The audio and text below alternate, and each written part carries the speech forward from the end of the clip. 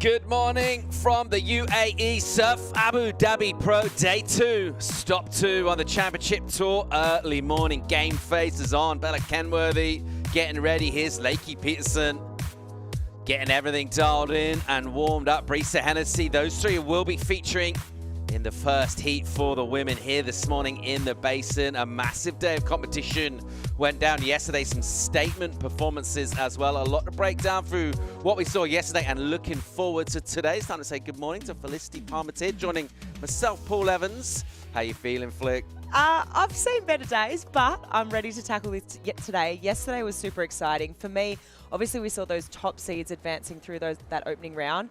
But for me, it was all that sudden death round, the night surf session. There was just so much drama attached to that, the leaderboard style, and then watching Mateus, go for that, his last run and then pull through, and then having to watch Leo surf his last couple of waves and his fate essentially be in Leo's hands. It was really exciting. Obviously disappointing for Leo, super exciting for Mateus, and ready to tackle another massive day of competition today. Exciting times. Let's get down to AJ McCord for a morning update. Thanks, Paul. I'm sitting here with Tommy Witz, getting ready to coach Katie and Betty Lou a little bit later on today. First and foremost, yesterday when we got this thing started, the wind was wild. Today, much calmer. How's that going to affect the wave? It looks beautiful. It's like a crispy, clean little perfect wave this morning, so that's super exciting for the ladies. And we've heard the guys talk all event long about the pressure cooker that it is when you get inside this basin and you only have one shot at the first wave. What do you tell your athletes before they get in? Well, it's the prep. The prep is what sort of takes away the pressure as much as you can. Like you said, you're not going to get away from the pressure 100%, so accept it and enjoy it. But I think the prep comes down to, that's for the pressure cooker as well. A couple of mistakes in the prep and they start losing their head. And it's a fun one. I think when people think of surf coaching, it's kind of your heat strategies and stuff. But the guts of surf coaching for us and what we love is that mindset battle and that battle of the emotional roller coaster. Yeah. That's really the best part of it. So this is brings that to the forefront. And it's really fun and enjoyable to sort of watch everyone. Yeah. Snake and I have been chirping on everyone in his squad, everyone's squad. We're watching waves, and it's just fun to see the different approaches. Well, we'll come back to hear you chirp during some waves today. Thanks, Tommy. We'll be chirping. Back to you. Thanks, AJ. Great bants on the deck from the sidelines. However, if you're about to take to the water here and perform, it's all about getting that serious game face dialed in. Lakey getting the wax, making sure everything is in order with the equipment. Here's how it's going to look today in terms of our running order for the women. Flick, so qualifying, got the night session as well, and we talked about layer upon layer of drama yesterday. This format really is designed for that. Yeah, for sure. I like the format of the opening round, sort of more like a traditional heat. One surfer goes next one, next one, next one, sort of ping-ponging back between each other. But for me, I can't wait for the night session. I was so excited by that yesterday. It was the first time for me calling it. And there's so much action, there's so much drama, and yeah, one left, one right, and the best wave counting. So format here for the women. So night session will round things out at the end of today. It will be a long day. Finals, quarters to final, that'll all be happening tomorrow, but we'll wrap up this evening with that dramatic elimination under the lights. And of course, just the 2 spots for the women in the elimination round. So once again, getting that win, getting first place in your 3 surf heat this morning is going to be absolute gold.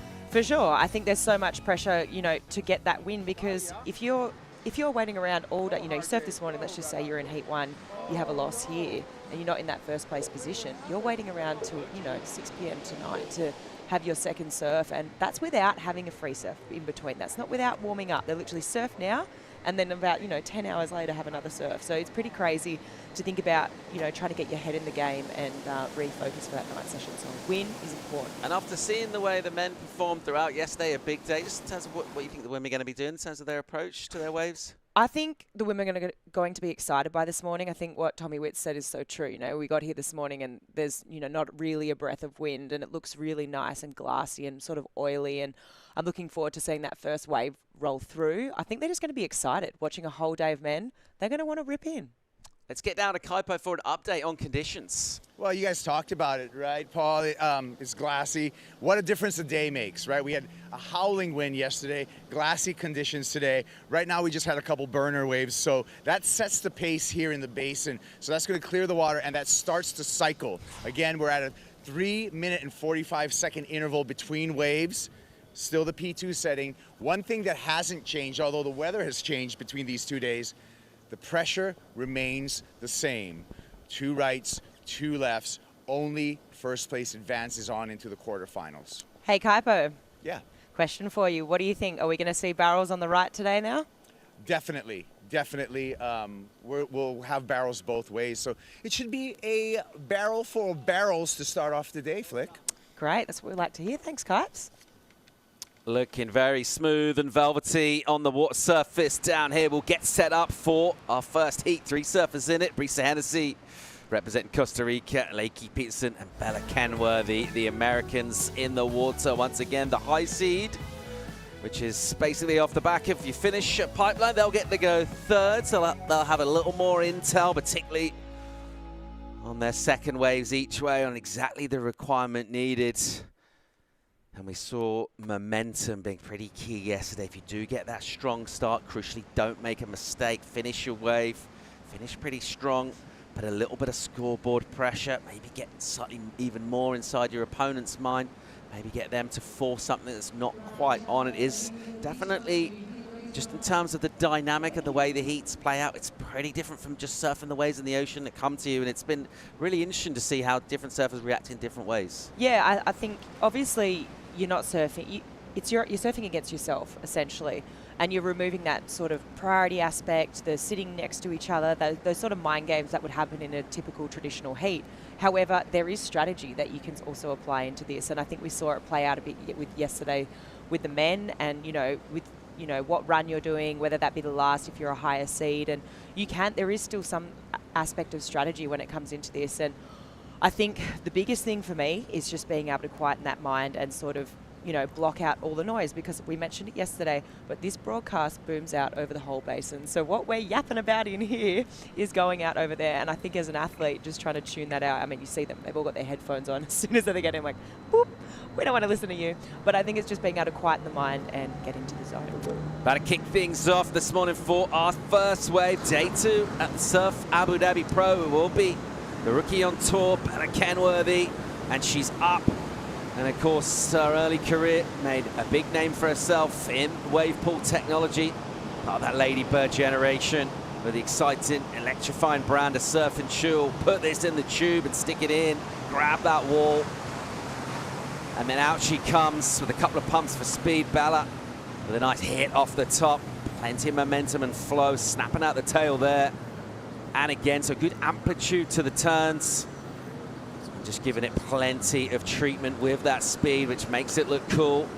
More cover for her and a nice laid back to finish, but just slightly rocked over that outside rail. Down on the finish, but some nice moves done. Pretty good read on the wave as well. She's been impressive through the warm-ups too. Yeah, she's definitely impressed me in the warm-up sessions. I think that wave was a really measured approach. It was just cool, calm, collected. Unfortunately, she obviously, dug that nose in on that last turn, but let's have a look. So up into the lip, gets a little drift there of the fins, and I like how she's keeping it pace with the wave. She doesn't look like she's trying to play catch up. So nice measured approach, gets a bit of tube time here, really hacks into this section, nice healthy carve, that little crack to the lip there. And I mean, right now I'm thinking it's going to be interesting, right? Because this first heat is going to set sort of the scale for the day. So I'm going to be interested to see where the judges go for this. It's going to set the tone for the rest of the day. Unfortunately, and we saw this happening a lot yesterday, right, with the men. If you think back to so many of those waves and just that inside bowl and just how cupped out it gets. A lot of surfers coming unstuck there, including going for those big alley-oops as well. So let's see if, I mean, she's obviously got a lot of damage done. So But this wave, I mean, I'm actually not really sure where it's going to go. Her front foot slip there, you can just see that. She does sort of get it back into position, but yeah, that inside bowl took many victims yesterday. Multiple visits to the lip from her, as Kaipo was sending that cross as well. Those tubes very much on the right hand. Oh, listen in. Get on the plate. I got one more water. More over here, working with Bella. We saw this throughout yesterday. Exchanges that happen on the deck. There's not loads going on, just a few choice words, a few pointers, maybe a few kind of keys mentally, things just to focus on. Numbers in, 5-5 for Bella. I think the interesting thing is, just to speak to my point before, you know, this broadcast goes out over the basin, so I think you want to, you know, if we're listening in, I think you'd want to, and then we're booming it out to the basin, I think you'd want to be keeping those words pretty short and sweet, right? Like, just keeping those words to yourself. Not obviously you're surfing against yourself out there, but essentially you are surfing against other surfers, so. Or would you go the old switcheroo and maybe throw something out? The reverse psychology. Yeah. Potentially. Pretend tactic. Is it too early to be this silly in the booth? Not at all, no. I mean, you know, some sports people, they've got the hand over the mouth so the lip readers can't tell what they're saying. The NFL? It'd be the opposite of that. All right, next up, having a look at Lakey, who's been incredible in terms of her results at the Surf Ranch in the past. And it's been a format that really suits her. You think about, essentially, this is a running point break. Well, that's absolutely the style of surfing that matches what she can do. Definitely with a load of power and drive to her turns, linked up seamlessly. It will be backhand for her as she'll go left with her first wave. Lakey Peterson up and swinging on her left. This one will stretch out in front, go towards this hollow section now. Some patient setup stuff from her.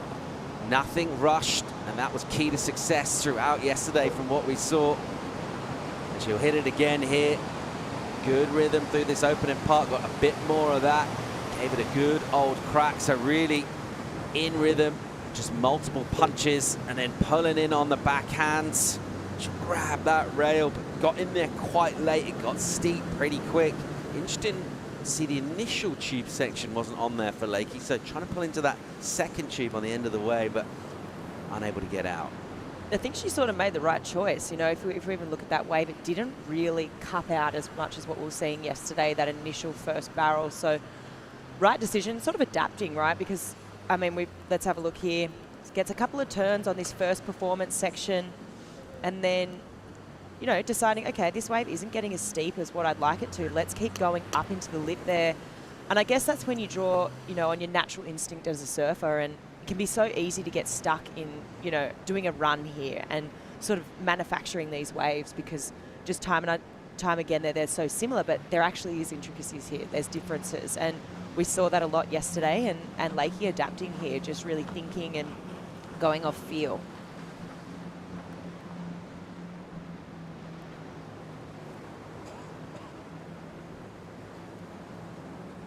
Lakey Peterson making that transition into the hollow section.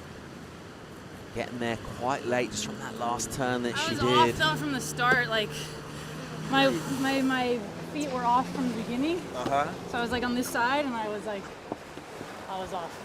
Next wave, I'll do better on the next one. Yeah. But Good start. You found it. yeah, This second barrel is tricky. tough. It's a little crumbly too. Yes. Even that about one, the wind. it was kind of crumble. For sure. Number in for Lakey, 3-5 for her. Yeah, So yeah. in terms of, you got to bed last night, you had your practice days, you're thinking about your heat in the morning, and a lot of thoughts will be on your first wave. Obviously you've got 4, but that first one seems to loom pretty large as well. Unable to get the finish there. It's hard though, right? And we spoke about it yesterday. Usually surfers are having a warm-up before they, you know, go surf their heat. Today, it's just pretty incredible that that's still great surfing that we saw put together. A few beautifully strung turns on the backhand, but you're literally waking up. There's no tryouts, there's no test waves, there's no free surfs. It's just, rightio, this is your heat time. You're here, you're rocking up and you're performing. So I think we're just going to see, you know, both. They're going to sort of surf their way into this. I feel like you're going to need to. It's still very early in the morning too. The sun hasn't fully risen. Having having a look at Brisa Hennessy as she prepares for her right-hander. Surfed in the WSL finals twice as Brisa in the last couple of seasons on tour, particularly early season as well. She's been able to show us kind of what she's been working on in the off-season. Some more aggression into some of her maneuvers. Let's see how she goes here in the basin. It will be the right for Brisa Hennessy, the Costa Rican. And all that prep work. Ultimately, your first wave really setting the tone. It was Bella Kenworthy with the better of the exchange between her two adversaries. Now, it's Brisa Hennessy's first wave. The opening work is really nice indeed. Love that late hit and then into the tube. Something on your forehand you can do just a little bit easier, obviously. With a greater range of movement, there's a really nice turn as well from Brisa. She's on her way here. Another great hit. This is very dialed in. Good rhythm to it. Controlled aggression. She looks in control as well. She's enjoying this. She'll get some cover here. Brisa Hennessy out of the tube section on the end of the right. Nice layback jam in the pocket. She'll get another turn as well. Won't quite get that last maneuver. That felt like a really well-surfed wave. Yeah, that was great surfing. There was some really well-timed maneuvers there, really big hits as well. Nice sort of succession of maneuvers on that outside performance section as well. And just a really nice timed approach. The first thing in the morning, I just can't emphasize how radical it is when you're so used to having a free surf and a warm-up just to be able to go out and perform like this. Let's have a look. So this outside performance section slashes it through the roof there. Just the timing here is really well done.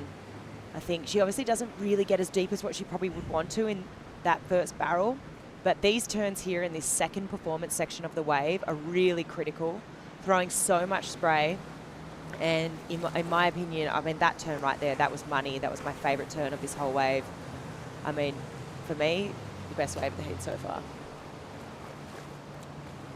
Gets that layback jam as well. Goes for the little bonus section, falls, but I think all the points will be coming from this outside section, just these couple of really beautiful, well-timed turns. Great read from Brisa Hennessy, particularly in terms of the number of maneuvers going into that middle tube section. Interesting to see both her and Bella getting the three turns, not trying to squeeze a fourth one in there, maybe arriving a little late. So that allowed them just to use the space at the bottom of the wave to find the tube.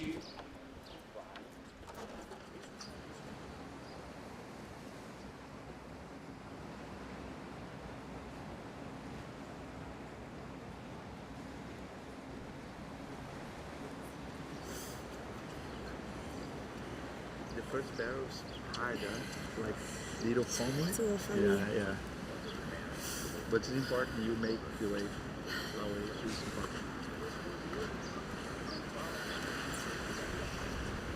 Numbers in for Brisa. What's going on? I give is my score.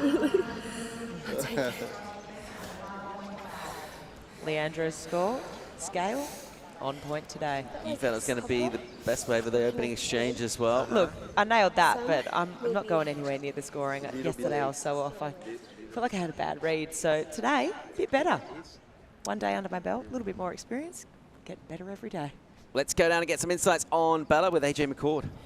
Thanks, Paul. Flick, to talk a little bit more about what you were saying and the surfers not having a chance to get a free surf in before their heat. Bella Kenworthy, before her first wave today, it was just under 40 hours since she last got a chance to surf in this basin. It's Saturday morning here in the UAE. It was Thursday afternoon. So talking with Chris before she had her first wave this morning, he said the last thing he said to her is get excited when the sled comes down the line, and here we go, second chance. Thanks, AJ. Here she goes. She ripped her first wave now on the backhand. Kenworthy into the lip. Great flow to this. Love the way she recovers into the bottom turn and then straight up again with the aggression. Nice pace to it, not trying to do too much. I think that's crucial as well to making your turns look good, framing them, getting those moments. This is great style from her. She'll maintain that momentum down the line and look for the backhand tube here. Doesn't go crazy deep. What she got for finish on the wave. Goes up nice and vert, so working those angles. And again, another completion. A lot of elements to appreciate there. The flow in particular, that controlled aggression, put together very nicely.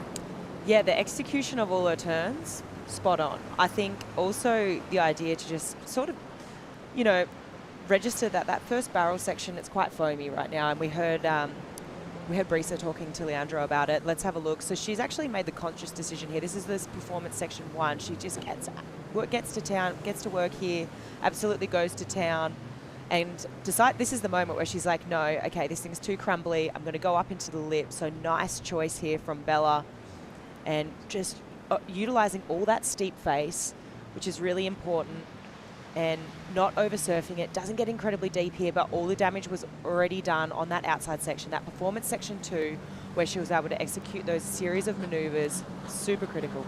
We're underway here at the Surf Abu Dhabi Pro. Just seen a second wave from Bella Kenworthy. More from the women's qualifying right after this.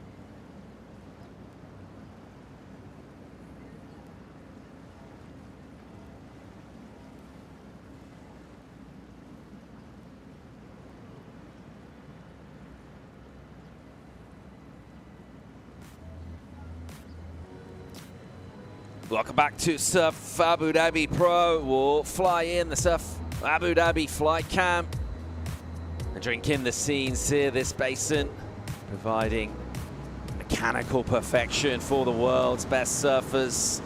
And a bit of a switch up conditions from yesterday. Much cleaner on the right. Let's see what Lakey Peterson can do with that. First turn, plenty of commitment from the rail into the lip there, just stings one. And then she'll look for some tube here. Not sticking around too long. Good call, good read on this wave, and an absolute hammer into the lip from her. You can see her winding up. Just mixes things up with a little variety, different feel to that turn, spacing things out. Another nice hack off the top for Lakey. And again, she's absolutely belting this. Now she'll get deeper in terms of that tube bowl on the end of the wave, and a cool slide on the lip line to finish as well. She'll have another maneuver in here. And that was a really well surfed wave by Lakey Peterson. She's going to be feeling much better about things. It's definitely better than the 3.5 for sure. I mean, she timed some really beautiful turns there. I think I was watching that wave, and you know, it is quite glassy right now. There's almost not really that much wind at all, and there is a little bit of lump and bump.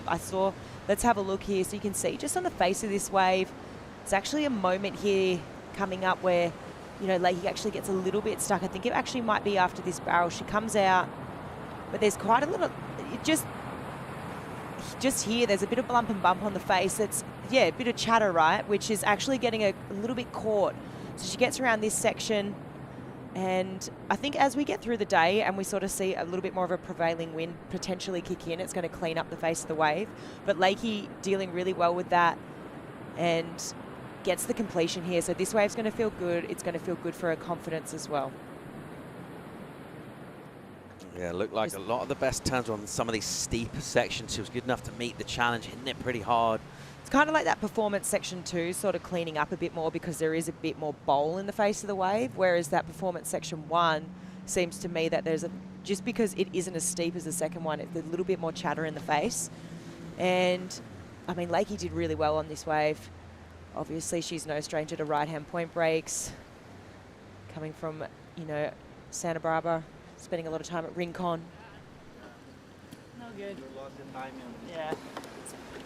Terrible. The lip catch you. Yeah. One time and you dropping little late. And Yeah. okay, the next one is better. Yeah. Let's go.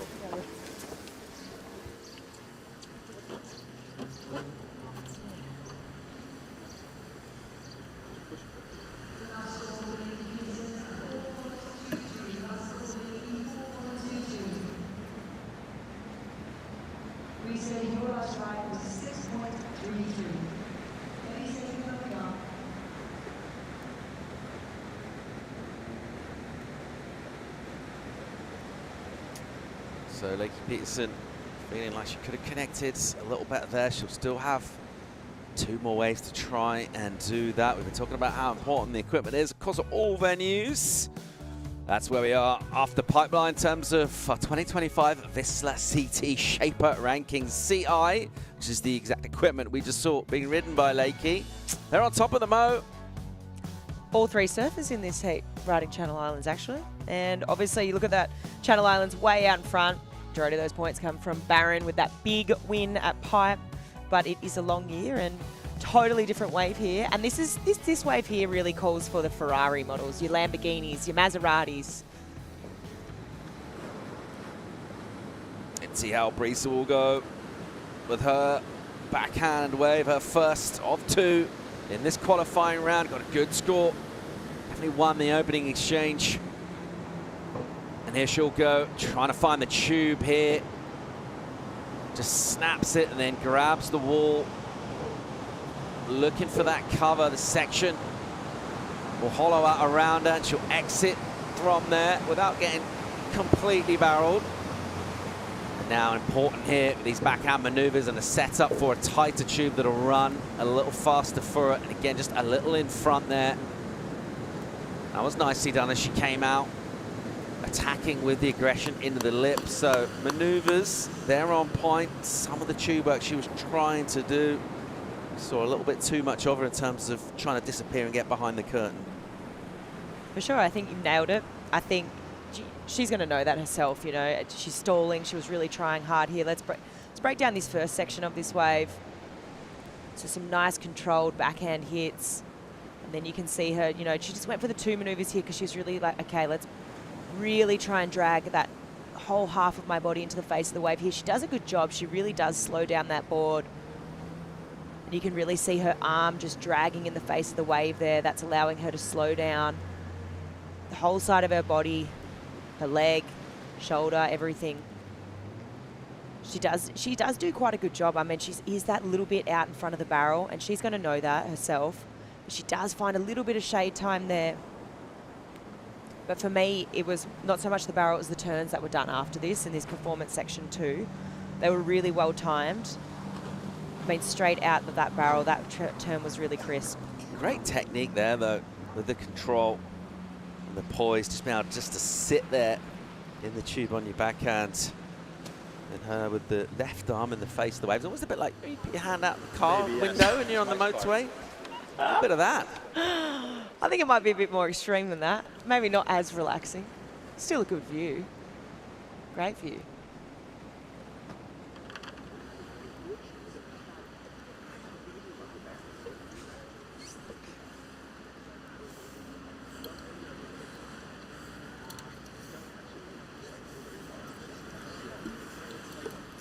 I think that's my best bet for me. Yeah. You know? Yeah.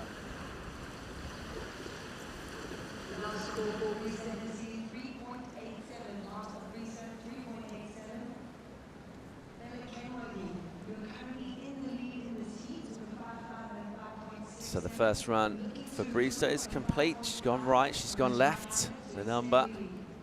It's a couple of points down from what she was able to do on the forehands. I think she wouldn't have been overly surprised by that. It was pretty well surfed, but she would have wanted to get a little bit deeper Let's see now where Bella will go. She actually got a little improvement when she went left, the 5.67 compared to her right. Let's get a little soundbite from Bella. Yeah, it's definitely like, it almost feels like back like when I used to do skateboarding. Like it feels like very much like a run almost. Like you're like prepared, like you like know almost like what you're gonna do or like what you have to do on the wave. And like it's almost, yeah, it almost feels like a run. Wave pools, the difference. Feels like a snowboard run or a skateboard run. Definitely bring in that creative spark, that progressive flair. All of those key ingredients to putting a good run together here in the basin. Here goes Bella Kenworthy. So 5.5 is the number she's trying to improve on. And already the amplitude of the turns using the full height of the wave and then into the pocket here, into the tube, the back and the front arm used to stall now, coming out. And another nice turn done up in the lip. Just mixing things a touch as well. Oh. And again, that layback makes it look really cool. Straight into the tube. She'll come flying out of that section. And then again, just plenty of back foot pressure, chucking loads of spray. Nice and aggressive. Again, it's smooth. I really think you can see that she turned it up a couple of notches there. That there was more energy. There was a little bit more variety. Surfing with a little bit more speed. Pretty sure that, you know, for me, I get a good feeling that this is going to go a bit higher. This is that outside tube section. She's really trying to maximize that tube time. You can see she was using both arms there to really do that double drag. And then here, beautiful series of carving maneuvers. Gets a fin release. And even a layback jam in the pocket. So lots of variety here. One of the more deeper tubes that we've seen from the women this morning. So for me, when I look at that, you know, it's up there, you know, best wave of the heat so far. Breeze's opening right. So we sort of start drawing comparisons. Judges probably watching that one, this wave as well. But yeah, I really love this from Bella. Rookie on tour and putting in a great performance here. And then just absolutely stomping this last turn. I mean, we've seen, I like how she kind of pulled it back a bit early. Feel like a lot of surfers have been really laying it on rail a bit longer, and that's when that nose picks and they just get stuck on that little bowly section.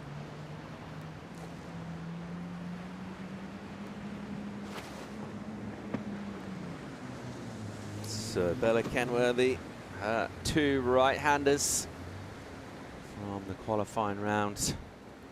They're in the bag, 5.6, that marker that she got for her first right. Let's see how this compares to that.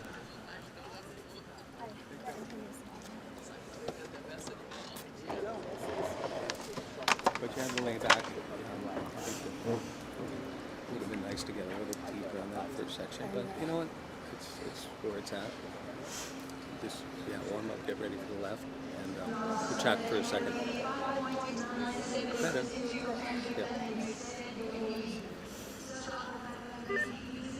Her numbers very much heading in the right direction here. She does get the improvement, 5.97, so almost putting half a point on her right, as you thought. Does get that improvement crucially. And so far, so good for Bella. Yeah, really good performance. And, you know, that's what you want to be doing, ever so slightly, just improving. With every wave that she's taken off on this morning, she's had an improvement. I think, I mean, it's going to be interesting because Breeze is still sitting out there with that highest single wave. So of that 6.33, that's sort of the benchmark. She does have another 2 waves. Looking forward to seeing Lakey sort of hopefully being able to readjust here, because we heard her come in and be like, okay, I'm conscious of my performance. Looking at CT by the numbers for her, she's in those top 5 scores in the wave pool. Highest average on the left. It's an excellent one for Lakey, 8.11. Impressive numbers from her. Think about the events back 2018, 2019. She absolutely thrived. Didn't look great, and she'll go backhand here, taking on some intel for her opening run, which can really match her pretty high standards. Let's see if she can go about improving here. Nice rhythm to the opening part of the wave. Just spacing things out. Seems to be working pretty well for her so far. She'll go on the attack, putting it up in a tight pocket, not quite getting loads of a turn then, but then recovering with a couple of really nice assaults on the lip and then squeezing into the tube, coming out in full flow and just hammering away at that lip. So just belting it multiple times. Lakey Peterson, 3-5 is what she got for her first left. That felt a lot better. Yeah, definitely. And I think she's going to be happy with that. She's definitely improved on that performance. I mean, series of backhand hits, obviously deciding, you know, that first barrel section not really offering that much, a bit crumbly still this morning. So opting to just keep, you know, keep with the turns. But nice pace to this wave, nice rhythm. It's a little bit stuck there. But these couple of turns there, really well done. And then nice little tube time. Got a bit of vision here. Got a little bit of depth on that barrel. So that's going to feel nice. And then these couple of backhand belts on the inside. So it's strong, right? And it's going to put her in the right direction. And she's got one more shot after this. Lakey Peterson, her second left, dropped in. We'll go to a quick break here. When we come back, we'll get the score for Lakey. We'll also see the rest of this opening heat play out. Stay tuned.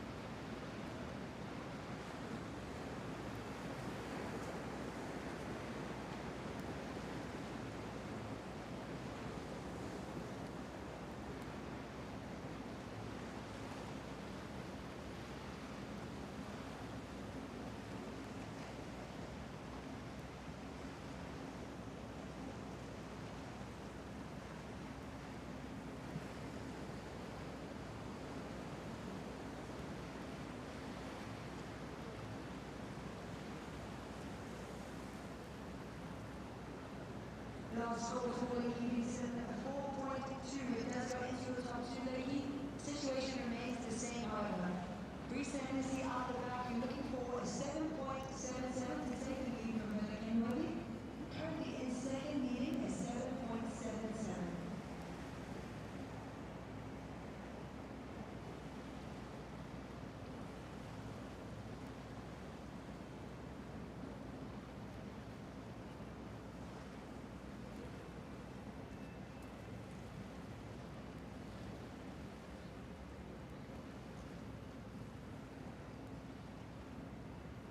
The Surf Abu Dhabi Pro is brought to you by Modon, Connected Living, by Corona Cero, made with 100% natural ingredients, and by Surf Abu Dhabi. Find your wave. Straight back into it live. Here we go, setting up for the second right-hander. Fabrice Hennessy did well, ripped the first one, 6.33 was the number for her. And she'll go. She'll need to improve on that for this to count.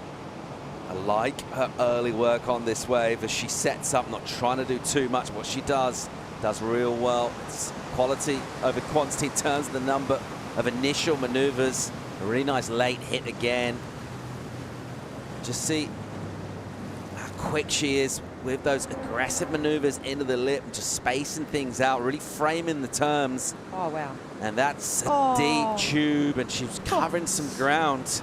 She was threading that thing, going real fast. Gets clipped though, Flick. Yeah, just got clipped in the head, it looked like. But, I mean, I almost feel like she was potentially on the way to improving on that 6.33. That performance section 2, she just has that nailed. She's got it on dial. She understands the flow of the wave, the rhythm. She gets really critical in the pocket. Yeah, that last little tube section, I feel like she was on the way to improving on that 6.33, just with the quality of maneuvers that we saw out the back.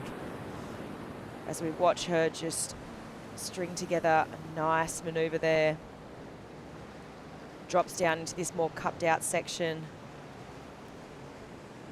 Stomps on the brakes, gets nice and deep here. And I really thought that she was going to be coming out of this one. So see, she's still in it, and just here she gets sort of maybe lipped in the head a little bit.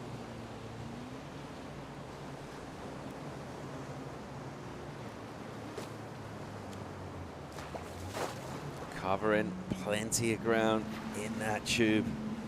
but ultimately unable to find an exit for her. The good news from her point of view, she does have a solid score locked in for her right-hander already. That was from her opening right. So this is where we are in terms of situation in the heat. It is the rookie Bella Kenworthy at the moment holding down that coveted first place position. That means you get to avoid heading to the night surf. At the moment, Brisa Hennessy, we just saw her. Didn't get the improvement, but she does have that 6.33 and for the right. Yeah, I think this is a super impressive position for the rookie. I'm impressed myself, but when I look down, you know, at the caliber of surfers, we've got Brisa, we've got Lakey, and I mean, Brisa's really only chasing that 5.31, and just knowing how good her backhand is, and that, you know, she's got another chance on another left out here, just trying to improve on that 3.87. And then obviously Lakey as well, it's still doable in the one wave, 7.44.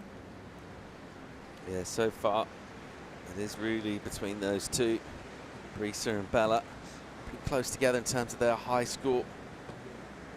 Let's see how Bella can go here. She can make things a little more difficult in terms of the margin. And that scoreboard pressure as it all kind of crystallizes in that fourth wave. Her two opponents in the water, getting the prep, getting ready to go. Bella Kenworthy, she'll be going left here. 5.67 is the number she got for her first left. So her scores really close together in terms of, they've all been pretty solid, like high five. So the consistency, the completion, obviously, I mean, it sounds pretty obvious. You need to finish your wave, but you do that, and then you try and add what you can in terms of the risks, those moments, being dramatic, degree of difficulty, the technical aspect of the surfing. Of course, if you do get the completion on your first wave, you can afford just to add a little, spice it up a bit on your second wave, looking to improve. 5.67, the rookie Kenworthy. First couple of turns are really nice. That was great. Good release on that tail, and then high line, just picking up tons of speed.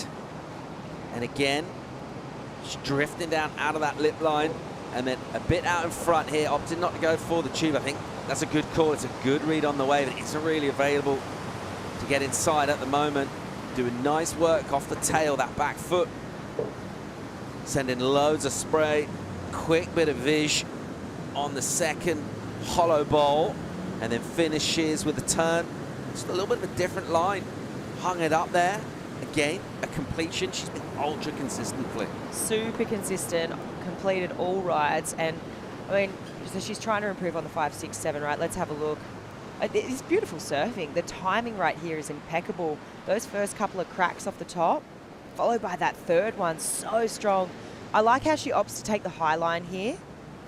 Gets a little bit caught up there, but she recovers really well, just regains that speed through this steeper section and just waits for it, which I think is just super pleasing to the eye.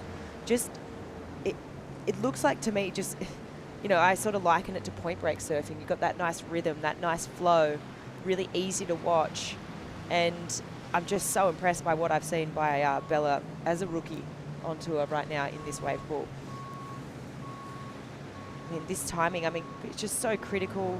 Perfect section. You couldn't have hit it, you know, or timed it any better than this. Followed by a second one where she gets a bit of a release of the fins there, a little bit of a tail drift across the lip, and then a little bit of shade time on the inside here.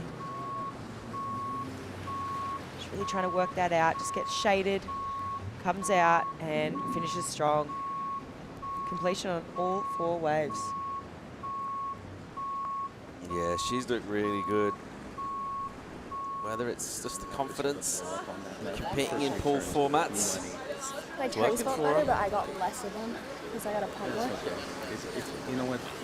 The judges they're not gonna dock you for that, because everything was pretty much a major, but the first three were so good. And the barrel was like amazing. You know, it was like the quickest. But you know what? The barrels compared to what you've been doing, like it was an improvement. So.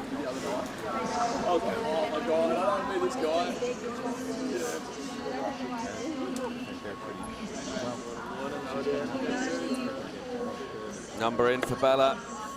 Does get the improvement. 5.8 for her. Look at the consistency of her scoring, and she's improved on her second run on each of her opening rise. That is exactly how you want to do it here. It's all going according to the master plan so far for Bella. That's textbook, isn't it? I mean, you just want to keep improving. You want to keep it making that requirement harder for these other surfers. Push that requirement up ever so slightly for Lakey, who's on her last run here.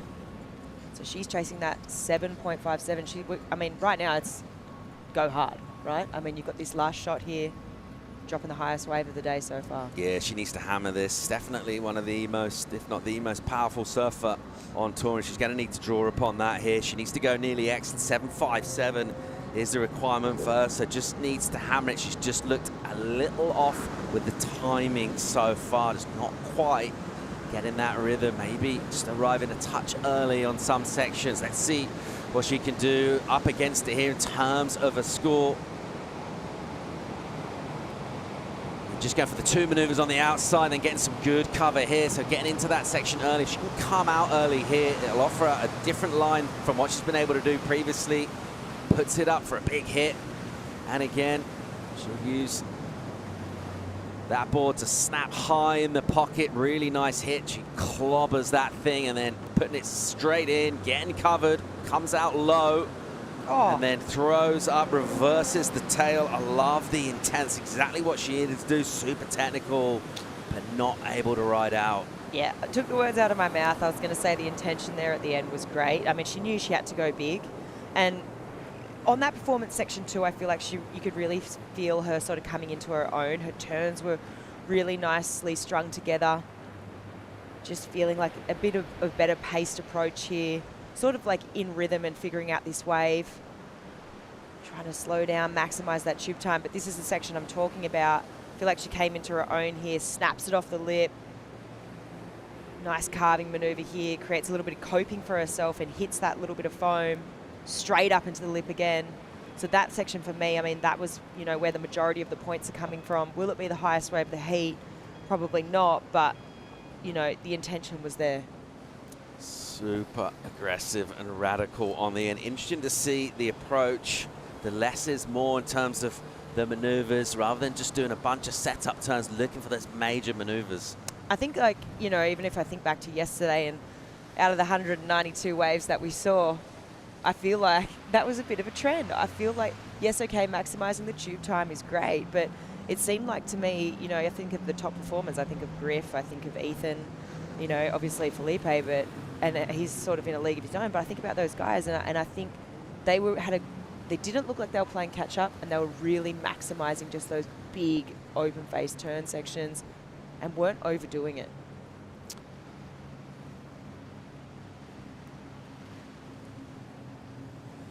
Yeah, that's the one in the more. It's like you have to. In the time you pull out the barrel Exactly. catch you a little bit. Yeah, but then you gotta get out early enough to do it. Speed. Yeah. Yeah.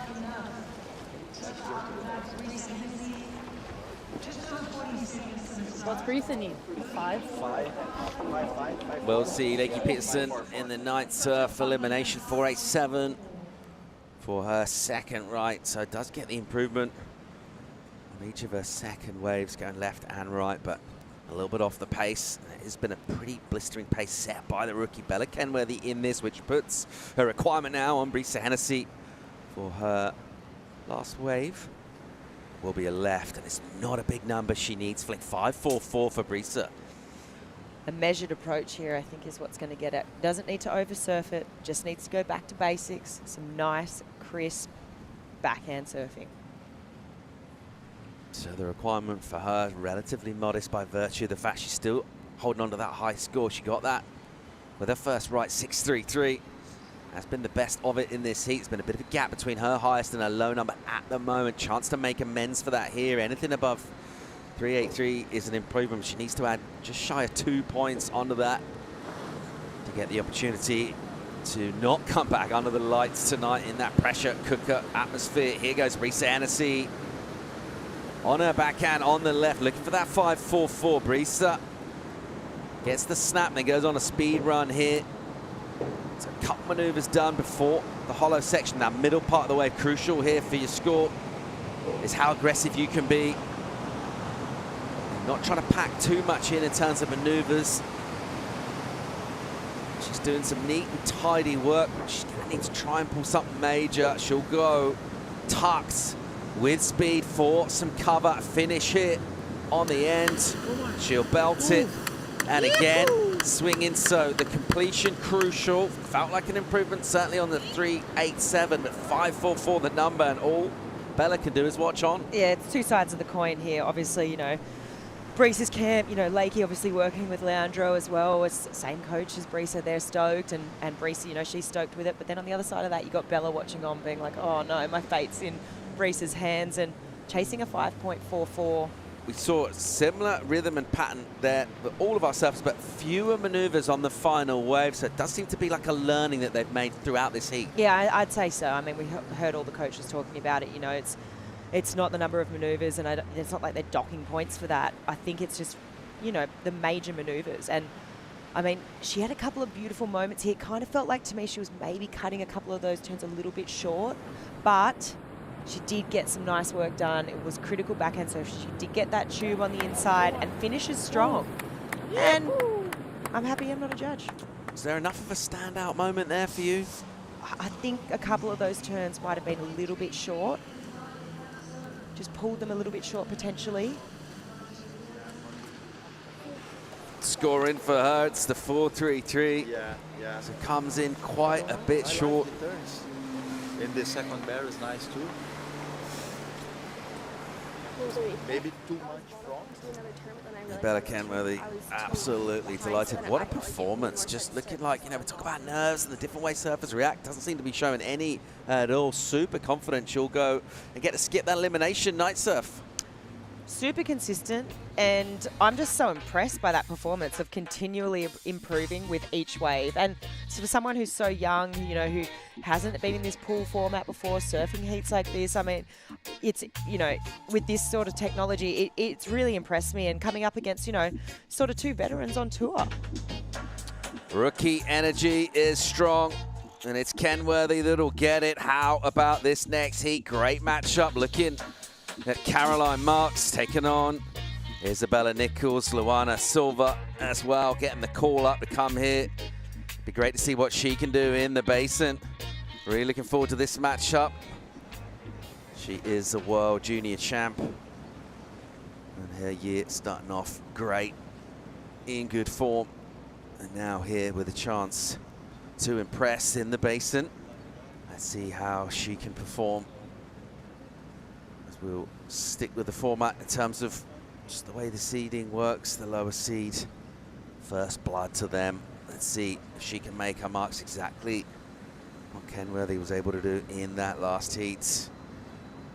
There's a chance to put a bit of pressure, just ask a couple of questions. Crucially, if you get the completion, but also you can get a healthy score from the get-go and just kind of get hold of momentum. At the very start of the heat, Luana Silva of Brazil. Not the start she was after, throws it away. Yep, just overcooked it a little bit, went a little bit high into that lip, and that lip maybe just not quite steep enough for that sort of maneuver. So you can tell that disappointment on the face there. I mean, she obviously knows it. Definitely going to be the throwaway here. Just puts that little bit more pressure, obviously, on that second right to perform. Luana Silva, not the start she wanted at all. Just kind of reminds me of, you know, that's the kind of thing that you just benefit from having a free surf, you know? You can have a free surf, you can afford that. Out here, you can't. We'll go to break now. Good news is when we come back, we'll bring in Joe and Jesse for the call. Stay tuned.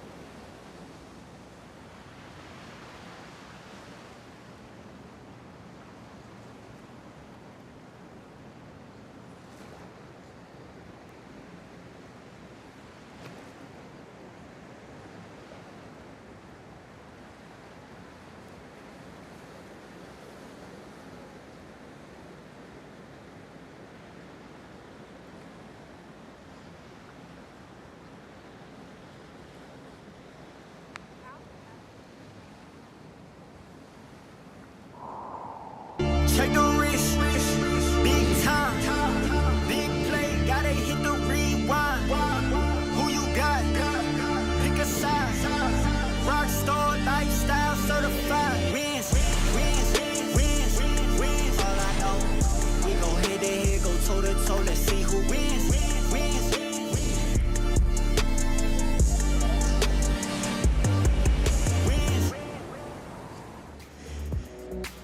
Saturday morning's off to a great start, especially if you're Bella Kenworthy getting the win in the first opening round heat for the women.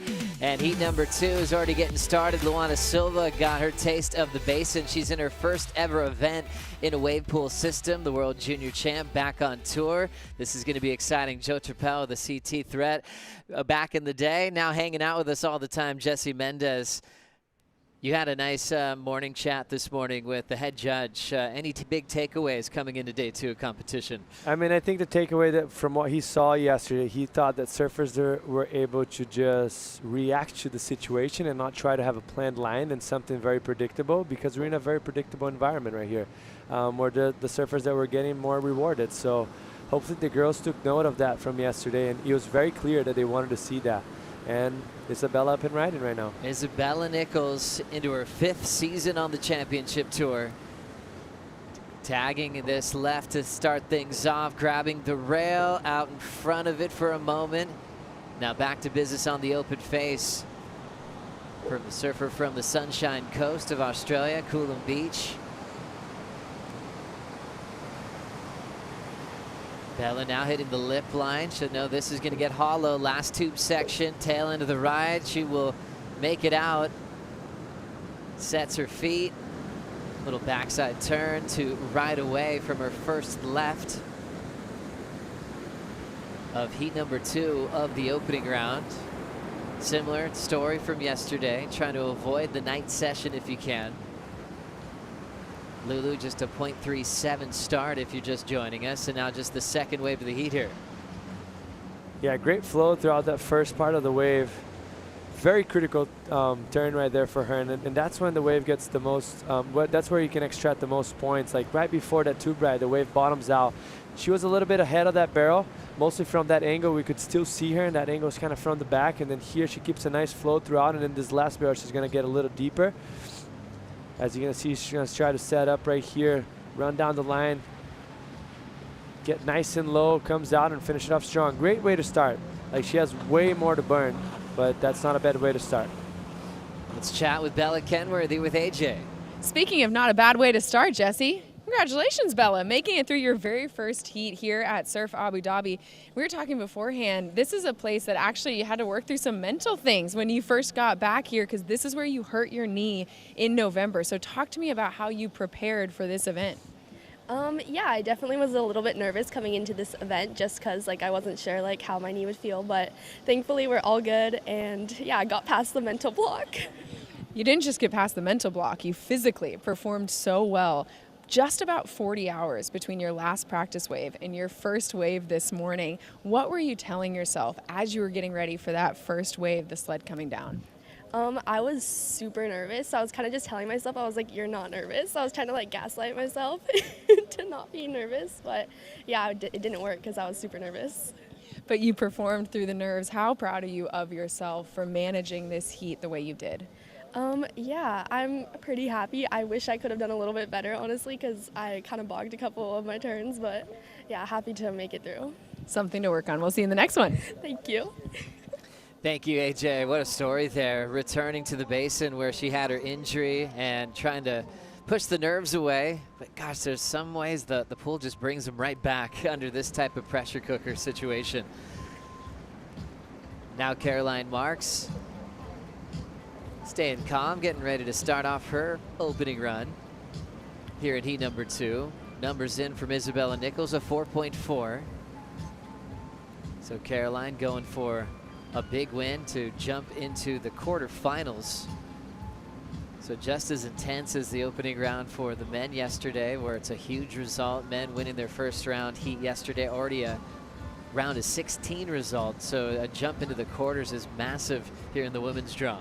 Yeah, that's a huge gap for her, and I thought her surfing was on point. She said she bogged a lot of rails. I didn't see that much. Like I thought she was surfing on the critical part of the wave, very up high on the wave, which is hard to do on a wave like this. Start off with the backhand of Cara Lupo, a world champ, Olympic gold medalist. A world famous backhand attack as she slows down. Just a clean, solid stance to go the distance in the hollow part of the wave. Quickly jamming it off the lip line. Classic backhand form. The surfer from Florida. End section pit setting up for Caroline. She has a nice line there. Frames up a solid hack off the lip. Driving again late to the finishing move. And Luke Egan taking some mental notes there. Coaching her to her world title and Olympic gold medal. Also working closely with Mike Parsons for several years. Mike was actually coaching Louie back in the day, so they've always had this real fun conversations, breaking down the world's best surfing. What'd you see on this one, Jesse? I mean, just exactly what I expect from her. Her bottom turn sets her up to success. You're going to see here, she's just pocket right, and then this is when she starts to unleash. Just very calm off the bottom, using that inside rail to generate speed and unload on the top. And fierce maneuvers right there, not just vertical, but driving through the maneuvers as well. That one, she kept it a little bit on the shorter side and then gets barrel, which it's a very unique positioning of barrel. You see people with the front foot, they're going to switch the foot in a different angle that it usually stays as far as trying to do maneuvers, but she keeps her same stance that she does turns onto the barrel. And that's what that does. It doesn't let her inside shoulder to open up and get square, so she stays in a different position inside the barrel, which is very unique. You rarely see that happen on backside tube riding. You saw that usually surfers come out of the barrel and they move their foot back to the normal spot, and she just went straight into a bottom turn. Like it didn't phase her whatsoever, but it does make it a different tube style than we usually see it. Caroline Marks, last year's world runner-up. So back-to-back seasons where she's really cemented herself in the changing of the guard movement. Yeah, for sure. Yeah, for sure. There's a little bit in it, but that was nice. Cool. Yeah, I got it. Yeah. Oh. And you want the bike? Quick meeting there with Louie Egan, and she'll catch her breath. Now her next wave will be on her front side attack.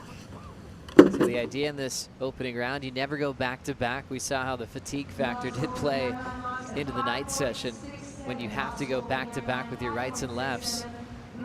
A great system in the 3 surfer heats. Normal seating like you'd have at an ocean event on the championship tour. Luana Silva started with a .37. Her best finish on the CT level is a quarterfinal. And in back-to-back years, getting a call up onto the top 17 due to Stephanie Gilmore taking some time off. Lulu representing Brazil. Growing up on the island of Oahu, the North Shore, right by Sunset Beach, where she's had a big result when she was getting started on the top 17. She's got a great support team on the deck, which includes Joao Chianca as she rolls in now, setting up her backhand. 2 snaps to get things started, kind of just feeling her way down the line. She's going to rush this section where oftentimes you're waiting for the pit, so she'll decide just to keep on swinging off the lip, really pushing fast down the line. Now going more off the lip line, trying to keep herself in the pocket now.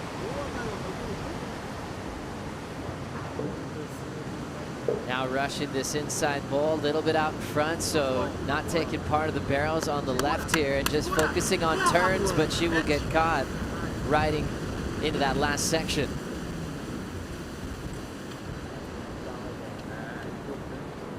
I mean, it was very important for her to finish that wave off, because she obviously started with a 0.37, which weighs it down in your shoulders, gets heavy. So for her to finish it off, she was a bit timid, a little bit in front of the wave, could have been more critical, mostly throughout that middle section where the wave bottoms out. You're going to see it right here.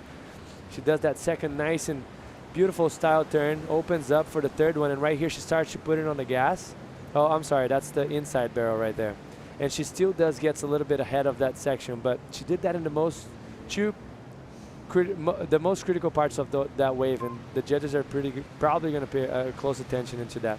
And that turn, this is where she actually pushed it harder, and that looked very good. She puts that front hand into the deck, applying pressure into that back foot, and then as soon as she was riding that off, just lost a little bit of focus, maybe was thinking ahead of herself and caught that nose, unfortunately for Luana.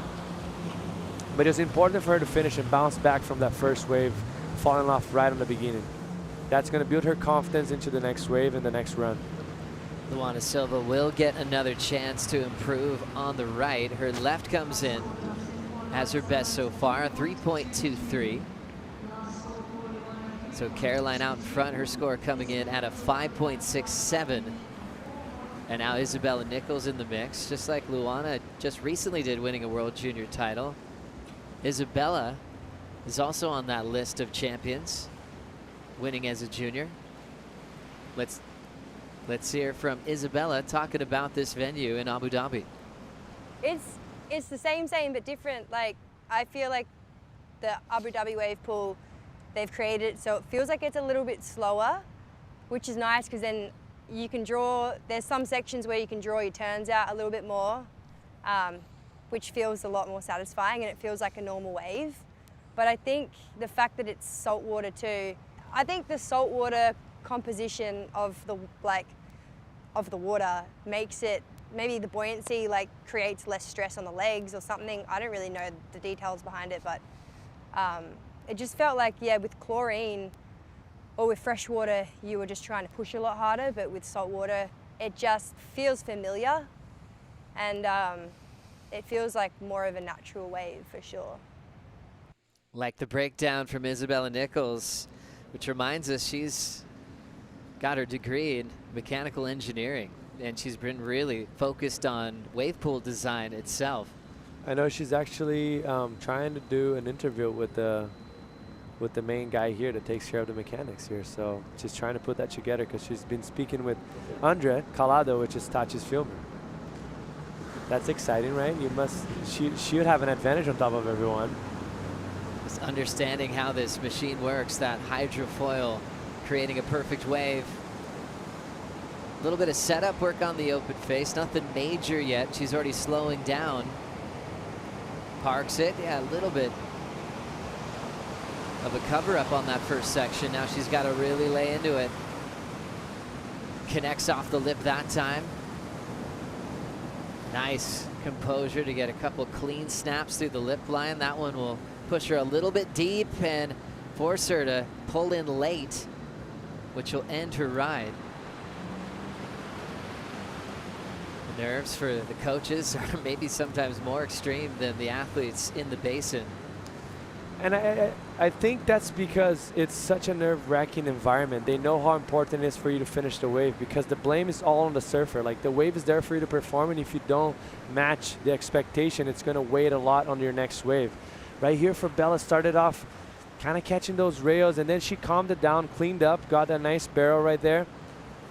Came out, and it seems like she was going into an upward momentum right there for her, driving down the line, getting critical once again, but then right there just pushing a little bit too hard on this last turn right here, and gets caught behind on the last barrel section, which we've seen it a lot happen on the men's side yesterday. Started off a little bit on the slower side, gained momentum, did some damage throughout the middle of the wave, and then got a little bit heavy-footed on that turn, and the wave just ran away from her. As you see it, just try to tuck in to save her life, but this wave is very unforgiving. It's very sticky. Every lip that hits you kind of drags you back and doesn't let you keep the momentum forward. Isabella Nichols back on deck. Mentioned her junior title. That was about a decade ago. She's got a CT win. That happened at Margaret River. You know, a lot of great surfers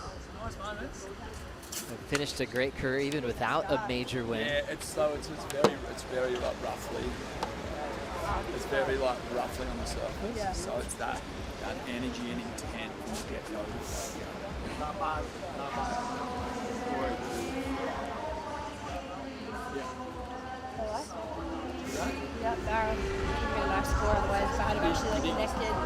And then So you missed the start.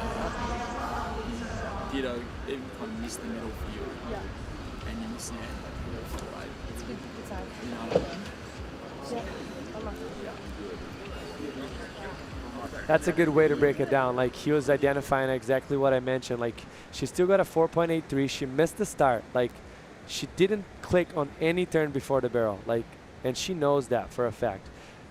Cleaned up, got a nice barrel, had a few turns, and then had another kind of a bog and finished the end, and she still got a 4.83. So if she can clean that up, she's going to be looking at a healthy score, like at least adding 2 points on top of that. And that's already a big score. 6.83 is not easy to get, and we saw that on the men's side yesterday all day. Like, a lot of times struggling to get that 6.83 because it's an unforgiving wave. Oh, and the scale can kind of sound unforgiving as well. Yesterday, so much ripping going down, and just impossible to break into the X-Zone range. Talking to some of the coaches about at midnight last night on the bus ride back to the hotel, you know, Snake was just kind of saying, hey, like, a 6 is different from a 6 in the ocean. You got to level that up, add another point to that, just for your mental confidence, because hearing those smaller scores in the morning was kind of daunting for the men in those windy conditions. Caroline Marks getting started. She's got the most experience in wave pools at the CT level compared to her heat this morning. In 4 previous starts in California in the basin, she's made 3 finals days. Caroline starting to unload off the lip. Tags it, projecting down the line, end section tube. Makes it out, and now drives into a nice clean frontside snap, hits it well in the pocket again, and even gets a little head dip on the way to the end section. Louis likes it. 5.67 was her start on the right, and that's her first left. She'll get 2 more tries, counting her best right, best left, to try to move to the quarterfinals. Caroline, equal 5th on the rankings after stop 1 at Pipeline.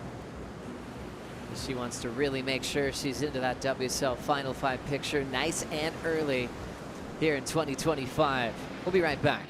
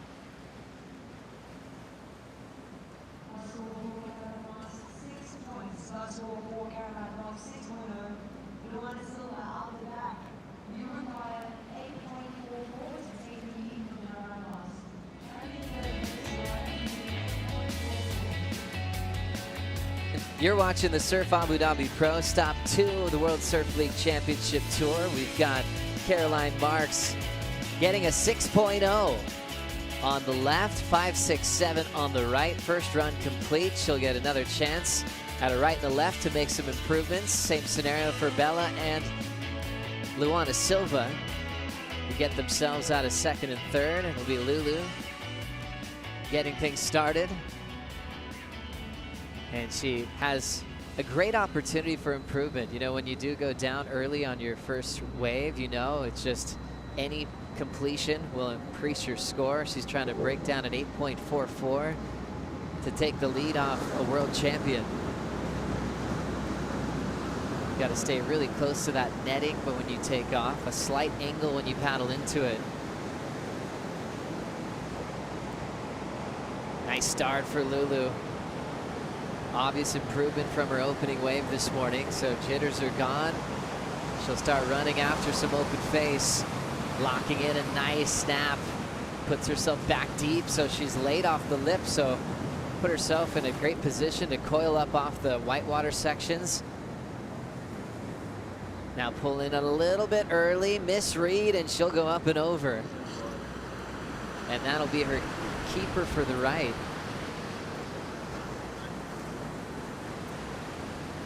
She's gaining momentum though. Like that first few turns that she did was very critical. She applied the pressure in the right place.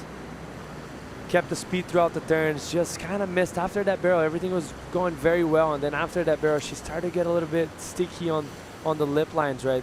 Try to get to generate speed down the line and gain momentum, but see it right here, the beginning, just using the good body language, keeping the speed throughout the turns, a lot of buckets out the back.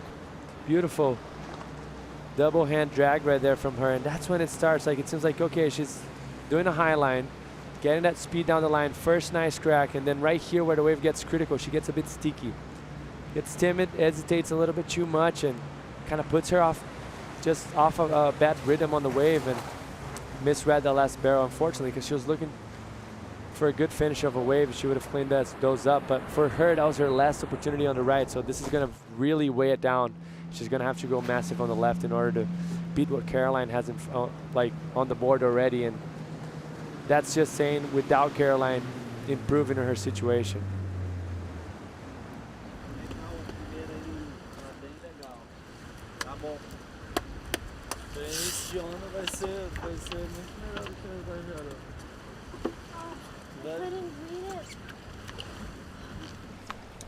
A hora que a primeira espuminha pegou em você, você bateu o joelho, alguma coisa? So they're saying how good it was the beginning of her waves, and that was better than the opponents. And then the problem was that first turn that she got a bit sticky, and then that kind of put her out of the rhythm. 4,17 caindo. Tu ia para 6, que as primeiras manobras foram muito boas. Ei, agora sentar o pé na esquerda. É isso aí. Essa é a última onda. Sentar o pé na esquerda, já pegou o pé, já se for 2 ondas quase até o final. Luana Silva taking it in, and we will check in with Kaipo. Hope you guys are having fun, because we know we're having fun over here. Top floor of Red Full Athlete Zone. Molly Picklam's in here with her partner Austin, and it is a sing-along time right now. Currently, Adele's on the karaoke. You can call it karaoke. I like to pronounce it properly, karaoke. And an audience of only one, Vahine Fierro. It's a good time. The vibes are up. It's a sing-along. Very early in the morning, by the way, too, and we're already getting to the groove. Back to you guys. I love it. Thank you, Kaipo. And gosh, leave it to Molly to bring the fun. And she's been having maybe the most fun this trip during some of the practice runs. Her and Austin would actually get the soft tops and try to poach. She's definitely keeping it light in a big, heavy environment. When we talk about pressure, I don't know if she's feeling any pressure at all. She was singing Adele this morning. And some Bruno Mars. Here we go on the backhand of Isabella Nichols. That last turn kind of put her deep and late for the barrel, and that's going to end her run on the left. That's unfortunate for her, because what I like about that wave, just reacting, and that's what the judges have been saying, that last turn before the barrel is very critical. Set herself up a bit late, and she actually did a great job on that bottom turn to get under the hood, but ended up getting just one lip on her head and just getting undone. As you're going to see, a critical section gets up in vertical.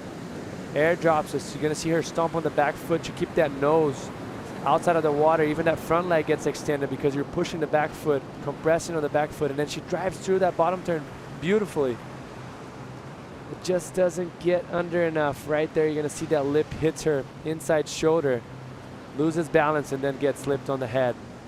Almost regroups it right there, tries to force through, but that was going to be probably the most exciting entry to the barrel. If someone can clean that up and do that, they're going to get rewarded very well, mostly on the woman's side, which the big challenge for the woman sometimes is the barrel riding. So I'm excited to see someone cleaning that up and making that happen.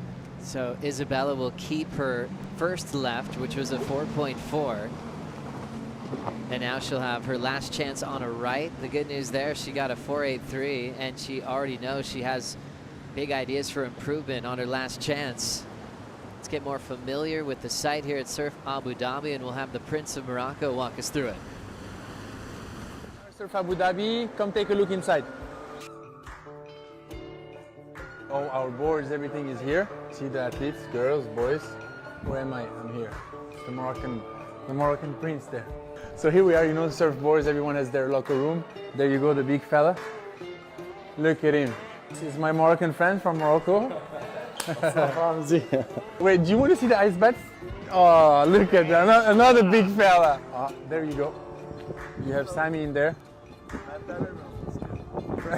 That's the pool, you see. Honestly, it's pretty VIP setup, huh? Look at us, chilling, the athletes watching, boom. Oh, someone's up and riding. Luana Silva, boom. Oh my God, we got the Mexican god right here. Viva Mexico. Look at the view. Oh la la. Now we're talking, huh? Wow. Yeah, beautiful day in Abu Dhabi. I hope you guys liked it. And tune in for the comp, it's gonna be a fun one.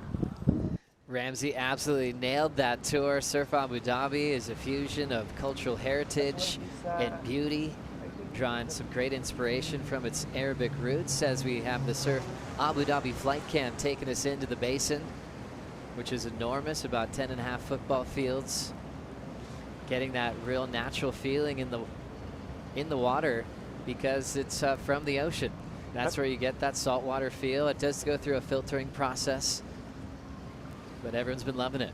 I mean, what I loved about that drone angle is just how clear it is. Like, look how the waters are so smooth. It's like oily glass this morning. The first wave was just running through like full glass. Like, you couldn't even see the surface of the wave. So that's going to give the girls a little bit better opportunity and a little bit less of a challenging environment like the men's got yesterday up until like 10 a.m. And we see Caroline Marks about to paddle for her right-hander. Let's see what's going to happen. Caroline Marks with 6 championship tour victories along with the world title. Getting her flow state underway. A couple of nice, easy connections for Caralupo. Tags it. Good timing off the lip. Pushing hard on that point. But real graceful off the bottom. Always looks steady. She can do a light bottom turn and really push hard right there if she needs to cover some ground. And now laying low, grabbing that rail. And the Olympic gold medalist will chip away at the finish. Bonus section here, jams it, maybe one more, and she will just keep on swinging. At the tail end of that ride, the wave's basically done, but she kind of dug deep in her inner Floridian style and just put it to bed. Well done. Yeah, went to work, got the job done, and even better than the previous ride that she had. It's just interesting to see how those top surfers are able to hold on their gear and maximize afterwards. Like, they keep shifting gears every time they get on top of the board, and you're going to see here a little bit more intensity. Uses that body language a bit more, driving through those bottom turns, aggressive turns. That was a kind of a more down the line, but she's going to start to unload here. First one to set up, and then right here, hitting that lip and exchanging the nose to the tail, getting the good fins out the back, and then gets barreled a little bit deeper than she got on the wave before and finish it off cleaner. So the judges should be stoked to that if you take into comparison of what she's done already on her wave. And this is a beautiful bottom turn. You're going to see her front arm just opening up so much, bringing it all the way back up. And what that's going to do, it's going to guide her nose and her board into the most critical part of the wave. And she does that again. But this time, even driving it more down the line, getting that extension to it. Just great surfing. And here, that unique style of tube riding with that front foot, which doesn't allow you to open up her hips, but she's coming out pretty clean. Maybe that's not getting as deep, but she's coming out with the same stance and going straight into work after that without having to move her foot around. Luke Egan telling Caroline that was really good. It is a 6.67. Marks gets improvement on her second effort on the right. Her first try at it was a 5.67. So starting to get familiar with the judges' scale here on Saturday morning. Caroline has had a very solid score in the wave systems. Back in Lemoore, she did have a 9.23, making 3 out of 4 finals days. And at the moment, looking really solid to jump straight into the quarterfinals. It'll be Lulu's turn next. Her last chance to go for the win. Looking for an 8.5. Her rights are done, so this will be on her backhand attack.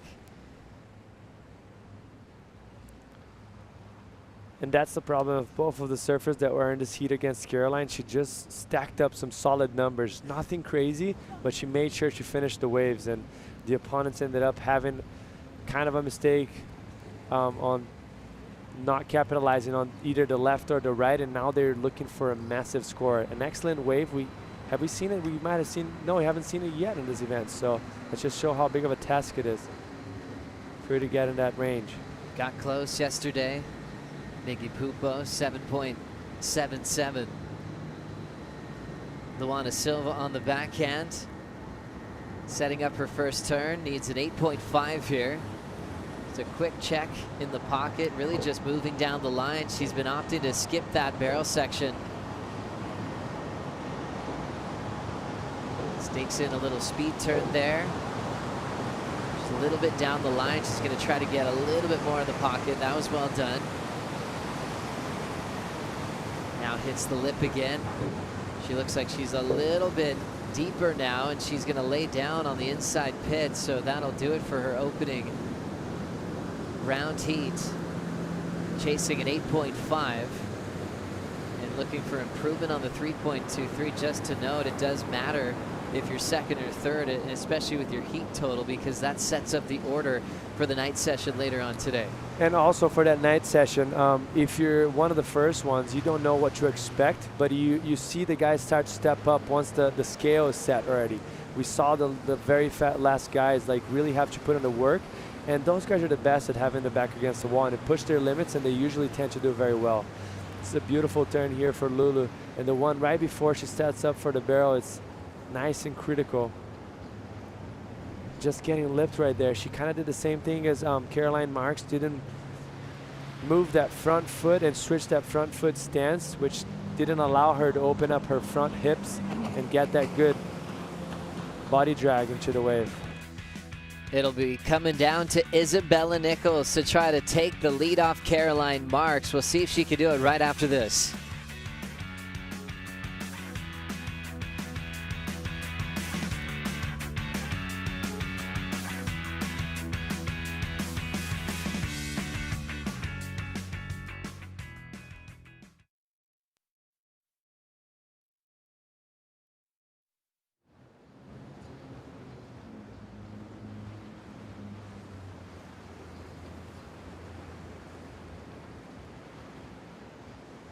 Last score for Luana Silva, 3.57. Last for Luana Silva, 3.57. Isabella Nichols, we're currently in second place, looking for 8.27 to take the lead from Caroline Marks. We're coming for Isabella, 8.27.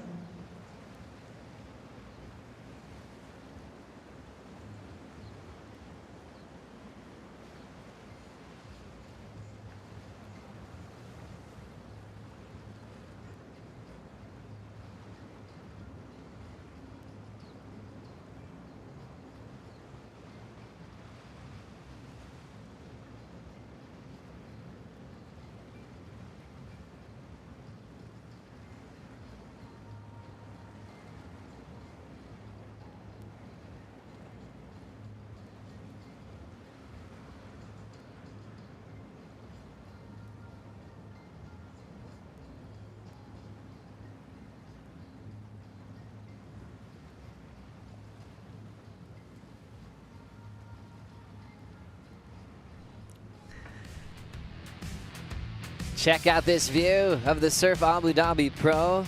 This basin spans approximately 75,000 square meters.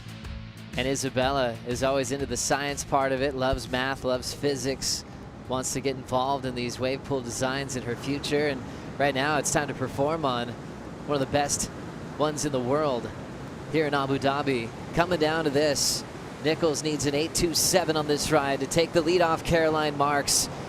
Nice flow, packaging a nice lip line snap there. She will disappear for a moment on the first tube out the back of the right. Now driving into an open face hook. Off the lip. Solid move from Isabella. Attacking the whitewater. Out in front, another big, powerful snap. Nichols is on a roll, puts her head down. Nice positioning in the pit. Here comes her finish. Lays into it on the open face and celebrates with style. A great performance on the right. Well done to handle the pressure, pushing hard to try to maybe show the judges the first excellent score of the event. Her last right, a 4.83, and that was significantly better. What a great improvement. And that's the advantage of needing an 8.27, right? Like, this is by far the most intensity we've seen on the wave, and we saw that on the men's side when they were back against the wall. And that was the deepest barrel we've seen it. And those turns, she's just unleashing nice down carve. She's going to push so much that back foot. Look how much extension she got throughout that turn. Her body was far from it, but she brought it back under. And then she actually does another. Oh, this is the one I was talking about. Look how much extended she got on that wave. Very committed. Somehow relayed on that rail again, straight into another vertical turn. And then right before the barrel once again. That's by far the best wave I've seen it so far today. Like, this is the most intensity we've seen. Sure-footed, knew what she was doing, got barrel probably deeper than most of them, and finished it off strong. This is kind of getting sketchy. Clutch performance from Isabella Nichols. We saw her do that at Pipe, where she got the best score of her career at stop number 1 of the season. Got a quarterfinal finish there. Remember, a win in this round already matches a quarterfinal finish with an equal 5th as the judges will make a decision. It's hard to throw at 8.27, but if I'm comparing to the other waves that we've seen, mostly on the right, there's a lot of people are timid. Like, as much as Caroline was solid on her foot, like, she didn't put that second gear or the third gear. And right there, I felt like Bella did, and she had commitment, degree of difficulty, and combined all the turns from beginning to the end very well. This is a great score, in my opinion. Isabella Nichols has just had one event in her career in a wave pool format in California. Numbers locking in for Isabella Nichols. Just got the message now, not enough, but a 7.67, the best number of the heat. But she'll have to settle for second and try to carry that momentum into the night surf. And that's the problem that I mentioned to you, Joe, just a little ago, of having too low of that backup. You know, those left-handers that they got before, mostly for her and Lulu, were just too, they just mistimed and were safe on the safer side, and there was too much of a gap in between Surf and I mean, Caroline Marks, everyone's in blue right now, but Caroline Marks and the other opponents. Caroline Marks taking the jump into the quarterfinals with a solid performance. Bella Kenworthy got the jump into the quarters in the first heat this morning. And now will lead to Caity Simmers, Betty Lou Sakura Johnson, and wildcard Macy Callahan coming up next with that 4.4, like you mentioned, from Isabella. Making it tough to advance, even though she blitzed the right, as we will see Caroline just enjoy this last left. I mean, that's just the best way possible for you to get a free wave to surf. You see her moving her front foot right there, getting nice and stable. And that just shows how much difference, how much depth she can get in that barrel compared to the backhand. Strong surfing so far from her.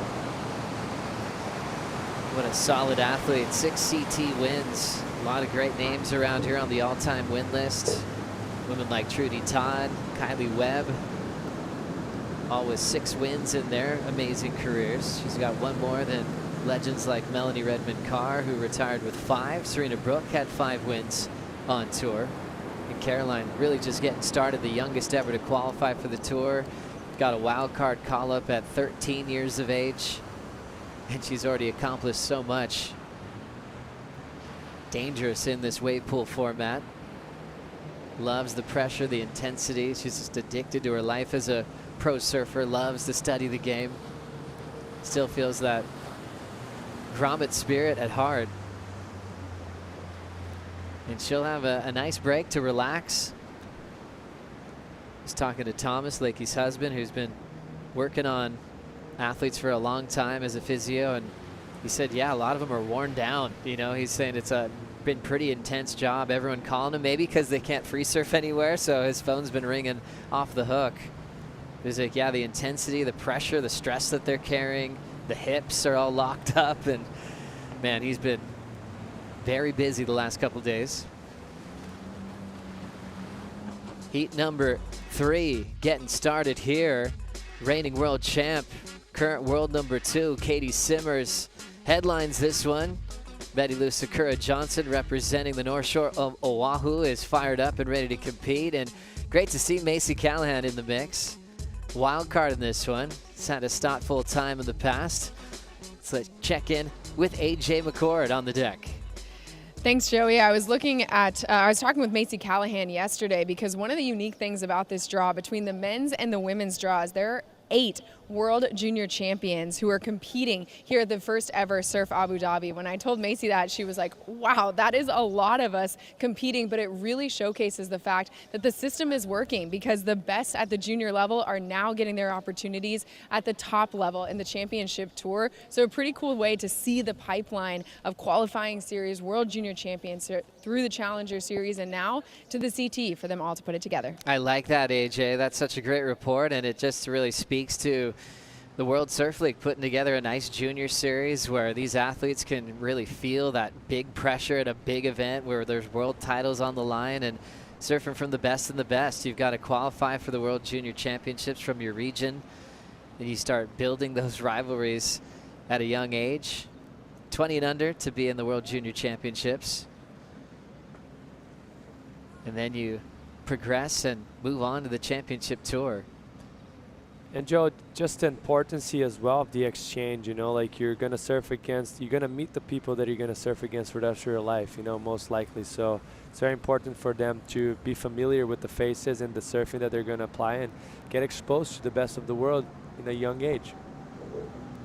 Macy winning her junior title in Kiama in Australia back in 2016. Macy setting up the right to start. She's got a famous frontside swooping cutback that's gained her a lot of points in her career. Pulls in, loving the tube ride from Macy, very deep, and it's keeping her in there. She's trying to get out so she can get back to turns, but the whitewater's still pushing at her feet. She's gonna really be bummed to miss that performance section. It might go into the inside tube already. So forced to pull in again, getting a lot out of the barrel, but not too many maneuvers. Yeah, that's unfortunate for her because that was the deepest barrel we've seen so far, but it does that chandelier on the end on the left because as much as there's not much of a wind today, still that there's a little offshore to the left and onshore and to the right, and she missed that whole stretch of turns that usually is the ones that the people, the surfers start to unload a little bit more. It gives more opportunity, more open face. But beautiful tube riding from her and technique. You can tell that she's from right-hand point breaks that drains with very flat bottoms, you know. It's a common move, you know, to head up to the Gold Coast representing North Shelley, but yeah, all the time out at Snapper these days and all those rights in the Goldie. But gosh, what a drainer. Even though she missed out on turns, the judges should like how long she spent all that time under the hood there. And then once again here, you're going to see her shift her foot forward. She did it right there. It gets a beautiful position. Use that front arm to drag herself. Look how forward both of her foot are. That just gives her stability, gives her the drive that she needs. Mostly in such a tiny barrel like this, you want to stay on top of the board where the board has most foam, and it's going to support you better and not drag you instead of, you know, being on the back side of the board and just kind of sensitive side of the robotic.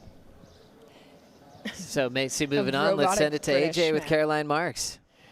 Thanks so much, Joey. What a way to kick off this next year of life, Caroline. First off, happy belated birthday. So exciting to celebrate with you here at Surf Abu Dhabi. You are somebody who thrives in these types of high pressure situations. You competed in multiple Surf Ranch events, and now you have 3 top 3 finishes in those events. What is it that brings out the best of you?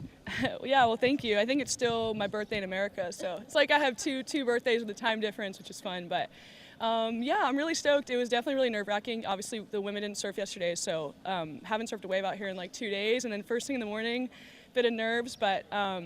Yeah, I love the high pressure situations. I think these Surf Ranch events are great test on our minds. So it's really fun, and it's fun to see if we can all rise to the occasion. And yeah, I'm glad that worked out. That was fun.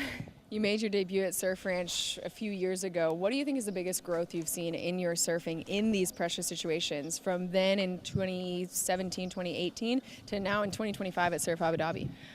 Yeah, I think even though it is like a wave pool, it's still like going off a little bit of instinct. Even like my second right, the wind changed a little bit, and I like didn't go for the outside barrel on my second right. Just little things like that. Just kind of don't be so robotic in your mind, even though it's hard. But yeah, just kind of go off instinct and try not to surf it too nervous, which is really hard to do, but I'm doing my best, so yeah. Getting wiser with every year. Caroline, congratulations. Thank you. Thanks so much, AJ. What a great time of the year to be Caroline Marks. Next stop will be in Portugal, a past champ there. She'll be defending champ in El Salvador, which is top 4. She could go on a dream run right now and really go for the yellow jersey, as we have Betty Lou Sakura Johnson just getting the flow state underway on the backhand. First wave of the morning. Here in qualifying round, heat 3, Betty Lou steps off. So a short left, she'll have one more chance to improve on that. Macy Callahan's score. Macy from Avoca Beach, New South Wales, drops a 4.17, so a tough fall for Betty Lou as you see her popping up there. That's unfortunate for her.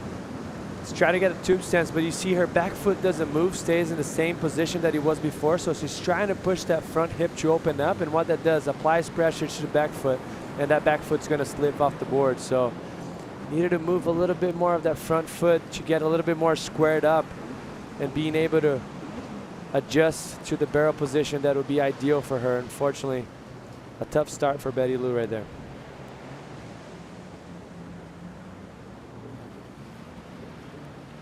So you get 2 rights, 2 lefts, keep your best right, best left. And the situation does change in the night surf. Talking about how Isabella Nichols didn't get the win because her score on the left was low. At night, it won't matter. You can just favor one side. If your strong side is your front side or backhand, you only keep your best wave. Could he be on a right or a left? There'll be 2 spots left to get into the quarterfinals once we get there, but it'll be fun to see Caity Simmers. We were talking about how she flows on waves, and even when the wave is pretty automatic as far as what sections to expect, you're expecting Caity to maybe be the most creative surfer in the draw. Yeah, and that's the freedom that she carries, right? Like just how she steps on the board, it's unique, it's pretty different, and she doesn't get caught on lines or any sort of pattern. Like she frees up and she just surfs kind of like a free surf mind into the heat. So I'm excited to see this. We were asking Caity Simmers at the start of the season, how does your life change once you win a world title? A lot of people have asked me this, like what's different, and what I tell them is like everything around me has changed, but I have not changed at all. So that's like the weird part, is that I haven't changed, and then a lot of different things change. So then you're like feeling like you maybe should have changed, but I haven't changed, I don't think, at all since I've won the world title. But a lot of surrounding factors have changed, which are all good things that have changed. But just like more people know who I am, like more money, more fame, and kind of just those things. And then when those things are happening, you kind of are like thinking something should change in yourself. But I just am trying to still figure that out, I think. Just, yeah. But I don't think anything's changed about me. Don't ever change, Caity Simmers. She's such a brilliant surf mind. She does her own thing. She is awesome. She's changing the world, winning the world title at lowers last year in the Lexus WSL finals, accomplishing a lot in a short period of time. Got to feature in the final 5 as a rookie. Won 2 events that first year, 3 events last year. And now rolling into the right to kick things off. Just a fade on that opening canvas. You can see it was slopey there to start. Now it's really starting to bowl. She does want to get tubed. Caity Simmers traveling, holding her line well on that Chris Borst design. Now sets that rail, a cool down carve, setting up a nice sweep off the top. Laying into the lip, and she will grab a rail as the transition bottomed out. Couldn't pick her board back up.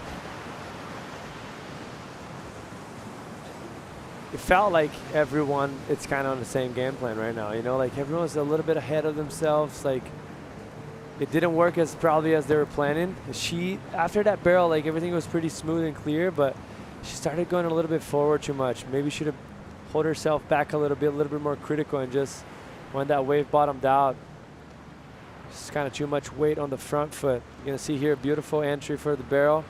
Sets it up, moves that foot forward, keeps it stable, stay there for a long time. Didn't get too deep, but this is, I think, when it started to go a little bit lateral, you know? Takes that high line, but goes too in front of the wave and kind of stays there. And then as soon as the wave bottoms out, you see there's no criticalness on the sections that she's hitting it. And then when she did, it kind of caught her off guard, like bottomed out under her. Beautiful angle right there to see it.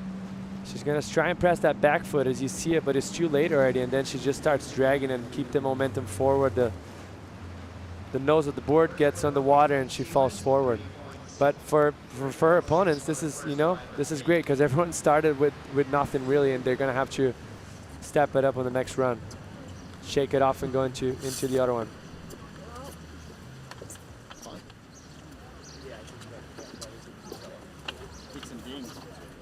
There's these flags right where the hydrofoil is moving down the track, which identify when the wave is going to get hollow. So for surfers that actually can visualize that and see it coming, they know when to do maybe their last turn. You can see that transition happening so quick. The other side of that too, judges will really reward you if you can kind of airdrop into the barrel and have a very critical entry and not show that it's obvious that you're waiting for it to get nice and hollow. You can see when someone's going, okay, stop turning, I'm gonna wait. Then there's that downtime which affects your score. And gosh, if Caity could have pulled her board back out and then pulled up and under, judges would have rewarded her big time. And we've seen that in a few moments, you know. We've seen that with Jordy Smith yesterday and a few other athletes that kind of pulled the miracle, you know, like late entries and stick together. But that's all because it's such a predictable wave that the judges don't want to see the same of everything. They want to see a point of difference. They want to see people adapting to the situation and maybe almost turning a mistake into something positive. And that's what I feel like the best 2 ride-ins we've seen it here on the wave pool, not in Surf Abu Dhabi, but at Lemoore, was almost like a mistake turned into a success. So some people are going to do that. Second waves coming through now for this crew. It'll be Macy Callahan, 417 on her forehand. So now she'll be setting up a left. She turns around, sees it coming. Stay really close to that fencing there. A slight angle to fade into it, and she's getting underway. Always known for her smooth transitions with rail work. Always can get a big score on the open face. Now she's really getting speed off that hollow part of the wave, not trying to pull in there. So see if she can use all that momentum, put into the lip. Well done there with an airdrop. Very critical entry into the pit, but she will go over the falls. So that was just a great example of having a line and kind of the line not going as well as you're hoping for, because that barrel part, the barrel part of the wave, she was going forward and actually like moving through it, and then she went for a turn but a little bit too early, and the barrel was still actually there, so she airdrops and she has to adapt to the situation and try and pull in because there's nothing else she could have done. But then the barrel is almost finishing already, and you can see it getting smaller already in size, and she can't fit that her body into the position right there that she needed to. So sometimes you just got to throw that line out the way and just try to freestyle. It's very easy said, not hard to do it. Sakura coming up next to try to get in the mix here in qualifying round heat number 3. We'll take a break and bring in Paul Evans and Flick Palmatier.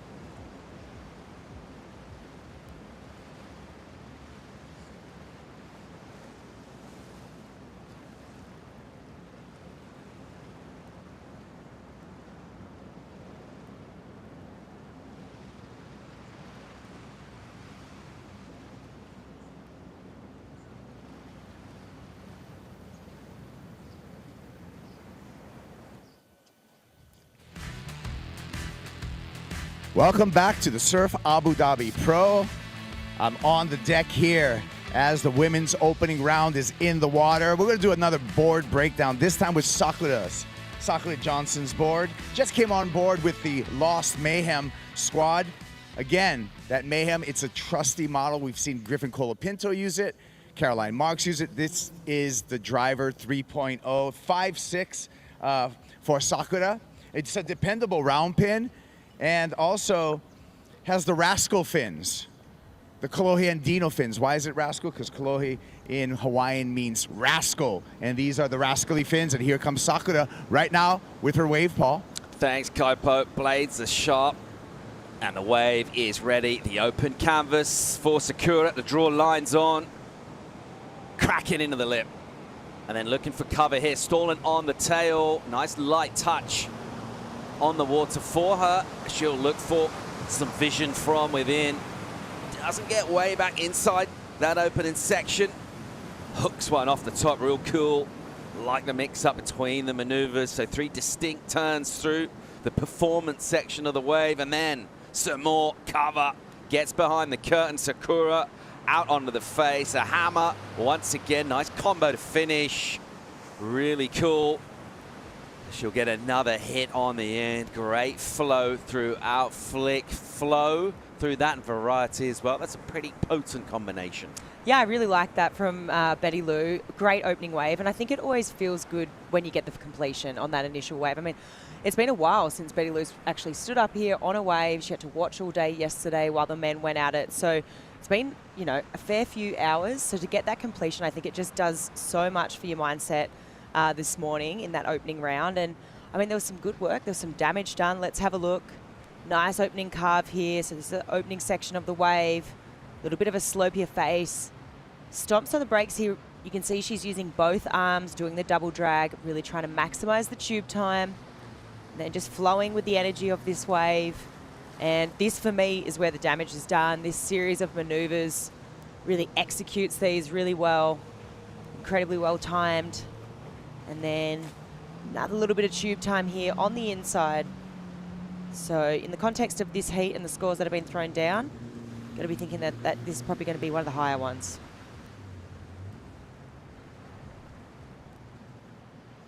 As we look at this beautiful rail work here from Betty Lou, drift of the fins there, and then another little jab in the pocket, just really hitting that little bit of whitewater fluff.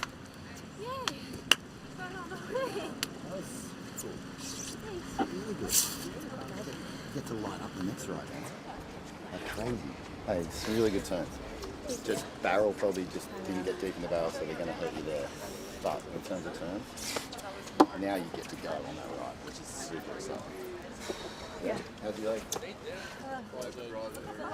Yeah, get on the bike. Just a reminder exactly how it's all going to work out for the qualifying round here this morning for the women. 3 surfer heats. Each surfer gets to go left and right. They get to do that twice. That's called 2 runs here in the basin. Your 2-wave total will be your best left and your best right. And it's all about getting in the #1 spot, Flick. You don't want to be in that numbers 2 or 3 because otherwise you're coming back tonight for the night session, sudden death, and only 2 surfers advancing from that. So those odds are not good. If you can get a win here this morning, avoiding that sudden death, that elimination round, it's where you want to be. Bit of a bottleneck in terms of talent, trying to squeeze into just a couple of available spots. Thinking of Leo Fioravanti, for example, last night surfed so well and came so close. That was really, really dramatic. And just the way that seeding works in the night surf as well, with the better surfers in terms of their scores throughout the day going last. Just saw the performance go up and up and up. And ultimately, it's not really where you want to be in terms of having an easier route to the final. Or you'll flip that and say, you know what, you might gain a bit of extra momentum with a couple more laps under the lights. Here's your World Champ Simmers on the left this time. Puts loads of board up through the lip and then cruising through. Sticking that left arm in the face, trying to slow herself down. It takes her a while to get to the deeper portion, but she will do that. And she's stuck with that, pretty staunch. Committed to the Vij. And then on that toe edge, throwing up loads of spray. She'll belt that again, then more speed and some tunnel time here for Simmers. Again, locked in. She'll come out and then make room to swoop on a finishing section. She'll get a little run up on the ends. And a little ollie to finish into the channel for Simmers. Nice surfing. Yeah, definitely some of the deepest backhand tube riding we've seen from the women so far this morning. That second tube ride for Caity, super critical, so deep. And that second tube, it really runs off without you. So if you don't time that right, I mean, she was really deep, really has a lot of push. It's a really slabby section. And a lot of good work done out the back here too. Just a series of linking maneuvers here. Gets up into the lip, and I just love this setup. It's just so cruisy. It's so controlled. I mean, she does a lot of work here. I mean, there's a lot of work where she's just really dragging that whole side of her body into the face of the wave, trying to maximize this, and she does. She makes the most of it, gets a bit of tube time, but it's the second tube really that got me excited. And you can kind of hear the crowd in the background here. This one, I mean, she's super deep, fully covered for multiple seconds. So I think that's going to fare well, and we're one of the deepest tubes we've seen ridden on the backhand for the women this morning. So let's watch this turn here. Nice and critical. Bit of a drift there of the fins, sort of almost grinding across that lip there. And then deep into the setup of this barrel on the inside section. Just really moving all that momentum forward on that board. And look at, I mean, she's fully covered, right? You can't see the nose of the board for multiple seconds here. Fully shaded. That was sick. Would you be cheering on your opponent, Flick, in the heat? Yeah, if it's your mate, 100%. It's so different out here, right? Like, Are there mates in heats? Yeah. Yeah. Of course there is. I mean, it depends who you are, but I guess 100% there is. All these women, they're spending basically the whole year together, so.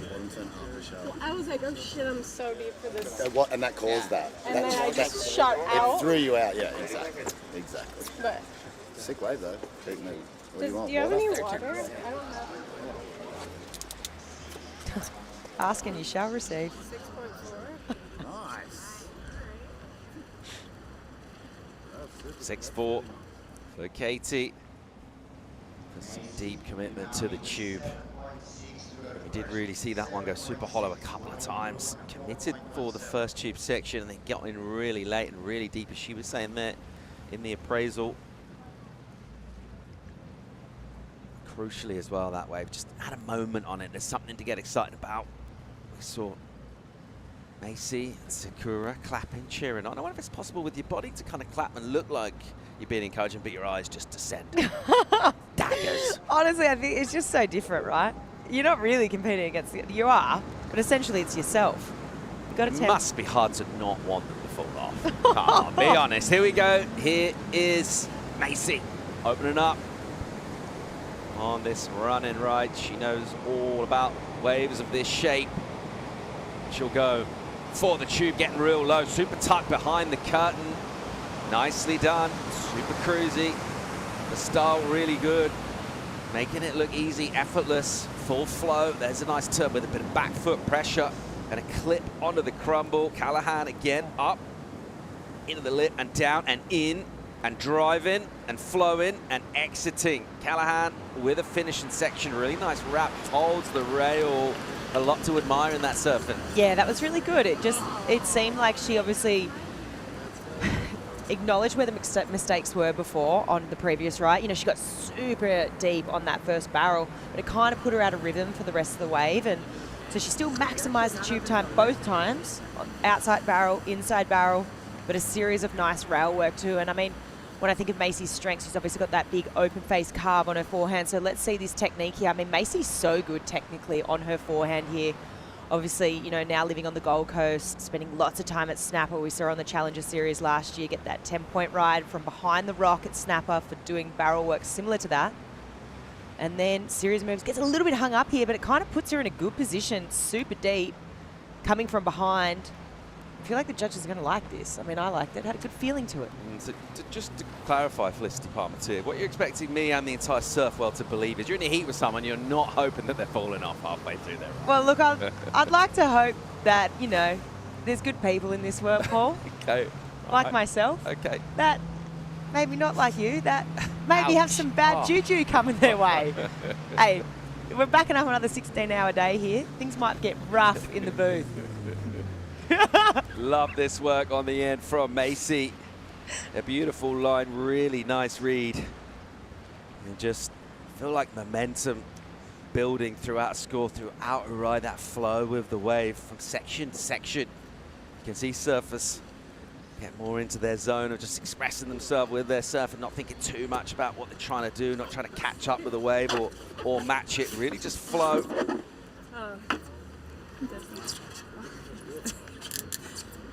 That's it.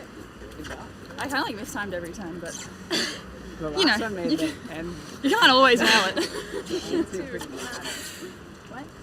The last time was 10 too, pretty dramatic.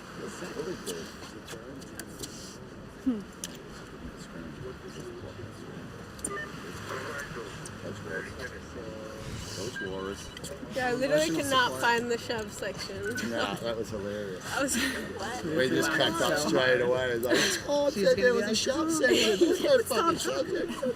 Should have just done the backside snap. Extra 0.04. We're just building a house over here. It's crunching numbers here for this third heat for qualifying Simmers at the moment. In the top spot, the 6-4 locked in for her last wave.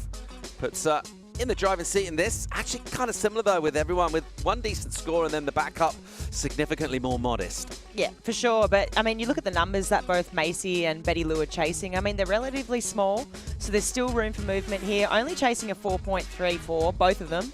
So it's well within reach, I feel like, this morning. Conditions are obviously better. We're seeing, you know, less wind than yesterday as we see Betty Lou. Here goes Betty Lou on the backhand. This is her second left. What she can do here. Setting up nicely. We saw a really hollow one come through for Katie last time out. Waiting at the bottom of the wave, real patient. Almost gets the wobbles a bit as she gets really nice and deep. So again, committing to that line, and the patience and persistence paying off. Pretty staunch with that low line into that tube. Couple of cracks for Sakura, and then the acceleration gets a major wobble there. That one got real hollow real quick. Just unable to thread that second section. The tube very much in play right now on the left. Yeah, unfortunately, that last slabby section just sort of eating her alive there. But, I mean, you can see she was super deep, and she was trying to, you know, do a little bit of a pump as she went into that barrel, but fortunately didn't go her way. Time to go for a quick break here at the Surf Abu Dhabi Pro. More action from the basin real soon.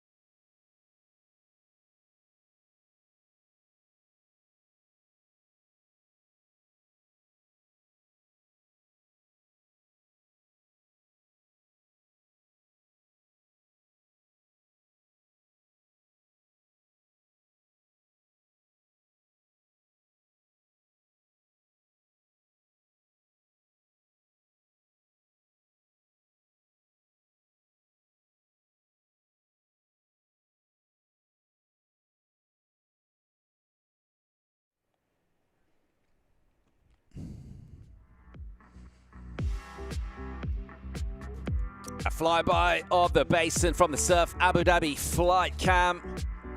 A smooth water surface this morning, much more light airs in terms of the wind blowing off the Arabian Gulf and some real hollow sections as well. We're enjoying the last couple of runs that we've seen.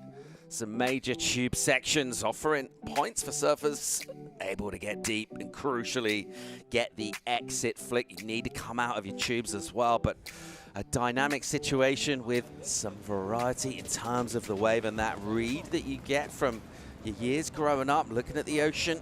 That'll be important here, thinking about numbers and what Caitie's been able to do already this year. Excellent waves. Guess what? She's got 3 of them from pipe. Yeah, I believe it. I mean, she was on fire there. I mean, that heat, that semi-final she had with Molly Picklum, again, just absolute shootout between those two women. Can't wait to see that rivalry unfold this year. Simmers in the sunshine right now and on her second right-hander in this qualifying heat. Set up work. She whips one off the top and then compresses behind the curtain. So more tube time for her. It's a little bonus section. That was cool. And out she comes. And then making shapes really nice, using that full height and slope transition of the wave. Good work with the rail. Now more tube time for Caity Simmers, in and out. Just chopping her turn down. And once again, a little bonus cover for the finish.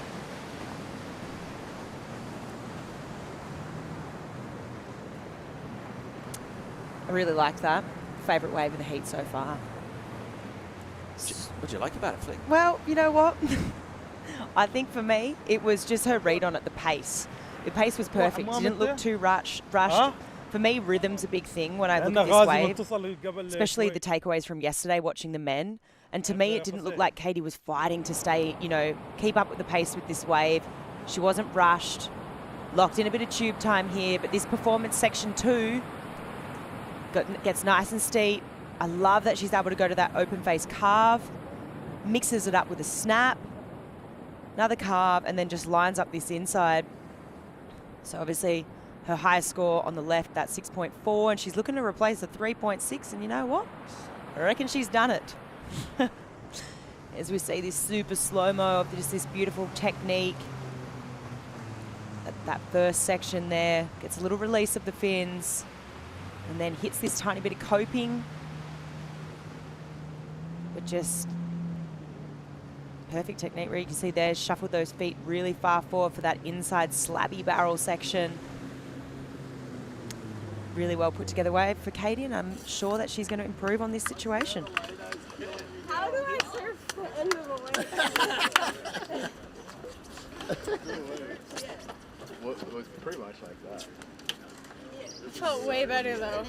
Yeah, I like actually surfed in the pocket. Yeah, you ripped in. Well dynamic. Yeah, you missed it. Like in between two turns, like, oh, this is a little steep for a grab. Okay. I know it was.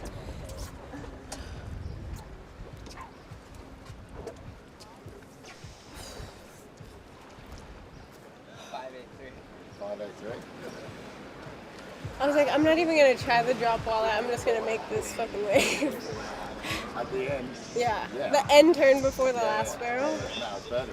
That was... Number drops for Caity, It's like I'm just gonna 583. safety. Gets that improvement, Flick. Yeah, just like we thought. So making that requirement a bit harder for Betty Lou and Macy. As we see that clock counting down. Seconds away for Macy to sort of make it count. She's got one more shot here.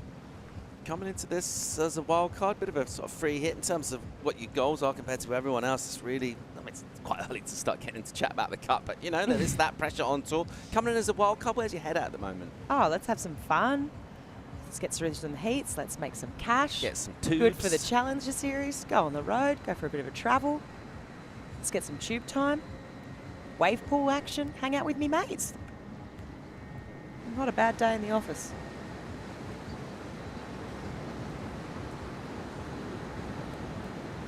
Here goes Macy Callahan. Getting involved on the left, setting up. This will conclude her second run. This left-hander pumping for the speed. Let's see how the hollow sections pan out for Macy here. She'll just keep driving down the line. Gives that a good hit in the pocket, whacking it again. So placing those turns in the critical section.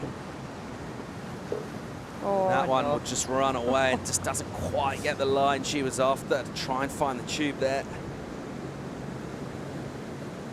It's a decent start of the wave, not quite connected through that back portion. Yeah, you got to think, you know, if she's chasing this 6.56, I mean, she's not going to be getting on that wave, especially with not making that last barrel section. So Macy knows that. And it's going to be through to sudden death.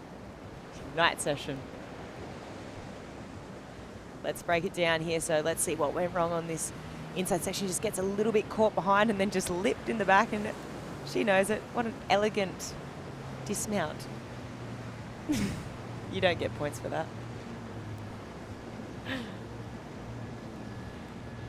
So Macy all wrapped up here to get an improvement marginally.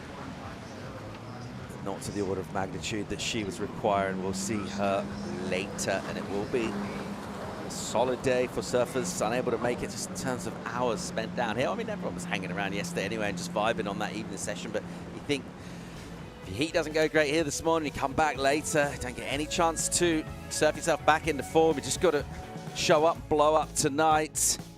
That's where we're looking at that improvement from Simmers on her previous effort, consolidated her lead really. And now it comes down to an opportunity for Betty Lou, but she'll need to trouble that excellent scoreboard as well, get her name on there. 8-4 the requirement for her. Yeah, it's a big number. It'll be the highest of the morning so far. Do we believe Betty Lou can do it? Yes, we've seen excellent surfing from her all throughout last year, but the pressure's definitely on. But good news, we've got a perfect wave coming your way. The bad news, haven't seen loads of excellent scores go down, have we? No, out of 192 yesterday, we didn't see one. So judges obviously they're setting that scale low, right? Which is, it's kind of cool because we even spoke about it yesterday. We thought that maybe guys are not showing their full repertoire yet. Maybe 60% for Felipe, maybe 70% for the other guys. Just leaving a little bit more left in the tank for the days to come. Countdown towards this run here for Betty Lou, and her requirement in front of her just comes down to one wave essentially, and that's how this format all distills down on your fourth wave.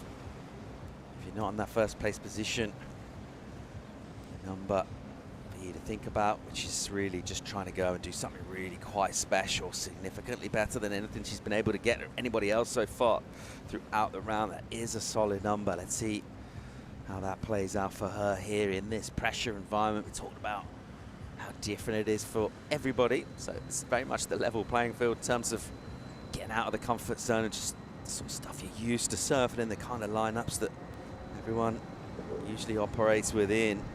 Different ways to respond to these challenges. Let's see how Sakura can do that on the forehand. So her second right, here she goes, clipping off the top first turn. Third maneuver, bit of spice to it, bit of venom. Now she'll want to get deep in here, as deep as possible is the order of the day for her. A quick visit inside the tube and then back up and wax it. Nice carving snap turn for her, so variety through the midsection of the wave. Nice drifty flow through that final maneuver, and once again to get as deep as possible there, doesn't completely disappear. There's the grab rail, tries to ditch and throw the fins. It will be incomplete. I don't think that'll be the exit number. Yeah, I don't think so either. I mean, she had that opportunity of this last wave, and she had to go as big as possible, right? I mean, we're chasing an excellent number. We haven't seen one of those drop all event so far. I mean, she's going to know it too. She's going to probably know that she probably would have liked to have been a little bit deeper on that first barrel, and there was some nice work done with these turns here. That performance section 2, I mean, she really went up into the lip and connected really well. But just probably wishing she could have been a little bit deeper here, and then was like, okay, let's just go a Hail Mary. Chucks the fins with that little grab. And then flip side of the coin, Katie's like, hallelujah. Hallelujah. Help. Which will mean for Katie's last wave, she'll just be able to cruise and enjoy herself. Looking forward to that. She's definitely at her best when she is enjoying herself in that flow state. It's actually been quite insightful listening to some of her chats as well back on the deck with Wits. She doesn't seem to be feeling too much the burden of pressure.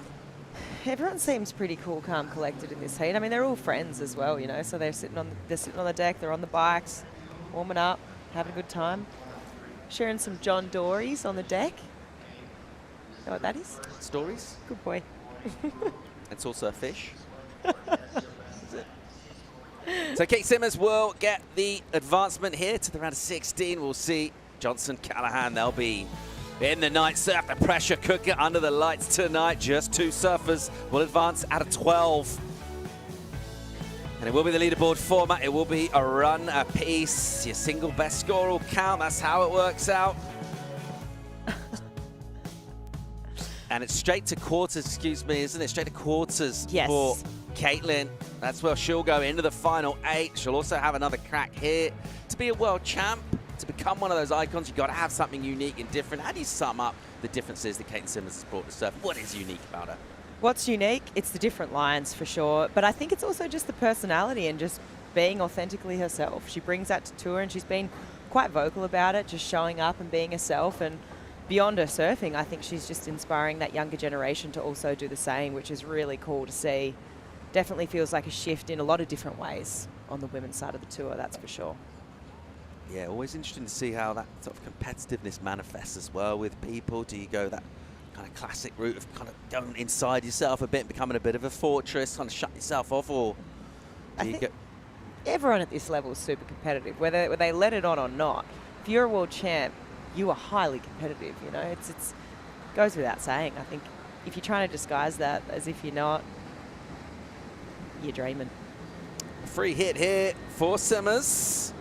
It will be the backhand from her. She did great work inside the tube for 6-4 on a previous wave, and this one inconsequential really in terms of the standings in the heat. She's won the heat.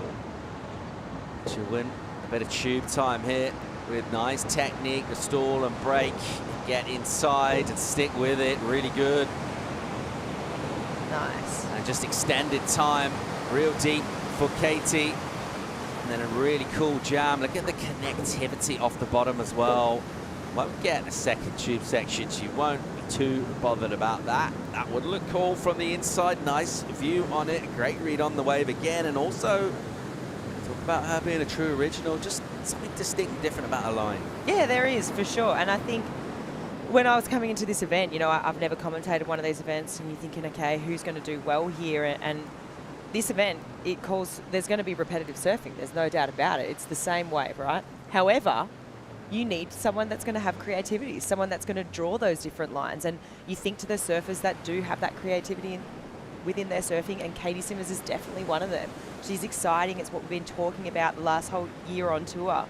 And, I mean, this barrel riding right here, so incredible to watch, just really maximising that tube time. And, I mean, it's kind of just a free run right now. It's kind of like, let's just feel it out. Let's get a bit more creative. Goes up and hits that late section there, but just misses that last barrel. It doesn't matter, though. But this wave does call for that. It calls for those different lines. It calls for creativity. And I think that, you think about even the men's side, that's why you think about your Yagos, think about the Felipes, just different lines. Your Italos, real spontaneity. That's what you're sort of looking for out here, I feel.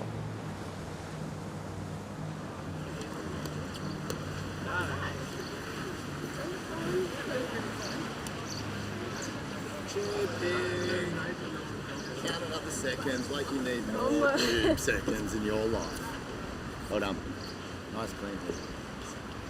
Yeah, So you. It was hard to get that turn we're talking about because you tube gigs so hard. Yeah. So moving I think forward. they want to get to you pretty quick. AJ needs it pretty quick. AJ's been good. AJ's giving me a take it up with AJ. Looking down on the base there, Surf Abu Dhabi, and enjoying that heat from the world champ. Pretty comprehensive performance from her. She's enjoying herself here. Let's have a look at another great looking matchup. This will be the qualifying round, heat 4, looking at Molly Picklum, Joanne de Fate, Vahine Fierro. So Vahine coming in with a wild card, Rookie on tour this year. And someone that's been absolutely electrifying before she got on tour, getting that win. As a wild card. Last season, unbelievable. And she is new energy onto this tour that we've been looking for a couple of seasons. She's been there or thereabouts, knocking on the door, already got a CT win, which is absolutely huge for her. It's a very different type of wavescape at the end of the road from here in the basin. Yeah, I mean, it couldn't be more opposite, right? But I think they each bring their own intensities. Obviously, Chope's very dangerous, very consequential. But here on the other end, it's more mental. I think just trying to keep those nerves at bay, zoning in on your breathing, and really planned out approach. Let's see what Vahine's got. The backhand for her has been something that served her really well throughout that CS tour. Some of the combos that she's able to put together. The goofy going right. Super impressive. Her first run will be back to the wall. Fierro whips one, gives it a good concerted push. And then interesting, her approach to go into that barrel, coming from pretty far behind the section, and then gets some really good cover. She's really deep here, that one. Really round, and she was way back in that. So obviously her prowess in the tube, translating to the basin here at Surf Abu Dhabi. Good cracks from the backhands, the combos, the turns.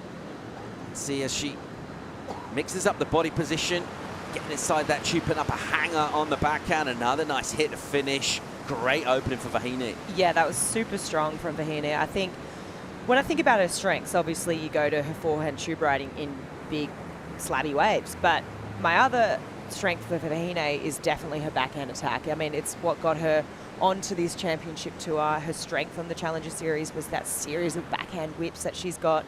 And I mean, when we look at this barrel riding right here, I mean, really, really well done. She even had time to slow down and wipe the hair out of her face, the water out of her eyes, maximize that tube time. And then these maneuvers here, just textbook backhand surfing from Vahine. This is her strength. This is what I was talking about. And then able to maximize a little bit of tube time here, really leans forward and then digs that whole side of her body into the face of the wave. But yeah, for me, I mean, her backhand's her strength. So started off with a finish, a clean wave, made it all the way to the end. Strong, especially when you consider the kind of surfers that she's coming up against. You know, you got Joanne de Fate, Molly Picklum. A lot of time spent in pools. Deep cover for Fierro here. Some clean and tidy rapid fire work as well. Very impressive indeed. Time for a quick break here. Great looking heat in the water. It is heat 4 of the qualifying round. More live action from Surf Abu Dhabi real soon.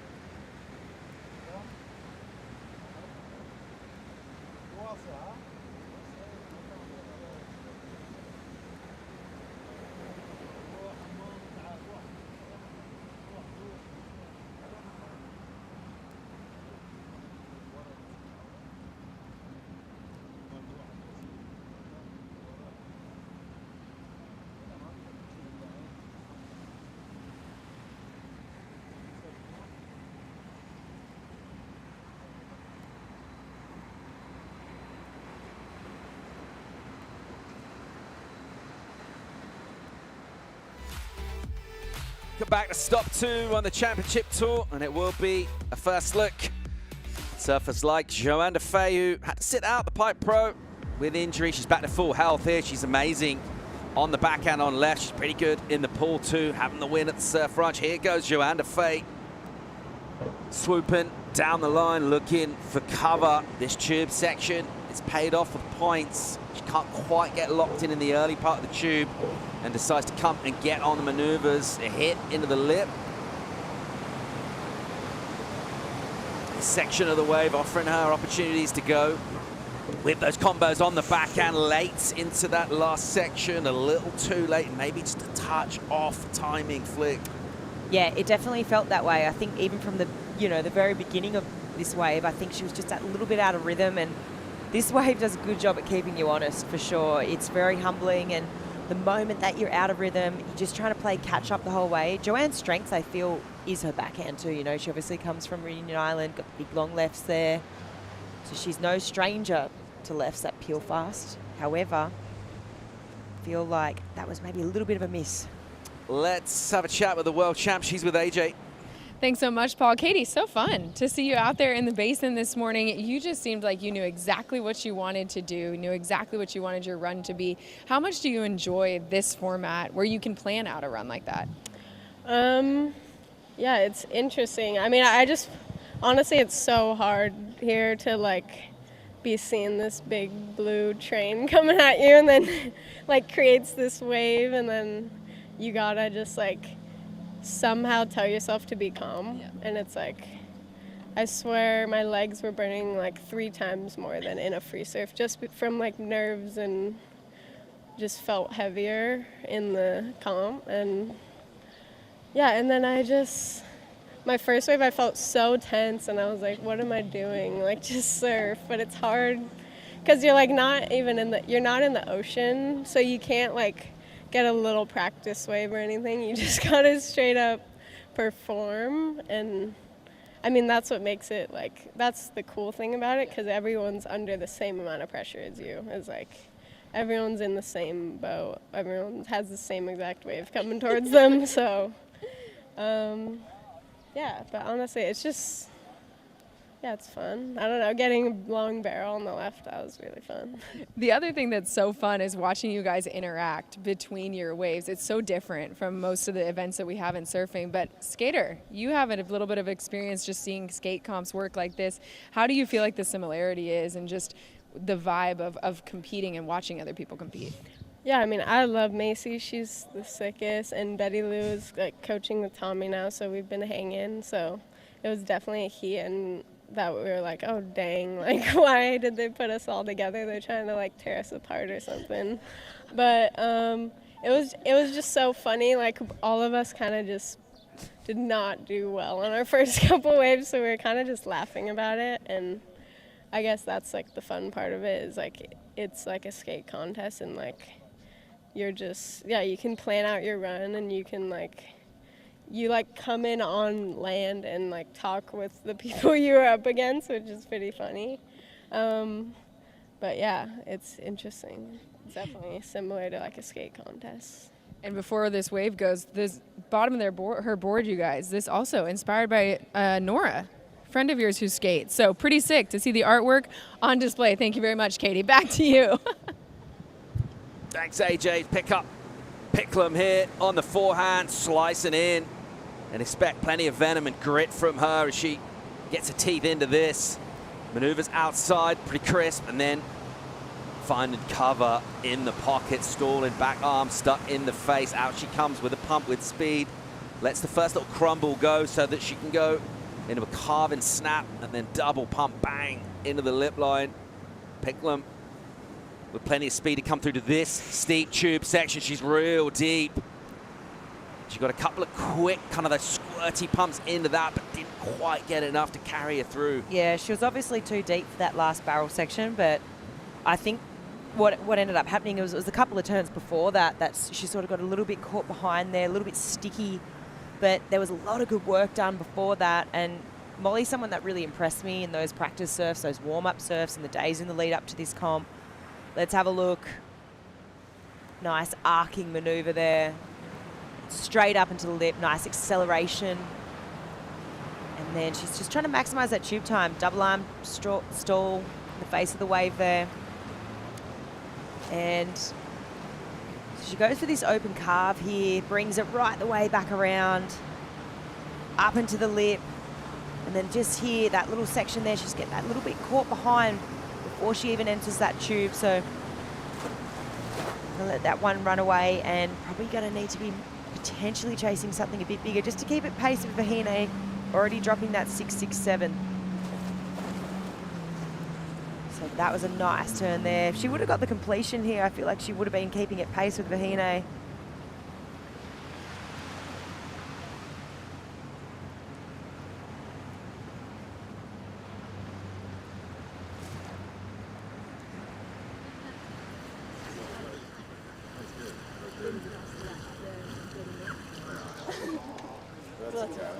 But then if you end up doing that, because obviously with this one, it's got a couple that's going to push it faster, then you just get to that one. Yeah. It's fine. For sure. I just like had the old awkward like. Yeah. If I was just patient, just did the barrel. Yeah, it's okay to like miss a turn like that. Yeah. You've done good surfing. That lets us see. Yeah. Like the start. Yeah. Good pace. The 4.23 drops for Molly, so unable to get complete speed management into that second tube. Interesting to see, getting insights there, Chris Bond based over here at this wave. And he's seen a lot of waves break, and there really is no substitute for having that kind of experience and insight as well. Get someone in your corner with real specific, tailored in knowledge into this wave to hone in your tactics and to just kind of take on board what went down and what you're going to try and do next time. Oh, I mean, we got the chance last night to, you know, pick Mitch Cruz's brains for a few, you know, 5 minutes or so, and even just the insights that we picked up from him, you know, someone who's really been here since these infancy stages, basically poured the concrete here. He just had so much to give, you know, and it was really interesting to hear him talk about the different sections, performance section 2, what you really should be looking for, how to exit the barrel. A couple of little sneaky tricks there. A lot of factors going together, a lot of key ingredients to try and put together a successful run and ultimately a campaign throughout this event. Stop 2 on the Championship Tour here at Surf Abu Dhabi. And it is the Kelly Slater Wave Co technology that we've been with familiar at the Surf Ranch for 4 times on the Championship Tour, but different in many ways. Some obvious similarities. Let's see the forehands of Fierro, what she can get going here. So early tuck for the tube, disappears from the angle. Nice. We're looking, and then coming out with a load of speed, lay back, jamming it. Does that well, just got it right, put loads of pressure but not get put behind. And again, the speed management looking pretty good. She's tucked, she's traveling, and she'll go from deep and out. Her opener was great on the right. This is a good run on the left as well, and 2 very well put together waves. Wow, that was super impressive from Vahine. Rookie on tour, and, you know, not that much experience in this wave pool setting, in this heat format, and I'm so impressed with what I just saw. I mean, she put together such a good wave. Obviously, tube riding on the forehand, big strength for Vahine, but totally different setting here compared to Chopes. But let's watch what she did here, because she managed to get herself so deep. She's basically riding the foam ball here. Really well done, comes out, and then I just love the variety. She does get a little bit hung, but she recovers so well. And then after this, just a nice series of maneuvers, critical, throwing lots of spray, and then once again, just a really good read on this last little section here. Reads that slab beautifully, and then a couple of nice little hits to finish.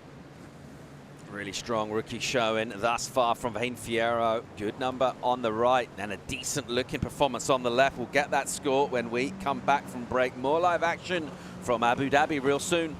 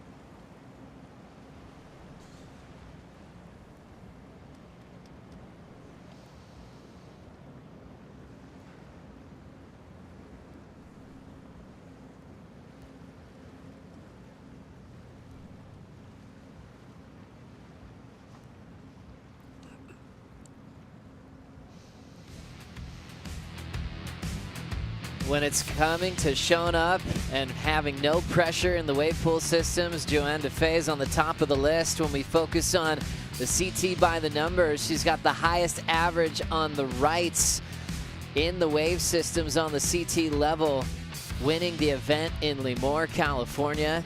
And now she's up. She was at the press conference to kick off the Surf Abu Dhabi Pro and said she actually feels more comfortable in this format. The statement popped because most people feel more pressure. Unfortunately, right there, she goes down on the right. So having a stumble there for Joanne Defay. That first barrel section just automatically reminded me of that really long tube ride she had at the Surf Ranch, one of the deepest positioned barrel rides on the first section out the back years ago. She had went runner-up in the contest there in Lemoore. Next year, she ended up winning it. So she's definitely found the comfort factor when most are feeling a lot of pressure. I mean, that's exactly the same thing that came up to my mind. That super deep barrel she had at Lemoore was definitely something that it sticked out to everyone's, and that entry that she had right there on that last wave was a glimpse of it, like a little bit late, like unexpected surprise factor, but she just wasn't able to pull it off because that's exactly what she did before, and it worked out. I think she got a 9 point something, right? 9.33, her highest mark so far in the wave pool technology. We missed Joanne at the first stop of the season. We were waiting for her to get there because she's just hit the 100 mark as far as CT appearances, so she'll have her 100th here at the Surf Abu Dhabi Pro. Just seeing her go down there, and she just goes, man, not the start she was hoping for. She loves to get barreled on that first section, and she'll get another shot at it. It's crazy to think that she has the highest average score on the right-hander, and I feel like she's even more deadly on the left hand. So a very all-around surfer. Obviously has been on tour for plenty of years. Might have been over 10 years already. So she definitely has. For you to stay that long on tour, you definitely have to figure it out how to do everything above average, and that's the type of surfer she is. J'avais vraiment envie d'aller la surfer cette vague. Mais je sais pas, il y a eu un espèce de remous sur cette mousse. J'étais pas au top, mais j'ai pas la sensation d'être stressée en plus. C'est pas dans le rythme là. Ouais, bah oui, merci, mais bien. Should I try to translate that? Please. I don't think that will work. I bet you could do it. Joanne Defay just chatting with her husband Simon, also a coach. We're talking about her longevity on tour, 2014 Breakthrough Performer and Rookie of the Year. Several wins around the world. Won the Uluwatu series, which was the continuation of Margaret River, where she could really show off how good she was on her backhand. You mentioned how good her backhand is. She's actually second on the average wave score on her backhand for those currently on tour. #1 average on the right, so yeah, definitely a threat to win this event. Slower start though, so she'll have a little work to do. Vahine Fierro really getting a hold of the scale early in this heat. Both scores into the 6 range, 6.67, 6.17. Isabella, the highest score on the right so far today. Caity Simmers with the best left. Caity just won the last heat. She's into the quarters. Molly Picklum had a great battle with her in Pipeline. Kicked off the season 3rd in the world. Getting the backhand going. Back-to-back champ at Sunset Beach is Molly Picklum, as she will look to slow down. She's got that thing funneling around her. Now out in front. Nice stretched out canvas. She'll belt it. Nice clean positioning. The critical part of the wave. Hits it hard. Settles for 2 turns. Puts her head down. She's pretty deep on this inside section. Molly makes it. And now lays it down for a nice carve and will finish up her left. Well done for Molly Picklum. Opening right, 4.23 and 8.61 will put her in first. Didn't see any excellent scores yesterday Felipe Toledo with the best single score of competition as we look at this one. Well, two things that stands out to me. The first is the entry for that barrel. See how critical she hit then late to that section and straight into pulling in. Nice stalling right there.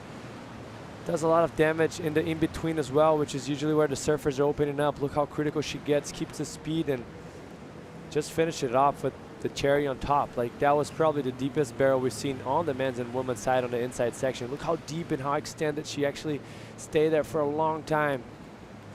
And finish it off probably a little bit tired right there. Felt like the legs were a bit heavy, which it happens. You know, you put so much energy into the wave.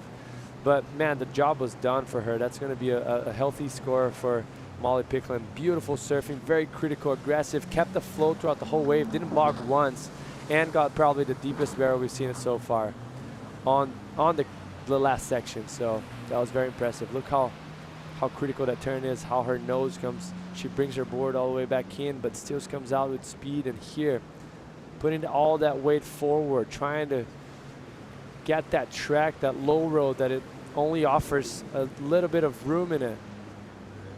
Then finish it off with that carve that wasn't able to finish so well, but kept it clean. And that's very important, exclamation point. I didn't Amazing quite get surfing high for enough, her. so I had to do the old duck the head, and then I was like, just hold on, and just hope that he just spits me out. That was good. Well done. And then that one turn out of the barrel came off pretty nice. Yeah, it did. But it like caught me behind, but at least I didn't catch. Yeah, exactly. You could have gone like slightly further in front, and then you would have got the 3. It didn't matter, you know. Yeah. You just stayed in the barrel a little longer. Yeah, because it took me a little bit to do the stop. Yeah, exactly. but also like, let's get a point on that. Yeah, exactly. Make sure you tick that box and then No, I didn't even really need to tick the end box. Molly Picklum, you could tell just by her enthusiasm, thinking about the performance that she just threw down. She knows she did something special, a 7.23 for Molly Picklum. And sevens, like we found from yesterday, are massive scores. And that was like, just adapted to it. Yeah, exactly. You like click it exactly how it was. That's what we're talking about. Yeah. No, you still know how to get a point up from that. Yeah. It's just by doing it the way you want to. Still, yeah, for sure. Like still going for the same A plan. We just haven't hit that yet. So strategy in effect for Molly Picklum, getting a 7.23 and already knowing she can go bigger if she needs to. Vahine Fierro just heard the score from Molly Picklum. She's still out in front. She'll try to improve on her 6.67 here. Really smooth in her approach. Nice connection. Falling off the lip with some momentum for the pit. And she will get real deep, showing off her ability backhand in the barrel. World famous for what she can do in heavy water sections on her front side. Had a great stance and just got swallowed up there. So a shorter ride there for Vahine. In her mind, though, she's like, hey, I need improvement on my right, which was already a 6.67. Not a bad idea there to try to get really drained. Not a bad idea, and that's her strength. That's the point of distance that she's probably going to have on top of most of the opponents, the ability of riding the barrel. But the problem is here, you're going to see a chandelier. She starts beautifully, slowing herself down. There's going to be a chandelier at some point here, I think in this section here. And what that does, Joe, it just gets water in your face, in your eyes, and you can't see what's in front of you. So you're going to see she highlined a little bit too much, hit the top of the wave, and then you get pushed down and get lipped. So that's what happened, unfortunately, for her. Just she couldn't have the vision. It's almost like you just got to feel it and trust the instincts. But she highlined it a little bit too much because of that situation and get pushed back down, unfortunately for her, because those chandeliers brings that element of surprise. It doesn't happen often. Like, it happens only a few times during that first barrel. So more excitement for the judges. If she would have came out of that, would have been very nice. Wide open heat at the moment as you check out the basin. And now the important numbers. Vahine not improving, keeps her lead with a 6.67 on the right. She'll get one more chance to improve on her 6.17 on the left. Joanne Defay, Vahine's teammate in the Olympic Games for Team France. Defay ended up getting the bronze at Teahupo'o. She's looking for breaking free of the combination. She's really just needs 2 more keepers to clean that slate that you see on paper there. And Molly Picklum, a 7.23. That was a big number. Now she needs to improve on her right. So far from over in this 4th heat of the qualifying round. Crew doing a great job on the Red Bull ski, getting the surfers set up on the flags. They can decide where they want to drift on the takeoff spot, if they want to take off on a deeper pole or even shorten their ride if they have a idea there. Gabriel Medina was so smart with where he positioned himself at those Surf Ranch events. Always thinking about strategy. Joanne Defay, 100 CT events. What an accomplishment.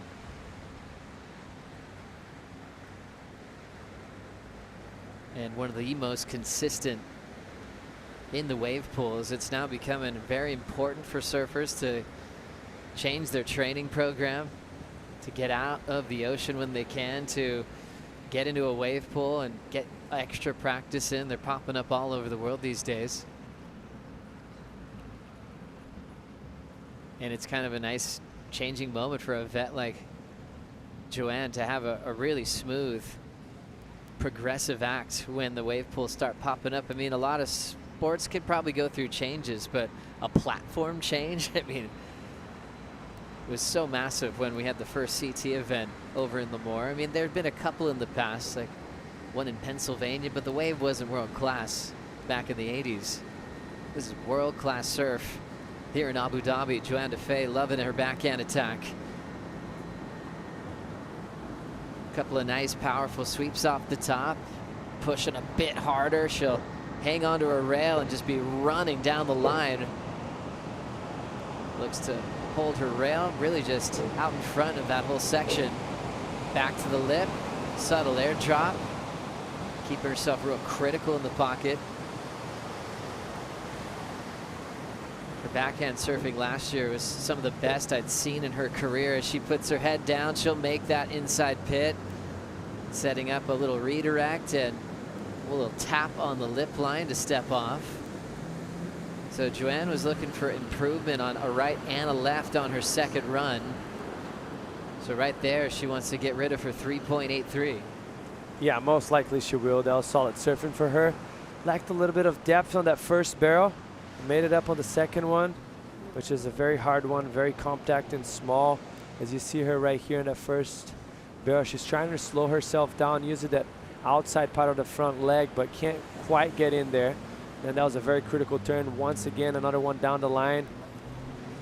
Combination of critical maneuvers. That last one before setting up for the barrels. Good amplitude to it. And this one, she gets deeper. Comes out and finishes off strong. That's going to be a good score for her to build on. And applying to that right-hander, because she's going to be, her and Molly are going to be with pressure now going into the last wave for Joanne and the last 2 waves for Molly. Joanne Defay has been on the Sharp Eye team for a bit. Always a solid squad, and you'll see her put her head down on this end section. A lot of speed and a much better approach at the last part of the wave as far as the barrel was concerned. It gives that last part of the wave, it gives a little bit more opportunity for the surfers. It opens up a little bit more. It gets to a good pace. That very beginning is quite slow and lacks a little bit of energy. And then after that barrel, things starts to move a little bit quicker. And that's what the surfers really like. They like to match the speed of the wave. So definitely that's where the surfers are taking the most advantage of. And also you kind of warmed up and gained momentum throughout the wave, so it helps it out as well. Et là où tu t'es bien calé, la bonne section, c'est là où tu aurais dû vraiment insister. Et en fait, tu relâches.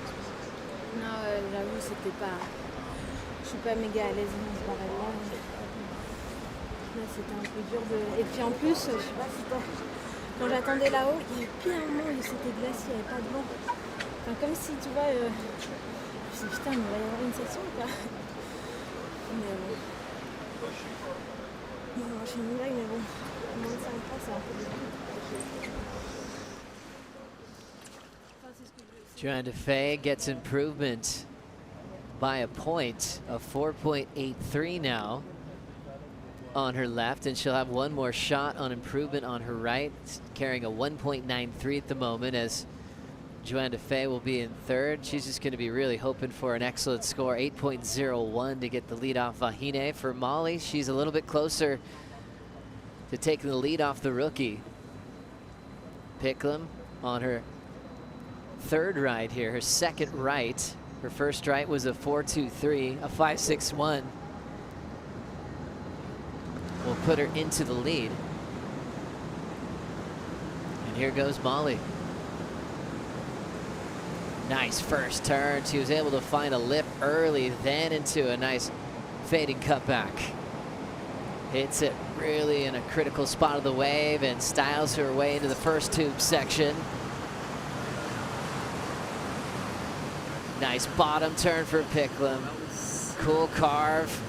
Changing gears for more of a hack. Whips it off the lip line. Now more tube time. Setting up for Picklum's got to get a little board speed. Comes out without a problem. Winds up for a cool little lean back slash on the open face and grabs the rail and runs out of room. Austin loves it. Great performance from Picklum. I mean, he has to be stoked. That's back against the wall. Obviously, she has a 7.23, so she needed to bat that right in order to get the score. 5.61 and points of difference on that wave. Once again, that entry into the barrel, like identifying that critical part of the wave. You're going to see it right here.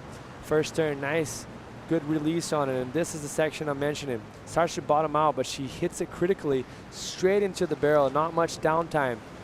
As we've seen it, the girls prepare it a lot, and that's what the judges want to see. You're just giving elements of surprise, and then this beautiful drawn out layback, driving through the inside rail and not just the fins. And then right here, she knows she's on her way, so she just wants to be smart, and she sees it. I don't want to get too deep, so she does a double pump, gets a barrel, not as deep as she was probably hoping for, but she didn't need it, and then finish it off once again. A lot of rail on that last turn, driving through.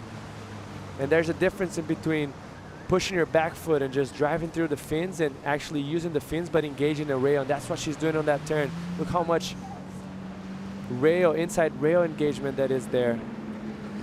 What that does, accelerates, gives you amplitude into the turn, and beautiful surfing from Molly.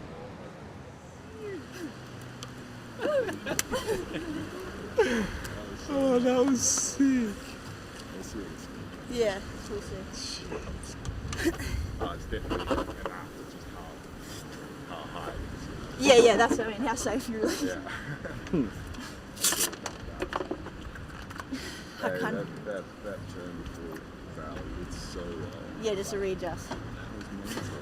You know, just like everything. That was your first turn too. Yeah, for just sure. Like put into play there, like so spot on. Yeah. So it's still a turn. Yeah, but just like, okay, we've done the damage, just get it there. I thought you weren't going to go for it. I thought you were just going to like come around the valleys, and I was like, okay, this is what we want to see. Yeah.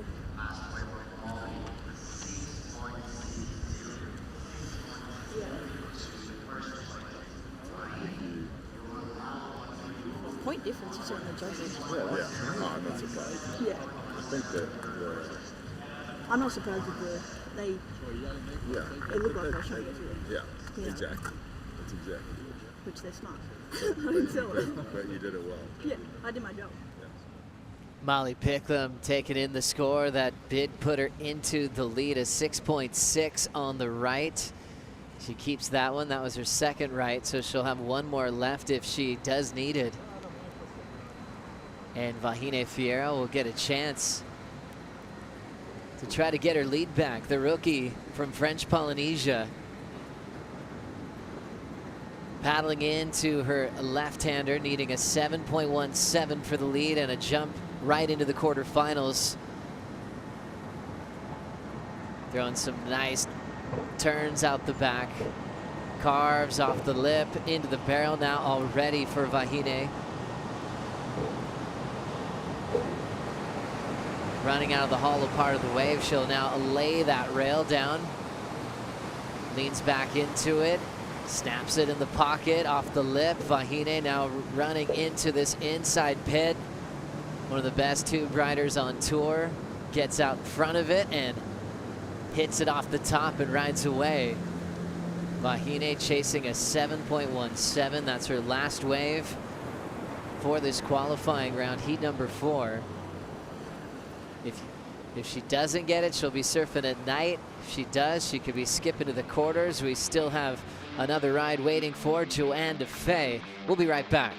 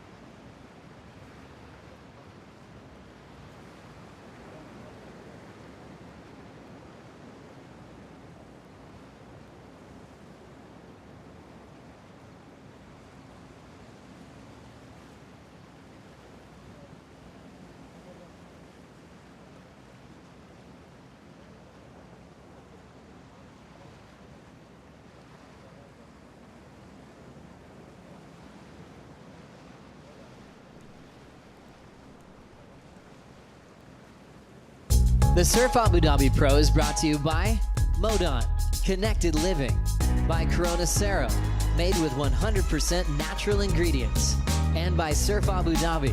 Find your wave.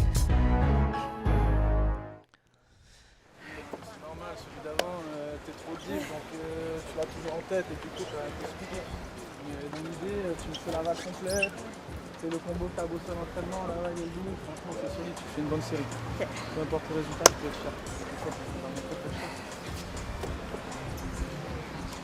Je pense pas que je vais avoir le...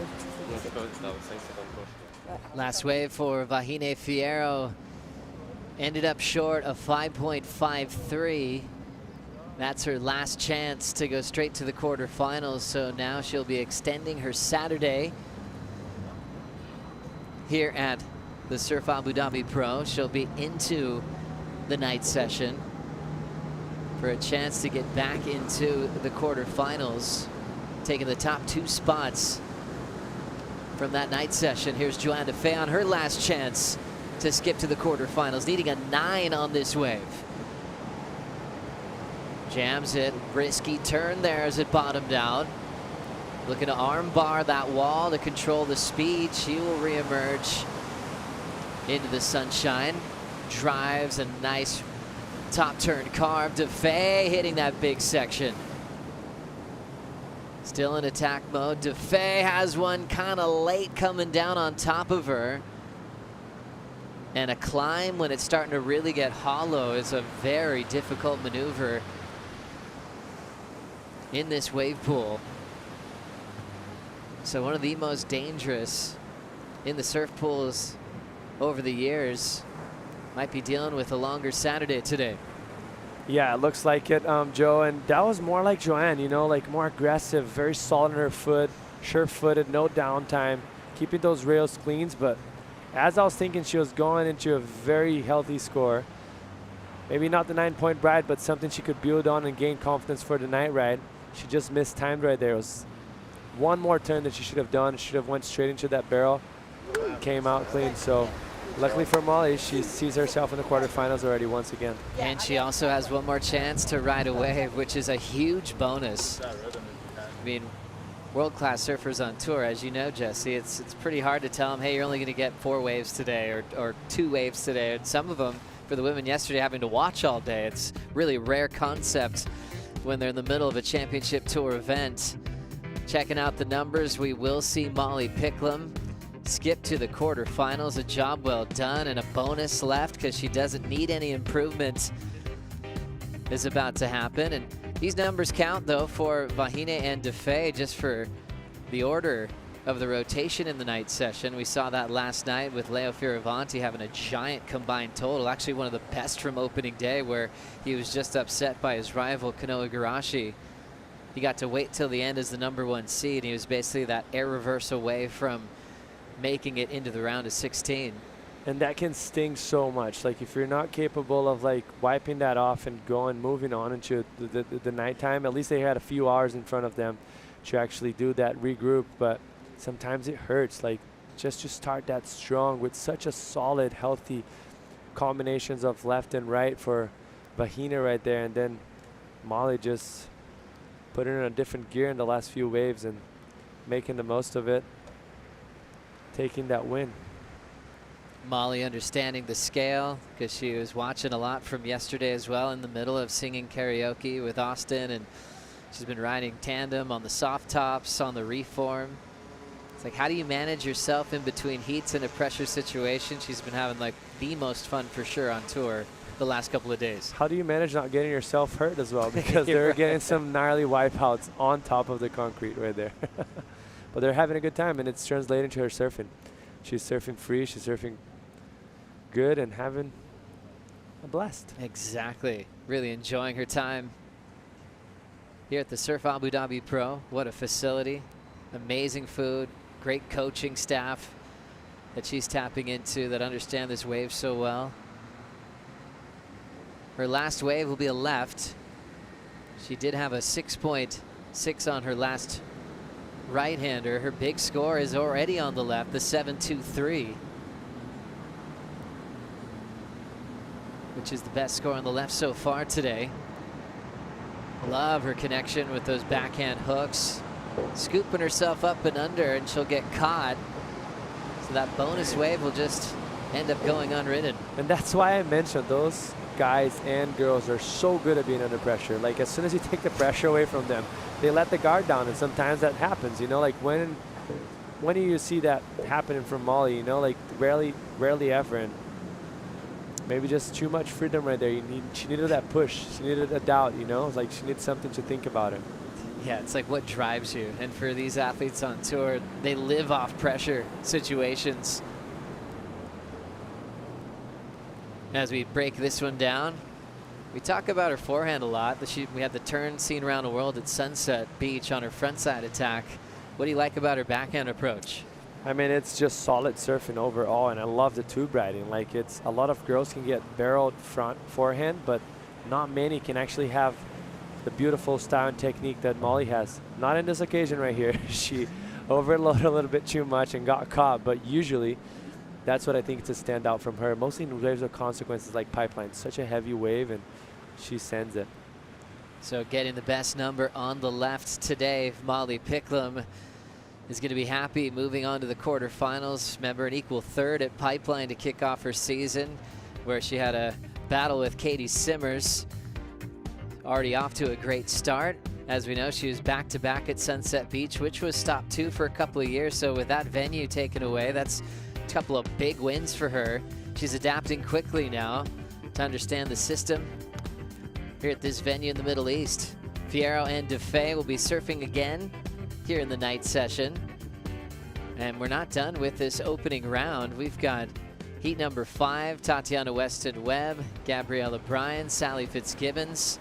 We'll also wait to see world number 1, Tyler Wright, Sawyer Lindblad, and Erin Brooks in heat number 6. Erin Brooks probably with maybe the most hype coming into this wave pool system, because she has had so many clips on social media. With big full rotations and tons of reps. So she's looking very comfortable. Now, let's talk to the Australian. Molly Picklum is with AJ. Thanks so much, Joey. Molly, it has been so fun just to watch you get ready for this event. And then the fun seems to translate when you hit the water in your heat. How have you managed? Everybody else, it's the pressure cooker. It's on, it's on. You're out here catching tandem waves, doing karaoke. How did that affect the way that you approached your heat this morning?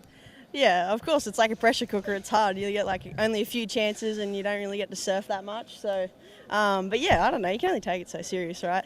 Like, it's fun and you can only do so much. Like, I can't surf. I can only do so much gym and warm-ups.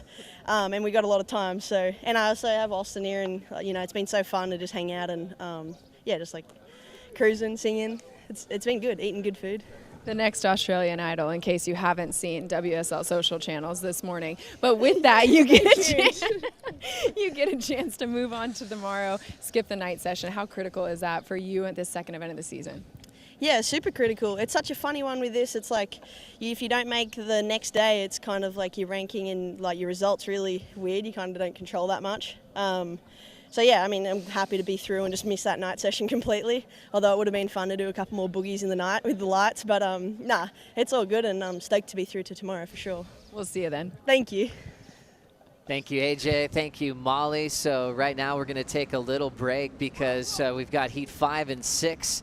They're going to reset everything here in the basin. Heat 6 is a massive one, Jesse. We've got world number 1 standing by, the veteran, the 2-time world champ. And against some young goofy foot, Sawyer Lindblad, last year's Rookie of the Year, and also the phenom Erin Brooks, who's going to head to the basin, and everyone's expecting her to win this event. Yeah, I have no doubt on that. I actually haven't seen much of her throughout the time of the training sessions. Every time I was here, she wasn't surfing, but she might be the fastest surfer on the planet on the women's side. So we've been talking about pace and how unforgiving this wave is because it keeps running fast. So if she can match that speed to the wave, she's going to be deadly. So once again, we will start the contest back up again at 10:45 this morning, local time, kicking off with qualifying round heat number 5 and then 6 to follow. We'll see you then.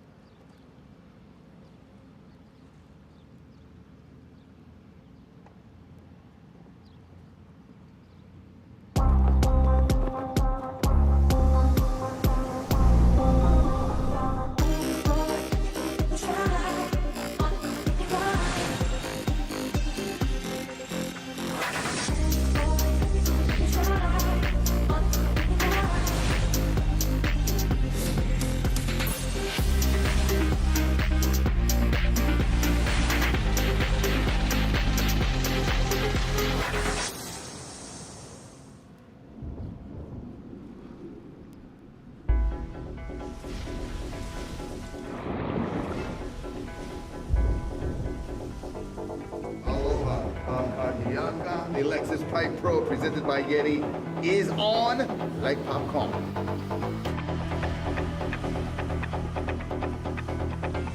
Oh my, talk about the score.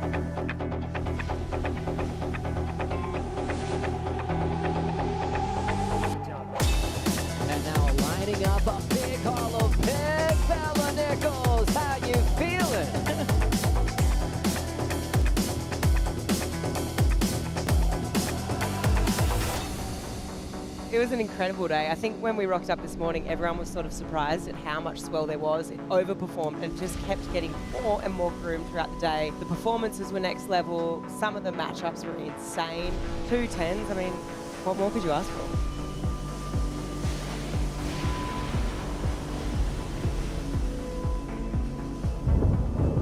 Felipe Toledo, backdoor drainer, down the line speed. He's deep, he's covered. Felipe is coming out. Only Toledo.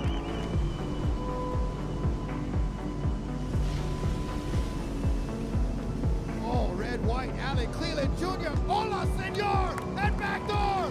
Still going. Coming out again. Allen Cleland Jr. Are you kidding me? Firing back, Jack Robinson. Oh my. Drops in. Bravo. Auto Magic in the barrel. And Jack Robinson is coming out. Mr. Auto Magic. Take that.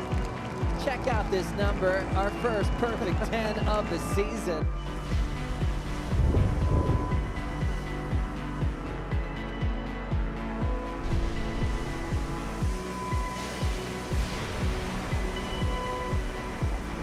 What about this heat right now? John, and Baron. Wow. Oh, look at this wave right here. Erin Mamia. Dropping in, pulling up.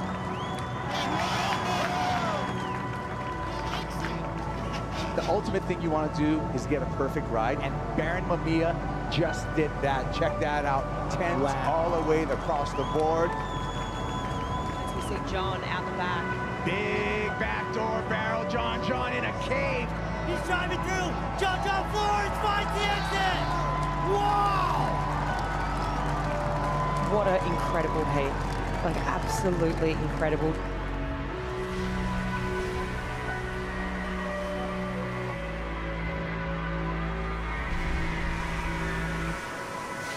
What a day. What a day, what a day, what a day. What a morning here on the North Shore of Oahu. What more could you be thankful for coming into a Saturday morning like this? Stroking into this one, finds the bottom, comes off the bottom, and then stalls. Gets the hand drag, gets the barrel still in there. Nicely done. Tyler Wright at backdoor on a right. Cruise in, tuck in the barrel, looking so casual. Caity Simmers yanks on the rail of that horse design. Here goes Italo. A lot of speed down the line. Boost! Oh, wow. Wow, that was like a 720. That was not a helicopter. That was Italo Ferreira.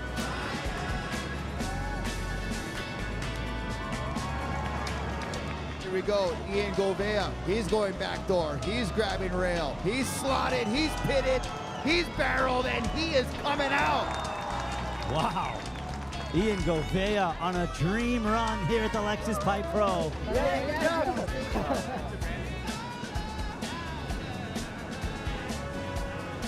Tyler Wright locking in. Nice clean rail work on the takeoff. So much speed, really deep on this racetrack, and look at that.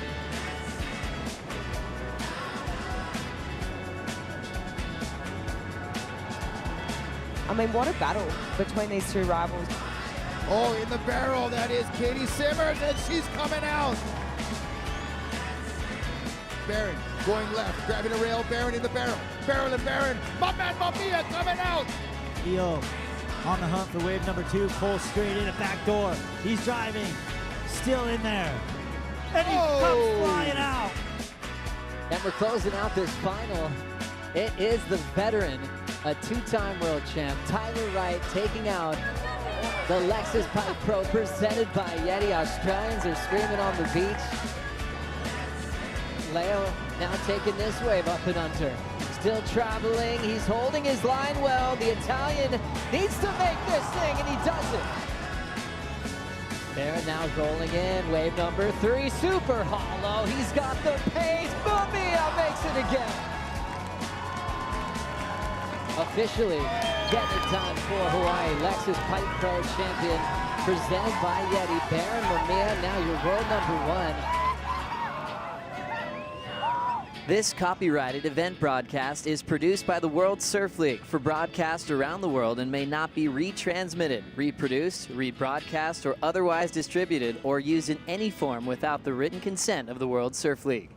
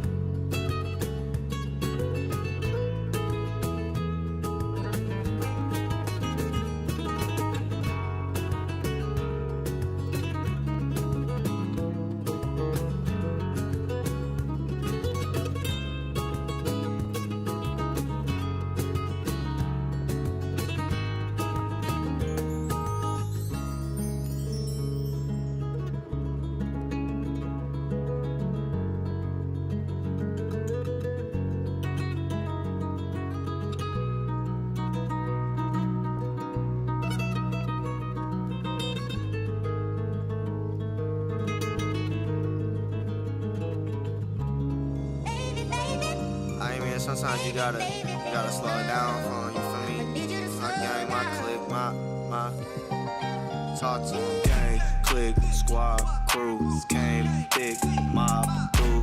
Put us in the game and we low-key wildin'. Running up the skull, we climb. Gang, clique, squad, crew, came, big, mob, boo. They be hating from the nosebleeds wildin'. Running up the skull, we climb. Hey, shit, what it do? It ain't nothing to a boss coming through. It ain't nothing to a boss coming through. Mess around and get tossed with your group, and we really on 10.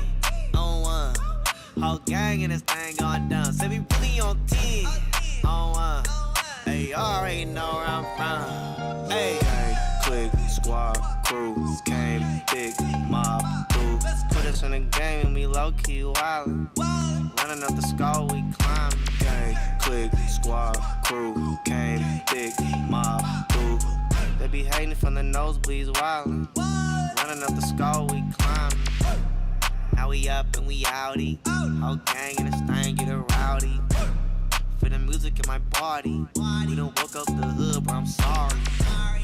Ain't nothing that you thought that it was. All in your hood and this thing going up. Sliding that porch out the sunroof for subs. End of that day, they gon' know what we bang. Click, squad, crew, came, big, mob, boo. Put us in the game and we low-key wildin'. Running up the skull, we climbin'. Gang, click, squad, crew, came, big, mob, boo. They be hating from the nosebleeds wildin'. Running up the skull, we climbin'.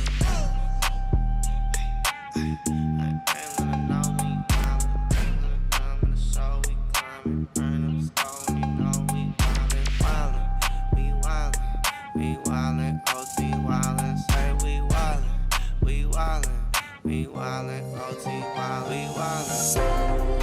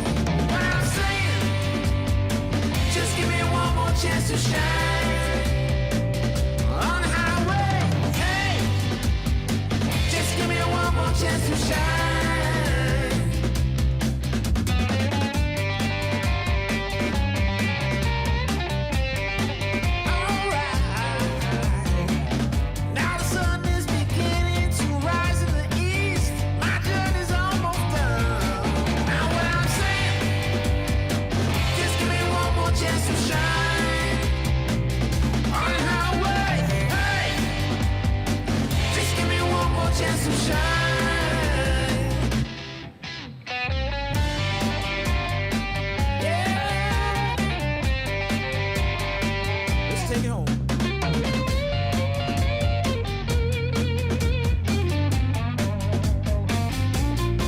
All right.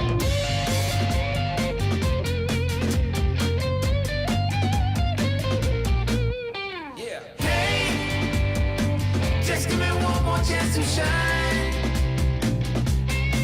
Now what I'm saying, just give me one more chance to shine on the highway.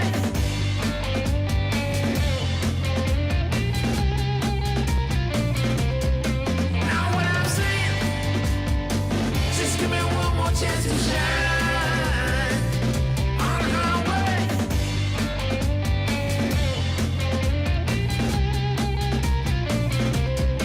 Now what I'm saying, just give me one more chance to shine on the highway.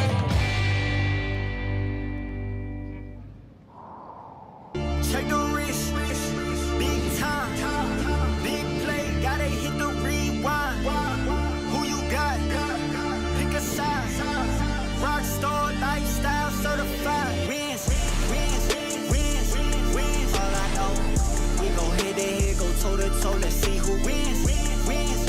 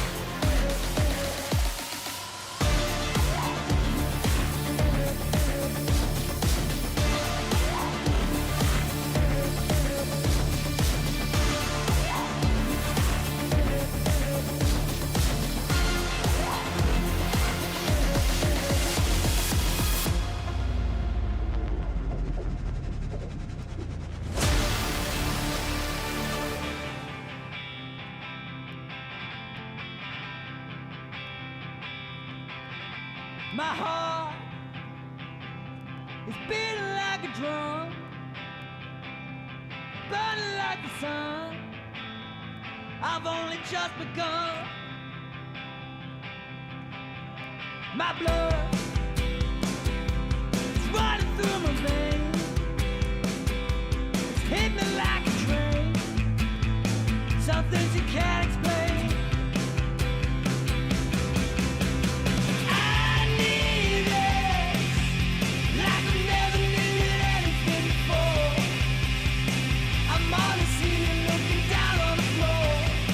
My heart is ready for war. I know that I need it.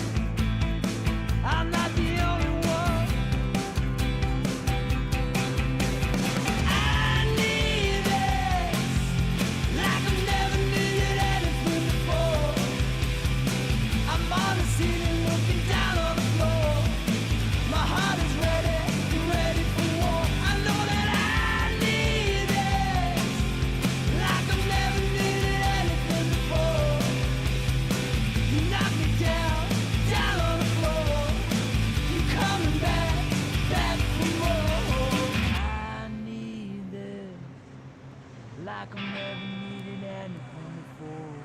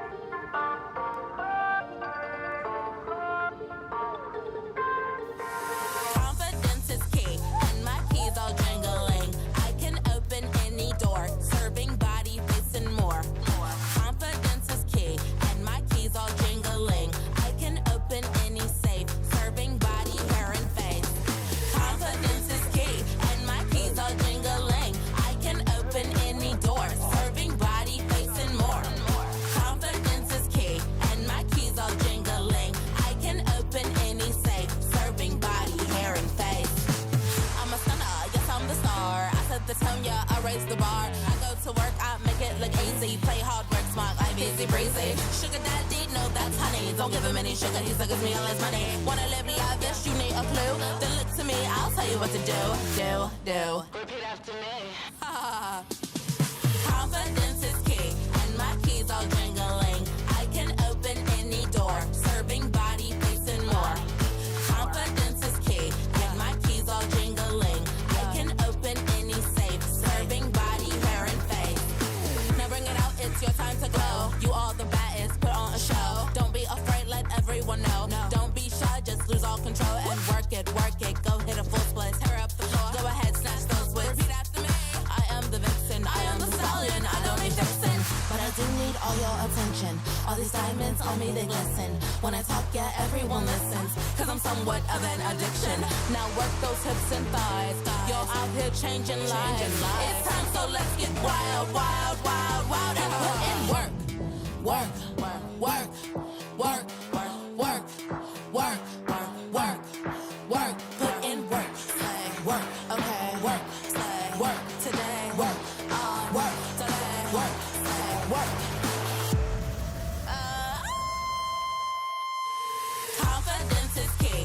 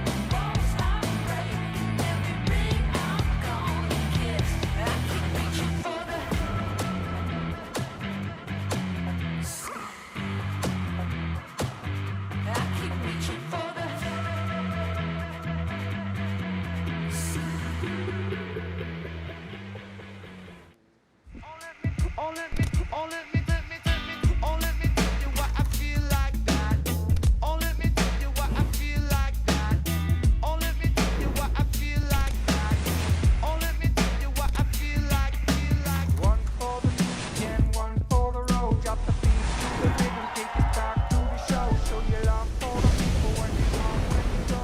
Your next generation. Stop 2 on the 2025 Championship Tour welcomes you to Surf Abu Dhabi as we'll fly up high above and check out the basin here, offering incredible wave riding opportunities. Right now we're dealing with qualification round for the women. The opportunity, the carrot, that's a spot in quarterfinals for the women. Surfers who get in second and third place position, they're going to come back tonight under the lights for a tense, terse, and hopefully dramatic elimination round. I'm Paul Evans, joined by Flick Palmer. Enjoyed the action from what we've seen this morning so Yeah, far? I really have. I mean, a standout for me, Bella Kenworthy. It can't get past that performance. Rookie on tour, first heat of the morning, really solid. And I'm looking forward to seeing these next couple of heats play out. And I mean, it's sudden death this afternoon, or tonight, should I say. So as much as you don't want to be placing last, it's also a really exciting one to stick around for, commentate and watch. Yeah, interesting to see how some of the personalities come across as well in terms of also experience and the way they go about competing. Everything exposed here in the basin. High pressure situation. Surfers have dealt well with that in the past. The likes of Tatjana Weston-Webb, got silver medalist in the Olympics last year for Brazil. Gabriela Bryan, the powerhouse. Thinking about some of her big hooks that she does on the face here. They could be big point scoring maneuvers. Sally Fitz, so well rounded. No real weaknesses in her game. She loves to take on, well, the entire field really, but also just surfing against herself and the very high standards she sets. We'll be having a look at that shortly. She'll be first up here. And it will be Sally Fitz with a ton of experience at the elite level. And in terms of what she's, nothing really left to prove, but she's certainly got a lot more to say. No, she's got a lot more to give, Sal, and it's something that really inspires me, and I think it should be inspiring to all surfers on the tour. And you know, we heard her talk a lot last year about how she's looking to this younger generation, getting inspiration from them. And yes, I still think Sal has a lot left to give, and she's got a lot left in the tank. Let's catch up with some of Sally's thoughts coming into this season. I think in 2025, like, I look at it and just anything's possible. Like, anything is possible. I've just shown up to the most amount of change I think this sport will ever see over the last 5 years. And I couldn't be practicing for change and all those things anymore. Like, I've been on all different tours, I've been at all different stops, I've been at all different rankings, and that led me to some amazing moments in 2024 and, you know, highlights of my career, like going back to back on Challenger and some of the surfing on the tour events. So I'm excited for 2025. I'm excited to be a part of it, and I just want to see the show too. I think the show and the anticipation and just all of it, I'm still just as excited as like that first year as a rookie. Sal as fired up as ever. She'll look to bring that here in the basin here with her first run. A reminder just once again how this works. She'll be going right with her first wave. She'll get 2 rights, 2 lefts, 2 runs. Surfers taking it in turns. So for this qualifying round, you're going to have to put a wave back to back. You get a little break, time to come in, get some thoughts. And then look to try and improve, if possible. Surfers who have been able to go early with a bit of scoreboard pressure. That's bode real well. Here's Sal, train coming down the tracks, and then the wave funneling through here. Sally Fitz into it, deep up turn. Nice hit with some fizz in the lip. And then being poised and balanced to tuck in and do this and get cover. Sal in the tube. Wow. Hanging around in the tube. Really nice throaty one there from her. And she'll emerge and be patient off the bottom. Nice stinging hit, precision from her.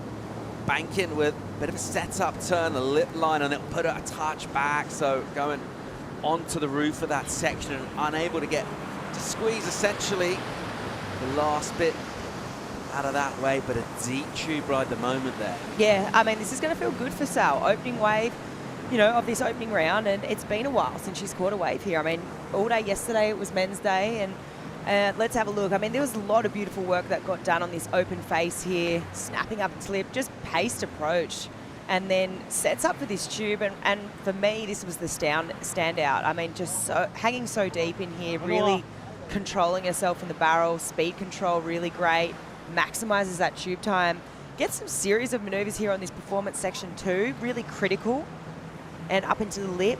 Maybe almost a little bit too critical here as she gets just hung up there on that lip. But I think maybe she didn't go for that third turn and maybe just parked it in the tube. She obviously would have maximised that score a little bit more, but overall, I mean, you're going to be feeling good after this wave. Yes, she didn't quite make it through that second barrel section, but there was a lot of hefty damage done before that. So we see this is the moment, just goes up into that lip as that wave's just starting to cup out, trying to get a little bit steep, and fortunately landing in the flats and just can't get around that.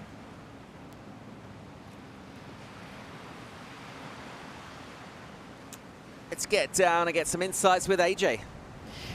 Thanks so much, Paul. We're actually going to get some insights from Dog here. What were your last words to Gabby before she hit the pool? Just to really stay present. It's been a lot of waiting, you know, for the girls to actually get in the water. They've probably watched, I don't know, 300-400 waves. So there's a certain anticipation there, and just sort of go off instinct. We'll drop the sort of the training we've done prior and sort of just go on your feel. It's a good time to do it. Thanks, Dog. Pleasure. He's enjoying himself. He's having a good time. So are we, right? Absolutely. Do you know how many waves we've had the pleasure of witnessing so far? Enlighten me, please. Have a guess. 244. Nearly. 242. Oh. Close. Pretty good. I'm not going to lie, I'm impressed. Gabriella Bryan isn't thinking about all that. It's just the next wave, staying present in the current moment. What's she going to do with this opportunity that comes towards her? She'll be surfing on the left here, going backhand. Let's see what she can do with that. This will be her first wave. This is heat 5 of the qualifying round for the women.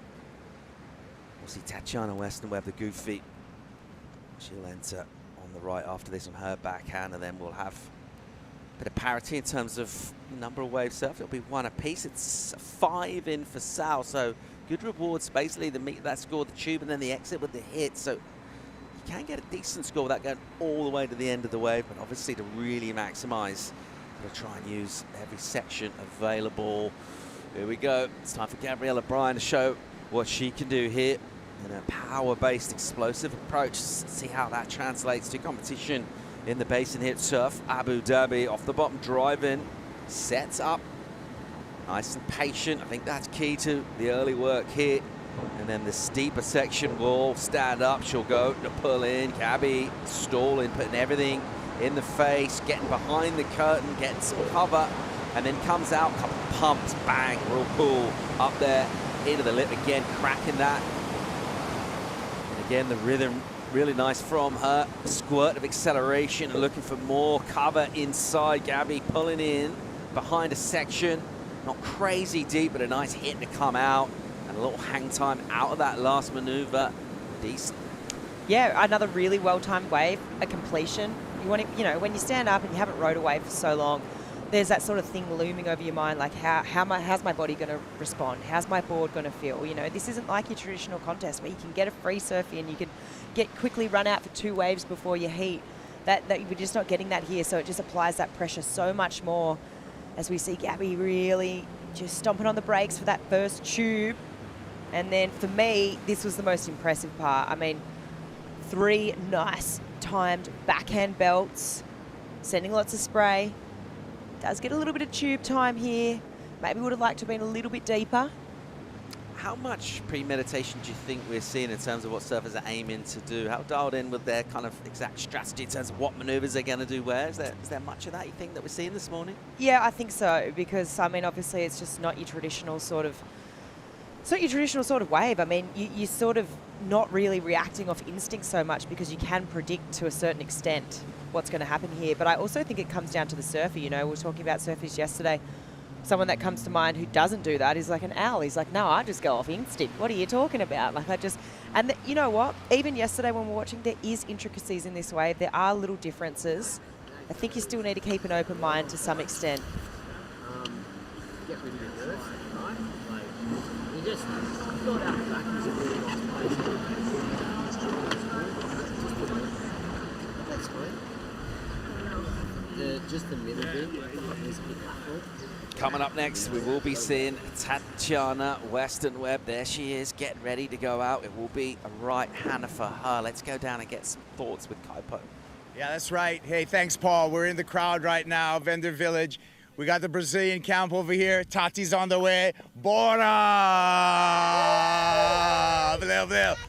Yeah, Tati! We got a perfect view of the right, by the way. The energy from the Brazilian squad, doesn't matter where you are around the world, Flick, they roll deep, they're vociferous, they're passionate, and they love to see their surfers perform. They got one of them coming up next. Her best semi-finals, 2 times out at the Surf Ranch. See how Tati goes here. She'll be going on that backhand that served her real well in the past. She's got some weapons there. Has been mainly about the maneuvers for the surfers, going backside so far this morning. Seen a couple of pretty successful deep tubes, but some big hits on the backhand, some nice joined up work. Thinking about Bella Kenworthy early on and the way she was just able to keep improving things. Tati making final preparations to get involved here. All right, let's go back to Kaipo. All right, here we go. Tatiana Weston Webb. She's dropping in here on the backhand. We know she's got a reliable backhand hook. 2 times here. Bora! And another Bora! And one more coming into this barrel section. Tatiana Weston Webb dragging through there. In the barrel. Coming through here. Nice first section for Tati. She makes it through there. 1 time more. To the lip. 2nd to the lip. 3rd to the lip. And we got another barrel section for Weston Webb. Let's go. Call it in Portuguese for me. Bora! Bora, Tati! Vai! Vai, Tati! That was a great start, Paul. Tati all the way through. She's feeling it. Check the energy. Loving it. The backhand hits were nice and crisp. And the confidence that she's able to dial into time and time again, go through those processes and bring her best. She likes a pressure situation. Does have that as part of her game as well. Doesn't mind a challenge. She's got such a quick whip out of the lip. She gets so much expression out of that top part of the wave. I mean, right here, she's really trying to maximize the tube time. I think she, overall, when she watches this back, she's probably going to want a little bit more time in the tube. But I mean, so much damage here done on the backhand attacks. Just getting so much whip out of that top section, really hitting that coping. And then here she does better on this inside tube slabby section, maximizes that time. And a little fin drift there to finish. So Tachi really liked this. And I mean, it just must feel good. And we heard Dogs say it before, you know, that they've been waiting around for a lot longer than sort of what the men had. You know, the men had the practice sessions and they were straight into it the day after, whereas the women yesterday, they weren't catching waves, you know. They were trying to keep their nerves at bay. They were, and, you know, I was speaking to Isabella Nichols this morning and I was like, what did you do yesterday? And she's like, I was just taking it really easy, just cruising in the hotel. And, but he's just trying to manage those nerves. So rightfully so, that this wave feels good for Tati. Get a completion, feeling good. Yeah, interested in that point about the nerves as well. We just heard the insight from Dogs saying to Gabby, you know, the first one is to wash off the nerves. That's kind of minimum that you'd like to expect from your opening ride. If you can try and maximize that opportunity, certainly as Tachi appeared to do right there.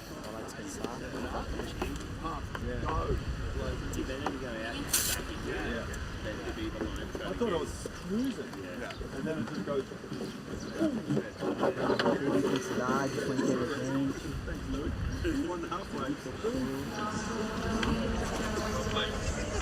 Number in for Weston Webb, it's a 6, so just under what Brian was able to do. But already this one pretty evenly poised here, Flick. Gabriella with the best of it, 6-1-7. And you know she's got plenty more. She'll be fancying having a crack on the forehand as well. That'll be coming up next for her. Before that, it will be Sal. We'll see her on the left. Let's see what she can do here. Opened up with a 5, it's pretty decent, but certainly room for a bit of improvement when she does get to go left again. She'll set the tone here with her right.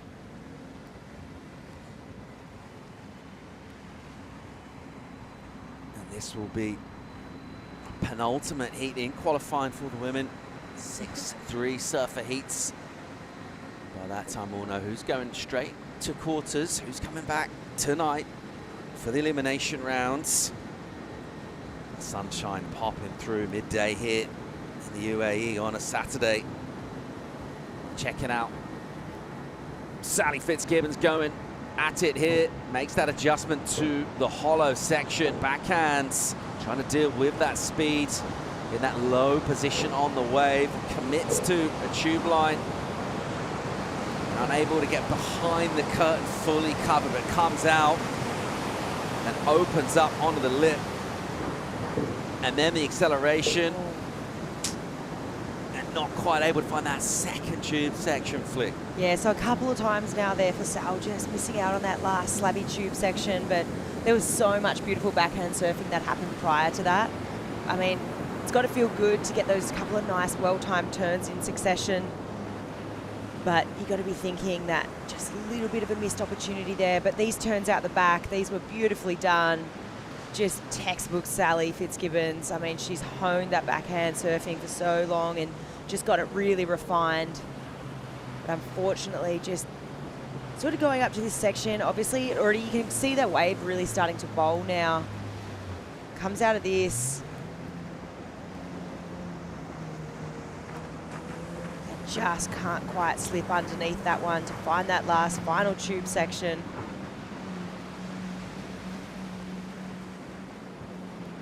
She will have another shot at the left. That's one run complete for Sal. She's gone right, she's gone left. Score reasonably modest for that left of 3.83. She'll certainly look at improving on that when she gets another crack. Right now, she'll wait and have to just watch the reply and see what goes down from a couple of surfers who actually started off on the front foot. Gabriella Bryan, she'll be up next. She'll be going right. She's leading things in terms of just the opening hostility. 6.17 is a good way to open up. You can build from that position. Get yourself already a couple of scores on the board, and then look to try and improve further from there. We talked about it, we touched on it. Top of this one, really, it's a different way. His approach is going in. Gabriella Bryan, I think in terms of confidence, that will come from basically from her performance. It will be a case of she can go out there and perform. She's going to get ever more confident and more dangerous. Definitely a momentum surfer, Flick.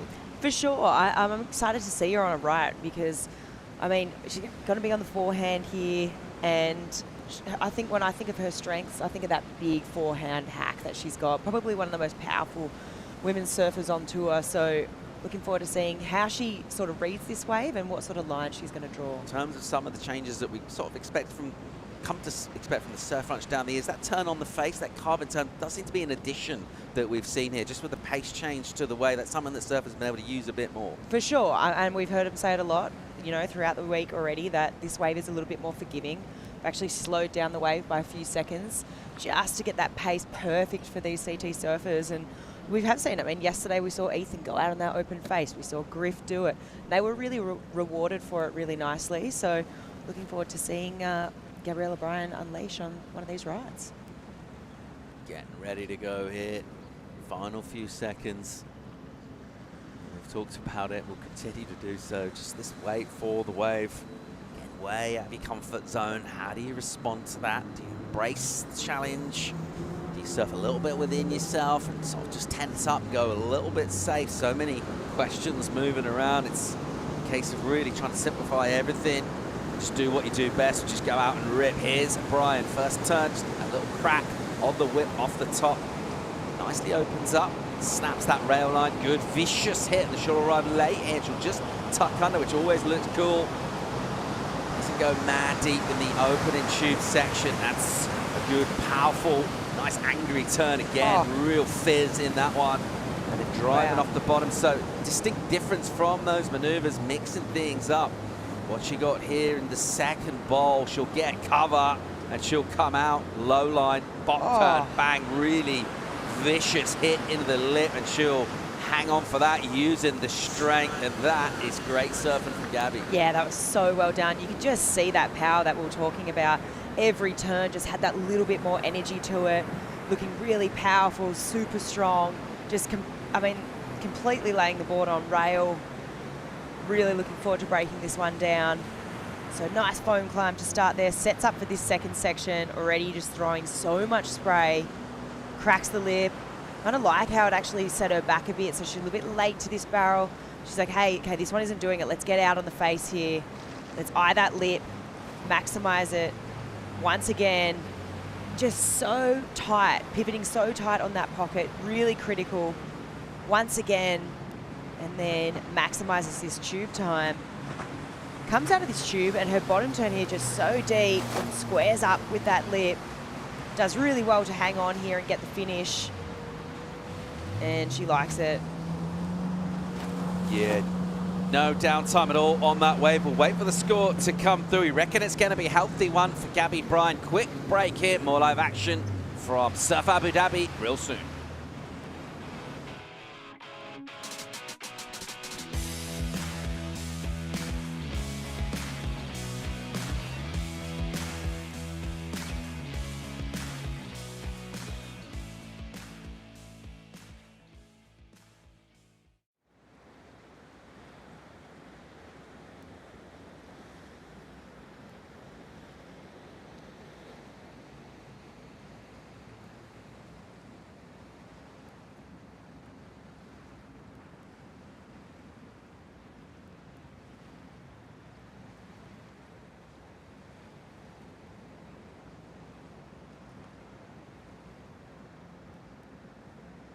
Scores are in. Last five for Gabby Bryan, 7.1.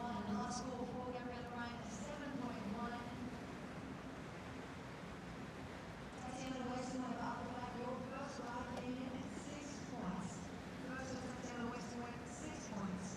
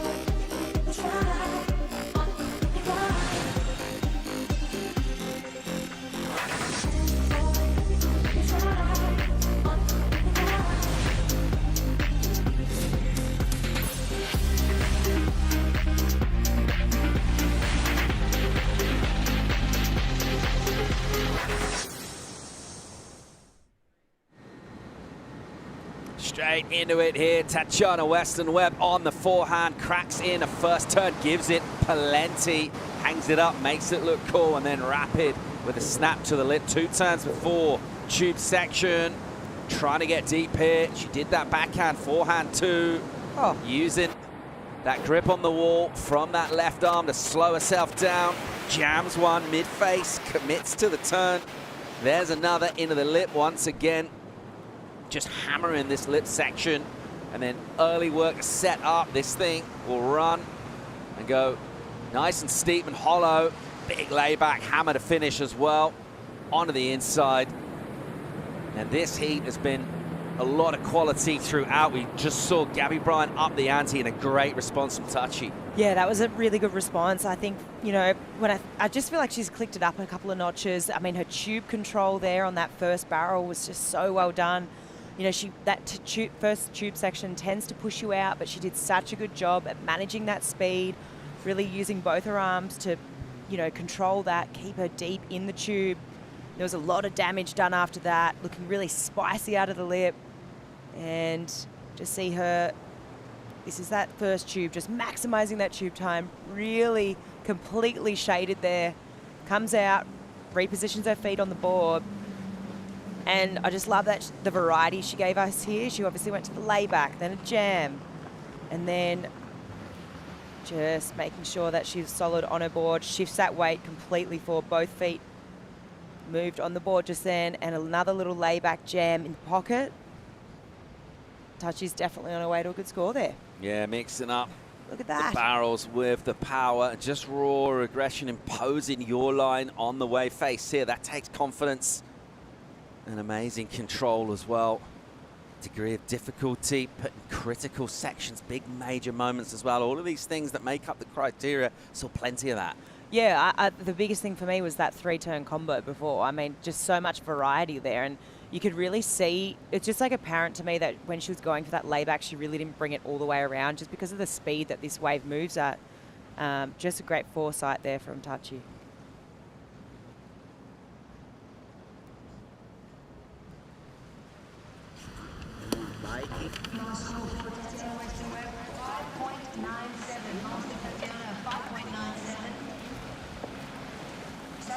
Number in for Tachi after a couple of words from 2015 World Champ Adriana de Souza, 5.97, just coming in slightly under. And the messaging essentially there for the panel, probably along the lines of maybe getting a little bit deeper in the tube, and just some of the turns as well, maybe could be slightly more critical. Good vicious intent. Definitely got the vicious intent for sure. I think, you know, if you're going to be hypercritical about it, I guess there was a lot of intent there on those first few turns on that performance section, but maybe cutting them a little bit short. Maybe just going to 2 big ones instead of 3. She will have another complete run. She'll go right and left again. Meanwhile, here goes Sal. Back on the forehand for her. She'll look to try and make this wave count. 5 points is a keeper score from her opening waver right here. Pulling in, Fitzgibbons behind the curtain. Gets a little pump for the exit, 4 speed. Straight up into the lip. Remaining at the bottom of the wave and really focusing on a section which is providing a bit of crumble, bit of lip line, but throws it down. Yeah, she's going really, you know, she comes out of that first barrel section and she's going really critical in the pocket, which obviously the judges like that, but maybe there's that little bit too critical because she's getting a little bit caught behind there. So that's super unfortunate for Sal. Let's have a look what happens. So she gets into the tube here, nice and deep, nice control. Comes out and she's going straight up into the lip, hitting that coping already. That turn really critical, but high risk. Here again, super high risk, and with that, sometimes high reward, or also not. I mean, just unfortunately, you can just see she brings that nose all the way back around, but that wave already starting to get a little bit too steep for maybe that sort of turn in that section. Yeah, just trying to get a bit extra, isn't she? I mean, that's a classic Sal turn, but an interesting just illustrating when you do have a bit of scoreboard pressure, she needs to improve significantly on the numbers she's already got. So every turn trying to get more out of. And the jeopardy obviously behind that is when you try and just tweak that tail out a bit, it can prove problematic. And that's the classic risk-reward scenario surfers have got to deal with here. She'll be looking for a sizey number on her last wave, and also potentially just a little bit more of momentum finder if she does find herself back in the elimination round tonight. The moment she's in the position to head there, just on your last wave, you can also get some learnings, get some insight, carry a bit of momentum through as well to that. Let's see how the rest of this plays out. We'll be watching Gabby Bryan come up next. Interesting to see her response so far. It's gone pretty well for her. Impressive opening numbers. Good total for her. She's in first place. She'll have a couple of spots that improving on that. 13.27. It's a great way to open up, Flick. Oh, I mean, super. With every wave, she's improving so far, right? And that's exactly the way you want to surf here in the pool.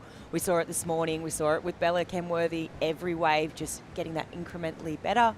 And I'm excited to see. I mean, she's already locked in 2 good scores. So, yeah, it gives you sort of a little bit of freedom, a little bit of wiggle room. It's like, okay, searching for something a little bit better than a 6.17. So I'm thinking bigger moves, a little bit more freedom to go a little bit harder, faster, stronger, critical.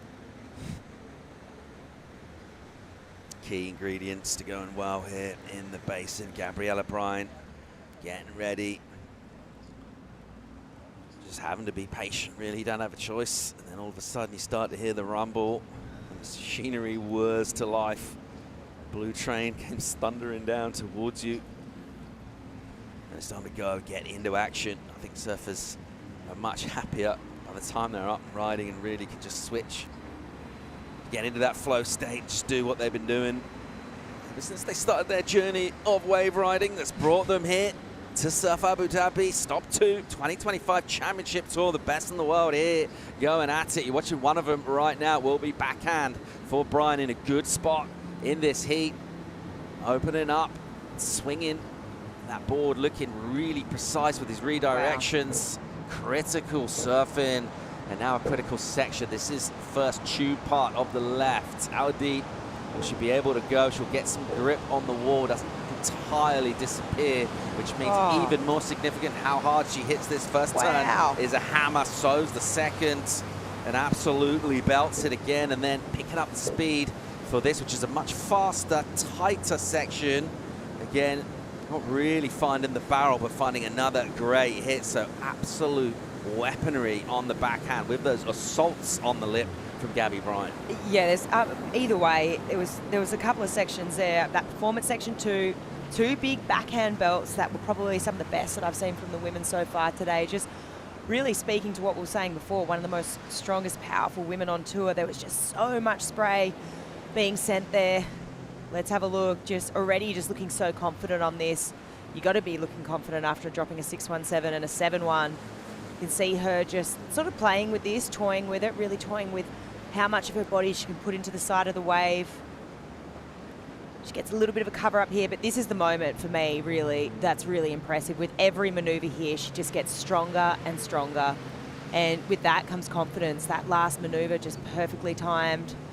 Tries to get a little bit of shade here, but we wanted one to be a little bit deeper. Gets the finish. She's just looking so strong.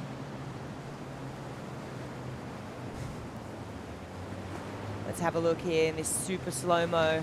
I mean, timing really doesn't get better than that. Those boards are looking so good underneath her feet. Those mayhems shaped to perfection. Absolutely on the Ferrari model right here in the pool. And as she goes up for that third belt, every turn here just gaining so much more confidence and speed. The acceleration she's getting out of the turns. But she's looking on fire right now, Paul.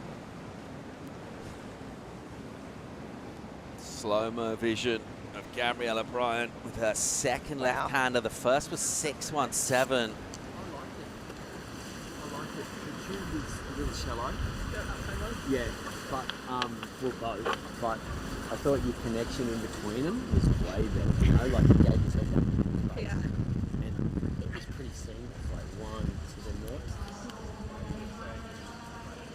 No, they didn't like it. I don't like the no barrel, huh? Yeah, those turns felt way better. Number in 5-8 for Gabriella. Getting relatively penalised for not getting deep in the tube flick. For sure, and I totally agree with what Dog and what Gabriella was saying, that those turns were probably the best turns she's put together, but to complete the wave here, you kind of need to get a bit of tube time. So, interesting little takeaway. But yeah, I totally agree with that. Those turns that she put together, the best yet. Yeah, definitely to get tube time if you go in for the tube. I mean, if you don't go for it and you do something else instead, I think that's a pretty good way of getting a score as well. But if you are stalling, you will need to get that cover. Agreed. Yeah, has to be intentional. Everything has to be intentional. Let's see the response there from Western Webb. She'll go on the backhand again. It was the 6 for her. Her entry into this, coming in as that top seed, afforded a chance to see exactly what she needs to do. Here she goes, but a crumble in the opening section for Tachi. A little bit of release and slide for the opening turn, which just shows how confident she's feeling by giving it an extra squirt. Rock back a little bit on the heels, recovers real well, compresses, gets the cover, stalling, getting behind the section, and then out. Comes out the tube, and then from the low line, gives it a belt. Once again, pushing on that back foot.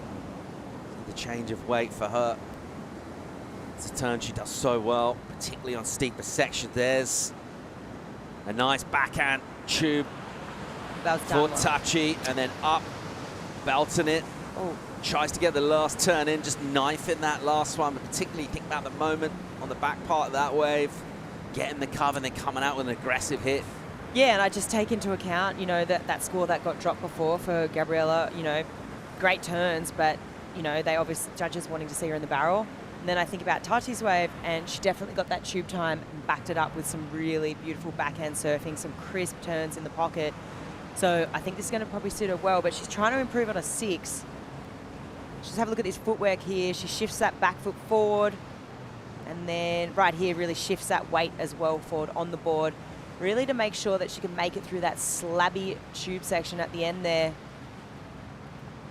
Nice vertical backhand hit. And that front hand just coming down onto the front of the board to make sure she gets that completion.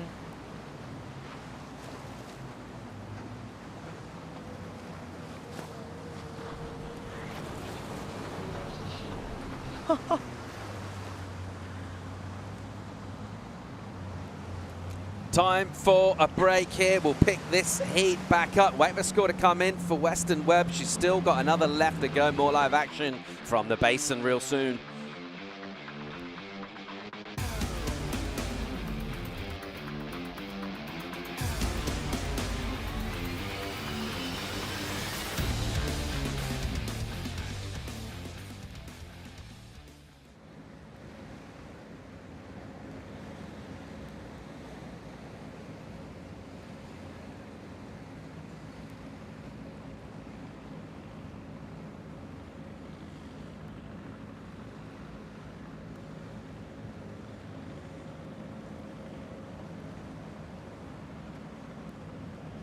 Last score from Tatiana Western Webb at 6.33. Last score for Tati, 6.33. It goes into your top 2, Tati. And you are still in second place.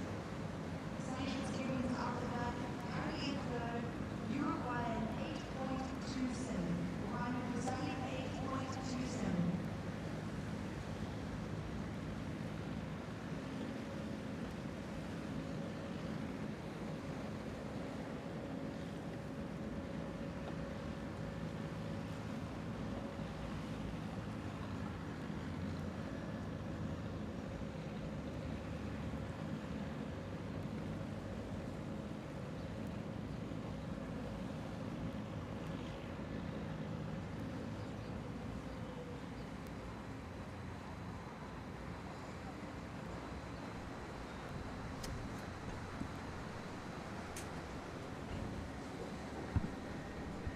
Back at it here at Surf Abu Dhabi, picking up Sally Fitzgibbons with a major requirement. Needs to go right up the scale.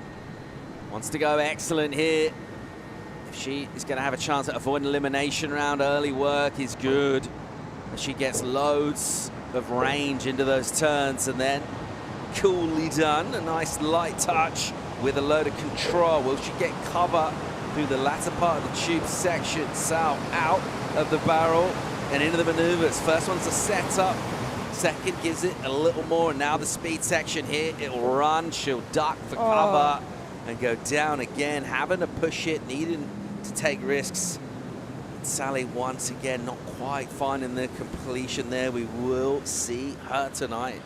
Under the lights. Sudden death. Super unfortunate there for Sal. I mean, she did some good work here. Let's have a look what happens. Inside slabby section, grabs that rail. She manages to get underneath, driving forward. You can see all that momentum shooting forward, but she pulls that rail up and ends up going up and over with that one. She sucked up the face there a little bit.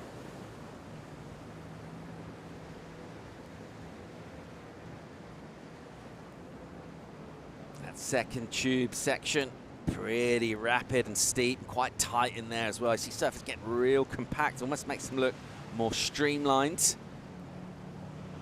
And she was in a good position there, but whenever you get that low and deep, you're always at the mercy of the vagaries of that foam ball and of that lip as well as it cascades right next to your rail. A wry smile from Sal. She'll know she's got plenty more in terms of performance than that. She's going to have to try and show it because it will just be 2 spots available to get out of elimination and into quarters, where at the moment, so far in this, but yet to come, is where Gabby Bryan's headed in terms of being in that first place position.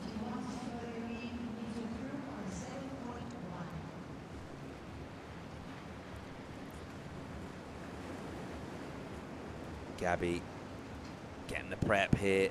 Didn't get the improvement on the last one.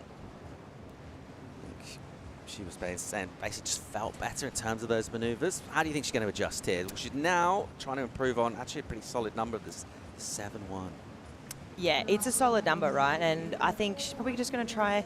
So 7-1, that's the right. We saw her go to town. I mean, really, some of the most powerful surfing we've seen all day. So she'll be expecting something pretty exciting from this performance. Potentially, she's going for an excellent score, right? You're trying to push higher than a 7. Are we going to see that first excellent score of the event be dropped? Maybe. But it's exciting, you know. I mean, Tati is kind of chasing her a bit. Tati is in the mix. So you've got to be thinking there is potential, you know, if Gabriella doesn't improve on this, Tatiana still only chasing that 6.95. So pressure, but also not at the same time. I think you got to kind of go for it as if you're improving. Already in that. She's got the second highest score on the right all day today with that 7-1. So trying to improve on that, I guess, recreate similar kind of feeling to what she did. Go harder again. About the power and the aggression is key to her technique. The speed, I thought, as well throughout. No downtime at all. Everything joined up real well. Seamless. If you can just keep it in that critical part of the wave, then it's riskier. It's more on edge. It looks great. The judges will reward it. Gabby Bryan here. This will be her 4th and final wave. At the moment, leading this heat. 7-1 in the number she's trying to improve upon. Opens up with the snap. And then again, another big hit. Similar kind of entry into this section from her. A little duck for cover and then out, bang into the crumble. Great flow down from that turn. Another really nice one. And she comes out of the turn with more speed than she went in, which just looks great. And there, absolute hammer on the rail. Tube section here. Gabby Bryan won't go super deep, but she'll get a steep bowl here. That was sick, releasing the tail. Degree of difficulty, critical surfing right in the pocket. To me, it looks like she surfed at a different speed. She upped the ante and so much aggression on that wave. I haven't seen that yet from the women. I feel like it was probably the most aggressive that I've seen a lip attack today, this morning. And, you know, although she didn't really get super deep in that barrel, she got a little bit of shade time. I feel like you're going to have to reward those turns because right now for me, I mean, this is the standard of just aggression and the way you want to attack the wave. This moment here, setting the tone for the wave. Nice little pocket ride here. Registers, okay, let's just make the most of this bowly section. Eyes that little bit of foam. Beautiful lip line. Once again, right there, that one maneuver for me has been my favorite all day. And then just again, just take that. So much aggression. And lines up this inside section. That little pocket ride. And then once again, whoopah, take that. It was just so deadly. It was deadly. I really like this wave. You just really see the intent here. Big layback hack there. Bit of variety as well. But yeah, interested to see where the judges are going to go with this. This last turn as well, just so dynamic. Pivots so hard off the bottom. Releases all the fins. Ultra aggressive surfing from Gabby Bryan. 7-1 was what she got previously on her right. And making a pretty good case as well to challenge that score and add a little bit more in terms of the requirements that'll be facing Tachi. She'll be coming up next. At the moment, prior to the number, it's already a pretty decent score that Tachi needs 6.95. Let's see if that just ratchets up a touch. More space, but what you did looked great. The one big hack before the last one, the third, was really I know, nice. I was like, frick, I need to tag this thing and bring it around. Yeah, but even the last one at the top section was really good. Like, threw a lot of spray. And it just was a bit musky, the barrel, so... Same. Number in, 717 for Gabby. Does get a marginal improvement. Not an easy job to improve on a 7. She does that there. And some 8 maneuvers on that wave, all of them crisp and risky. And she should be pleased with herself. She's done great work. Yeah, pretty funny, you know, when you hear her react to that. She's like, oh, same. You know, and I feel for her because, I mean, she just looked like there was so much aggression that went into that. But look at the numbers that Gabby's dropped, 717 and a 617. Just really making that requirement a little bit more for Tachi going into this. But good thing for Tachi, she's sitting there with that 633. She's got the one good score. So she's got to really bring it on this final left, chasing just over a 7. Yeah, 7:02 is what Tatiana Weston-Webb's looking to do here. Here we go. It'll all come down to this 4. This heat number 5 of qualifying. Weston-Webb banks the first swoop to check back again into the lip, blasting out fins. Now things will get hollow onto the tail, behind the curtain. She'll get covered. She'll stay there. She'll get another section that puts her behind again. The runner section here belts that. Gathers herself again and up in the ante with a vertical hit, big sting in the tail. She just smashes into the lip and then absolute load of speed through the hollow section, but she'll just get clipped and taken down. Don't think we'll see the 7 there. Wow, I mean, Gabriella was asking the question and Tatiana was well and truly answering there. That was so impressive to see, under pressure. Needed a score. There was some really good work done, some serious barrel riding, really prolonged that length of tube ride. And, I mean, just so aggressive too, sort of taking a leaf out of Gabriella's book here. Just really, really dynamic out of the top. Just unfortunately getting just that little bit too deep. You know, and I just think about the way that Gabriella's sort of finished her waves just to really cement that in the judges' minds, and don't know how that's going to be received. Trying to match some of the power, trying to improve really by just getting a bit deeper with the tubes. Well, she did that, but as ever, that's the balance. You've got to try and find how deep you get and able to get the completion, the score on that part of the wave, and she'll know by her own pretty high standards. A couple of missed opportunities out there from her 2 runs up and down the basin here at Surf Abu Dhabi. Wait for judges to deliberate on this. 7:02 is the number she needed. She would have definitely been asking the question if she'd gone complete on that section. Nevertheless, judges will look on what she was able to do before that. Eu também, eu não consegui fazer 3 antes de tudo. Eu não gostei muito da, eu falava, tem que fazer 3 antes desse curso, senão não vai chegar no 7.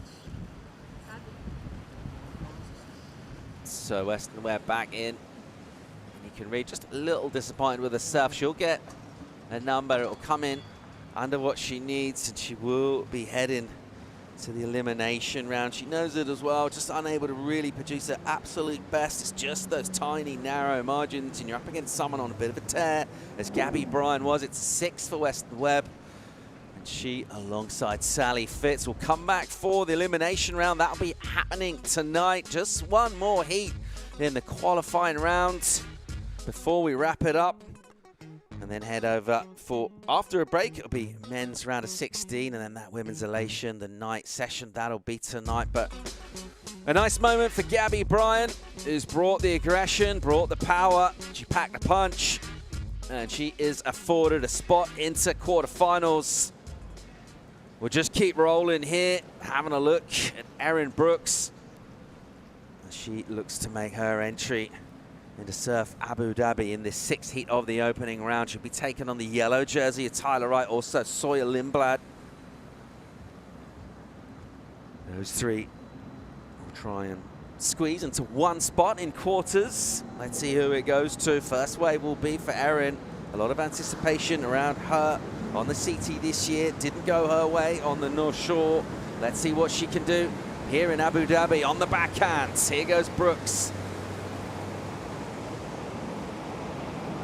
Opening up with maneuvers and then looking to try and go hollow. Not, in fact, going for that tube section, just using that steep part of the wave to go super vert. There's been a lot made of just how vertical she goes. An amazing recovery.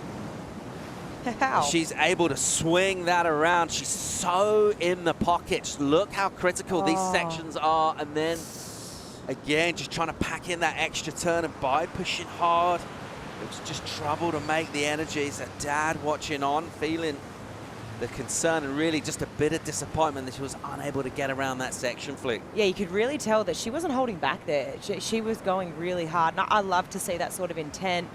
Just so aggressive out of the lip. Again, for the second time. Here, I just like this. Just biding her time. Really going up into the lip here. I mean, really the recovery to get around these sections. This one here, I mean, that was spectacular just to regain balance there. But she kind of put herself on the back foot a little bit, just ever so slightly playing catch up, and then just couldn't get quite around that. I mean, this wave just really keeps you honest. Time for a quick break here. When we come back, we'll wrap up the qualifying round. We'll bring in Joe Turpel and Jessie Mendez for the call. Stay tuned.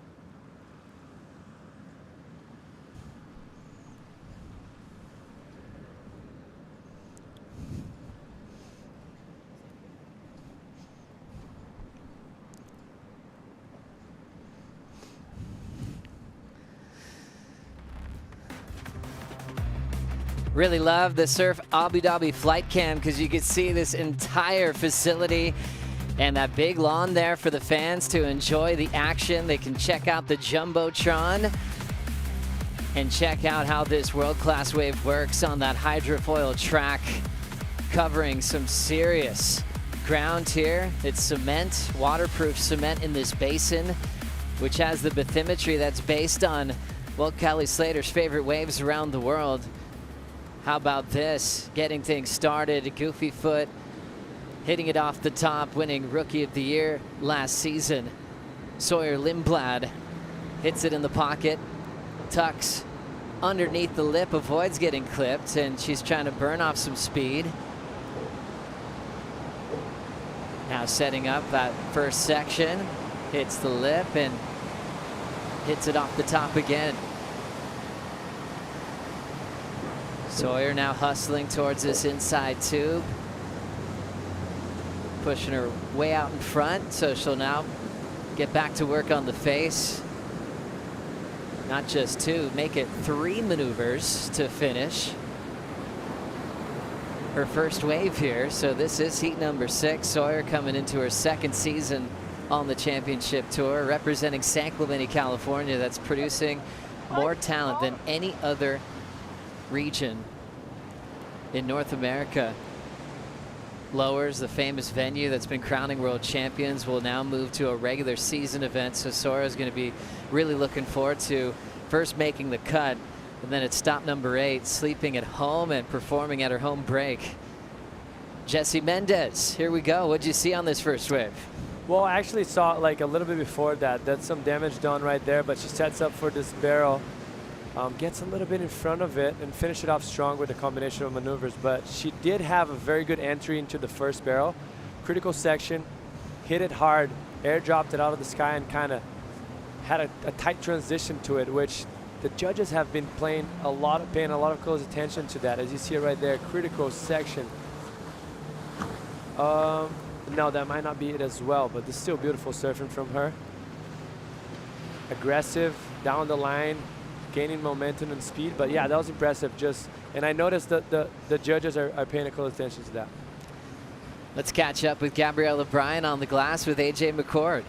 Thanks so much, Joey. We were just talking to Gabby about your first time getting a chance to surf at Surf Ranch in this KS Wave Co technology. Give us the breakdown of how you entered your first CT at the Surf Ranch. Yeah, I was pretty young, maybe like 17. I was in the trials with Rising Tides, and there's a bunch of young girls, and I ended up winning and getting a slot in my first ever CT event. And here I am many years later competing in Abu Dhabi at a wave pool, so it's a pretty cool moment. How proud would that Gabby be a few years ago of what this Gabby just did in 2025, dropping some hammers, some big scores, locking in your spot to the next round? Yeah, little Gabby would be super proud. I think back then I was like, just don't miss the wave, and now I just want to showcase my power surfing and what I'm capable of. So I'm stoked I didn't fall and I caught the wave and I got to do that. So now you're not surfing until tomorrow morning. What are your plans the rest of the day?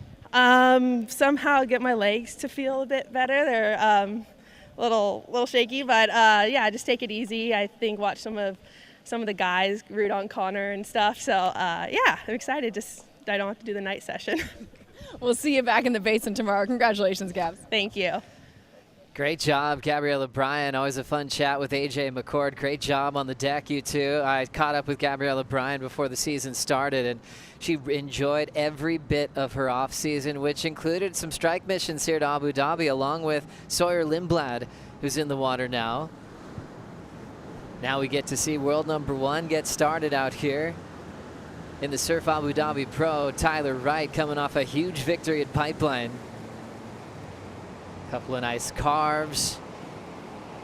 Nice steady work for the legend of the tour. She'll pull in. Great positioning, getting a lot out of that first tube on the right.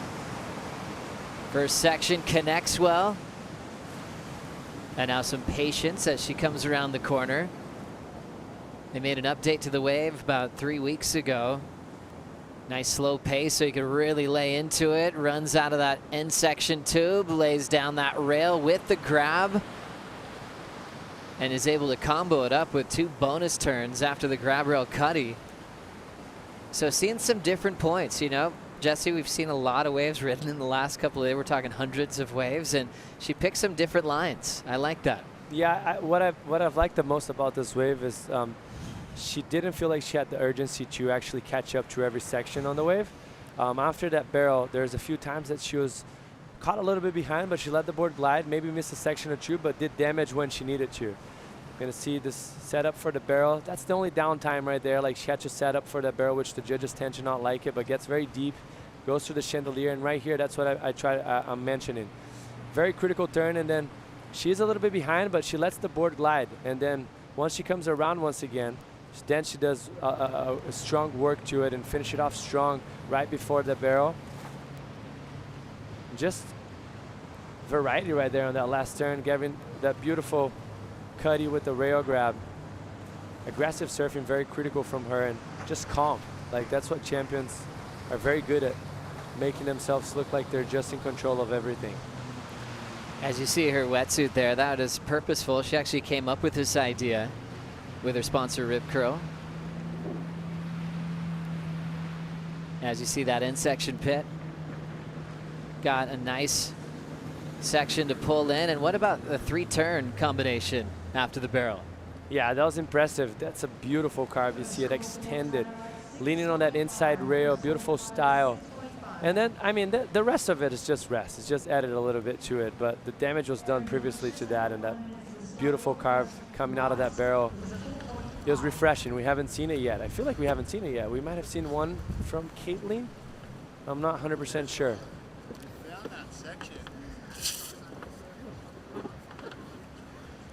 Let's dive deeper into the story of this special wetsuit. AJ, pretty cool to see Tyler bringing it to this event. Yeah, Joey, we've seen her in this wetsuit a few times before. She wore it primarily on the WSL CT in Fiji last season. When I was asking her about it after the heat, like you mentioned, there's a lot of function to it because she says having that one long leg really helps her inside the barrel. Before, when it was short legs on both sides, she felt like there was a bit of an uncontrolled handbrake. So this really eliminated a lot of the variables in her barrel riding. And also, we touched on the fact that it's a little bit WNBA inspired. Asia Wilson of the WNBA rocks the one leg long sleeve. And so Tyler, a big fan of the WNBA and likes the tie-in there with Asia Wilson. Asia actually also sharing that she loved the fact that Tyler was bringing the one leg sleeve to surfing last year when Tyler and I got a chance to talk about it in Fiji. So a little women's sports crossover for you, Joey. Thanks so much, AJ. I love that report. And it makes sense. That's the lead leg for Tyler when she's in backside barrels, and when you're sliding, using your body to stall. I see where she was going with that. Erin Brooks, now the phenom rookie representing Canada on tour, already rifling off a few solid turns.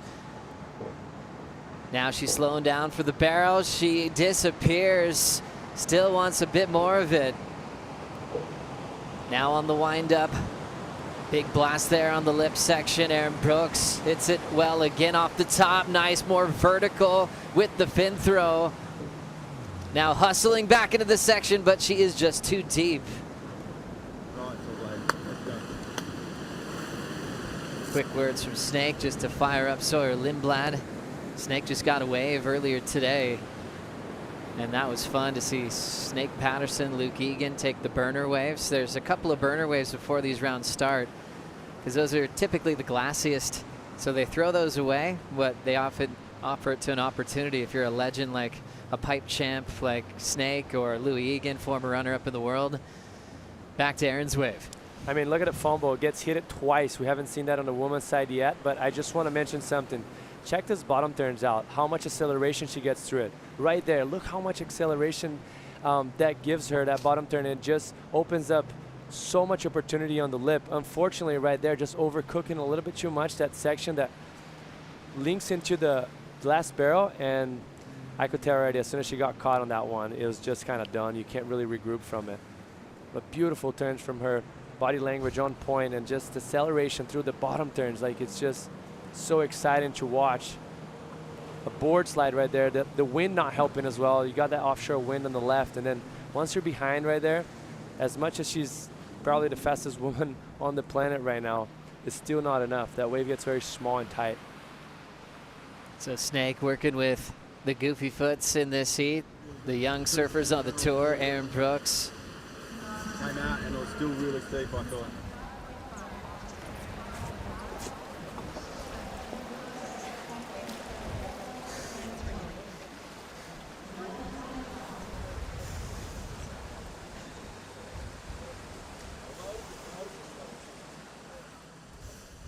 Erin Brooks getting her last score in, a 5.5, 4.5 before that, and has the lead with 2 scores, but Tyler and Sawyer will be able to the tempo thing, get their second efforts in. Right now is that one big pump with the barrel bitties. You 3 turns and then go whoosh, whoosh, so it's not so steep, and then your timing will be all better.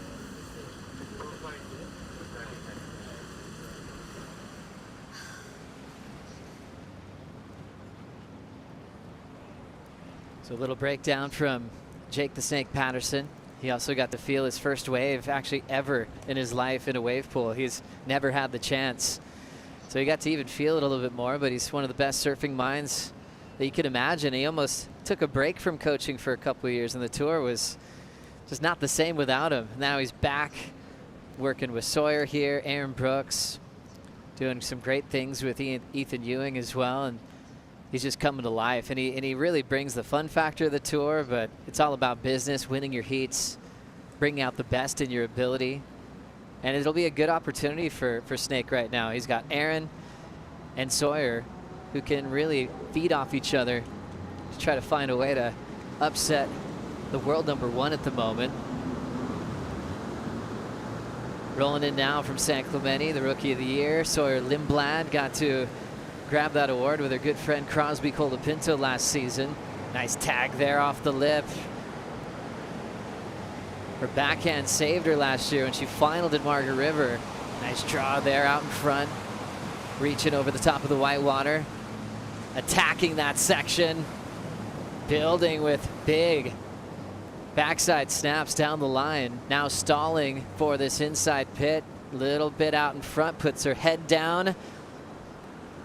Drills it right on the money. Hits it off the lip again. She might even just tap it shut. Well done for Sawyer Lindblad.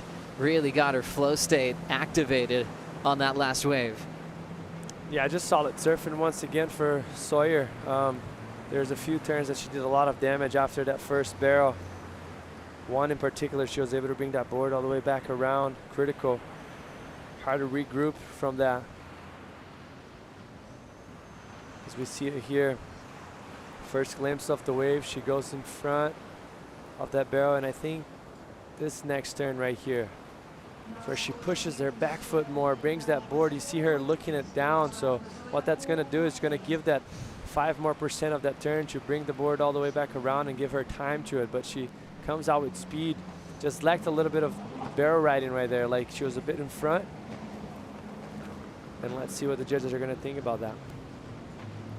I think that's the turn that I'm mentioning. Look at extended bottom turn into the most critical part of the section. You're going to notice her face first looking in inwards and then down the line. Just gives amplitude and acceleration throughout the turn. Not trying to rush anything. Beautiful surfing from Sawyer. And then the technique on the end section barrel. I mean, one thing, Jesse, if you do kind of miss getting barreled, you come out of that section with a lot of speed because it's so hollow.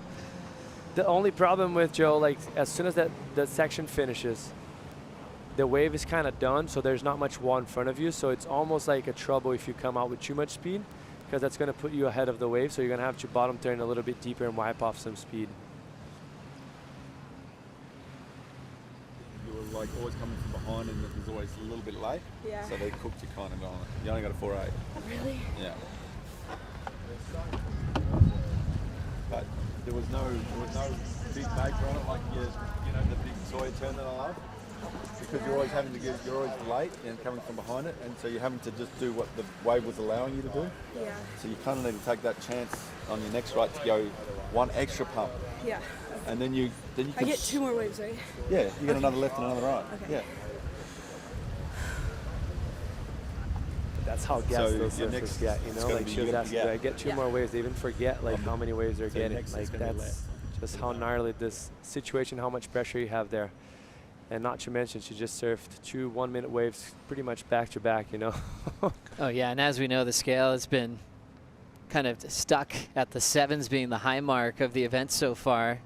And I think surfers can feel better about their numbers when they know Felipe, you know, is in that 7 range, as he's kind of the guy setting the pace of what you can do out here. So when you work that hard and you get a 4, you know, I think they've adapted to the scale in this wave pool format. Sawyer Lindblad, a 4.8 and a 4.73. Here comes Tyler Wright, who just came off her 17th championship tour win, equaling the great Frida Zamba. Here comes Tyler's left. Throws it vertical on the second turn.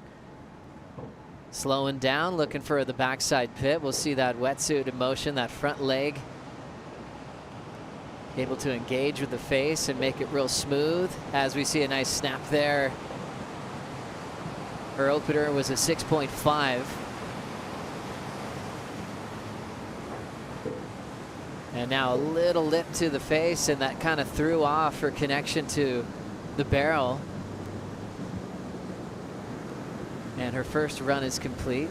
A run consists of a right and a left. You get 2 runs in this qualifying round. Gabby Bryan going straight to the quarterfinals in that last heat. Second and third will go to the night session tonight. As we take a quick break, we'll continue on with heat number 6 of this qualifying round when we return.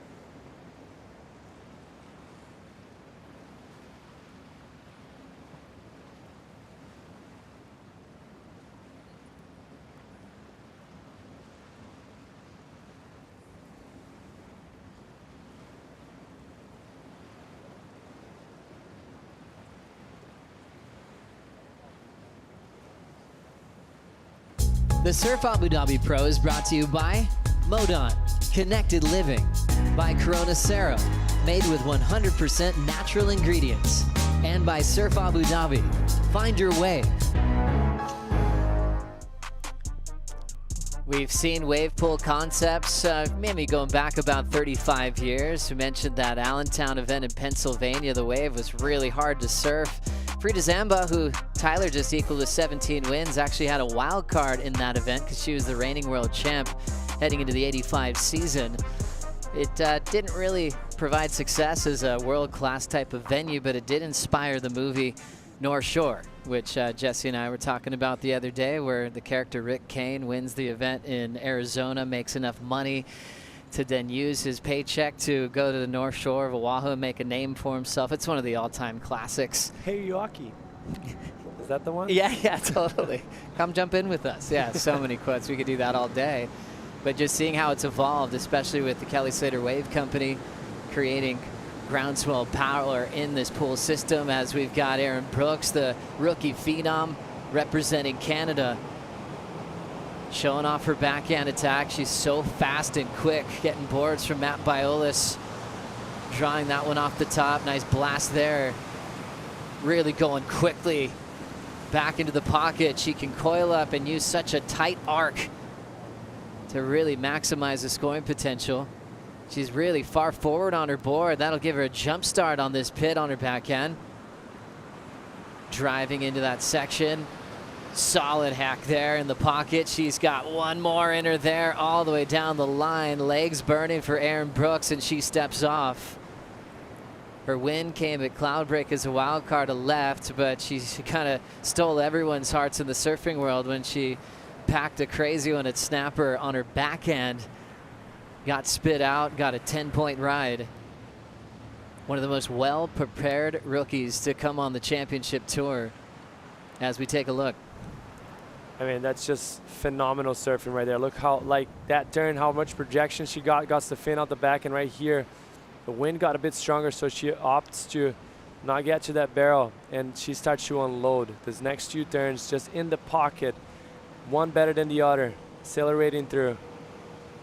Once again, got a bit repetitive on those last three turns, but they're critical.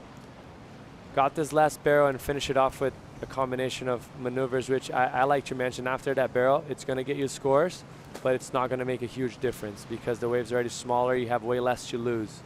But there's some damage done and some beautiful maneuvers off the lip right there, and nice bottom turns. Front arm, engaging, bringing that spring around as you see it right there, drawing out that bottom turn perfectly. Just one thing, she might have been a little late to every turn, so she didn't throw too much spray out the back, but it was a very critical combination of maneuvers right there for her. And then the tail end of the wave, putting a lot of effort to really try to finish strong. There's that little wedge coming out of that barrel. That's often used as a ramp for surfers to try to go for something really big, and I think that's the expectation on Erin after releasing some big airs and some clips in the wave pool systems around the world. You're thinking she could maybe reach for that. Comes down to a finals day, showing that type of progression. The judges would eat that up for sure. No doubt, no doubt.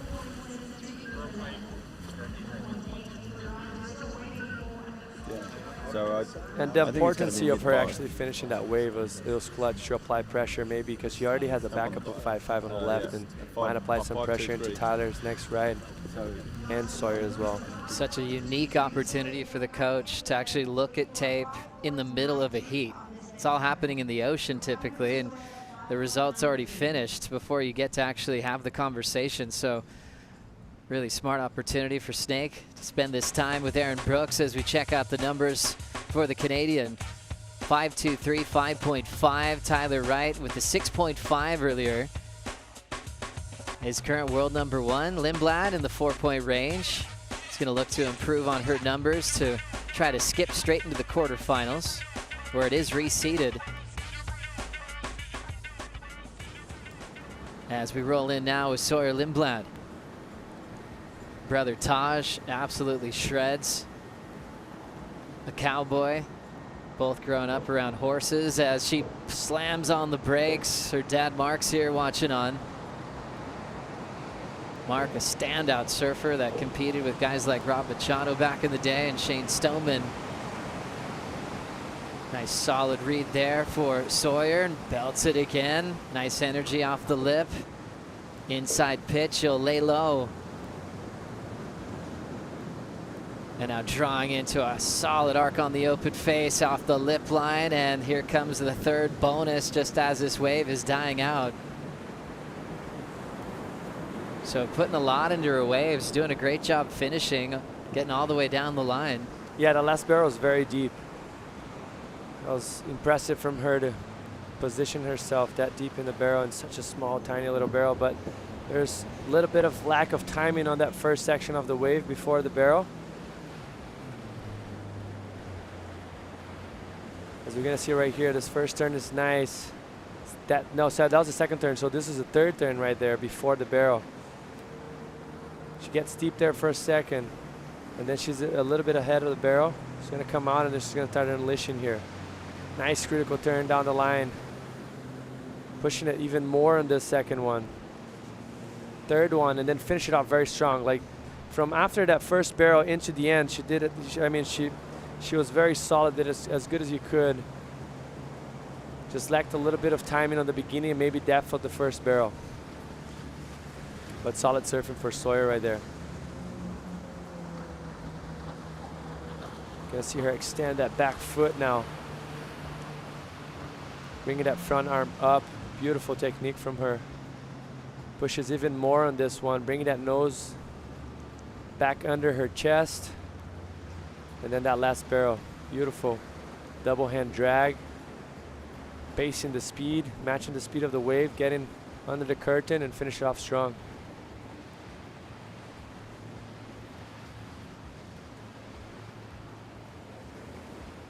Ripping. Love the body mechanics. Puts a lot into every single section. Just like she was back home on the lowers left. This one, though, definitely gets much more hollow than lowers, as it has a couple of great barrel sections there. Lindblad doing well to improve. A 5.6 for the effort.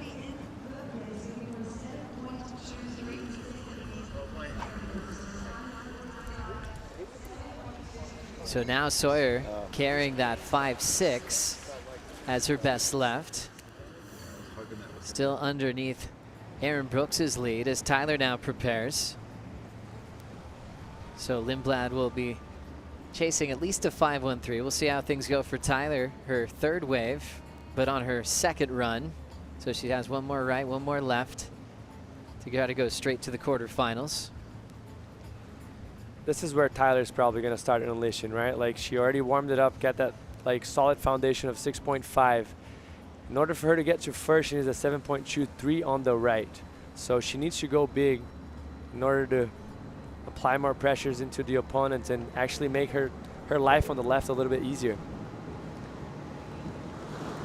Wave pool systems evolved over the years. There's a wave in Malaysia, but it had poor quality. The Ocean Dome in Japan was solid, but didn't last very long.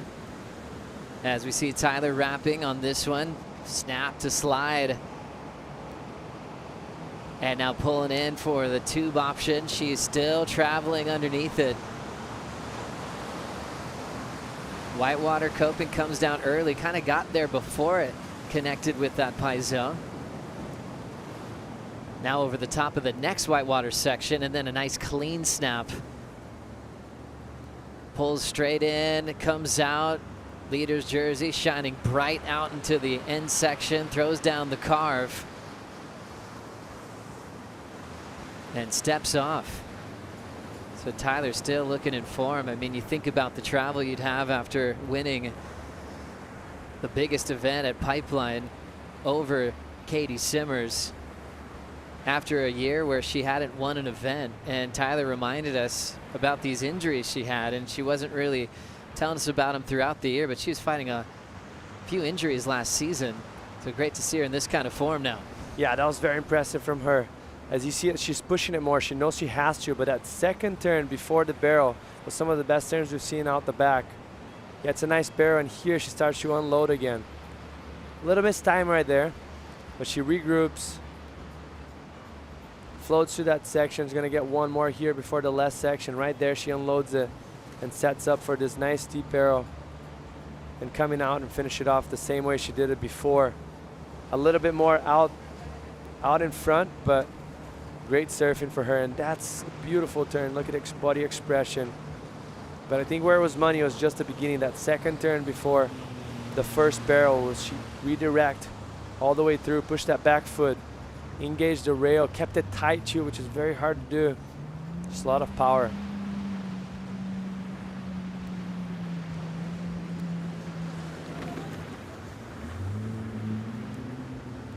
And there's the reaction from Richard Dog Marsh.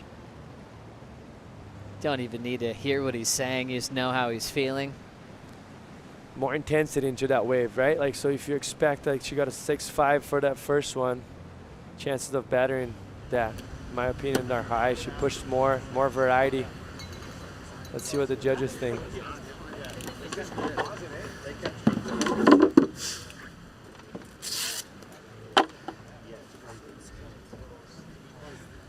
What are they thinking?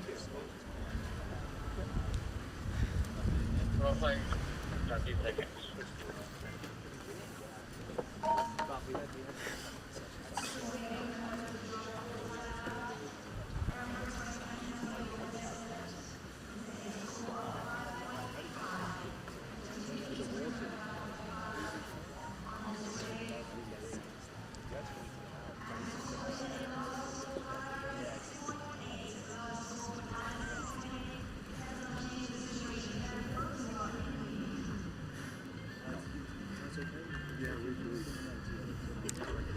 6.8 for Tyler Wright.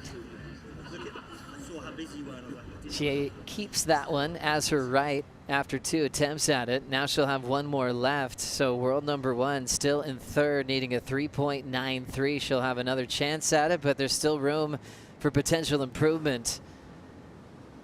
Erin Brooks trying to improve on her left score of a 5.5, already wrapping in the pocket, deep off the bottom. Nice snap. Now patience for the opening barrel. Nice wide open section, putting herself nice and deep. Now emerging free. Brooks sets up that quick snap. Drives into the lip line. Gets another tag off the top. Now setting this end section pitch. She will complete that. Now on the wind up. Cool looking down carve straight towards the cement at the end of the basin. So Erin Brooks fired up to perform using the barrels on both sections. Really looking loose and quick in the transition of those maneuvers. We will wait to see how the judges react to this last lap from the rookie on tour representing Canada. Back for more in Abu Dhabi right after this.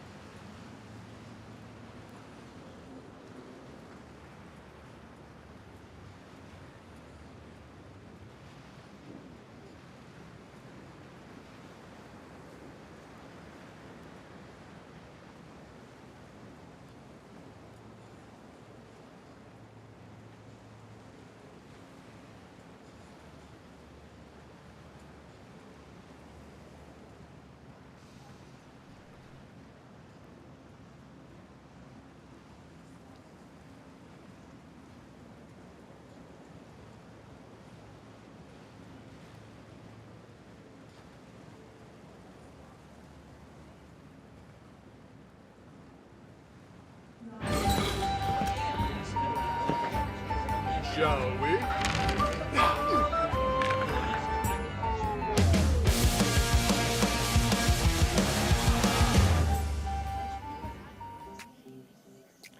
Welcome back to the Surf Abu Dhabi Pro. We're in the last heat of the opening round for women. Up next, the men's round of 16. Remember, for your fantasy, you need to lock your team before that men's round of 16 starts. It starts about 12:45 local time. Lock your team for fantasy.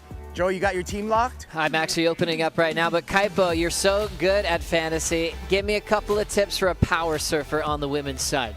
Oh, the power surfer on the women's side. Good question, Joe.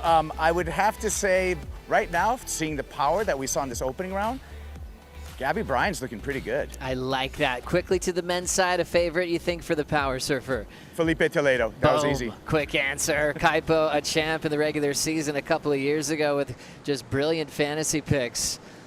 Reminding you that you have to lock it in before the round of 16 starts, and swinging quickly off the top is Sawyer Lindblad on her last opportunity to try to get the win off Erin Brooks. Driving and connecting well on the back end, needing a 6.21 for a lead change. Hitting it well off the whitewash. Nice fun conditions today, and she gets picked up and sent over the falls. And even the coach needs to work out sometimes. Snake, still an athlete. Pipe champ, J-Bay champ, Sunset champ. He's done it all. Working with Sawyer and Erin in this qualifying round, heat number 6. Sawyer, her previous wave, the 5.6, 4.8 before that. But it's all about improving on your left. So she's trying to improve on a 4.8. And this is a right, so she's trying to improve on, or excuse me, that was the 4.8. Well, I mean, if you want to say to the fans that are watching, why does she need to improve? Even though she's probably not going to get the score she's looking for first place.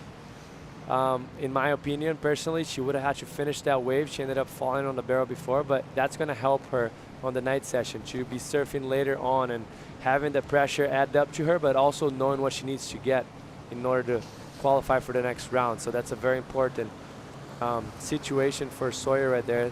I don't know if she's going to better that score or not that she has, a 4.8, but we'll see in a little bit. That's right. Just to clean that up a bit, I kind of ran through that quickly. You have 2 rights, you count your best right. You have 2 lefts, you count your best left for your combined heat total. So last score for Sawyer Lindblad of 4.47. Does not improve on her 4.8 that she had earlier. So she did not get the lead, and her qualifying run is done. As you see the numbers now, Sawyer already will be planning on being around for this night session under the lights. Tyler Wright does have 1 wave left. It will be a left, as she's going to try to get the lead off the rookie Erin Brooks, chasing just a 5 for the lead change. Erin Brooks has already had her wave, so it's coming down to this. Winner goes straight into the quarterfinals. Erin Brooks on her last effort, 6.57. Put up a nice combined total, but now Tyler going for a 5. I mean, that was how important that wave from Erin was, 6.57. Actually, the 5-point ride with the scale that we've been seeing it's not that easy to catch out here. Like, it's a 40-second long wave. You got to keep your focus throughout the whole wave, and you can't save that. You can't nurse it. You still have to push it. You don't have to push too hard, but you got to make sure you keep the flow throughout the wave and go in a few key moments, hit that critical part and get a decent barrel. So it's not a small task here for Tyler. Let's see how she's going to handle that, which usually she's pretty good at it, and that's why she's a world champ. Tyler Wright hanging on to the fence. You want to be really close to the fencing there when you take off. She can just feel it coming, and now she'll just casually go into her paddling motion and roll into the left, needing a 5.0 to win this heat to go straight to the quarters. World number 1 coming into her second move. Super critical, and she will be incomplete.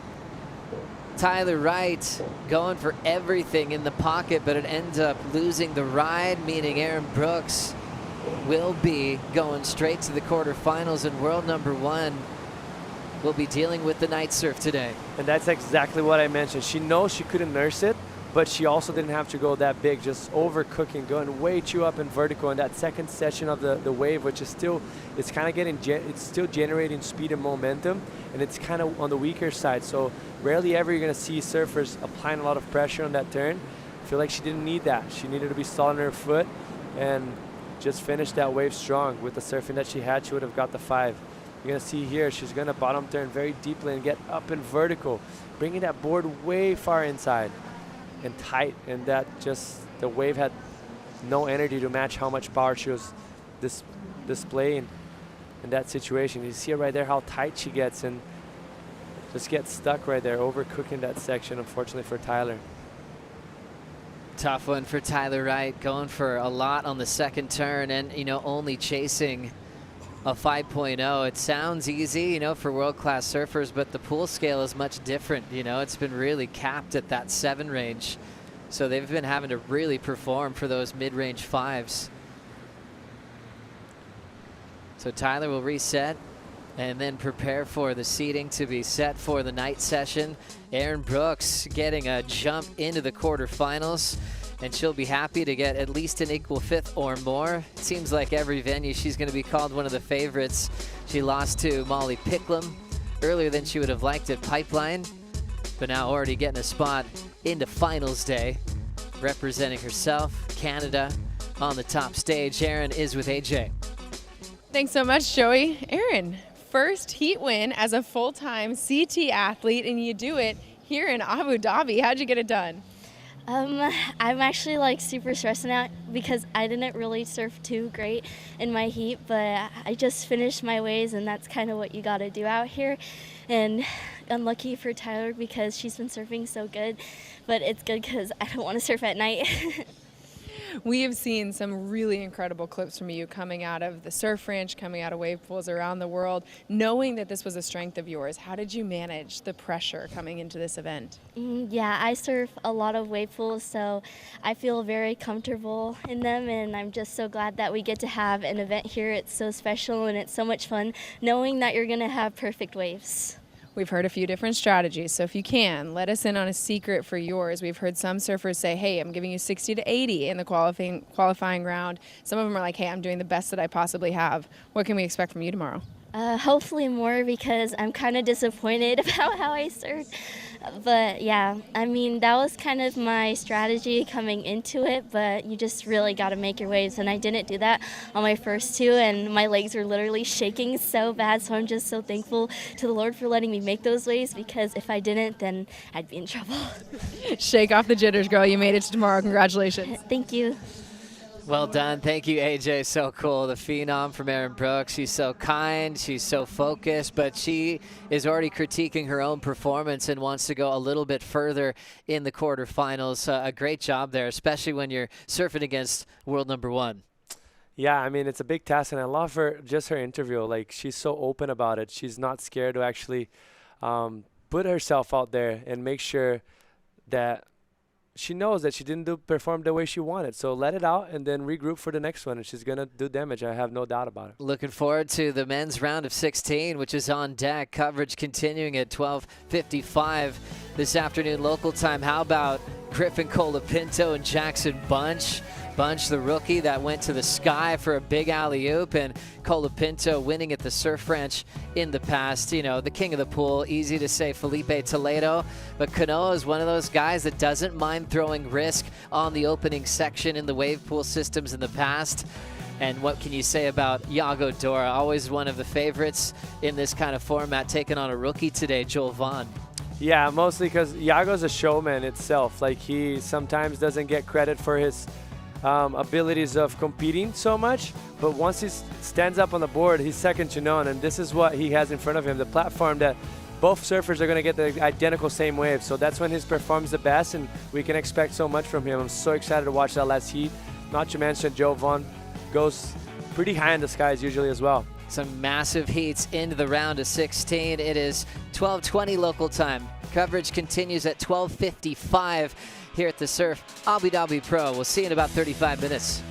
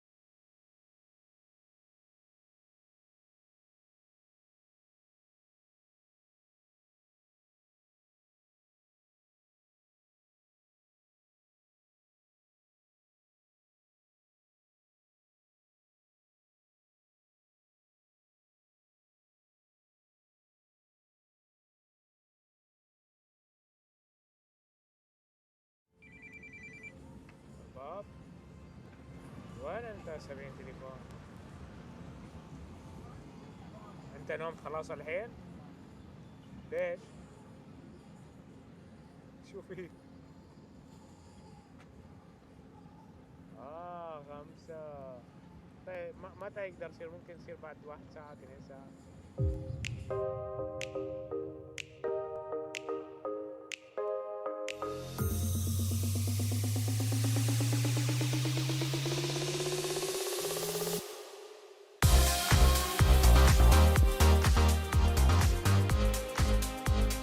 Going for something big, a giant alley-oop. Oh my gosh, are you kidding me? Look at the landing.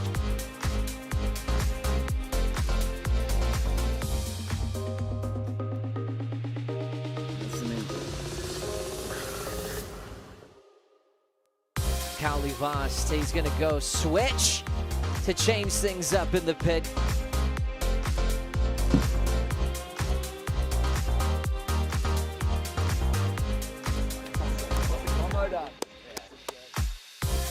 Here you go, Miggy. Forcing the reverse for a finish. Very well done, a clutch situation.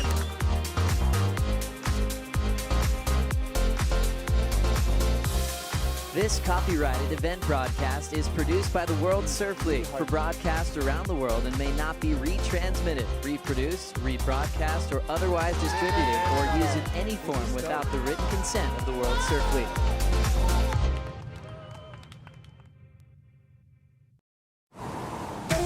What a historic moment in pro surfing history. The first heat ever here in the Middle East at the Surf Abu Dhabi Pro. Jackson Bunch. Massive alley-oop rotation. The wind is perfect. Robinson is up and swinging here.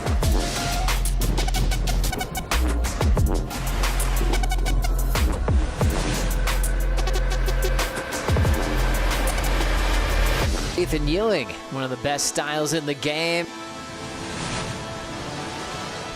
Jumping in that mosh pit.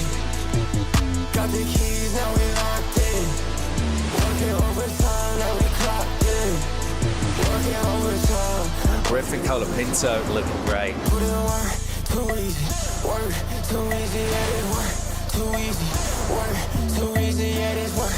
too easy. Work, too easy, yeah, this work, too easy. This work, too easy, let's go. There ain't nothing getting in my way.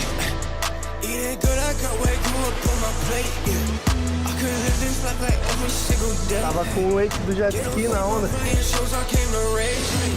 Let's go. Jumping in that mosh pit. Got the keys, now we locked in. Working overtime, now we clocked in. Working overtime, working overtime. See the legend of the tour, Jordy Smith.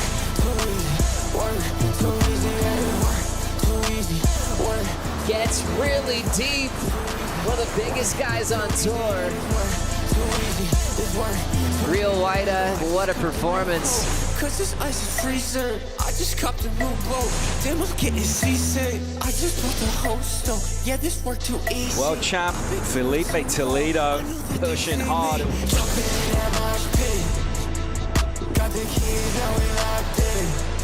Working overtime. Next to Kanoa here in the decision. Working overtime. Working overtime. Put in work, too easy. This work, too easy. Let's go.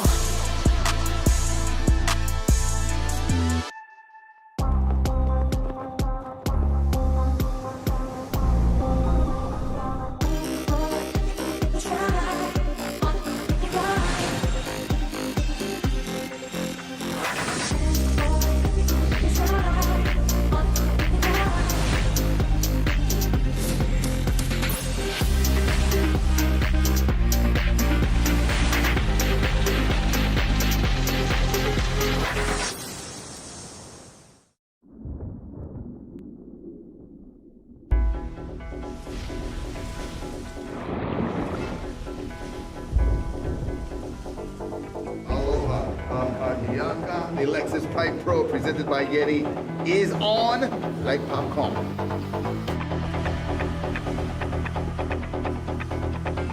Oh my, talk about the score.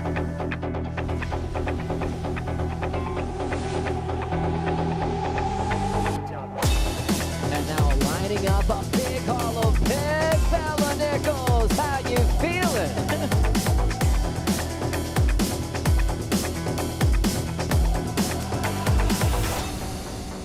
It was an incredible day. I think when we rocked up this morning, everyone was sort of surprised at how much swell there was. It overperformed and just kept getting more and more groomed throughout the day. The performances were next level. Some of the matchups were insane.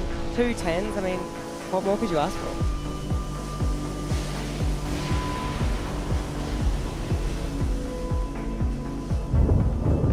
Felipe Toledo, backdoor drainer, down the line speed. He's deep, he's covered. Felipe is coming out. Only Toledo.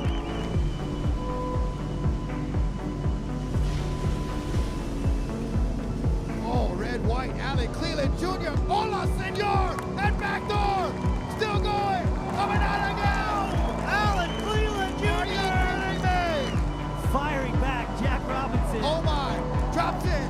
Bravo, Auto Magic in the barrel, and Jack Robinson is coming out. Mr. Auto Magic, take that. Check out this number, our first perfect 10 of the season.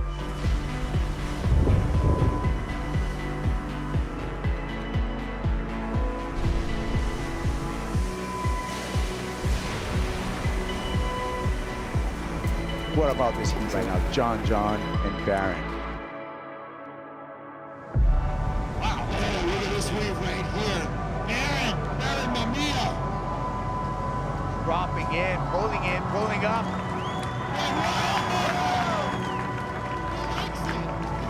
The ultimate thing you want to do is get a perfect ride, and Baron Mamiya just did that. Check that out. 10s all the way across the board.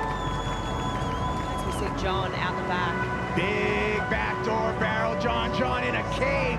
He's driving through. John Flores finds the exit. Wow! What an incredible heat.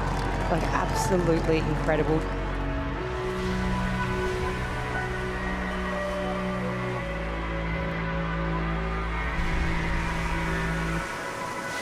What a day. What a day, what a day, what a day. What a morning. here on the North Shore of Oahu. What more could you be thankful for coming into a Saturday morning like this? Stroking into this one, finds the bottom, comes off the bottom, and then stalls. Gets the hand drag, gets the barrel still in there. Nicely done. Tyler Wright at backdoor on a right. Cruise in, tuck in the barrel, looking so casual. Caity Simmers yanks on the rail of that horse design. Here goes Italo. A lot of speed down the line. Boost! Oh, wow. Wow, that was like a 720. That was not a helicopter. That was Italo Ferreira.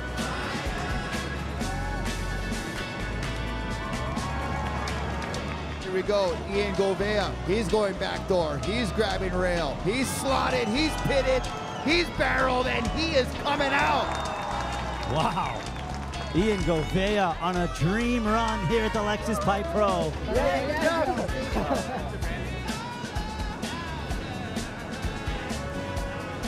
Tyler Wright locking in. Nice clean rail work on the takeoff. So much speed, really deep on this racetrack, and look at that.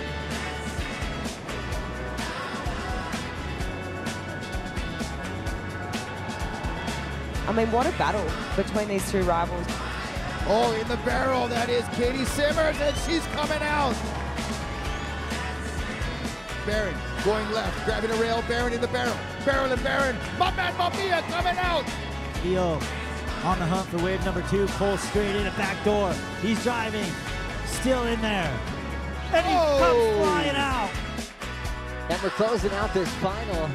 It is the veteran, a 2-time world champ, Tyler Wright, taking out the Lexus Pipe Pro presented by Yeti. Australians are screaming on the beach. Leo now taking this wave up and under. Still traveling, he's holding his line well. The Italian needs to make this thing, and he does it. Barron now rolling in, wave number 3, super hollow. He's got the pace, Mamiya makes it again. Officially getting it done for Hawaii. Lexus Pipe Pro champion presented by Yeti. Barron Mamiya, now your world number 1. This copyrighted event broadcast is produced by the World Surf League for broadcast around the world and may not be retransmitted, reproduced, rebroadcast, or otherwise distributed or used in any form without the written consent of the World Surf League.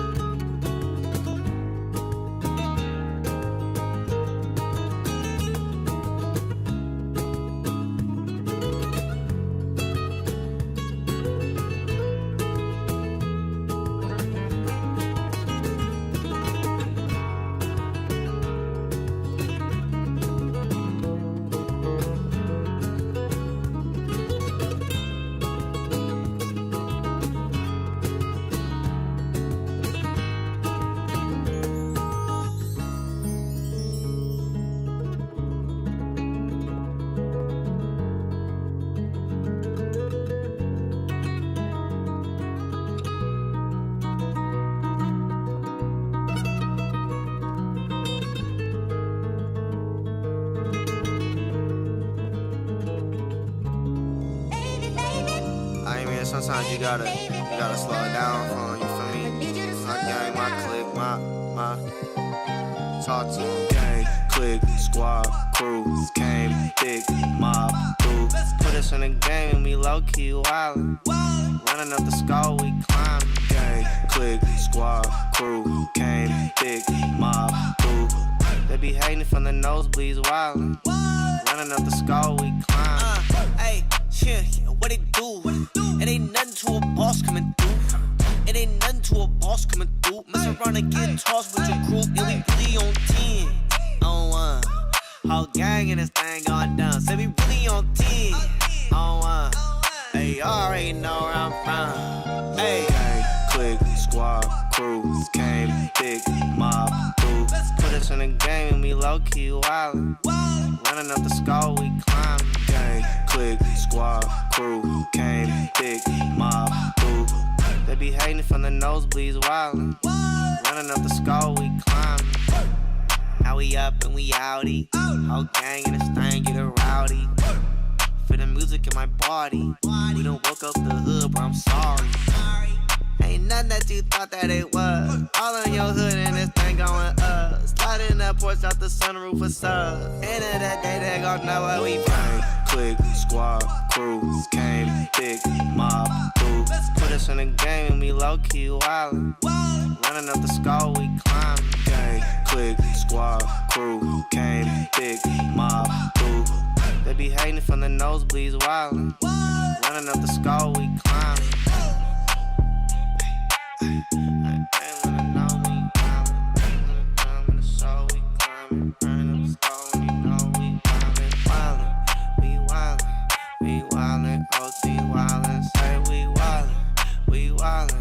We wildin', OT wild, we wildin'.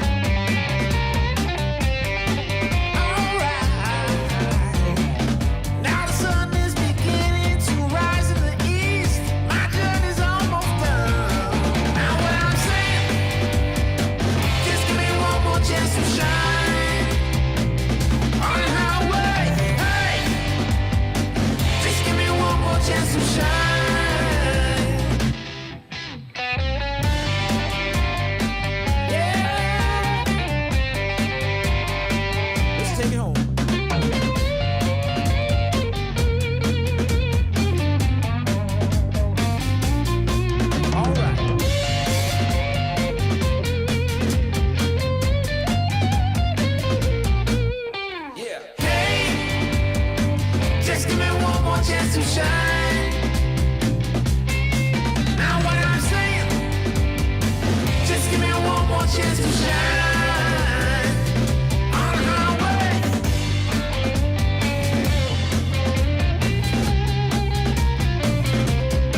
Now what I'm saying, just give me one more chance to shine on the highway.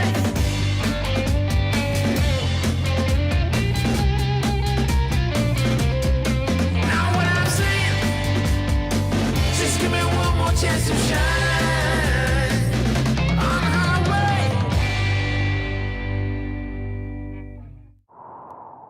Take the risk, big time, big play, gotta hit the rewind.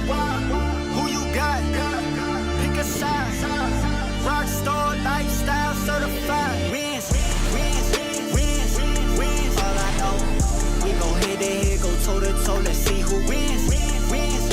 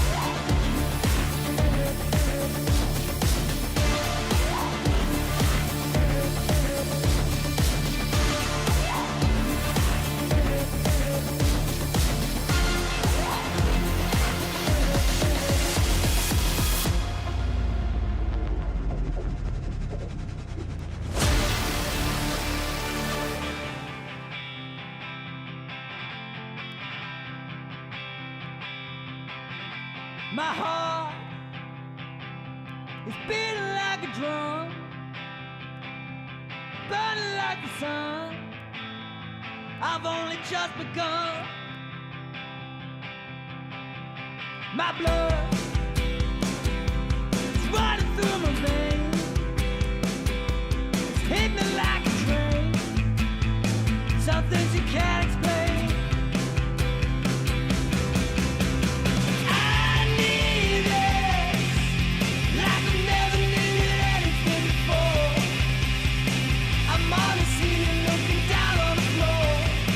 My heart is ready for war. I know that I need it.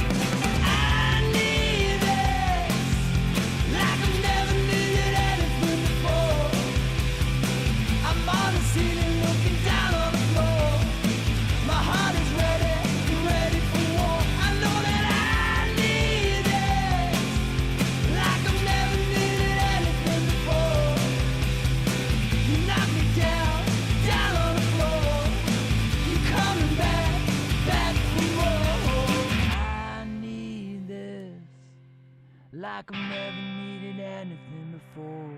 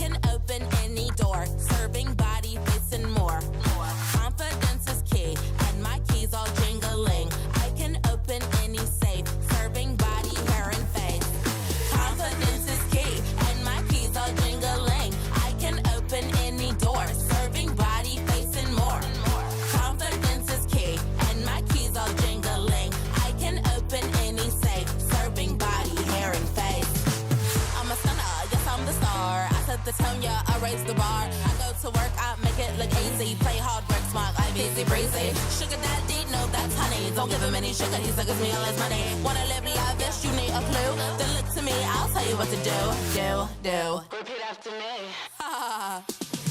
Confidence is key, and my keys all jingling. I can open any door, serving body, face, and more.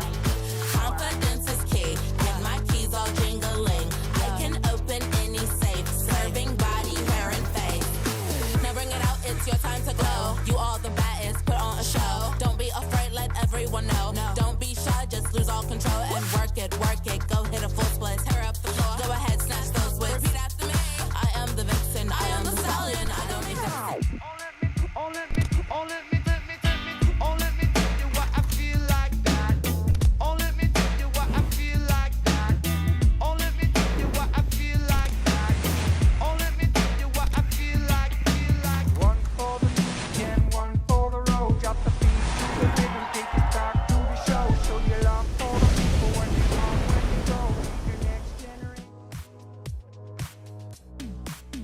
Picking up vision from the Surf Abu Dhabi flight cam as we hone in on this facility out here in the UAE. Stop 2 on the Championship Tour.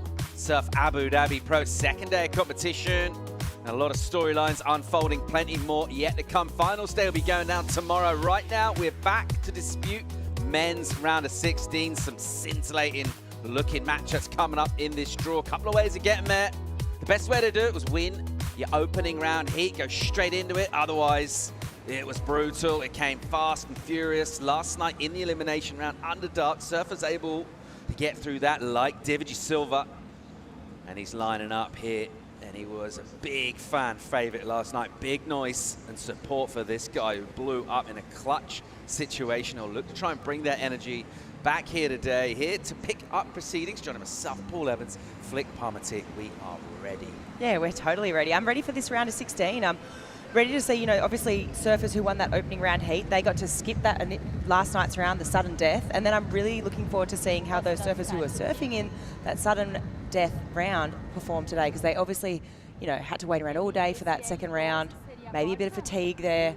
So there's some great matchups. Very different ways in terms of that pathway to get here as well. We saw Ethan will be coming up in this heat against Davide, and I mean, his performance in terms of what he was able to do, didn't have to put too much of himself across in terms of any wasted energy at all. Very dialed in. He looked like he was kind of cruising through the round 16. For sure. I mean, I brought Ethan up, I brought Griff up this morning, just as some of those guys that were really top performers, getting those sort of higher, bigger scores yesterday. They were really able to utilize that open face, and they just looked like they were surfing at the correct pace for what this wave's asking for. If you haven't locked in your fantasy team already, what are you thinking? Get it done, get it locked in now. We're about to get underway with round of 16. Check out the matchups. Try and avoid the friendly fire if you can. Although I guess the flip side of that is someone's going to get through. It's one way of looking at it. Win-win. Trying to keep things positive. Let's remind ourselves exactly how the format's going to go down here. So round of 16, head-to-head, and it will be a run each here. So surfers will go on the right, and then they'll go straight back on the left. So different in terms of what they were able to do in the qualifying rounds, and then they'll just count, they'll do that twice, they'll just count the best left and their best right. That's how it's going to go down, Flick. And you know what? It's going to be a test of endurance too. They're going to go right one way, left the other. So, and then they're going to have a time to, you know, sort of get that heart rate down, watch their competitor, and then they get another shot at it. But it's really going to be a test of endurance and a test of that physicality. Yeah, absolutely. Even the emotional side of that as well. You can see it really taking a strain. Sort of combine that with that cardio effort as well. Here we go. We'll see Ethan Ewing coming up against Divoje Silva. And we talk about contrasting styles of surfing, almost contrasting ideologies. They come really from opposite spectrums, but there's more than one ways of doing it, getting really good to excellent numbers. That's one of the things we love about the sport, and this should promise to be a really fun-looking clash. For sure. I think obviously when you think about Ethan, you think that sort of traditionalist style surfing, those sort of really beautiful open-face lines. We saw what he was able to do in WSL finals a couple of years back there at Trestles, and you know, I draw similarities from that wave to here, just really begging for high-performance surfing. And then David, you know, I mean, yesterday he was the standout, right? And that night session, absolutely incredible. Sort of back up against the ropes and hold it all together with that giant alley-oop. Yeah, really when it mattered most, so performing well under pressure. Talk about adversity as well. We haven't seen a lot of people get their scores on the very last maneuver on their run. Ideally, of course, you want to build that score, get your work done, get in the flow. And he had to pull out all the stops. One of the loftiest air maneuvers ever really seen in a basin, I think, compared to anything that we've seen, just in terms of pure height. He went straight up in the air with that. Yeah, I without a doubt, I think it's one of the highest airs we've ever seen in a wave pool. I think just the height he got on the tail, the lift, the loft, and I mean, I was pretty surprised. Like, I understand sort of where the judges are thinking, you know, it didn't go excellent, but for me, that was the best feeling I'd had all day. I was like, looked up, I mean, we were both watching it together live, and I mean, definitely made me feel something. Yeah, feel real good. It was the biggest cheer around the place, certainly that we'd had for a couple of hours. This place absolutely lit up. Everyone got really involved in that, and he came down from way down in that seeding. In terms of going into the elimination round, it was based on your scores. He had to surf first, so a harder way of doing it. In fact, in every way that he approached getting into the round 16, he's done it tough. Now, that can go a couple of ways. You touched on it earlier, but that can either take a bit out of you. I feel like with someone like him, just the way his energy is, quite a humble guy, but he's a quiet achiever. Here he goes on the backhand. His backhand is absolute fire. Divoje Silva, first turn, he'll just open up He gives that one a good crack again, just cranking up the intensity of those maneuvers. And he'll get in late and he'll get total cover. Comes out of that tunnel nice and tight, and then again just cracking the lips. Silva belting this. And it is very sweetly timed with just the right amount of oomph behind these turns. What's he got on the second bowl section? Oh. And a little late to get down. He tried to squash himself and get compact for that bowl, and it will be incomplete from David. Yeah, definitely a little bit of a mistake there and a little bit of a miss. But there was some beautiful surfing that was done prior to that. He's going to have to get about 2.5 minutes right now to sort of just calm that heart rate down. He's going to get a shot straight away at the left going in the other direction. But first of all, let's break down this right. So a couple of nice spicy backhand maneuvers here. Does so well. He's incredibly deep in this barrel. I actually thought we lost him there for a second. He was riding that foam ball. Comes out. And that's a nice turn here. I think just one of these maneuvers gets a little bit hung up there. The pace of the wave just changes. And so does that rhythm. Let's have a look what happens. Just tries to stomp on the brakes, but as he shifts that weight forward, let's have a look. So back foot weight, then the front foot, and that nose of the board just digs straight underneath and going straight over those handlebars there. And that last section, I mean, it's super fast, super hollow. He was on his way to a solid number there. Stomped the tail, didn't he, for the stall, and actually just rocked his rail line out of engagement in the wave face. Kind of wiped himself out. And he'll just have to wash that off immediately. He'll be going on a left here, and it was the left that he was able to do last night in that elimination. Let's remind ourselves what he was able to do last night, Flick. This came down to a super clutch situation for him, and he delivered when it mattered most. Oh, didn't he ever? I mean, look at how high he got, so much projection above the lip, landing so smoothly. And to speak to your point before, Paul, he did that first wave of that session. So he, sort of with everything against him, he just went out and knew he had to go big or go home. And he went super big, 7.4.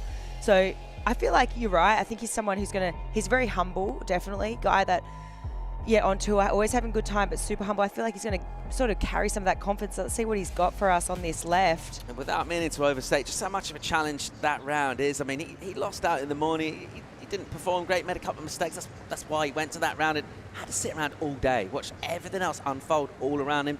People getting scores, all sorts going on.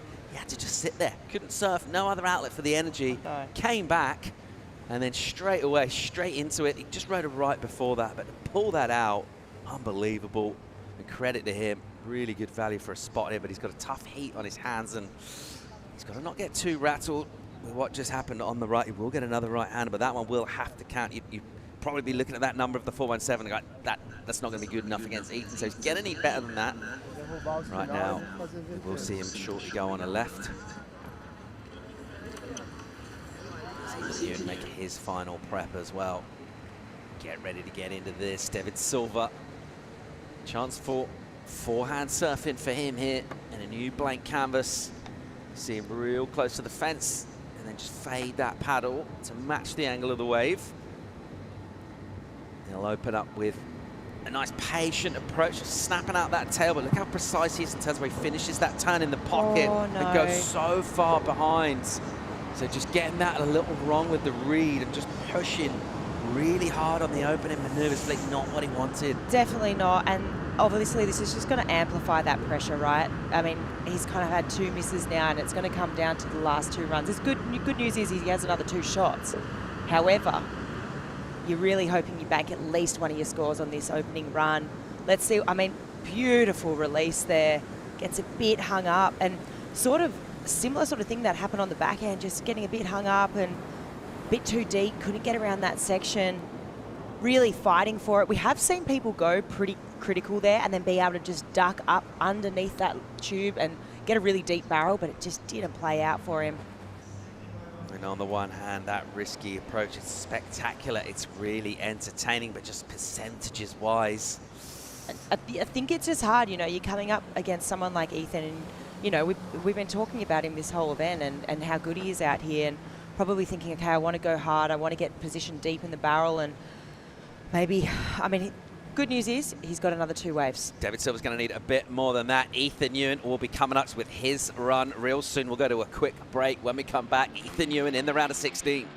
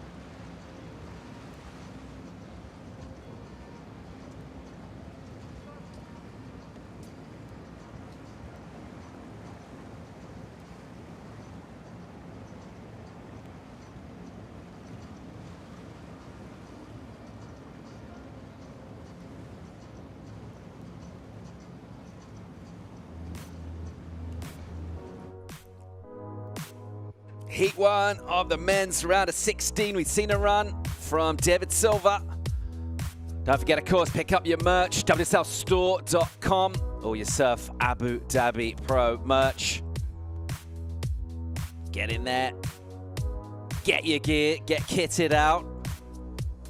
Just get in the mood while you watch your favorite surfers go at it, just like this guy, Ethan Ewan, about to go on a right here. Pretty comprehensive performance from him in the qualifying round. Let's see what he's got in the round of 16.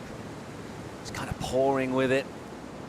The opening maneuvers, really nice stings, that one. And then just working out the angles here as he'll park this thing behind the curtain. Disappears completely. Pretty dynamic tube with a couple of sections all around him, and then out. Cool slide through the lip. Once again, getting that release. Making this look so effortless. Gets that board all the way back around before getting straight back and greasing this hollow section. Out he comes. And again, belting the lip. He'll try and chuck the fins and reverse that for a finishing turn. But again, Ethan Ewan employing similar sort of tactics in terms of his approach. And it looked pretty good from where we were sat, Flip. Oh, that was such a poised approach. Just perfectly timed, really. And I think yesterday we were speaking about it a lot, but there's surfers that really look like they're in rhythm with this wave and they're not rushing it, right? And for me, right here, seems to, Ethan's just, he's not asking too much of the wave. He's really poising himself in the correct position. You could see him really trying to find the correct angle to enter that barrel in. He did. He maximized that tube time, and then just savage out of the lip. Couple of times here, really aggressive, but also smooth at the same time, looking effortless and making good work of this opening right-hander.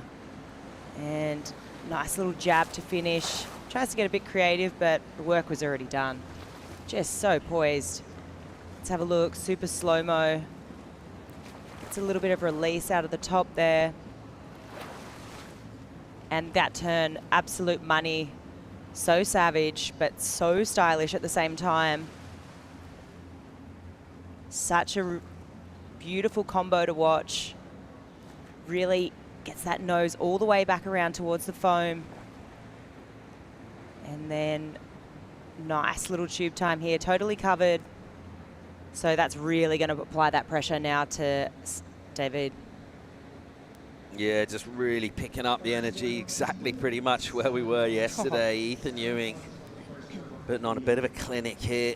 Absolutely textbook stuff from him. It's going to be a pretty solid number for him. 7-point ride in for Ethan Ewing. Board looks great under his feet. Let's get some more intel on his equipment with Kaipo.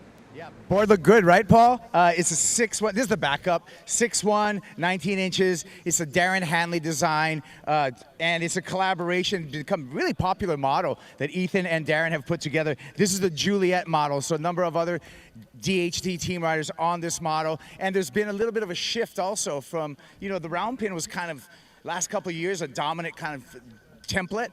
Back to a squash tail right here on the Juliet DHT. Another thing to note, Paul, is full fiberglass on these future fins. So a lot of drive, they're a large template, full fiberglass makeup. Looks like it's working. Great stuff. Thanks, Kaipo. Who doesn't love a glass in? Just seamless and smooth. Silky smooth. Just like some of the surfing we just witnessed. Again, a 7-point ride in for Ethan. Great way to just pile that pressure on Silva at the moment. And a 7 for an opener. Anything above that will improve when he goes right. Right now, he'll count his left and counting down as the machine will fire this one towards Ethan Ewing. Backhand for him now. And here he goes, looking to go into quarters. He can get past Silva. We'll see his next run come up, see if he can add a bit of pressure. But Ewing in fine fettle in the early part of the wave will tuck in here.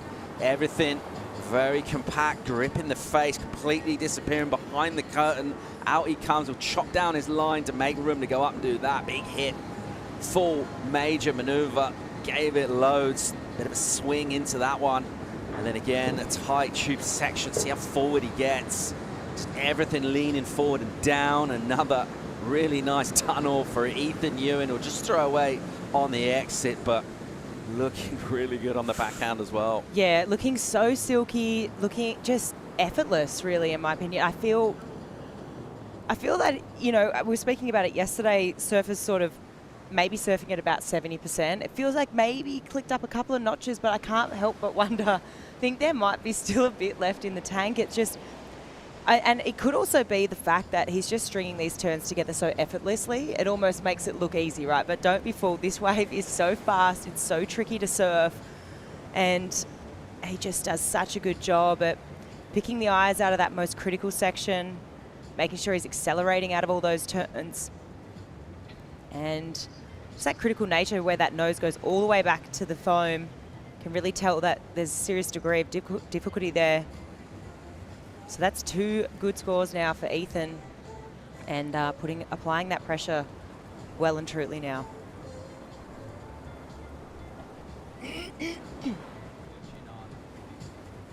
Watching on, surfers coming up, some great looking matchups. We'll see Felipe Toledo taking on Kanoa Igarashi, Heat 6. I love the Heat 3 clash. Colapinto against Bunch. Looking down to Yago Dora and Joel Vaughan. I had to do a little bit of work there with my team. I had both of them. I had to make a decision. Did you just? Friendly fire for Paul. But everyone watching on here, and the biggest crowd we've seen as well this afternoon. Everyone heading down and enjoying the action. You can already just feel the sort of significance now, round of 16. Things really starting to shape up. Number in for Ethan Ewing. It's another pretty decent one. It will help him out, just building that platform as well. Just in terms of the way you got to compete by getting the 2 runs, the 6-6 for Ethan Ewing. So already putting loads of pressure. David Silva's combat will need both of his next rides to count. So he'll need to pretty much what he did on his last wave, but he'll need to get the finish. If he can sort of carry on more with that sort of stuff. Don't want to change too much, Flick, but obviously he wants to get completion. Yeah, he needs to get a completion for sure. And it's kind of a bit of a hard one right now because where he's sitting, it needs to make it count on these 2 waves, but he also wants to get the completion. So he I think he's got to go big, but kind of got to back himself. This is where he's just got to reset right now, a few deep breaths. But yeah, Ethan right now, you just look at those heat totals. I mean, Ethan's 6.66, and a bit of catching up right now for David, but well within the wheelhouse. We saw what he did when he was under pressure last night. Well, we talked about the fact that he's responded really well to adversity. He's created piled a little bit of pressure upon himself with some mistakes so far in this heat. Let's see what he can do about making amends for that right now. But a crucial wave. Thinking about the numbers for Ethan, even if they don't improve, you've got to be going at least a couple of seconds, really, and that is pending, of course, what he gets to do on his second run. Silva here, he'll go on the backhands on this right. And looking really to deliver his best stuff here for a spot in quarter-final. Silva entry into the tube. Actually grabs both rails to get in and then goes in that more classic pig dog style. Silva out, look quick adjust of the feet and he'll hook one.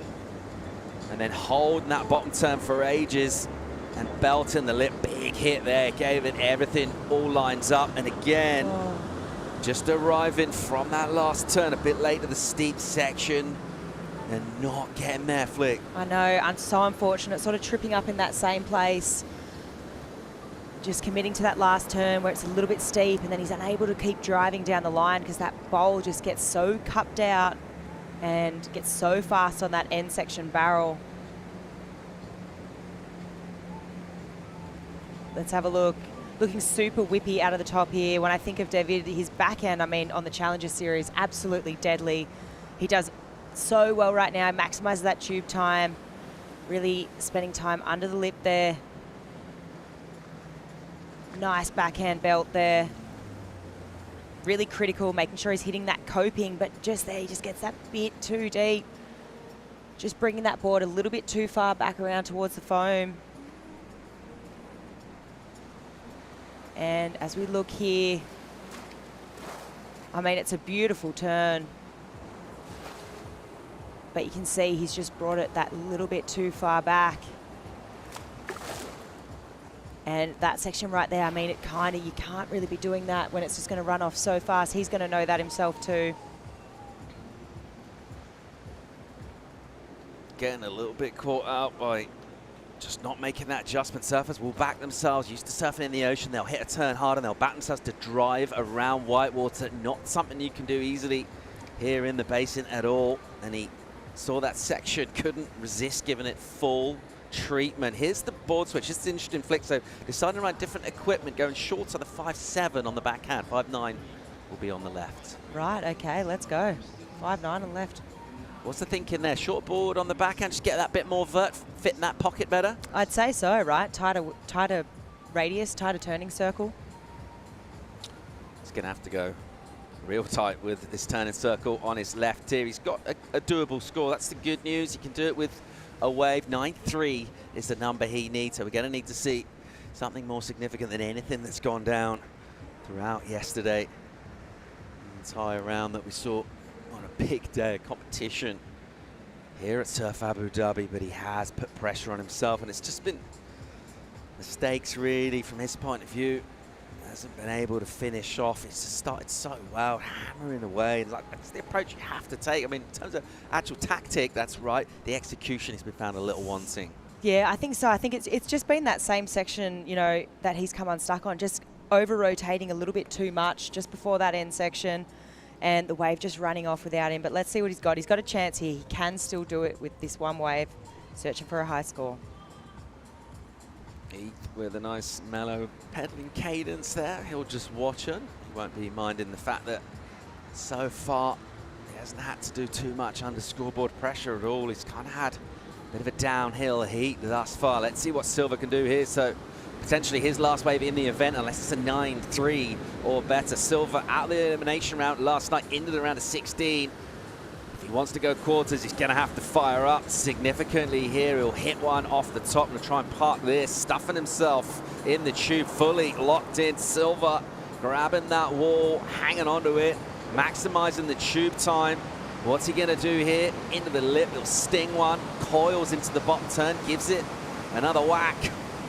Once again, just throwing buckets of spray, and now we'll use this as a ramp. He'll punt here, he'll go big with a major alley-oop, landing that in the tube, in the flats, putting it down. Wow, you got to give it to him, right? He went big and he needed to, and going to that, you know, that big alley-oop that we saw him do last night in the night session, which, you know, eventually got him through to today, but it's not going to be that 9.3, unfortunately. But there was some really good surfing that got done, especially on that performance section too. He's able to get a little bit more tighter, critical in the pocket. Let's see him line up this inside section again like he did last night. Gets nice projection, not quite as high as last night, but still beautiful rotation. I mean, when you're comparing it to last, it's a massive air. So, you know, it's massive. But almost lands it, almost sticks it. Imagine an alley-oop back into the tube. Hey, that'd be pretty special, wouldn't it? Be pretty creative. Video game type stuff right there. Beautiful in that slow-mo, but also not the completion. So Ethan Ewing is in 2 quarterfinals before he even goes on his second run. And we've been talking a little bit about this. The situation's come up a few times, not in terms of an entire run, but just with the last wave for the surfers with the lead. So what does Ethan get to do here in terms of surfing without the pressure? We're going to see much of a change. What we haven't seen him do is sort of deviate from the plan in terms of the type of maneuvers that he's been doing. We talk about some of these sort of people we expect to go deep into the event here, maybe just holding something a little bit back for finals day, for later rounds. Well, you could theorise over that for sure. I mean, do you want to show all your cards right now, or do you want to keep a little bit of spice for tomorrow? I mean, honestly, if it was me and I was in Ethan's position, I maybe would be doing that, you know, because I just feel incrementally each day as we get through these rounds, those scores are going to get higher, and that wouldn't be a bad game plan as we look at those CT by the numbers. Highest average on rights in the wave pool. Ethan's got a number there, the 8.34. Then obviously right at the top there, Felipe almost nudging the 9s.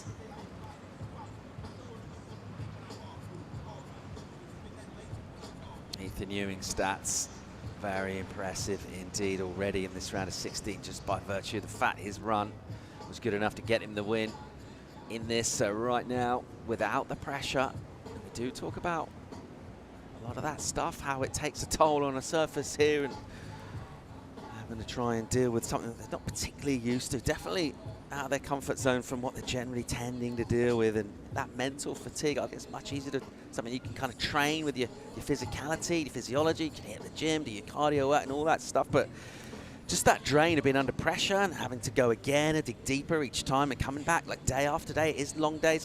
Some kind of swings of temperatures, cold in the morning, hot in the middle of the day, bright sunshine right now, you know. By the time you get to finals day, what sort of shape are you in? And if you're able to kind of, I'm not going to say cruise through heats, but yeah, he has pretty much done that, certainly taken it in his stride. Well, 100%, I couldn't agree more. So let's see what he's got here. Sort of a free run. Ewing off the top, fluffy section.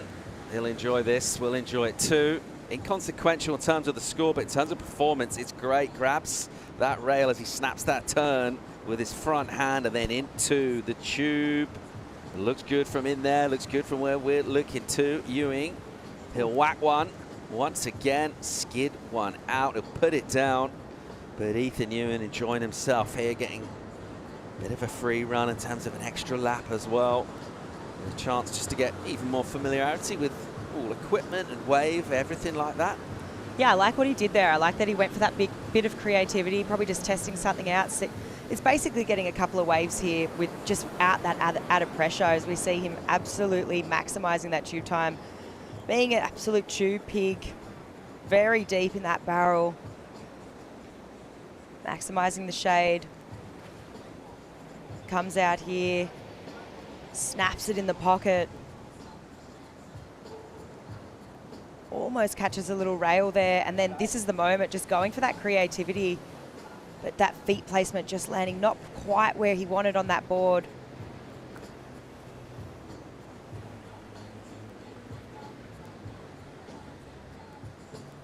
But he can afford to do that right now. Almost pressure free. Yeah, I'm just thinking, if you are using these as kind of intelligence gathering missions, you know, your work that you're able to do in the lip and on the face, that kind of stuff, more stuff in your control. In terms of going deep into the tube, there's a little bit more of an unknown variable there outside of your control. So if you were to say, just try and go deep in the tube and just sort of explore that a bit more, should you need to go there for a score later on in the event, might be interesting for him. Just get really deep in your barrel. It seems like a good sort of mantra for maybe the rest of the season, but just life in general. Oh, the deeper in the barrel, the better, as long as you're coming out. So Ethan Ewing will be feeling probably one of the more relaxed people around this venue right now. The fact that he's through to quarterfinals, a job well done again. Scores, they're consistently high. He'll get a small throwaway number for that last wave, but the scores are already enough to get him into those quarterfinals. We'll be setting up that bracket, find out exactly where that's going to go. But before we do that, we've got a great looking round of 16. We saw some of those matchups. You can see those men round of 16 competitors that were down here. So Philippe watching on, eagerly watching this one. The Brazilian squad obviously cheering on David, but just checking out exactly where the surfing's at, where the performance is, and trying to figure out a little more about the judging as well, because as the event goes on and we run more heats, I think competitors will have a bit more understanding exactly where the scores are coming. For sure. I mean, yesterday, you know, we're calling heats all day and we're trying to figure out where that scale is and what they're really looking for. And I mean, I got to admit, like, it's tricky, right? And the more reps you can get on the board, the more. I mean, right now it's kind of good that Ethan did go for that little bit of creativity. If he stuck that, it's good to see where are they going to go with this. Are they going to reward me for that? So as we look to see his last left that he's going to take, it would be interesting to see where he goes with it. As we see Jordy Smith warming up, getting ready for his matchup against Miguel Pupo.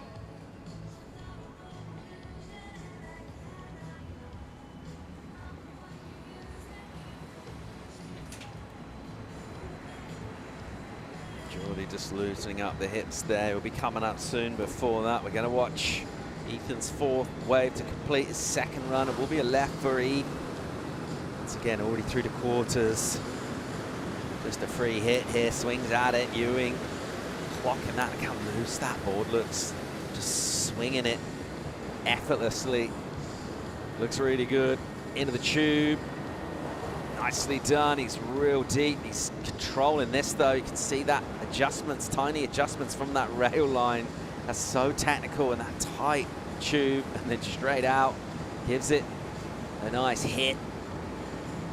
And again, in the pocket, just probing. Then a big shift, pumps on the accelerator, picks up speed through that tight tube section. Doesn't even need the finish right there, just cruises into a kick out. What a great position to be in to afford to be able to do that. Ethan Ewing, nicely surfed left from him. And he's through the quarters flick. Yeah, I mean, it's a great result for him. And really, I mean, this wave, it just surfed so beautifully. He just, I said it at the beginning of the heat, but he just surfs at a great pace. Sometimes it just looks like surfers are just trying to play catch up the whole time, but Ethan's just managing the rhythm of this wave perfectly. It's fitting his surfing really well. He's figured it out. And right there, he rode that foam ball pretty much that whole wave of that, the whole barrel of that wave. And then it gets into this performance section too. And again, in the tube, just the control that he has in there is super impressive. I mean, you can see him using his hand in the face of the wave, taking it out, putting it in, just beautiful control. And then just a nice tidy finish.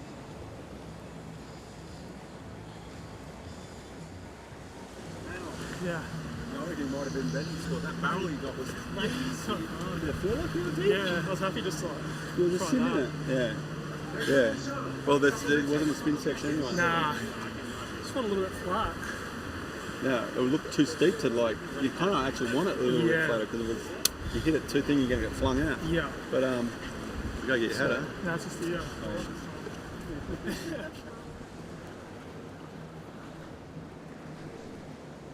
Ethan Ewing able to make through that one at a canter. And he's through the quarterfinals and really just showing us very similar sort of form to what we saw yesterday in qualifying. David Silva, a little bit of a mare in that one, just unable to produce. Well done to Ethan Ewing. We'll see him quarterfinals. David Silva, we'll see him in Peniche, Portugal. Let's get an update with Kaipo. Yeah, Paul. I'm here with some of my new bros over here at the Circuit X skate park. Paul, part of the vendor village. We're working on some of our stuff. We're bringing back some old tricks, some new tricks. Judo air. Are we going to get a run from you, Kaipo? Yeah, maybe. Come on, mate. Fire up. I'm a grown man. I'm not going to put a helmet on for you guys, actually.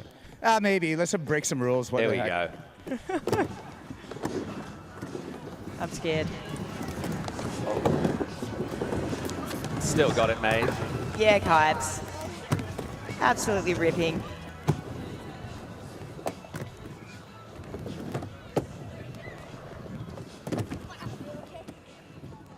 Kaipo having fun, making friends. A lot of fans on site today, a lot of cool activations. The main show, of course, round 16 for the men right now. Heat 2, Big Jordy Smith from South Africa. Miguel Pupo. I see a ton of experience and quality and skill in this heat. Jordy really impressed yesterday. Amazing tube running from him, as did this guy. Miguel Pupo had to do it tough through elimination, did it well. Super clutch surfing from him, and so well-rounded. Super technical entry into the barrel from Miguel. Just parking it behind sections. Just clears the eyes to free himself up, to be able to see the lip and to be able to crack it. Swings up on the backhand once again. Gets loads of drift from the tail. The control's crazy. Beautiful float. And then just squirts out on the recovery and an error. Pupo down. Oh, almost looked like he was going to recover there. I thought, oh, okay, a little bit of a mistake, but we're going to go straight up into the tube. There was a lot of damage done before that, though, so looking forward to seeing where these numbers go and breaking this wave down again. Just so silky on this backhand. So let's have a look. Also maximizing that tube. Great drag, using that side of his body. And then he's got a little bit of coping here, so he just goes around this section, waits for that tiny bit of fluff to hit. And once again, straight up onto that foam. And then goes to the float. That's the thing that where he came, that's the maneuver that he made him come undone there.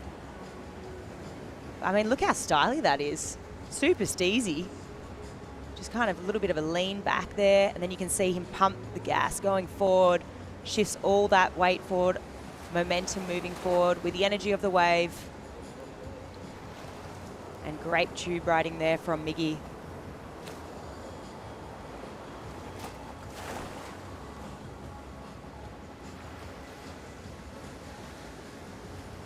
Speaking of momentum, we've got a first quarter finalist decided. Ethan Ewing, he's with AJ. Thanks so much. As consistent as the waves you're riding, Ethan, yet again, getting it done in the first two. How are you finding that consistency?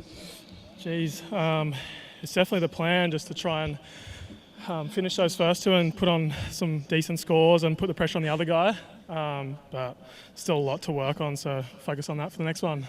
Mentally, what are you telling yourself before the wave comes your direction to get that consistency and put aside the nerves? Just maybe, I don't know, just go with the flow. That you can have all these plans, but each wave's a little bit different and your timing can be a bit different. So, yeah, just focus on what's in front of you and try and, I don't know, be pretty loose. Well, congratulations. It's worked so far. See you in the next one. Thank you.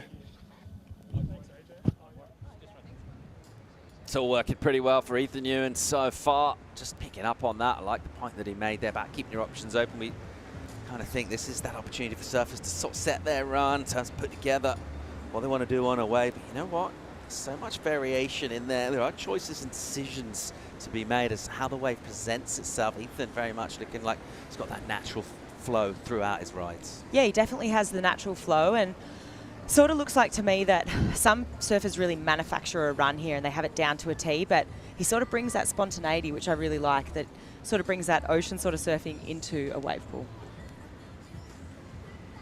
Looking forward to seeing Miguel Pupo can do here, as he'll go forehand now on the left. Come back down the basin to where he started.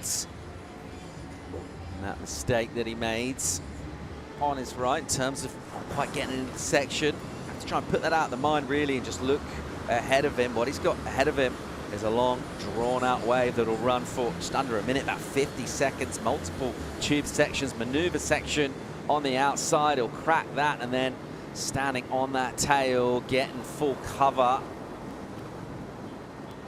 As Adriano de Souza watches on. And at this stage, he can just admire the work of Pupo on a rail through a steep section, multiple jams, real incisive and aggressive.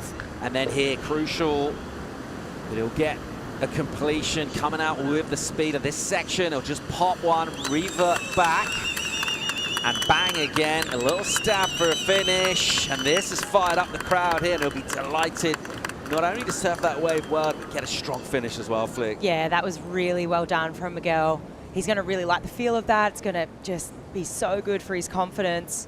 But just the quality of that wave too looked so nice. I mean, the glistening of the sun against it, but super clean wave face to work with here. And Miguel just absolutely detonating that first section. Really good control in the barrel. And I noticed that yesterday too on this left. He just has that absolutely dialed. Comes out here, and this section, I mean, look how beautiful that looks. I mean, as a perfect wave, doesn't get any better than that. Just as a surfer, wow, I mean, look how he fit 4 turns there. I mean, that's super impressive, so quick. And then just locking in on that end section and gets a little bit of variety there, just that release in the tail, throws it to the air. So going to be feeling really good for Miggy. Yeah, much more significant number coming his way. We'll find out exactly what that is when we come back from break, when we'll also see Jordy Smith in action. Stay tuned.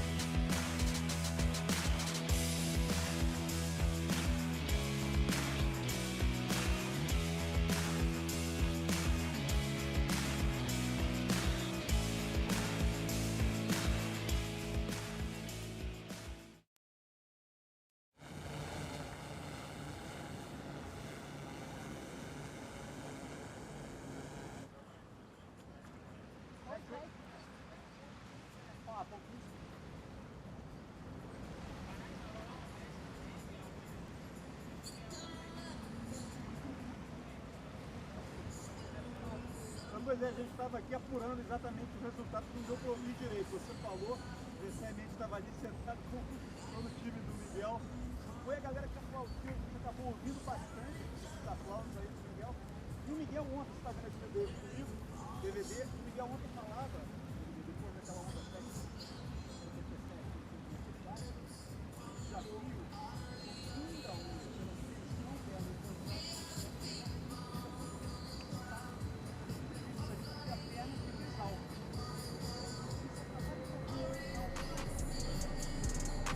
Back into the action here, a first entry for Jordy Smith in the round of 16, taking on Miguel Pupo. Here's Jordy on the right. Just using that big physique to open up. Nice little squirt out of the tail for his third turn for the setup now. Bit of tunnel time for Jordy as he'll control that real nice extended tube again from him. He's been covered a lot here in the basin and then just sliding out the tail. So good variety, risk taking as well. Well put together middle section, back into the tube here. He'll manage that out early and then flares up majorly. Doesn't go the reverse, tries to revert back, not quite getting there. Love the intent. Yeah, I love the intent too, and I think he's obviously, you know, locked into what Miggy's done on his last wave and gotten, you know, a little bit he's got a little bit of expression there at the end. So just definitely knowing he has to keep it pace, knowing that Miggy's sort of locked in that 7-1. Let's have a look. Little jab in the lip there. Carves it around, gets a nice tail slide there. And then Jordy, the big man, fitting in, you know, this is a difficult thing to do, to get super compressed, to manage that speed, maximize that tube time. And then he gets nice coping here, which he really goes bananas on, up into that second little bit of coping. It's just demonstrating how, you know, he's really in that critical section of the wave. And then throws that air reverse there. Just you can really see how much he's pushing. I mean, so much water being displaced, basically from a carving maneuver into a tail slide there. And then just maximizing that tube time. Goes for the air, gets the grab. Just getting unstuck on that super cupped out section where we've seen so many surfers go down. Yeah, in terms of the intent though, his approach, I mean, he's just showing he's taking maximum risk pretty much every maneuver. He's really maximizing everything he's trying to do. So no safety stuff. It's very little setup, not going through the motions at all, just really, really pushing. And that, I think, is just testament to the fact that he's feeling pretty confident at the moment here. When he's like this, he can be absolutely lethal. Thinking about the matchups between these two head to head. It's been a little while, actually. It's been a minute. 2014, the last time They faced each other, which is a while ago now. At the moment, it's 2-0 to Jordy Smith. He's taken Miguel down twice, although not first meeting for 11 years or so. So you can read a little bit into those stats maybe, but I think quite a lot's happened since then. Oh, lots happened, but, you know, I mean, it's heavily swayed towards Jordy right now when you're looking at those stats. But when you think about Miggy yesterday and the performance that he put on under pressure here, I think, you know, this is a totally different setting. I mean, we're in a wave pool here. The pressure's different. The intensity's different. The format's different. So looking forward to seeing what Jordy puts down on this left now. About 10 seconds away. Jordy Smith, hands on the fence to steady himself. Just go through his processes. The backhand attack about to be unleashed right now. When he does that, that'll be a run complete for him, and it'll be midway point. We'll see Miguel go again, and then of course Jordy at the end with that more favourable seed by getting here with a win in the qualifying. That means he'll get to go last, and that could be really significant, particularly in the tighter heats with exactly how hard you need to push right now. He'll just try and go as big as he can. His first left, Jordy Smith in action here, swinging first section. See how much the board redirects, and that last turn just pulls it back a bit so he can do this. He can go pig dog into the tube. And you see the hand goes behind for a while rather than what we've seen more customary out in front of the surface, so controlling that speed and then controlling some vicious hits. Jordy was in really good rhythm but went real rapid on those backhand hits and going down, flick. Yeah, that nose just getting caught there, but there was a lot of good work done, and just such a shame because it seemed like to me he was on his way to a good score. He's pushing a lot of water. Bigger guy on tour, super strong, super powerful. His first lot of backhand hits, looking really nice.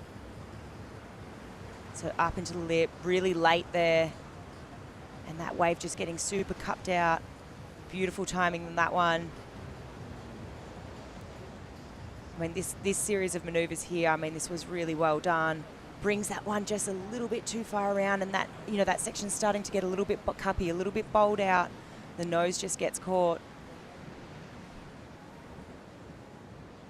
Let's get an update on Jordy's equipment with Kaipo. Thanks. This is the backup for Jordy Smith, a Smith Shape, a collaboration between Jordy and his dad, Graham. It's a 6.5. It's about 33 liters. It's called the Flat Jack model. Large fiberglass signature Jordy Smith fins from Future. So a lot of drive in this board. Miguel's backup board here, full carbon. It's a golden child from JS Industries.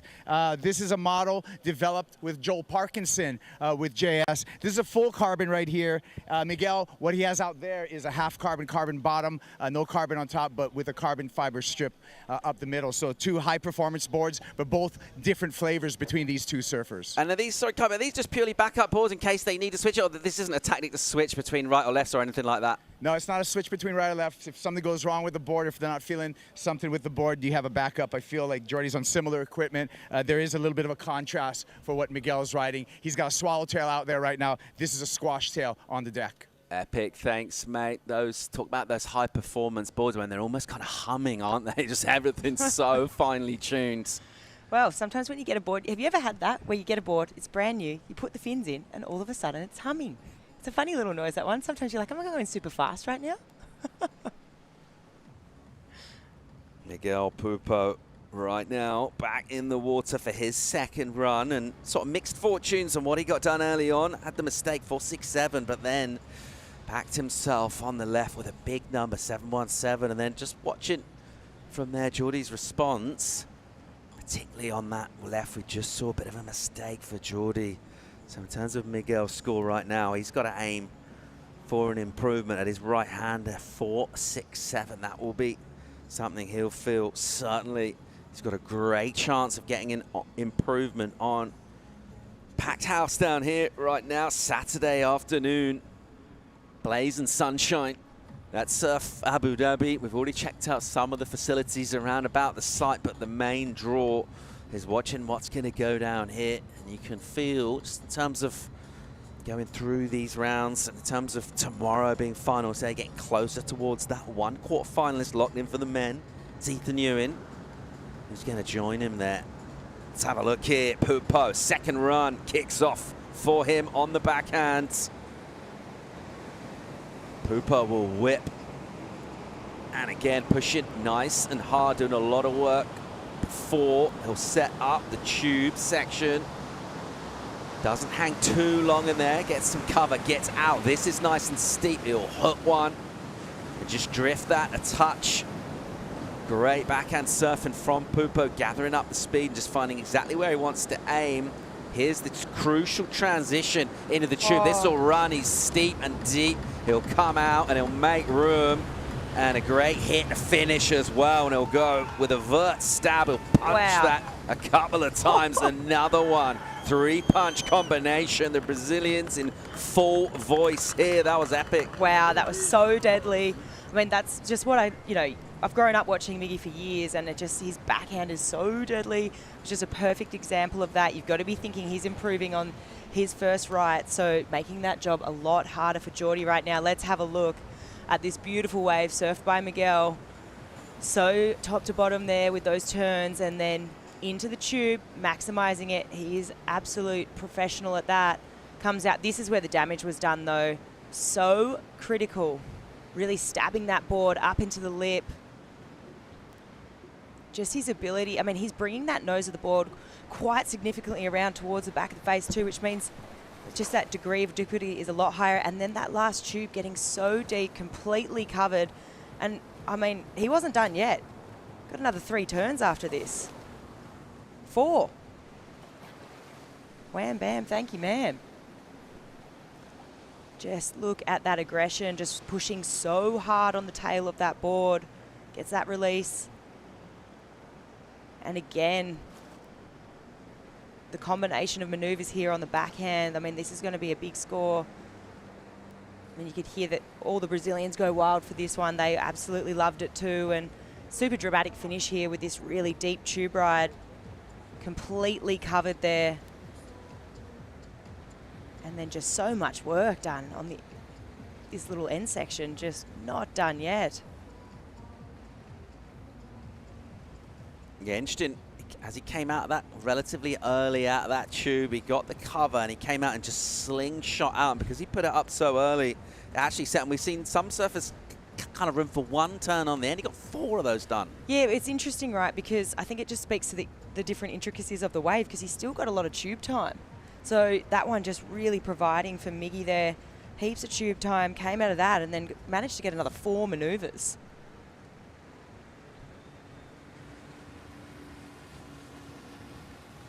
All right, number in for Miguel. Gets a significant improvement. The momentum with him right now. As he gets ready for his last wave, he'll come back left down the basin here. But Miguel Pupo 617, putting a little bit more pressure on Jordy Smith at the moment. So his combo 13-3-4. Yeah, he's really putting that pressure on Geordie right now. Geordie's got good news for him.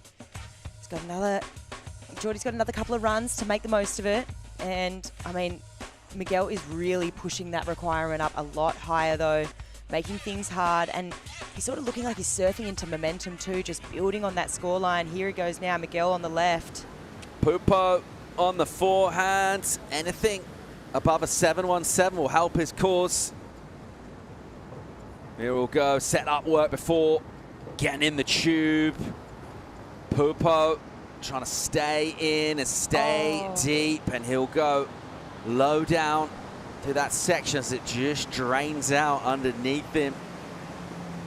And incomplete at that point, although if you're gonna fall, he's already got a 717 locked in for a left, so he did have pretty good work done in terms of his first left in terms of the score. It's a decent total that he's got though. 13-3-4 is his reward. His best left, his first one. His best right, the second one.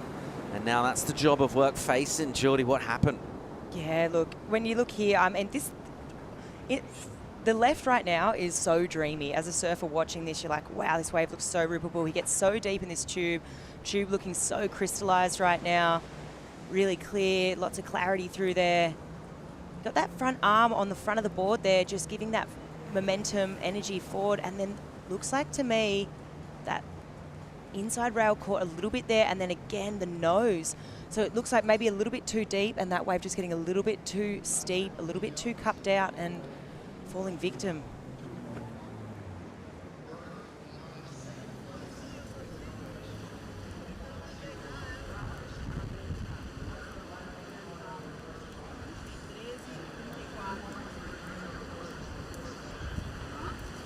So Pupo inside the hole, and it just got hollower and hollower underneath and around him.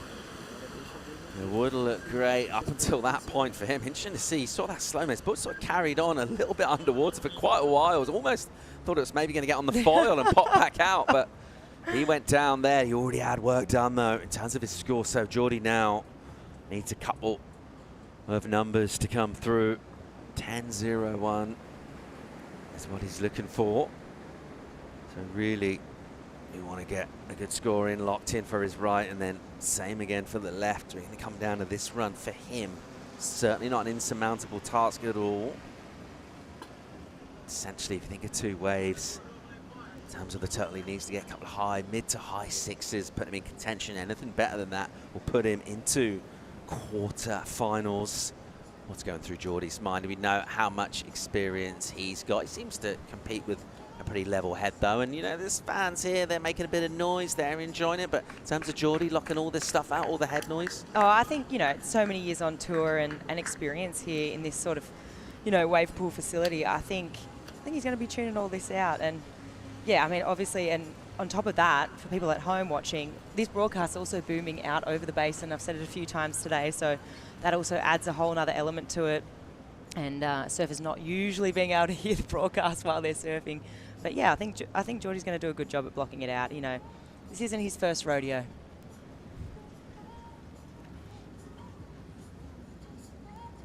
Countdown now for Geordie's second run. He will be on the forehand first up.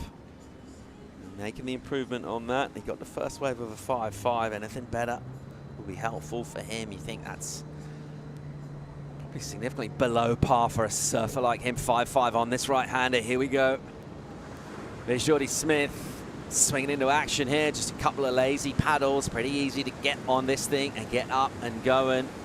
Using that whitewater section to bank off and just make a little bit of room to snap. So a couple of those now. Tube section will present itself. Will stuff himself in. He's got a big, big frame. He does well to make it compact and at the same time just to keep driving. There's a pump and he'll get the Superman. So completely dismounts, grabs both rails, both feet off the board. Couple of hits, something completely different. Haven't seen one of those complete so far in this event. Now he's on the gas. He'll need to go complete here. Big ramp section, massive alley-oop to the roof. Smith in full flow, snaps out the tail, and he'll belt this again. Geordie Smith in a little bit of a situation. What a way to respond. Wow, that was true veteran style, just so composed. And I just love that creativity. I mean, on the other hand, Miggy watching, just pretty nervous, obviously, as you would be. That was a pretty well-surfed wave. It was, you know, had that creativity, had expression, something a little bit different to look at. Let's see, parks it in the tube here. Big man, and negotiating that well. And then this is the moment. Quick little Superman there. Just demonstrating that creativity. We haven't seen that yet, so that's exciting. Carves into that. You can sort of see, gets a bit of more of a pep in his step after this, surfing with a bit more intensity, sort of a bit of speed, bit more speed too, and then straight out the tube into the alley-oop. I mean, just really asking the question of the judges now, and Geordie just putting on a clinic. It's so impressive, isn't it? I mean, he's like one of the tallest surfers on tour, to be able to get that much pop, that much lift throughout the midsection of the wave and then back it up with this alley-oop as well. Two aerial maneuvers on one wave. The Superman coming relatively early in the ride on that midsection. Got a couple of cracks after that, and then the big lofted alley-oop at the end. Shout out to the crowds. There they are, watching on. They're getting bit of a show go down here at the moment. This one's absolutely scintillating. And this number will change things considerably in terms of the context. Miguel Pupo saw him in the ice bath. All he can really do right now, Flick, is just watch this unfold. Yeah, nervous times right now. So this score will come through shortly. And anything above a 3-3-3 for this next wave, which will be a left for Geordie, will be an improvement. That's what he's holding on to at the moment. Anything better than that will help him. But we're still waiting for that last one to come through, and this is going to be really, really significant indeed. Guess what, Felicity Palmateer? Here's our first excellent score of the event, 817. Holy dooly. We have cracked the code, people. If you want to know what to do to get an excellent wave, 2 aerial maneuvers has achieved that. We haven't seen one yet. So super exciting. 817 for Geordie, really putting that pressure back on, and now only chasing a 517. Just audacious, really, in his approach. Super bold. And being able to go excellent, and that's really going to change things now. 517, he's really turned this around. Let's see what he does here. No, he doesn't need to go crazy here. 517, we've seen good surfing come through with good maneuvers, and then maybe you don't use the whole wave and you can get in that mid-range. So let's see where exactly he goes here. This will be really interesting to see the response from the veteran Smith. Here he goes, nice work on the outside section. Compress, pig dog, how deep can he get here? Slowing everything down. He gets pretty deep actually. And there was a moment there, that thing went a bit inside out. He did well to come out, nice vert hit, and he'll put it down. My. So was the work that he did prior to that flick worthy of a 517? That's what the question the judges, again, answer here. Holy. I mean, just when you think all that hard work's done, he gets the 817, he cracks the code of excellence. Chasing the 517 now. I'm looking forward to breaking this thing down. Let's have a look. First tube section here. Really pumps on the brakes, and I was nervous for him watching this because it's like, how much do you want to play with this? How deep do you want to get on the foam ball, and how much do you want to risk it? This felt like the vulnerable moment, right? It did, right? And I was like, okay, hard work, done, check.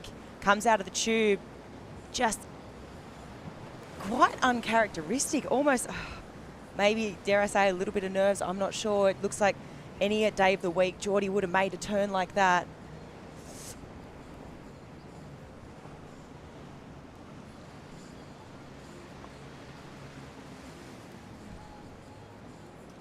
So Geordie Smith, a very uncharacteristic mistake after going into the excellent range. What a contrast on his second run. And that is how it plays out here in the basin. Geordie Smith will get a small number, a throwaway. It won't be the requirement here. And he'll be bitterly disappointed not to be heading for quarterfinals. Extreme highs and extreme lows in a matter of seconds there. I mean, it just goes to show. Here we go. Let's make it official with the results here. Number comes in real low. He's gone excellent, unable to back himself up. Miguel Pupo will be heaving a big sigh of relief. He's heading through to quarterfinals, and he'll be absolutely delighted with that performance. Geordie Smith, I think that excellent number won't really take the edge off it at the moment. I think he'll be pretty disappointed with himself. Oh, he's definitely going to be disappointed. There's no doubt about it. I mean, like I said, it's not his first rodeo. He knows exactly what he needed to do there, so that one's going to hurt. Well, put myself in a running. Ah, you got yourself fully on the game. Went for in the ride, got a score. First excellent score for the event. Lucky. Anyway.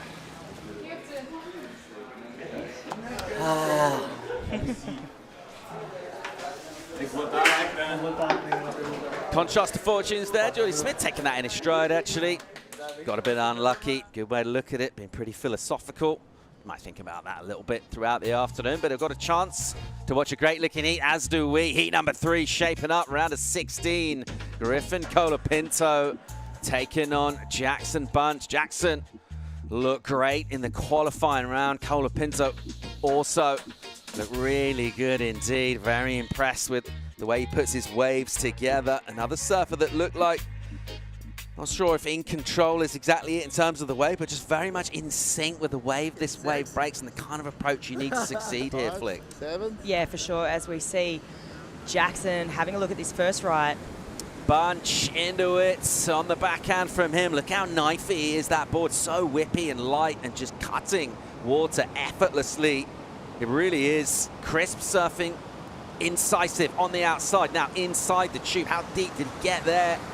Didn't see him disappear. There's a nice hit with some drift. Uses that crumble, banks off a section, comes out with speed, using the rail and just tagging it. So pretty much textbook backhand surfing. Tube time for him with acceleration, with deep cover. Comes out, cuts his line down. A finner to finish. He'll just poke the nose on the end of that reverse.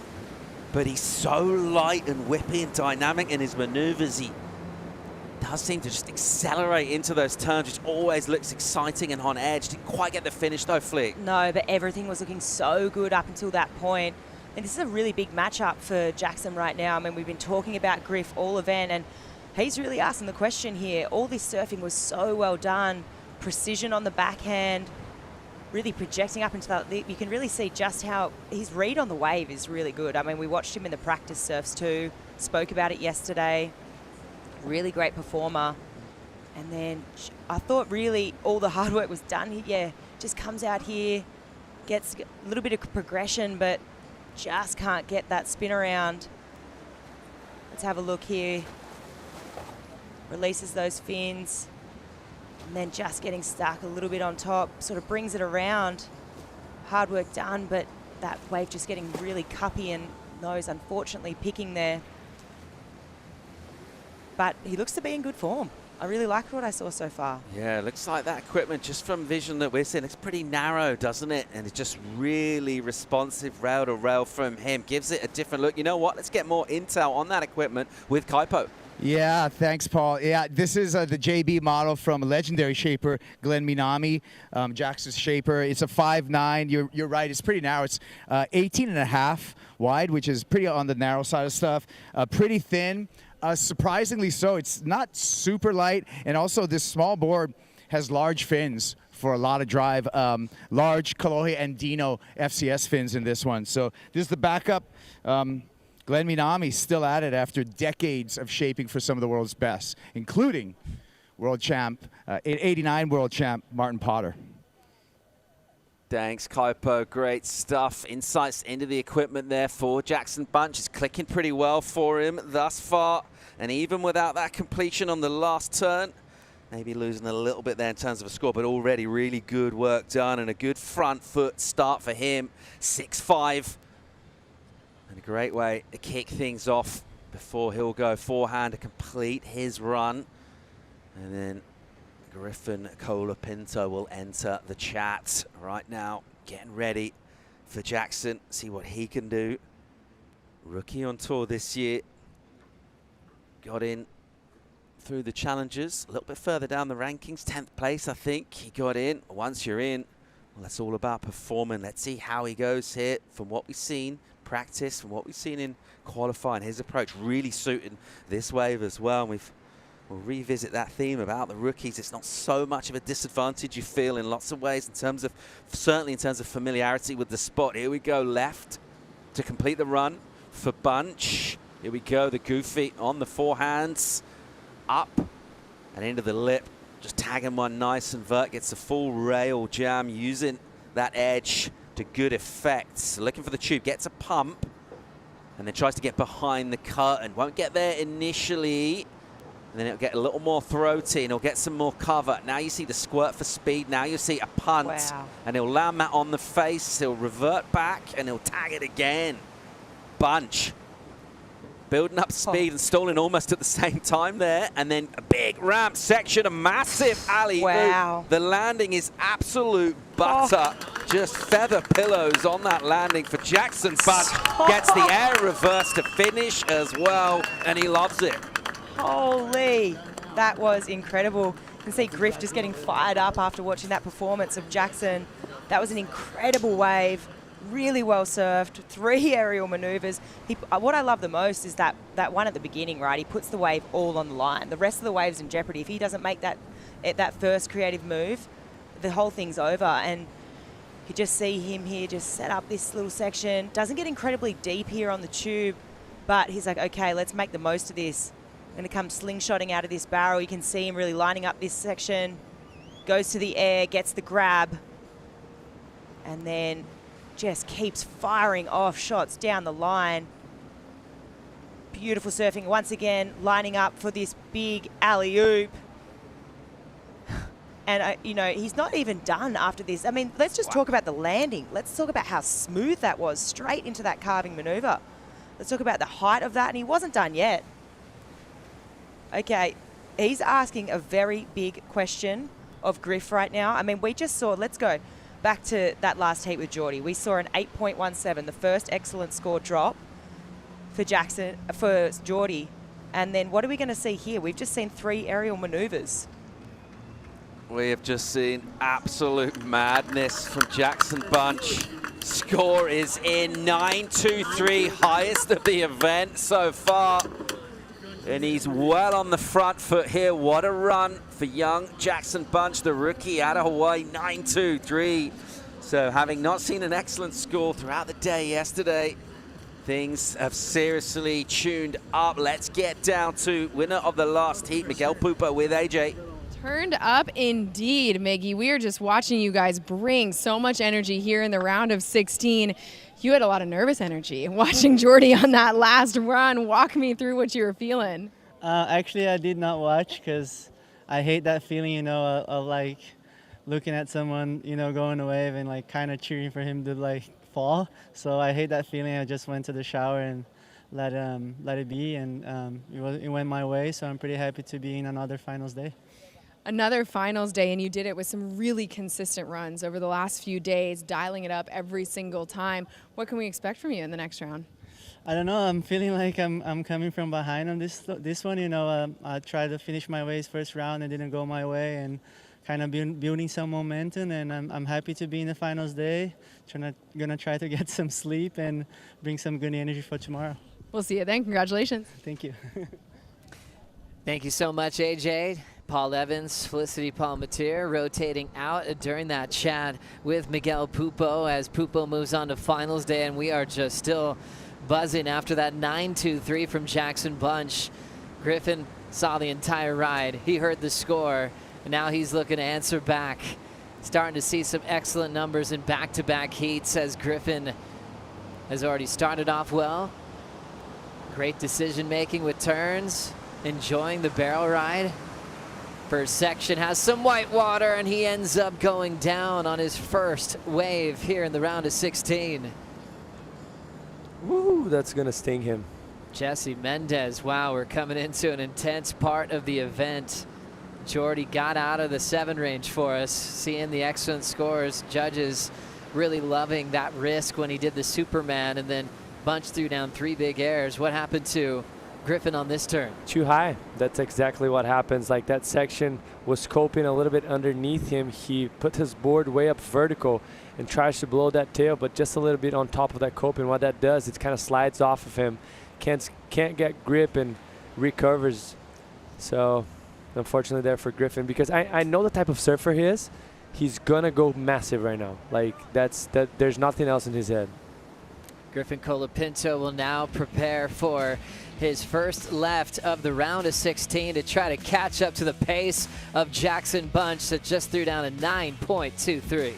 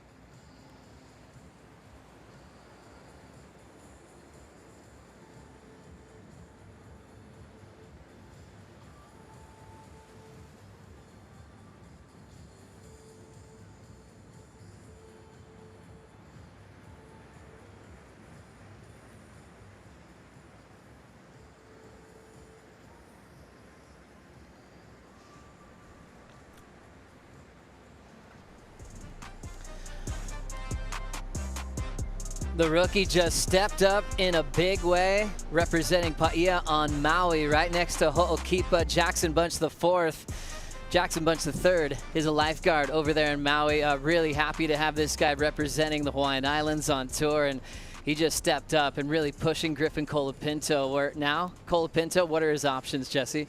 I mean, there's nothing else for him to do besides going huge. Like, it's clear in his head, and like I was mentioning before the break, he's the type of surfer that loves this pressure, and he's going to go massive. I have no doubt on that. It's just a matter of if he's going to land it or not. Stick it to the plan that he has in set right now. Let's see what's going to happen in this wave. Colapinto winning in the Surf Ranch in a close decision over Italo a couple of years back. Now setting up the backhand, first connection clean. Trying to recover from the fall that he had on that drift off the whitewater coping, belting it. Nice airdrop, controls it into the first tube section. Beautiful backhand tube riding technique. Maybe 3 majors on this section. There's the second big connection there. There's the third as he punches it out with some power. Setting up the inside pit. Now coming out, looking for something big. Tail blow, he gets stuck on that end section. Coach Tommy Whitaker taking a deep breath there. Scotty Hammond's behind him on the deck. So Griffin's first right done, 2.67. First left done. Big, powerful approach on the backhand there, but did miss that finishing move. I don't even know if he needed to actually go that big, because the damage that he applied on the previous maneuvers were incredible. The acceleration throughout the turn, you're going to see it right here. Fourth turn before the first barrel. Getting a good finner out the back, and then this is just like any other day for him. And this is when he starts to put on the gas. Accelerates to that first turn down the line. Still on the coping though. Right there, projects, get the amplitude, and even more on this third one. Pushing that tail out the back, gets another beautiful barrel, and right there I'm like, he's just surfing a solid Griffin heat, and Griffin wave, and he's gonna finish it off strong, but he maybe went a little too big, tried to get too inverted on that last turn. Still, damage was done. And me thinking it's important for him to get something above that 6.5 on the left, because then he can go head-to-head front side on the right against someone like Jackson Bunch. And in my opinion, he's going to get that done, because those 3 turns right after that first barrel were massive. Redirecting the nose, exchanging tail to nose, and finish it off strong. But just not quite there. Lost a little bit of balance, went over the handlebars, unfortunately for Griffin, but solid serve for him, and he's right back up in there.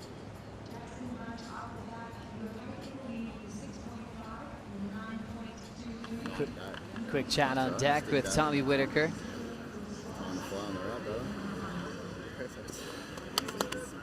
Griff taking the deep breaths. Definitely was inspired by Jackson pushing him so quickly after their first run. A right and a left ridden. It's the rookie with a sizable lead, 9-2-3. The biggest number that we've seen the last couple of days. Only the second number we've seen in the excellent range. And he's going to get another shot. Another right, another left for Jackson to try to get to the quarters. Back to this 9.23. Jesse, what'd you see? I mean, I think personally this has to be my favorite left ever ridden on a wave pool, and this is the reason why. Right off the bat, after that first barrel, massive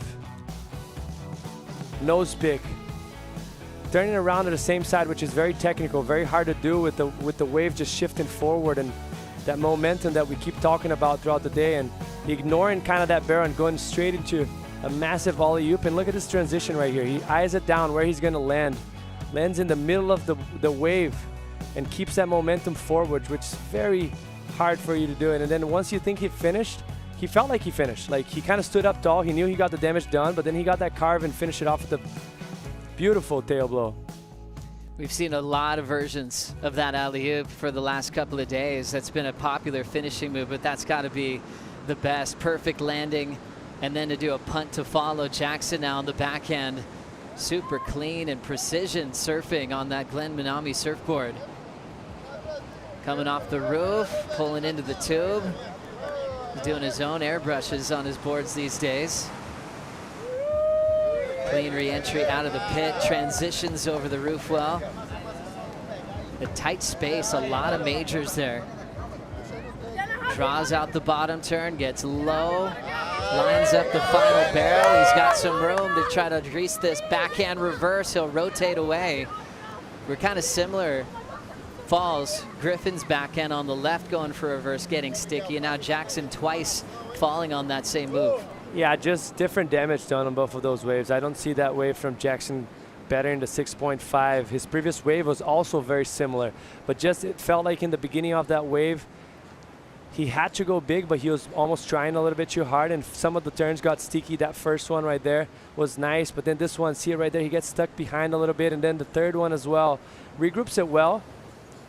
Cat reflexes right there for him. Beautiful style technique throughout the barrel, but I don't see that battering. Like, this is going to be below his 6.5, and that's the reason why.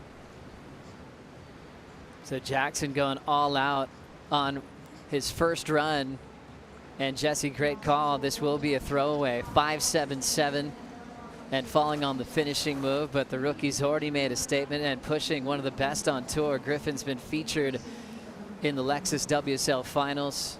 He's been in the world title hunt. He knows how to win, and he's definitely getting pushed by the goofy foot rookie from Maui. As we focus in on the event top scorers, we've been seeing him in back-to-back heats, finally getting into the X1 range. When we look at combined heat totals, Griffin Colapinto had the highest heat score from yesterday's competition out of 13 heats. Just a little bit ahead of Felipe yesterday. Look at that guy. He's ready. 2 thumbs up. Yeah. I mean, as much as they sometimes complain about, oh, my heat was hard, like I had the highest combo heat score of the round and I still lost, they live for those moments, you know, like they want to be with their back against the wall and perform to the hardest. So, and that's the type of surfing Griffin is, and that's when he does his best. Can't wait for the last 2 runs. That's right. Pressure is a privilege, isn't it? Yeah, definitely is. And that's what these guys do this for. Like, it's more than just the money. Like, it's way more. There's so much involved in it, so much pressure, and when you overcome it, it's very special feeling that it's addicting. And what can we expect for Jackson's next left right now? Like a 9.23, like how do you, like for me personally, that was the best left surf ever on a heat at a wave pool facility. Like the combination of maneuvers, like I've never seen something like it. That was impressive from him. I just like that statement. I mean, we're just in that perfect time in pro surfing history where the wave pools have been developed. We've seen it at the CT level. It still has this newness to it as a complete platform change happening in a sport that was established with the IPS Tour back in '76. I mean, it's a game-changing platform, and Jackson coming at this venue with fresh eyes and not as much as experience as most of the field in this system, and throws down a 9.23. Look how he's holding himself with the foot right there on the fence. It's a good technique. Some people are holding with the hands. He's just like, oh, I'll just hold it with my foot. You definitely have to be closer to the fence compared to the surf ranch in Lemoore. Watching Jackson now. So to better a 9.23, we'll see what his strategy is here, if he's going to do something radical to try to max out the scale. Nice positioning right in the pocket. This is where he let go of the barrel and did that first punt on the 9.23. He's going to go for a different version. Alley-oop comes down off the lip line, then hammers it out in front. Now he's going to drift the tail. He will slide away, and I just want to say thank you, Jackson Punch, for drawing some different lines, trying something, already knowing he's got the best wave ridden in the last couple of days. I feel like this could be a new beginning. I think Jordy just got everyone super psyched after that barrel into the Superman on that right, and then Jackson going into the line that he did before, and now going into the alley-oop right off the bat. It's just sometimes when you try to push so hard, this wave is so unforgiving because it keeps running in such a fast pace that it gets a bit sticky. You're going to see him landing right there, and it's hard to keep that momentum. That's why it was so special, the alley-oop that he had on the end of the wave, because it was a transitional turn and a high-risk transitional turn, innovated. But right here, he had to go massive. Like there's nothing else for him to do. Fortunately, that front foot the back foot getting unglued right there. Sometimes you do the blowtail and the fins engage the water before you expect, and your momentum's moving forward and your foot just gets unglued. Hey, but he did the job. Like, it's on Griffin's hands now. Well played for Jackson Bunch. What a run here in the round of 16. He's had his 4 waves. 2 rights, 2 lefts. You keep your vest scores on each direction, a 9.23 and a 6.5. And Griffin Colapinto is now chasing an 8.74. I'm buying a cheeseburger after this. Hey, you never know what you want after a 9.23.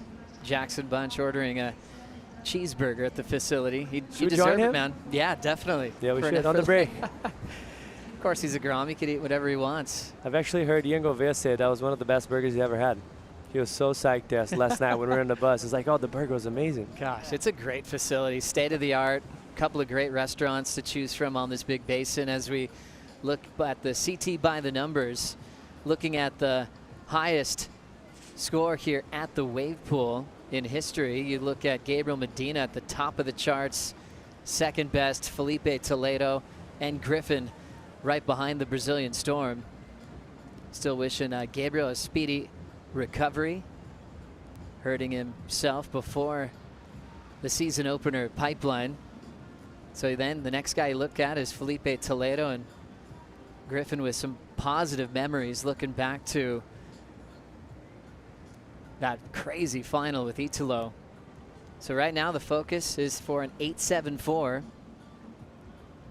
Griffin likes to meditate, likes to visualize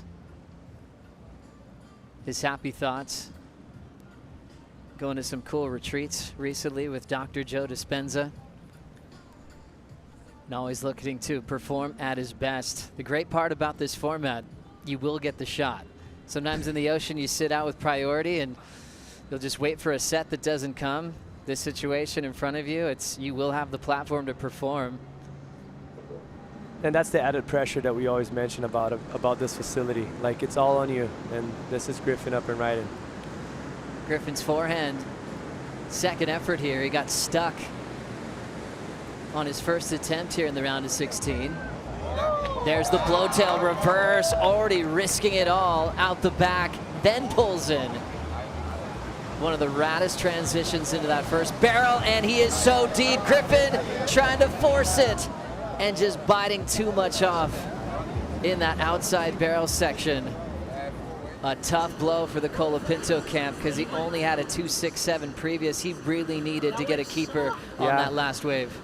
Yeah, I think it's done for him. He needed a better at 2.67. That was interesting. That wave really ran out pretty quickly, and Chandelier in front of him more than the usual. And we don't have the strongest of the winds right now. Interesting to see what the boys are thinking, watching it live, obviously. But that wave kind of ran all the way down. Beautiful start of a wave. Look how he moves his front foot backwards after that rotation. Then right here, starts to slow himself down. First Chandelier, he actually goes through it. Second one and the third one's gonna come up right there and just kind of shuts it down in front of him. Maybe getting a little bit too greedy on that wave, and he needed to though.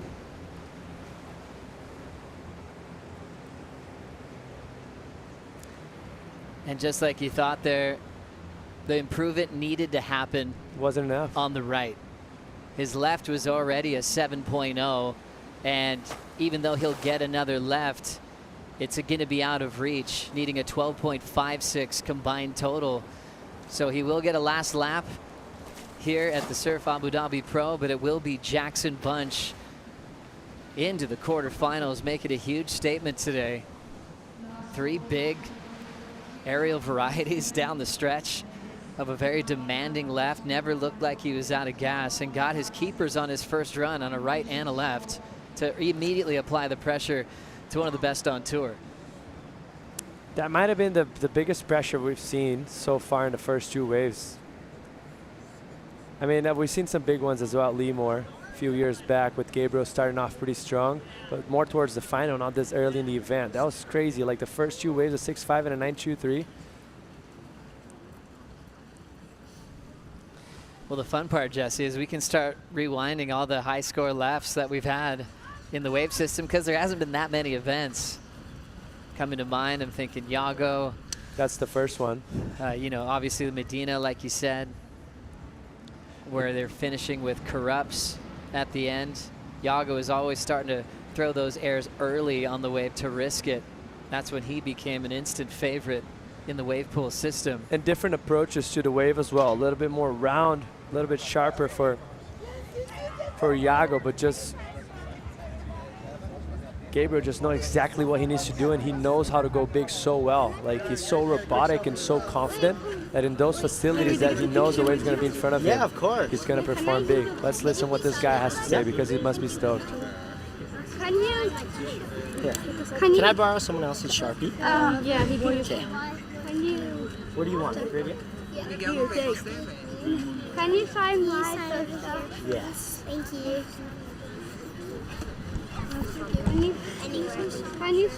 Can you sign? What a class act, a rookie on tour, putting on one of the best performances we've seen in the pool. And Griffin Colapinto will enjoy this perfect left as he will be preparing for Portugal, a place where he's found a lot of success. He knows what it's like to take out that event, even when you just look at what he did last season over there in Europe.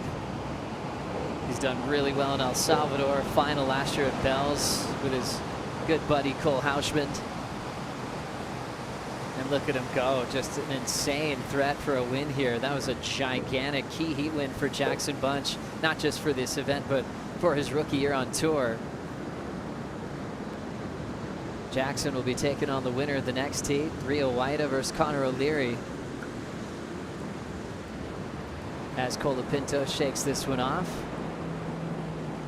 We'll hopefully get a check-in with Crosby's status. Hopefully his younger brother will be joining him very soon on tour. I know Crosby was hoping he'd be ready for this one, and his next effort will be trying to recover for Portugal, and Jackson's going to be busy. His profile is growing here in Abu Dhabi and in the Middle East. And a lot of these young surfers seeing pro surfing for the very first time here on Saturday. What a great time to be joining the story and being included into this growing surfing community. Jackson Bunch 6.5923. Join us in the conversation on our social at WSL. Compare the best lefts we've seen in the wave pool C system to what Jackson just threw down on that 9.23. Rio Waida now taking on Connor O'Leary. And these guys got a bit in common. One being pro surfers and calling themselves the best in the world. But both their moms are from Japan. Both Japanese. Rio was actually born in Japan. First few years of his life were out there before moving over to Bali in Indonesia. I had no clue on that. Pretty cool. Yeah, his mom's Japanese. His dad's Indonesian. And Connor O'Leary, his mom, a competitor for years. Akemi is awesome. I love finding her when her son's in the water. Or surfing. I surfed with her at Rockies before, and she's awesome. She rips, such a good vibe always, great spirit. Connor remembers being about 10 or 11 years of age and went up to North Stradbroke Island, where Ethan's from. And they had like a contest up there in the Masters division. He remembers it was pumping its cylinders in a pretty aggressive current. It was just a childhood memory, seeing his mom having to do the runaround, and then Connor's dad is holding the board and running up the beach with her. That was one of those childhood memories, seeing your parents in action and competition, but also passing their love for the ocean to their kids. And they created a world-class athlete and world-class human in Connor O'Leary. Connor's wife rips too. Steph competed growing up in Australia. They'll be expecting their first child later on this year. Classy little venue to watch pro surfing. That lawn there, there's a big stage where they're playing live music all through the night last night. And yeah, the big thing that we've been mentioning is just the salinity of the water here compared to a lot of the freshwater basins around the world. Creates such a different feel. The pipe that goes out into the Arabian Gulf that brings in all the water here goes through a filter system. Comparable salinity to the Atlantic Ocean. Here comes Connor O'Leary tapping the first section. Tacking number 2, now number 3 maneuver off the top, now starting to slow down. Really well done on that tube ride. Not trying to get too deep, but deep enough where the judges will enjoy it. Hard off the bottom, crushing that section. Kind of a transition float to a hammer.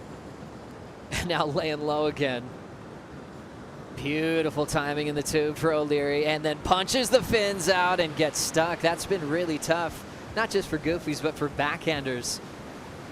Staying on the surface, but doing that backhand reverse. Why has that been so difficult to land in these last couple of heats? Well, because it bottoms out. Like, the transition is very tight right there in the end, and they barely have any room in order to complete that maneuver. So how's the damage done on his backhand right there? It's crazy how much the surfers really stepped it up on this round already. Like, there's a big task for everyone else that's going to get in the water, because the surfers are ripping right now. Like, they're really letting their hearts out and not overthinking, just performing what's in front of them. You're going to see this turn here. This is money. It's going to set up, generate speed, and right here, it's going to push his back foot. Spring loads into that section. Some of the best backside turns we've seen it so far. Comes out with speed, get that barrel, and right there, that's what you're talking about. See how tight it is? For a guy like him, 6'2", it's so hard for him to do it. Beautiful turn at the beginning of that wave. And then right here, this is a massive turn. He's gonna stomp on that back foot, get that board up in vertical. Put that front foot on the deck to keep the stability. Keep his body also very close to his chest, close to the knees. Making sure the board is underneath. And as much as he's extended on the beginning of that turn, he brought that all back in. And right here, he starts to spin. Momentum keeps going. The fins engage, and it kind of slows the board down a little bit.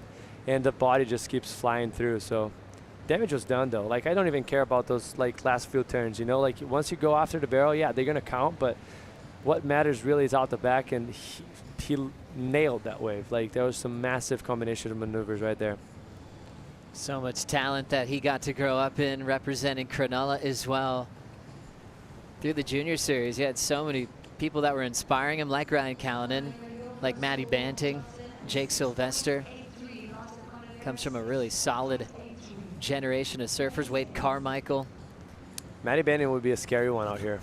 Oh my goodness, gosh, yeah, that guy lands everything, super consistent with big blow tails, the tail waft off the lip for Banting. Everything. Yeah. Backhand was pretty incredible as well, the nose picks. That's right. Shout out to Matt Banting. Yeah, made the CT. Hope you're doing well, Matt. O'Leary's got a lot of memories with those guys that helped him progress and pushed him through that junior career. But Cronulla itself, we mentioned Aki, Dog, Kirk Flintoff was on tour. He's kind of famous for being like an aerialist when he was on tour, but then really dug deep and recently taken on the big wave scene. 6'8" start for Connor O'Leary. So the difference, what you saw in the opening round and the night session, you've got different formulas here. They're going back to back with their opening run. Connor pushing hard. Saw the fins showing on that aggressive redirect into the pocket. Love his use of the tubes on his backhand and forehand. He's getting just deep enough and then able to blitz the lip line. Big tail throw, wanted to extend that maneuver, but it'll cost him his first left here at the round of 16. But it's a great idea, you know, kind of seeing a goofy foot go to town in the heat previous. Jackson Bunch came out of that barrel, and that's when he did that crazy punt. Didn't reverse, landed with control, and that really set off that 9-2-3. So Connor identifying that as the opportunity to go real big. Yeah, that was impressive from him. This is the setup turn, beautiful. This is just a setup turn. Let's just mention that. Like, setup turn into the barrel. It's going to kind of ignore that section and go straight into a massive blowtail. Look at the footwork right there. Compresses, lands it perfectly. But there's always that little gap of water that sometimes the board skips through it because of the coping and the shape and the curve of the wave, of the surface of the wave. That skips a little bit and makes you just, you know, get disengaged. Jackson Bunch is hanging out with AJ. Finally coming down is Jackson Bunch after that incredible run that had almost the entire Surf Abu Dhabi premises on their feet. Jackson, talk me through that 9-2-3. I mean, going up against Griffin, he is pretty much one of the best surfers in the world, and I just knew I had to bring my A game and pull out all the tricks out of the bag. And dialing in the A game is something that you spent a lot of time preparing. How did you get ready for this event at Surf Abu Dhabi? I mean, I came in end of November and was practicing with Seth Moniz and Barron, and got some good practice surfs in. The wave was a bit faster, so it was almost a little bit trickier. And now that it's slower, I can dial it back and take my time and pick different turns in different spots. So yeah, just stoked to execute that wave. And you told me you viewed this almost like a skate comp where you're writing down your runs and what you can execute on each different section. So what's left in the tank? What can we expect tomorrow? I mean, can't tell you all the tricks, but yeah, maybe a bigger air on a bigger section. We'll see. Looking forward to it. Thank you. Thank you. Thanks a lot, AJ. So great to hear from Jackson Bunch IV, doing a great job to spend the off season with some surfers that he looks up to from Hawaii. Got some practice sessions in, and he's adjusted well to the change of pace. He made a couple adjustments to the wave to be more resilient in the wind conditions. And that came into play yesterday morning when the men started. It's been groomed all day today. Real fun for the right and the left. O'Leary finishing his first run. It's a 6.83 and a 4.67. Connor's best coming on the right. And it's kind of crazy to think, like, before I would almost say, like, oh, he should have just finished it off that wave. But so far, what we've seen in a round of 16 and how everyone stepped it up, he had to go big. Like, because he started very solid with 6.83. But if you expect what has been done previously in the previous matches throughout the day today, he had to kind of go for broke. Rio Waida loves this format.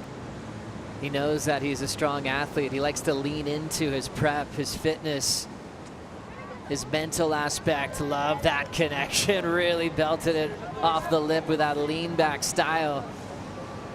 Just getting trained now with so much speed and composure. Beautiful top turn, perfect spot for that hack. Throws the fins to switch gears. So much variety and flair from Rio Waida. Puts himself in the pit, well done. Winds up, taps it quickly, wants a bit more, pushes hard on the snap, earned a bonus section with all that speed into a reverse. Phenomenal ride. I agree, Reynos. Phenomenal. What a performance. Even after that end section barrel. First it was like, okay, maybe one turn. That's evolved over the last 2 days. 3-turn combo for Waida with the reverse.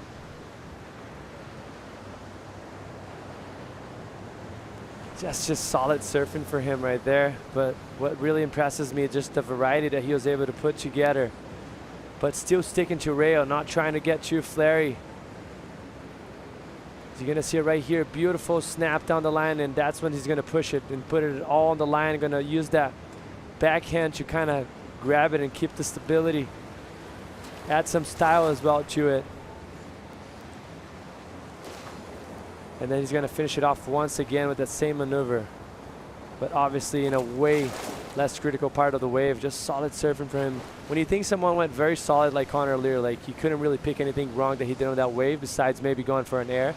Like Rio just add that to his repertoire as well, and with a little bit more variety obviously on his front foot, sorry, on his forehand, helps him have that ability to open up a little bit more. But two very well first ride serve for both surfers right there, Rio and Connor. This is gonna be a pretty close one in my opinion.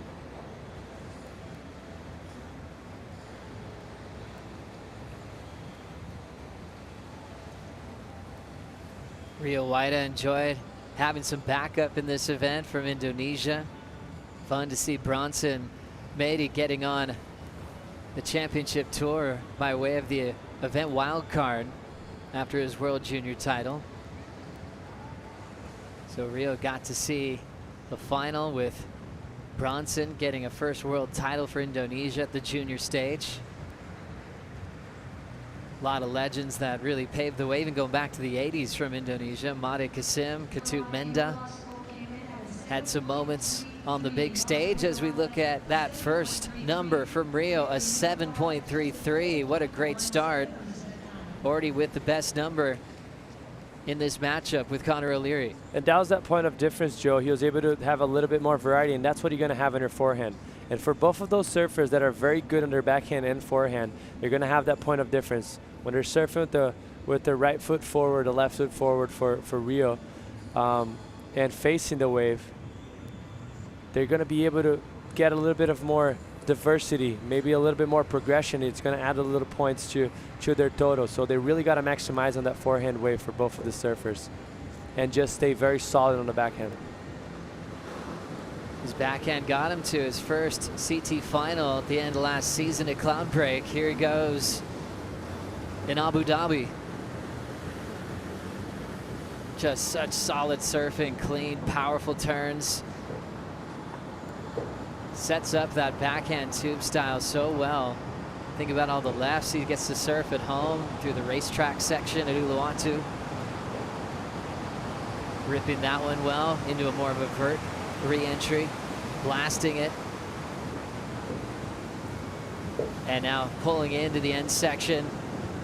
Gets a bit of the tube, well done, and winding up for a first turn there. Maybe he'll get in 3 again. How was that slam? And he will get a little tap to finish. Well done on the first run for Rio Waida. Just chasing a 4.17 on that left to try to take the lead off Conor O'Leary. We will take a break. We'll update you with the scores here in the round of 16. Heat number 4. When we come back, it'll be Conor O'Leary's turn back at the basin.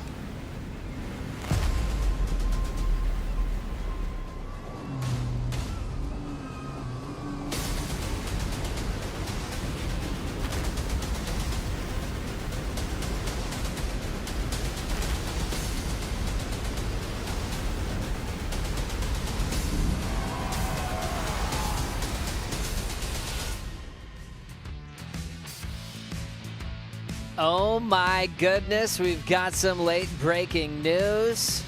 The Tudor Nazare Big Wave Challenge is officially on yellow alert. Organizers are looking at a potential run day on Tuesday, February 18th. All the big wave surfers are en route to Portugal. A green alert will be issued 24 hours before the official call. When the event goes live, February 18th, it'll be on Red Bull TV and WorldSurfLeague.com as we get right back into the round of 16. Heat number 4 at the Surf Abu Dhabi Pro. Conor O'Leary on his second run now in the heat with Rio Waida, already hammering some big points on the back end. Full stylish flowing bottom turn and then just disappearing in the pit. O'Leary still traveling. Makes it out again, frames that vertically. He can go put it up at 12 o'clock. On just a moment's notice, he'll just whip that thing vert. Now he lays down on the end section, a little off pace and just getting caught up on the numbers before we went to break. Rio Waida had a solid start. The 7.33 was on the right, then backed it up with a 6.57. Similar type of consistency like he had yesterday. I feel like this is similar type of consistency he had the last year or two, right? Like it seems like he always gets good scores on the board. And here, Conor O'Leary just beautiful bottom turns, setting up for success right there, just maybe getting a little bit sticky, and that's what set him up to be way too deep on that barrel. See the boys there, Ryan and Gabby, bummed for him, but he was on his way to a great score once again. Put a 5.33 without that last barrel and finishing it up. So did some damage on that wave previously to the mistake. Look how much rip's going through there. It's actually pretty unique. There's not that much rip going in the other facility we have in Leemore. Like you see the surfers have really to hold themselves against the grain right there. Yeah, all that energy just rushes over the sides of the cement. It's like the dampening effect where it just spills over and then recirculates. So as the water gets back into place, pro surfers know everything. They just see every little detail. Sometimes the depth of the water is just a little more shallower than the wave you had before. It can actually change the wave just a touch, just to keep you on your toes. As we say hi to all the happy people that came to the Surf Abu Dhabi Pro. There's going to be some new locals in this crowd that'll probably be having some sessions here in the future. Hopefully they'll take what they learned from this wave pool and get on some surf trips in the ocean. It's a fun journey to be on. Jesse's still on it. It's very fun to be on here.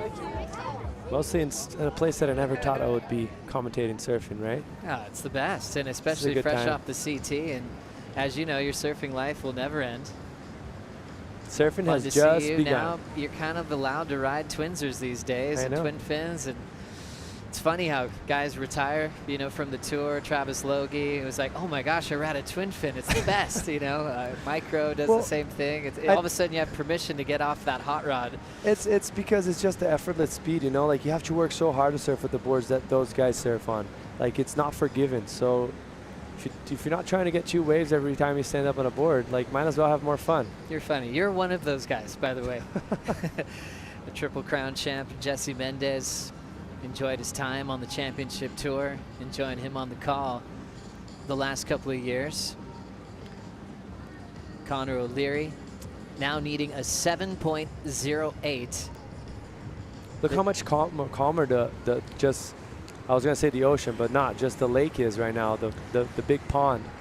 You can actually call it an ocean because that's where this water comes I guess so. from. Yeah. And the ocean's right there. It's just right there.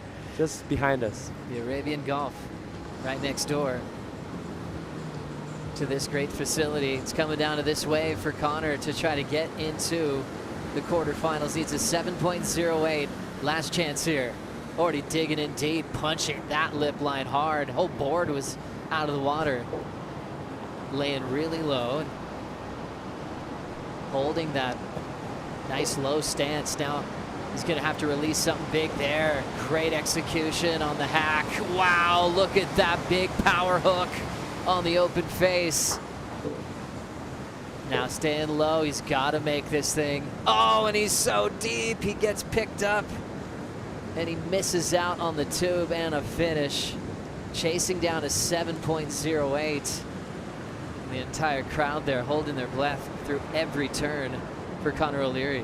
Oh man, I feel for him so much because he was on his way for a 7.08. Like I have no doubt on that. Like that was the most water displacement and aggressiveness we've probably seen on the left so far. You're gonna see it right here. He's gonna do that beautiful snap to set up for this massive carve. Pushing that back foot, getting a good release on that tail. And then just, I mean, the guy's so big, like how can he even fit that deep in that barrel that small? Like there's not much he could have done. Had to really be a little bit more in front of that wave. This is a beautiful turn for him, but almost just a setup for this right here. Look how tight in the pocket. That wave is bottomed out already. He's pushing that back foot, engaging that inside rail and pushing it off. That nose went all the way back around and he spun back around with a lot of speed. So solid on his foot, 6.5.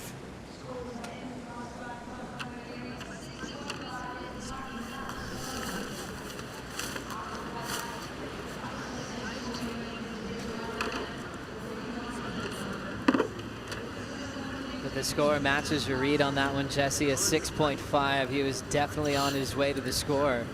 I'm gonna get smaller.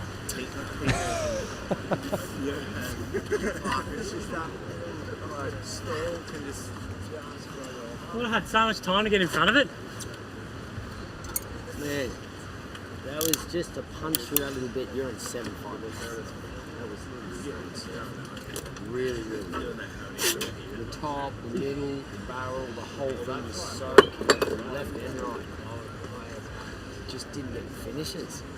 With your finishes, like they 6.5. Did they? 6.5. You finish that way, you're on 7.5, 8. And the right wasn't the same sort of vibe, man. Get a finish. Well, I was like, did the tournament, okay, here it is. Yeah. Set it up, and I'm like, okay, I think this is it. And then I just didn't have enough speed going into it. Well, you just probably didn't even need to be in it. Just like head dip, you know? Head dip and a finish. It's just too small to get deep. You just can't get deep.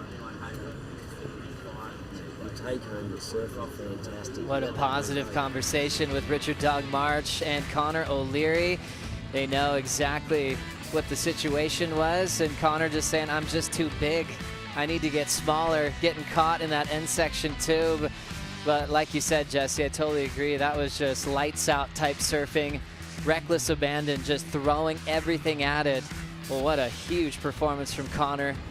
We're going to remember that one for a while, but it will be a celebration for Rio Waida on his second run. He's going to get to enjoy the basin here, feel out his equipment even more, maybe try something different, or he could just keep his foot on the gas, throwing the tail out a bit there for Rio Waida.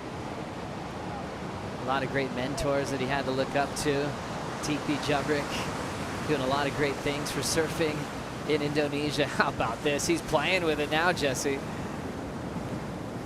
Throwing the tail, he'll slide, and he'll just throw the rest of that one away. But you could tell he's going, okay, how far can I push these turns? He was looking real loose. And that's the advantage of having that extra less wave, right? Like you just start playing with it, you can kind of actually set yourself up for the next round and see how much you push and how much more you can push. And that's what he did exactly on that wave.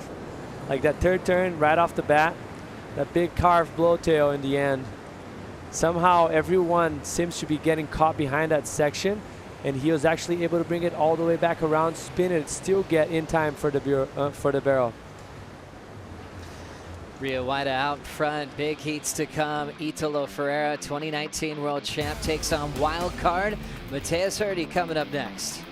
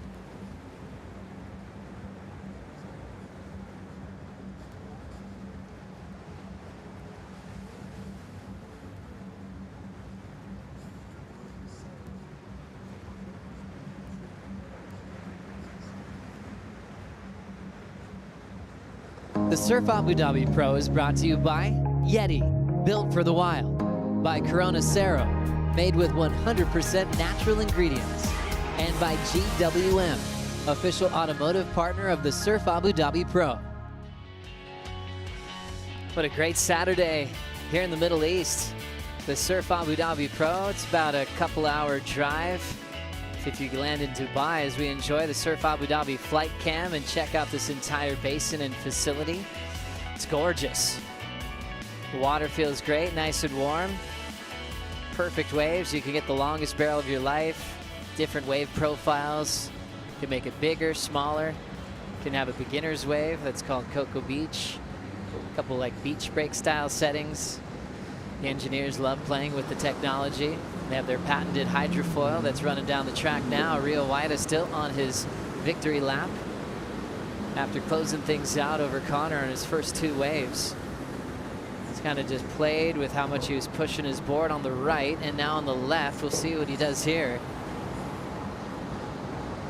Just such a stylish tube stance. He'll just bite off a little too much on the left, so he'll write that down in his notebook, going, okay, that was just a little bit too deep. You notice a lot of hand signals there after the surfers fall. Like, this is just for the lifeguards that are on the Red Bull skis right there, just to mention that they're okay. So they tap the top of their head to let them know that everything's fine, because as much as this is a very controlled environment, it's very shallow, and we've seen some very good surfers actually get hurt before here. I think I remember Ace Buchan got his shoulder kind of very messed up after falling on a barrel, and the list goes on. Yeah, so Rio just a constant professional, does the signal, taps the head, all good. And he will be enjoying a finals day appearance at the first ever event here at the Surf Abu Dhabi Pro. Rio Waida looking for a huge win this season. So focused on representing Indonesia on the tour, and he's done some great things. He'll be moving on into the next round as we introduce heat number 5 of the round of 16. Italo Ferreira, one of the best out here in the pool, taking on a wild card named Mateus Herdy, who we enjoyed a conversation with yesterday in the booth. Loves to chat, likes to talk about his future, likes to talk about the best surfing in the world, and he was able to put together an unbelievable run at night. Very close decision between him and Leo Fioravanti for this last spot into the round of 16. And if there's 2 names that are very excited about watching all those performances go down, and they really want to be, you know, become the Grinch and take on the prizes, those 2 surfers. Like, they love being the center of the attention and putting on a good show. Like, this is what they live for. This is going to be exciting to watch, because both of them had a few head-to-head matches before in their lives, and it was very exciting ones. Mateus Herdy, coming from a great surfing family. His uncle on tour in the past, Guilherme Herdy, and he's keeping up the family tradition of being a world-class surfer. Last night, Mateo adjusted under the night vision. He said he couldn't even see during this alley-oop. And that's what happened. A few people were actually mentioning the situation that it's kind of tricky to see it, mostly when you're trying to be so precise like those surfers have to be, but that's when it's kind of cool. It starts to be more about feeling and less about planning. And those things happen. This is the best surfing we've seen it so far. On the previous day, it was at nighttime. Yeah, and with his ability and his body mechanics that are just so wired in him, he can afford to not see actually where he's going. So even his landing spot, he was all by feel, and who knows how many alley-oops he's done in his life. So understanding that rotation, he can land without the vision. And he's had a little bit of time to kind of rest up. Said he likes to watch everyone surf, though. He's mentally taking notes, and we actually saw him apply what he learned in the night session last night. So he'll be taking off first against Italo. Mateus now setting up that first turn. Little fade there. Another great team rider for Jason Stevenson on JS Industries. There's a cool connection off the lip. Now sitting with a nice stance there in the barrel. Little top turn connection, really trying to push deep off the bottom, covering a lot of the wave there. Nice snap to slide. You can tell he's really trying not to get too far out in front, just really sticking to the pocket, now running after the alley-oop, a go-to move. Easy landing for Mateos. Little fading cut back, and he will right away. Leandra enjoyed it, so did Jack Robinson. So did we. That's a great way to start. There's a few touch-ups that he has to do in order to get that wave together perfectly. One turn that comes to mind is that first turn after that barrel, or he didn't even, the first barrel that he kind of went around, got a bit sticky, but beautiful way to open up the first few turns on rail. Nice finner right there. Right here, he gets a little barrel, but then he exited out a little bit early, and he opens up, nice bottom turn, but gets a bit sticky. Like there's more left on the bone right there, and this starts to get better. He's going to push that fin, bring that board all the way back around, and finish it off with a beautiful alley-oop. But there is 10% more of him in each turn that he did in this wave. Obviously, I'm being critical, but this is what I expect from those guys. You know, mostly if you're coming against a guy like Italo, you expect him to blow up. And I know he hasn't under his wing, but that's a great way to start and apply pressure into Italo. I love when you get critical. Here we go. Round of 16 continues. Let's catch up with Rio Waida with AJ. Thanks, Joey. Rio, what a fun way for you to get through this round of 16, getting a chance to take a victory lap. I know you're so analytical about the way you want to approach these sessions. What was the biggest thing you wanted to showcase in those first two runs? Just complete the wave, I guess. You know, that's what I did yesterday, just complete 2 waves, and then from there, I wanted to push myself. So, I mean, I got the job done for the 2 waves that I got. So, you know, congrats to Connor for good result. It's not really a good result, but it's a good result also. But, you know, so much respect for him, and he pushed me. So now I'm stoked. I'm happy to be here. It's sunny today, a lot more warmer than yesterday, so I'm happy. It's much warmer than yesterday. Can confirm from the deck. Tomorrow, finals day, a big one. What can we expect from you? Man, I feel like tomorrow is the day. You know, I feel like I'm gonna surf 3 times. Oh, 3 rounds. So physically, mentally, I gotta be prepared. So I'm excited. It will be another high level of competition. So I'm excited for that. Looking forward to seeing you then. Congratulations. Thank you.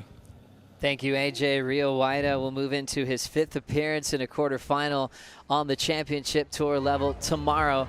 The first time to be the champion of this event here at the Surf Abu Dhabi Pro. Stop 2 of the season on the championship tour. You got to, if you're the first to win, you'll never be forgotten. Anytime you win a CT, you've got to be a legend to get through a draw with the best surfers in the world. But this is a monumental moment in surfing history to have an event out here in Abu Dhabi. And you'll always be referenced as that first one to win. So Rio's already planning on a big day. He said he's got 3 rounds to surf through. That means he's mentally there to see him on the podium. This is Mateo's first wave of 7. Second turn, throwing some water. Nice move off the lip, and now laying low. Just got that classic little hug in the pocket where he can just channel that nice easy pace. Doesn't want to run too fast. Doesn't want to get too deep. But doesn't want to look like he's wasting time on that part of the wave. Off the lip, nicely done in the critical part. Pulling it early. He's going to be pretty deep up. Not too bad. Nice release. Good execution in the barrel, and pops the tail out backhand. Doesn't reverse. Just so good with staying over his board. Oftentimes backside, that could be an awkward landing when you're not pulling the reverse around, but his ability in the air made him pull it around. There's a different degree of difficulty on that turn. When you're keeping the momentum throughout the whole turn, it's easier for you to kind of just push and kick as hard as you can and control it. This one, you have to push it hard, but then you have to stomp it on the brakes and make sure that fin engages again and spins back the same way you started. So way more control and very technical, very hard to do it. Great way to finish. Mateos finishing his first run. It'll be Italo's turn to answer here in the round of 16, heat number 5. When we come back, we'll bring in Paul Evans, Flick Palmatier, and Stace Galbraith for the call.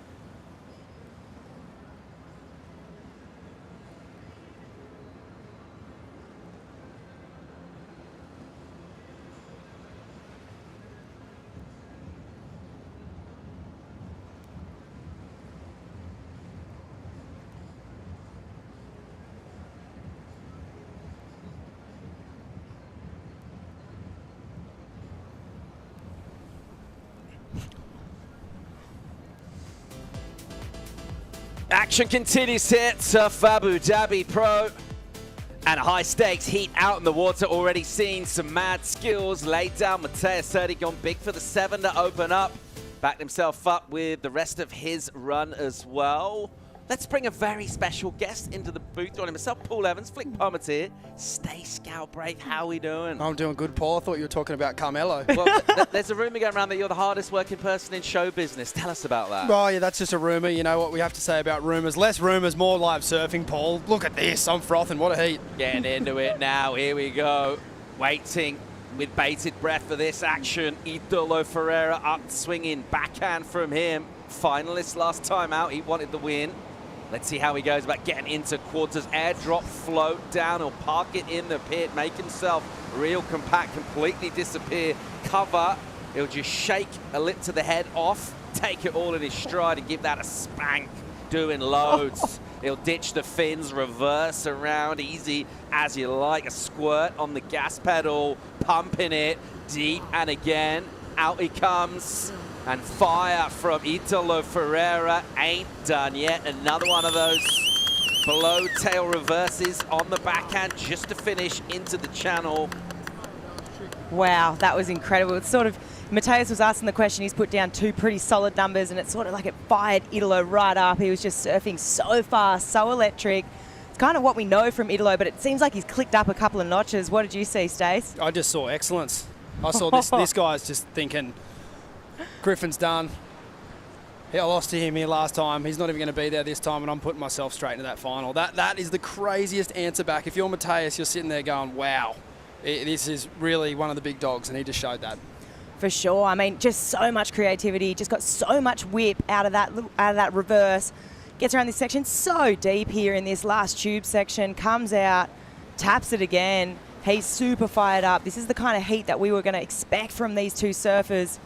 Gets that creativity at the end. And yeah, Stace, I think I'm on the same page there. That is feeling really, really good.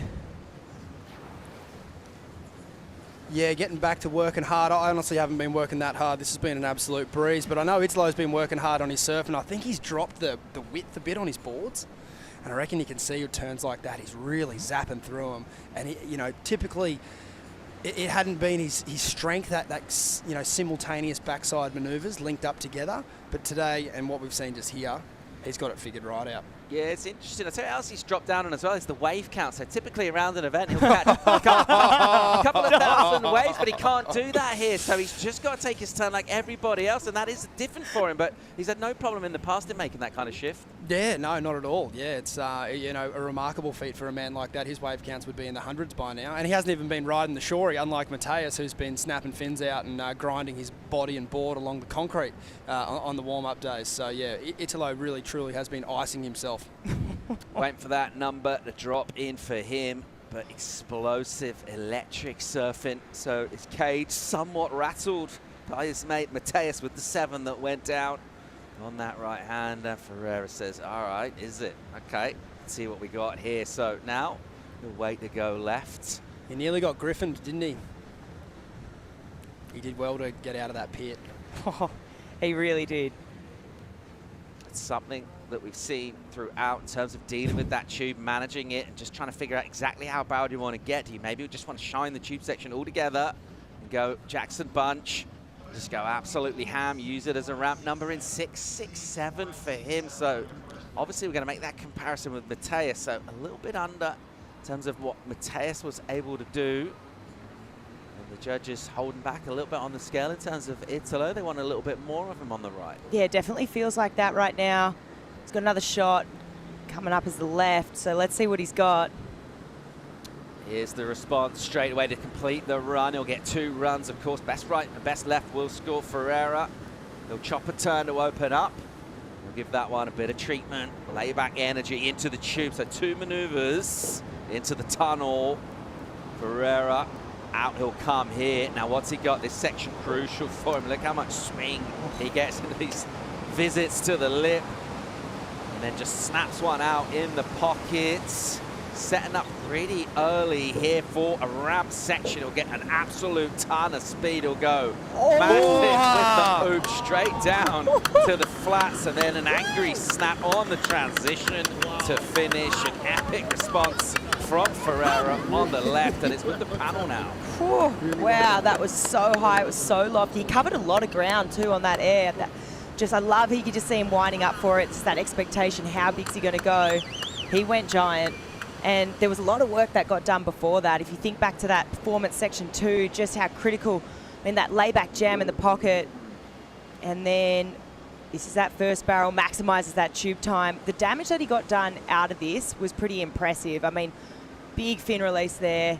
Followed up by a second one. He knows he's done two of the same, so he gets a little bit of differentiation there with that layback, and then lining up for this inside section, Stace. Yeah, like you said, Paul, he was pretty early to set it up, but you knew the earlier they'd set it up, the more speed and the higher he's going to get, and just straight into the transition. Thanks for coming. I wondered if the 667 was going to get him fired up in a bad way, and to be honest, when he started that wave, it looked like he was, trying his absolute hardest to get the wave going, but I was stoked to see him get to this point in the wave still on his board, because in the warm-ups we've been seeing this, and for him to do it with the Rashi on, that's another level, and that's one of the best ones we've seen. Wow, he just travelled so far, the distance, right? I mean, definitely got the loft and the height there, but for me, it was just that distance travelled. Just had so much speed going into it, just carried that through the air.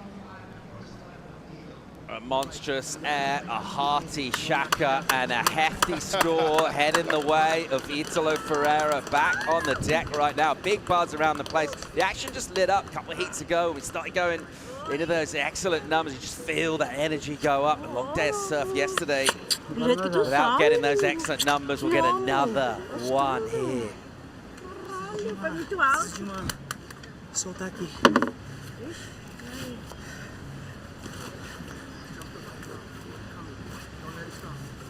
Wait, I can like, it's painful. Tá doendo? It's hurting. He's right. So it's like just dealing with a couple of cramps, it looks like there, but looks to take some hydration, stay loose, deal with that before his next run. I'm really disappointed he went to English there. I was looking forward to another Paul Evans translation. I think he said it's sore here. That's what I picked up. 8-5 for him. So a massive number, putting pressure right back on Mateus Hurdy. He came out with a strong start, and he's got to kind of carry on, pick up that momentum, kind of start again here now. This will be an interesting response, but overall, Stacey, just thinking about yesterday from what you saw with the surf, and we've been maybe a little bit surprised. Some of the surfers are struggling a bit to make that adjustment here and maybe not quite imposing themselves on the wave. As we might have expected, they are the best in the world, but today a real significant shift in this round of 16 and everyone going much better here particularly. Yeah, no doubt it was to do with the wind. So the wind's a little lighter today, and to be honest, no one really knew what to do with the middle part of the wave. And it was surprising to see, but like with time and everyone surfing, they figure it out. Here goes Hurdy, up into it, driving bottom turn and just letting these maneuvers breathe, using that rail. This one is a nice sting into the lip and then into the tube, covering a bit of ground, couple of pumps, doesn't go for extended, prolonged cover, but what he does do is come out with an absolute spring in his step. That is super nimble, cavalier style surfing. Love the audacious approach, so light on his feet and creative and ultra confident when sections stand up, as this one will. And he'll put that down. Mateus Hurdy, we saw him drop one of those in a clip from the free surf in the warm-up. Tried to get the stalefish grab on the alley-oop, and he nailed that one. Saw it on his Insta, I admired it. I thought, okay, we'll be seeing that in the comp. Trying it there, doesn't quite get it. Oh, you've got to give it to him, though. I mean, putting it all on the line. He just heard the score drop for Italo. Gets that grab. Almost but then the board's going all the way around. Just a little bit of wind maybe got underneath it. What do you think, Stace? Yeah, it's a tricky one. The section is so hard to time, and if you're a fraction early or a fraction late, it just makes the the end of the rotation so hard to pull off. But as you mentioned, he's an expert, and he has done them in the free surf. Just the variables getting in the way there. Let's chat some equipment with Kaipo. Yeah, thanks, Paul. Just like a bag of different golf clubs, surfers bring different boards, right? So what Mateus has out there, what he's riding, is a Golden Child from JS Industries. It is a the hot rod, the standard kind of shortboard hot rod. What he's got as a backup is this zero gravity, a little bit more of a groveler, if you would, with some hips back here, little wider hips. The one thing that is the same, the consistent thing to eliminate variables, both boards utilizing the same fin sets, the same fin template. These are large Almeric fins in the RTM honeycomb construction. So a little bit of a board update of what Mateus is on. Yeah, thanks, Kaipo. So Mateus Hurdy opting for that equipment that generally is the sort of stuff that's easy to pick up speed. If you think you sort of step down a little bit, maybe a bit more flatter surface, picking up sections, flat line speed, that'll allow him to explode in those maneuvers, Flick. For sure. I mean, you've got to think the theory there is he's going to the air and he wants to generate as much speed as possible. So definitely, I mean, he's going big, right? And he's got to. I mean, he's just heard, like I said, that score drop. Excellent score for Italo. And gets another crack here at the left. Trying to calm the heart rate down. About 40 seconds to go. Does seem to be someone that does thrive on maybe a quickened pulse as well. Speaking of which, Stace as well, you're an energetic kind of guy. Been sort of busy about the place as well. Just quickly while I wait for this next wave to come through. Your mate here, the Camel, you've been pretty busy getting some clips. When are we going to see that stuff come out? Yeah, it's on the WSL's YouTube at the minute and a couple of short snippets on the Instagram. Shout out to our good friend of the show, Ali. Let us borrow his car yesterday. So Philippe and I did a couple of hot laps in his vehicle, which you can see on the YouTube. And yeah, it's a good part of the world. Plenty of great characters here. Crazy surf scene. Met a couple of lads from Qatar the other day. They were absolutely frothing. They were down here. You heard all that hooting and hollering last night. That wasn't us. It's a tough job, Stace. Someone's got to do it. Well done. Keep up the good work. That's exactly what Mateus Hurdy will look to try and do here. Here he goes. This will be his left-hander. What's he got for us here? The improvement looking for 5.6. So his 7 will stick from his opening right. 5.6. That's highly improvable for a surfer like him. He'll drop straight down the wave. Just a couple of sort of flicks off the tail, really. There's a third. That's nice. Good amplitude to that. And then he'll get himself in that sort of italicized capital C type backhand tube formation. And he'll do it well. Nice control of the speed on the bottom of that bowl. And then a vertical tag into the lip. This one, he will release and he'll drift and he'll try and spin. And he won't do that, and he won't improve on the 5.6 either. It's actually a hefty number he was after. He did need to go excellent. 8.18 was the requirement. So, I mean, that's why we saw that approach. But 2 burner waves coming up here. You guys are both goofy. I'll take the right. You guys split the left. Yeah, why not? You reckon Italo surfs him? Without a doubt. You reckon? Yeah, he wants to get that wave count out.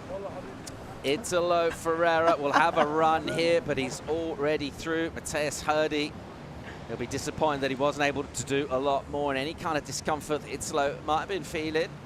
A smile will be on his face from learning that he's into quarterfinals. We'll keep going. We'll look forward to seeing his next run as well. A few words from Marcos as he hits the water. We'll go to a quick break. More live action from Surf Abu Dhabi right after this.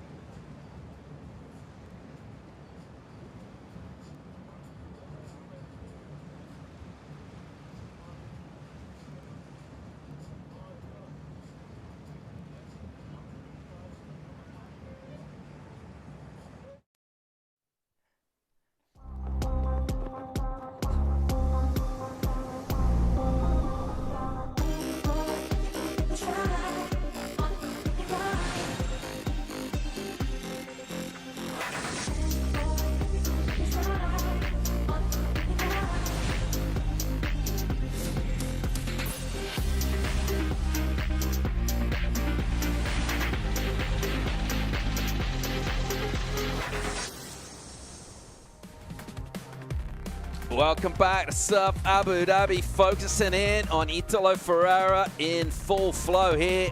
He's got a ton of momentum behind him into quarters already, so a chance for a free swing. He is a showman, a natural entertainer, tons of energy.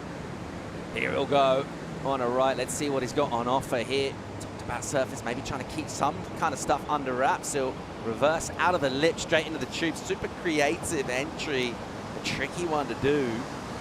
And he'll put that down in the early part of the wave. So Italo, without the pressure of having to try and find a score, really just exploring the wave along different avenues.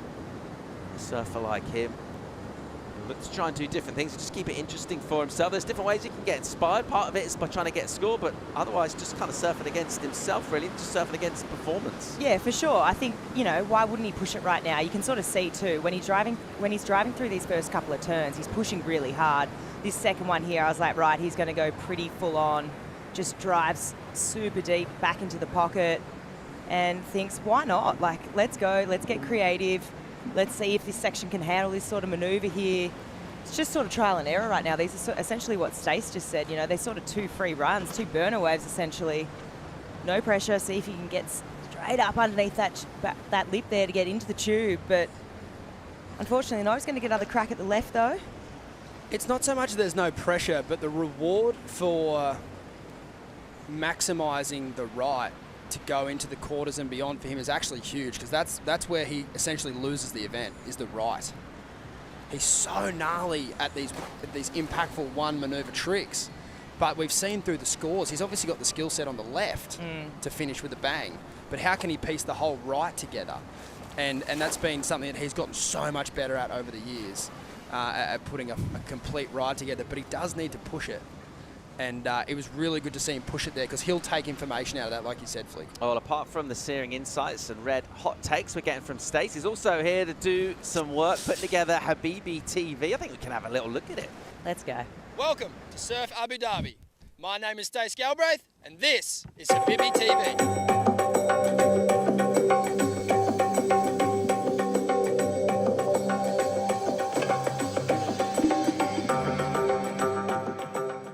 Oil just to make like white water and we can go high. Kelly, do that, dude. Thanks, brother. Good luck. What do you reckon? That's epic. I want to ride one of those things. You getting any waves this week, brother? No. Cheeks dig scars, brother. Yeah, bro. You got the camel. Get over the hump. Blast it, snap it, gouge it. Look at this thing, bro. I wonder what the trophy's going to be. It has to be the camel. I like this. It's good, huh? What do you reckon? I love this. It's chronic. How'd you go, Marksy? Any free lip filler out there? What did the camel say to the Sahara? Long time no see. Camelo. Oh, here's your replay, actually. Watch this. Ooh, oh, that was nice. Look at this. Straight into it. Oh, that's exactly what I needed. You want a coach? You want to be my coach? No, not me. I got a better one than me. Oh, yeah? Mitchell. Did anyone brush you, Steve? Yeah, Ethan. Saying not right now. I'm just on my phone at the moment. Ethan brushes me all the time, but I love him, and it's a challenge. I just keep trying to get him. But he's a hard one to crack, but I won't stop. I'm persistent, a pest, if you will. Boundaries, huh? Yeah, boundaries, Steve. Still figuring them out. Here goes Italo Ferreira. No limits to what he can do with his surfing, particularly on this left. Let's see what he'll do here. Already got a massive number with the 8.5 into the lip. Look how much flamboyance he gets with that release. He just slaps it down and then slotting in here. Ferreira out, and he'll huck it. Whoa. That's so technical how he whipped that back around. Ferreira again with a transition section that he'll do a spanking snap. So just so unique in terms of his line. Massive ramp here, look out. And he'll go again. Real lofty and wafty one. It just span away from under his feet at the end. It's so creative. You just can't really take your eyes off this guy. Wow, it's so good. I just love it when they put it all on the line in that mid-section of the wave. You know, there's so much risk involved in doing that. I mean, you risk the whole rest of the wave. One wrong move, and I mean, let's have a look. I mean, even that, just so late up into this little tube here.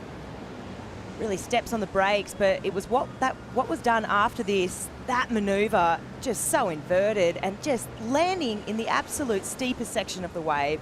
The recovery after this, just so beautiful to watch. Jams it a couple of times and then pumps on the gas. You can really see he's lining up for this end section. Just a giant alley-oop once again. What'd you make of that, Stace? Oh, I love it. The middle part of the wave there is exactly what he kind of couldn't get figured out on the right, but this is the first time he's done this in a Rash Fest, this event. He's had a couple of them in the warm-ups, but it's a different story once you go out for your heat. And again, just taking that information into finals day, he's going to be feeling so good, pulling that off. That was wild. Like, does not get any steeper than that section. It's so cupped out and so once you get caught behind on this wave too, it's so hard to get back out in front of it. But Italo is just such a fast surfer. You can see it here, just spring loaded and seriously high. I mean,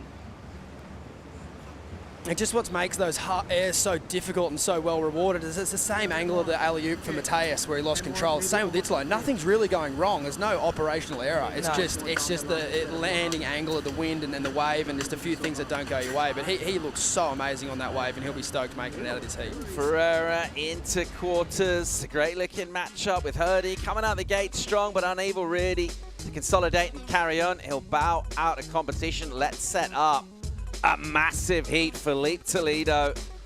Absolute mad, his records in the basin with the 3 finals and the win. He's unbelievable the way he performs.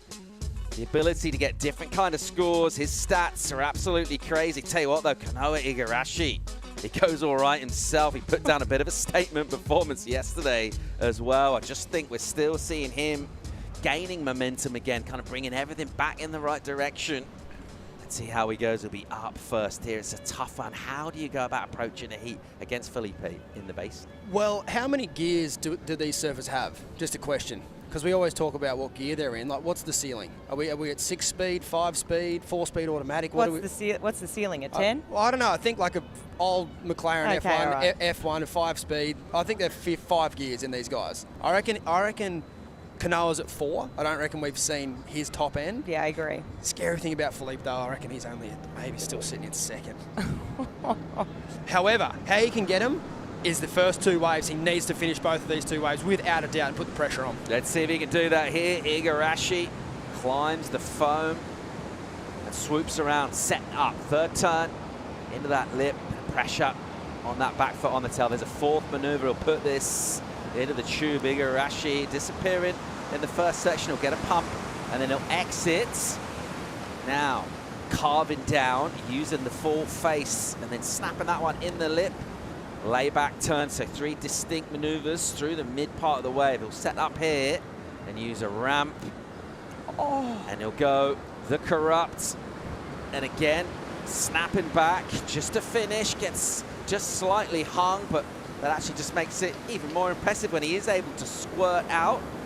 So that rotation has been something that everyone's looking for, but throwing in the corrupt to offer a little variety. Igarashi, good way to kick things off. Oh, that was so good. I mean, you see Filipe sort of watching on there. He's got the headphones in, but I mean, Kanoa right there, just a super measured approach, just really well paced. He's just, you can just see the experience just oozing from his surfing, really. Just fantastic variety as well, just surfing at a great speed and great rhythm. Just never once did he look out of rhythm right up until that very last bit, sure, but this whole wave, up until that corrupt, just perfect timing, perfect timing. Perfect decision for what maneuver to put in what place as well. Variety of maneuvers, combos, and then, yeah, watch him set up this end section and just absolutely punt and just bringing that creativity. And today, you know, the trend for me with the judges is they want to see creativity. They want to see a few different areas. You know, they appreciated Geordie's Superman earlier today. And let's just watch this. Which was surprising to me. Elaborate. Well, I think it's 2025. Yeah. And as amazing as Geordie is, and I actually was really cheering for him. I think he's surfing really good, particularly on the wave face. But don't backpedal. I think the tail of the board is the indication of the air. Right. And I think that, you know, with where we're at, with how everything's been going, you see, particularly with the alley-oop manoeuvres, it's the tail of the board, and that's the axis of the rotation. Axis.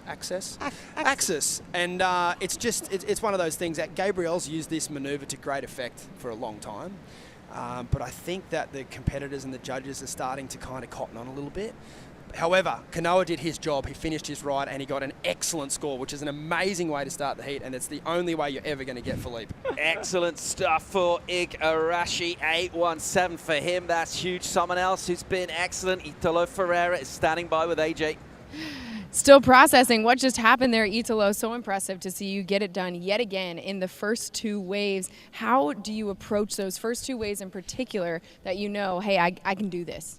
I just try to enjoy myself, you know, like every single turn, every single moment of that wave. And yeah, I was like pretty focused on the left, because in the left we can go a little bit more like high and in risk. And yeah, I think that was a good job, and yeah, I'm super stoked. A great job. We'll see you on finals day. Yeah, thank you guys. Thanks, AJ. Italo, amazing just to see him in that dialed back kind of lower energy, almost a shield up, really. Love to know the inner workings and what's really going on, what he's thinking about, the master plan, what he's going to do for finals day, thinking about. He looks cheeky, doesn't he? He's scheming, he knows. We'll reseed, so we won't know who he's coming up against yet, but there's a couple of surfers that will really spark some interest from him, as if he needed more impetus. Here we go. Speaking of which, Igarashi on the left.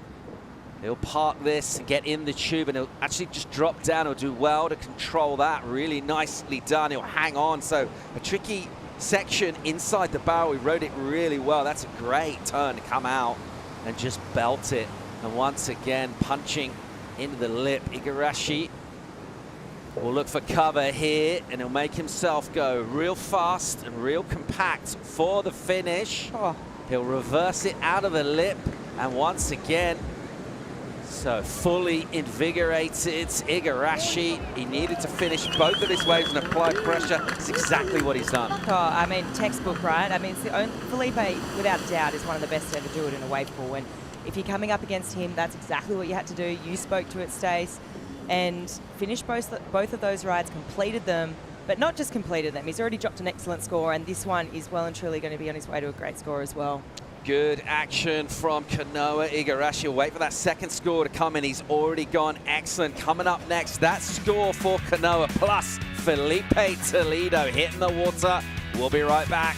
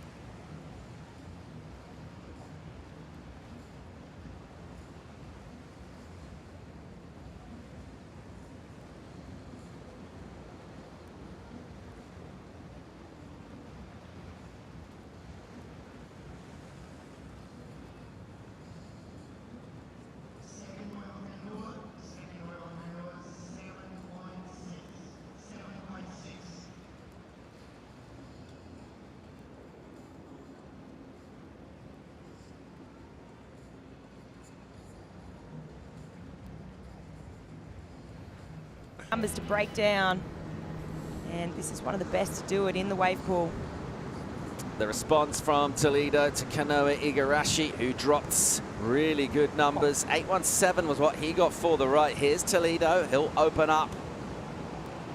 See what he brings here. Put so much into the opening turns. Nice, creative, aggressive hip swinging snap into the tube. Real nice as well in the pocket there. A little more cover time. I thought if you're just making that comparison with Igarashi, check the carving that he's doing as he just cuts the water. And then again, just the balance of opposing forces as he belts the lip, and he absolutely punts the alley-oop.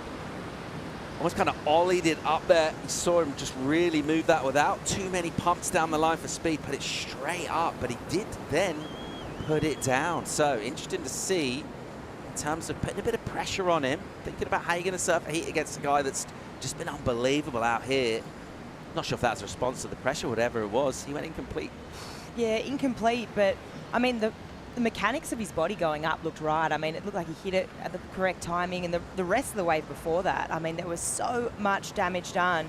To me, almost looked like, I mean, some of those turns were really critical. They were really big. The way he was being able to wrap that board all the way back around to the foam, that direction change, super critical, even just straight off the bat here. I mean, really putting it on the line, getting that fin release again, and then as he comes through, he gets a nice little kick stall there. A little bit of tube time, but this next section, performance section 2, he really comes down and just makes the most of this. This next turn really carves this board back around right to that power source. Just surfing with great speed here, but this is the section that sort of comes undone there. Wow, he's just so close to making that. Would have been, you know, if he makes that, we're drawing, you know, really similar comparisons to what Kanoa did, and I mean, trying to split that would have been pretty tricky. I think they would have come away pretty equally. Oh, wow.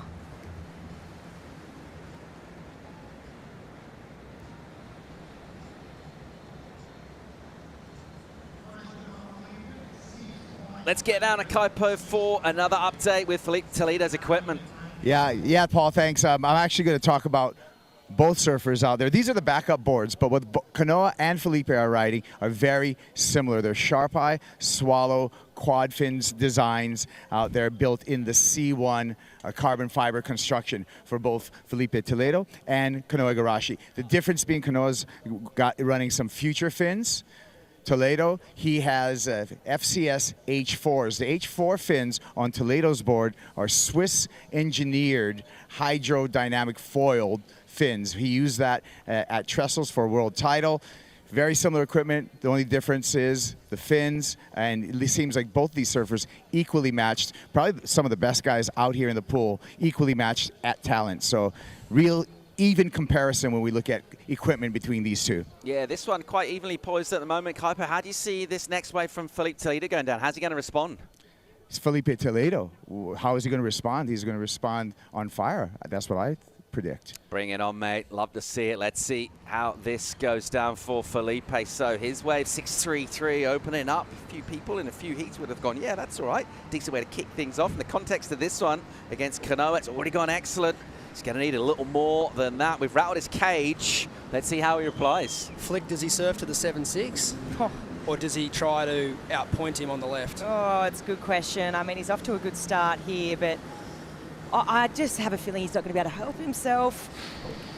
Don't be so nervous. Back him in. Up to you. Back to you, Paul. Putting loads into those first turns, getting real deep here. This is very nicely done indeed. He stays an eternity inside the tube. Now he's out, adjust the feet. Toledo swinging for the snap. Once again, pushing the tail out. And again, he'll go down. So groans from the Brazilian crew watching on. And maybe slight grin, certainly internally, from the likes of Camp Igarashi, Snake watching on and thinking, all right, maybe we've got him, maybe not quite in his comfort zone where we would expect to see him. Wow, I mean, you're not going to be feeling too confident because obviously it's Felipe. He's still got another 2 runs on the board. And, I mean, Kanoa's still got the opportunity right now to better this situation. So Snake's been down there on the deck crapping on all day about how it's very advantageous to, as we see Felipe there, take a tumble on a pretty stock standard turn for him. But the advantage of going first is this opportunity now to hold the pressure and to put it on your competitor. And it's so amazing to see Kanoa do that there. Put his first 2 rides on the board. He actually has surfed his best heat ever against Felipe. We've seen the stats. Prior to that, it was only 15.2. A 15.77 is his best ever performance against Felipe, and it's showing in Felipe's last two waves. Yeah, I'm going to sum up the pictures there. It looks more like sort of disbelief rather than actual frustration from him. He's actually sort of surprised with himself that it's not quite clicking right now. But does he get rattled, Flick? What does he do here? I don't think so. I just don't think it's not total, you know, disaster right now. It's not disaster mode. This is Felipe. He's still got another 2 runs on the board. Let's keep it cool. Let's keep it calm. I mean, it's half-time in this one, but the numbers certainly with Kanoa right now. And that requirement at the moment is 10 points. It's the number needed by Felipe when he does get to go again. Right now, will be a chance for Igarashi to improve. Mas o Jorge foi mais no buraco. Foi mais no buraco mais atrás. Foi logo depois do primeiro tubo, né? Agora é tranquilaço, vai fazer a linha. Olha, back up days next day, so a linha tá no pé. Sorry. Tá bem no pé. So in terms of that master plan for Kanoa Igarashi coming into this and put a bit of pressure on, the way to do that, scoreboard pressure, post the best total is what he's done today. Also for the event, 15-7-7 from 1 run so far. The chuckle there where we're trying to listen in is because we hear Snake in the background trying to manufacture himself a few more waves on the backup day. And he's saying there are machines running smoothly, there will be no backup day. And Snake is trying to weasel his way on to a couple of waves. General theme, how you been, what's been going on, are you going to get away? Pretty much this whole conversation down here in the basin is who's getting these burner waves and who's on them, and is there more? Igarashi leading those combined scores thus far, only halfway through. I've gone into rigor mortis. This is skits. Really enjoyable to see this going down. Kanoa with a chance to add further pressure. Here he goes on the right. Igarashi swoops in. Nice and cash. And that was super dynamic, pushing really hard. That was obviously a decision to go that aggressive that early on. What do we make of that tactically anyway, rather than execution-wise? We know how that went. Well, even just tactically, right, you know you're coming up against Felipe. Yeah, you've put a serious dent in this leaderboard right now with that huge heat total. But stranger things can happen. I think he's just wanted to push it, just see if he can better on that wave. And, I mean, why not? You got a healthy lead. You may as well give it a crack. And you could actually end up bettering that scoreline.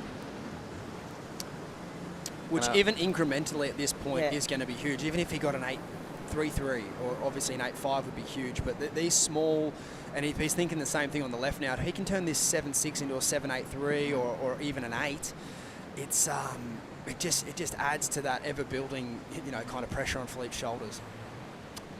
The narrative arc of this heat just weaves a little kink as Kanoa Igarashi will throw down an attempted reverse on his second turn. We're going to go to break. When we come back, we'll see his fourth and final wave. Very much in command right now. Stay tuned.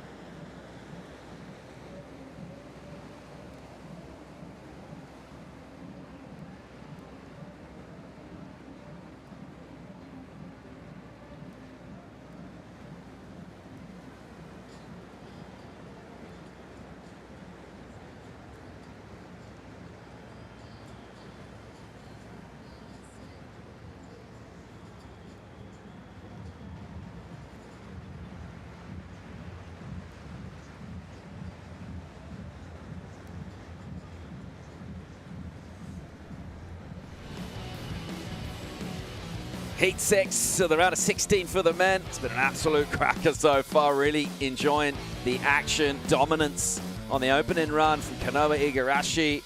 Throwing down huge numbers. 8-1-7, excellent on the right. Real close to it on the left as well. 7-6. Second swing at the right. Just be a throwaway number now. A chance to improve on that 7-6. Think about what he did on that last wave. What's he going to try and do? Go a little deeper, a little harder? What's up for him here? I just agree with what Stace said. It's just that any kind of it's true though. Come on, really. I didn't go again. You just agree or you disagree? I didn't just agree. Spew and disagree with me.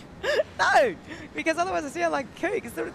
That's the right decision. You are definitely the least of that in this situation right here between me and Paul. Kanoa Igarashi. Come on, son. Here he goes up on this opening section. Igarashi pushing pretty hard, drifting, and then inside the tube. Let's see how deep he commits. Let's see how long he stays in there. Quite a while, actually, behind the curtain.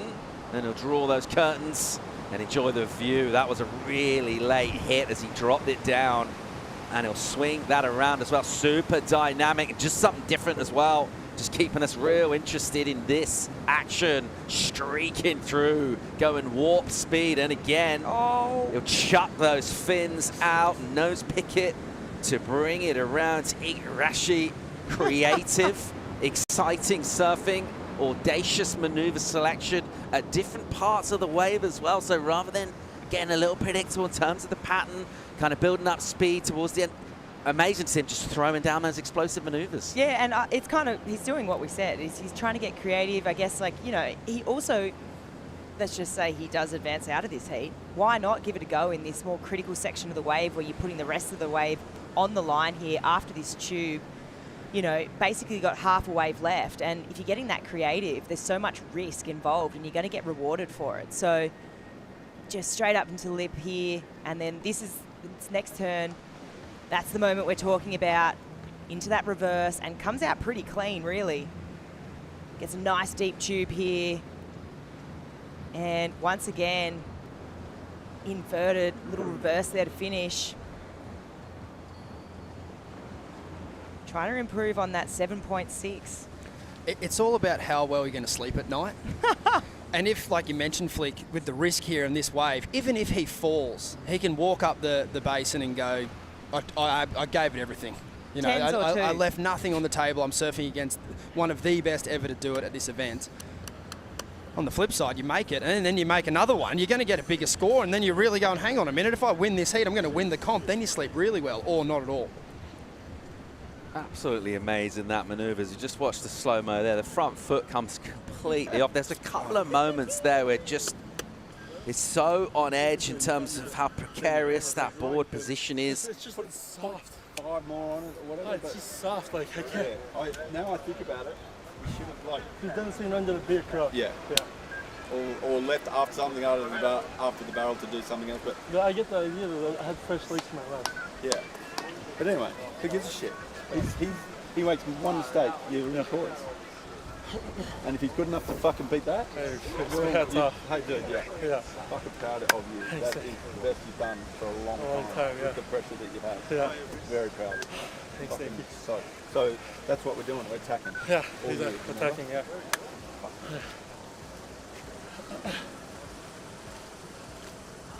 Kanoa Igarashi with a little warm down on the bite and a wait for this number to come in. Let's see how this changes things as in terms of putting a further requirement on Filipe Toledo. Just a reminder, 7.6 was the first left for Kanoa. Any improvement on that will pile on the points in terms of what Filipe needs to do. He's got a bit of a task ahead of him already, just where the scores are. Just comes in very slightly under 7.53. Your thoughts, Stace? Surprising. Yeah, I thought, you know, I didn't know that it was definitely going to be excellent, but like I mentioned earlier, even you know, personally for Kanoa's situation, even if that was a 7.83 or even, you know, something slightly higher, it does obviously help the situation, but we'll see what happens here with Filipe. Here comes the response from Toledo, up and at him with a spring in his step. He'll make some adjustments. And he'll go into the tube here, disappearing after doing some dynamic work outside middle section. Crucial to go well here. He'll just chuck one, and then he'll actually miss a section, and he's not really committing in terms of maneuvers through that mid part. We'll get a ramp to finish here. We'll throw up a big, healthy corrupt, and it looked like it got real close to our cameraman in the water there, our photographer, but Filipe Toledo, and just halfway through that wave, it looked like he disengaged a little bit, well, a lot bit. Definitely looked like he disengaged, but yeah, he was definitely disengaged, but he was really eyeing up that big last section, went for that big air.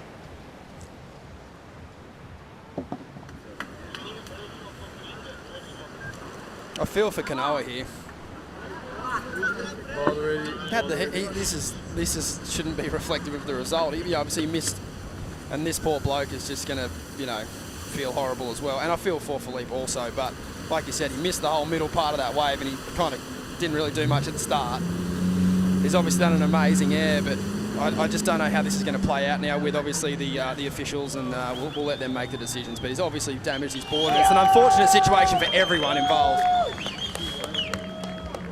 But yeah, this pool's surface is different to Lemoore, and the bottom is really slippery.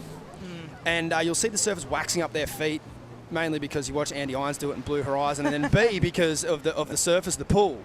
And Filipe likes to stand on the bottom of the pool, and I think it showed at the start of this ride. But what's going on here?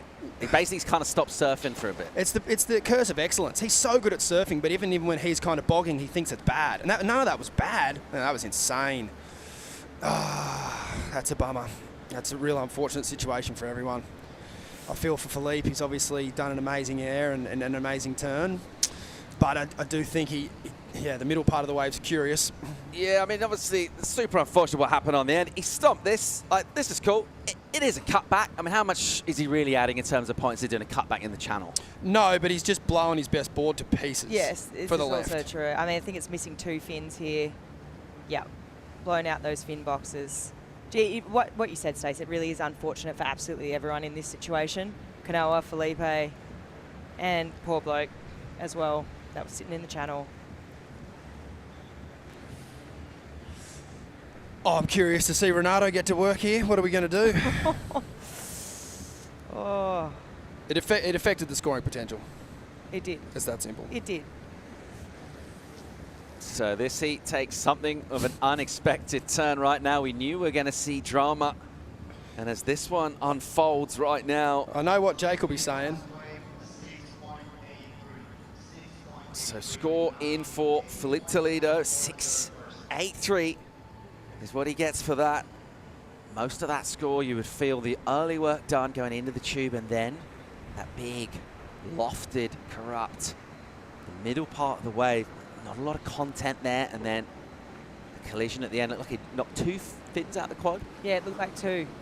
So 8.94 the requirement. Flick, how does he make this wave 1.3 points better than Kanoa's? Wow, I mean, he's just going to go big or go home. It's 10s or 2s right now, and you don't want to die wondering. And he's had to go from a quad to a thruster. All right, well, his stats are absolutely crazy. Here he goes. In terms of his numbers and his high scores, he'll put this in the tube, behind the curtain, disappears. Now, Toledo coming out on the backhands.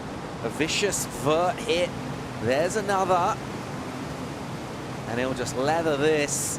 Now, the setup, looking for big ramp section. And he'll just spin that one away at the apex of the air. It's such a concerning situation because it affects the right and the left and the requirement of the overall position. So it's such a unique situation. So we obviously will stay posted. Body of aerial was the call there, Filipe, if you were wondering. For a 10. He didn't even need a 10, he only needed an 8.94. So Filipe Toledo, just a little bit perplexed at the moment and exactly what's going on. I'm sure there'll be some form of remonstrations about exactly what happened. Essentially, just ran over the water photographer's camera housing, it looked like. Fortunately, no one was hurt there, but the equipment did take some damage, so losing the 2 fins.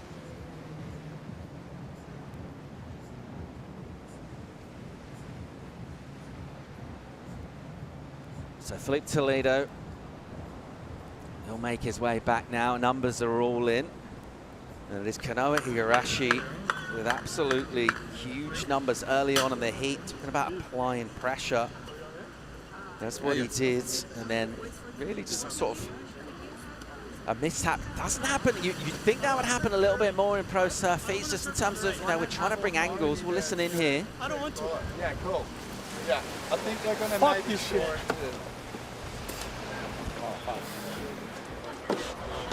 Yeah, buddy. Good surfing. Good surfing. Fucking get this guy out of the water. It's not the first time that we're complaining. It's been happening on the training sessions all the time.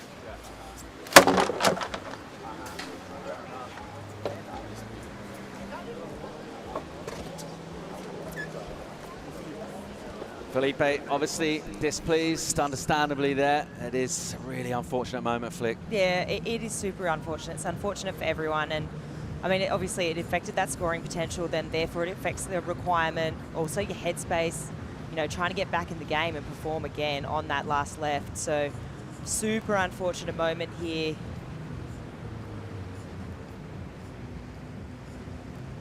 So Kanoa Igarashi, was nice to see that moment with Felipe just giving him props on good surfing. That part's absolutely inarguable. There's no controversy there. Like, he absolutely ripped it. His opening run coming up against the surfer who really is the favorite to win this event. And Kanoa went out and just absolutely tore in and went excellent. Got the highest numbers that we've seen so far. So he did his job.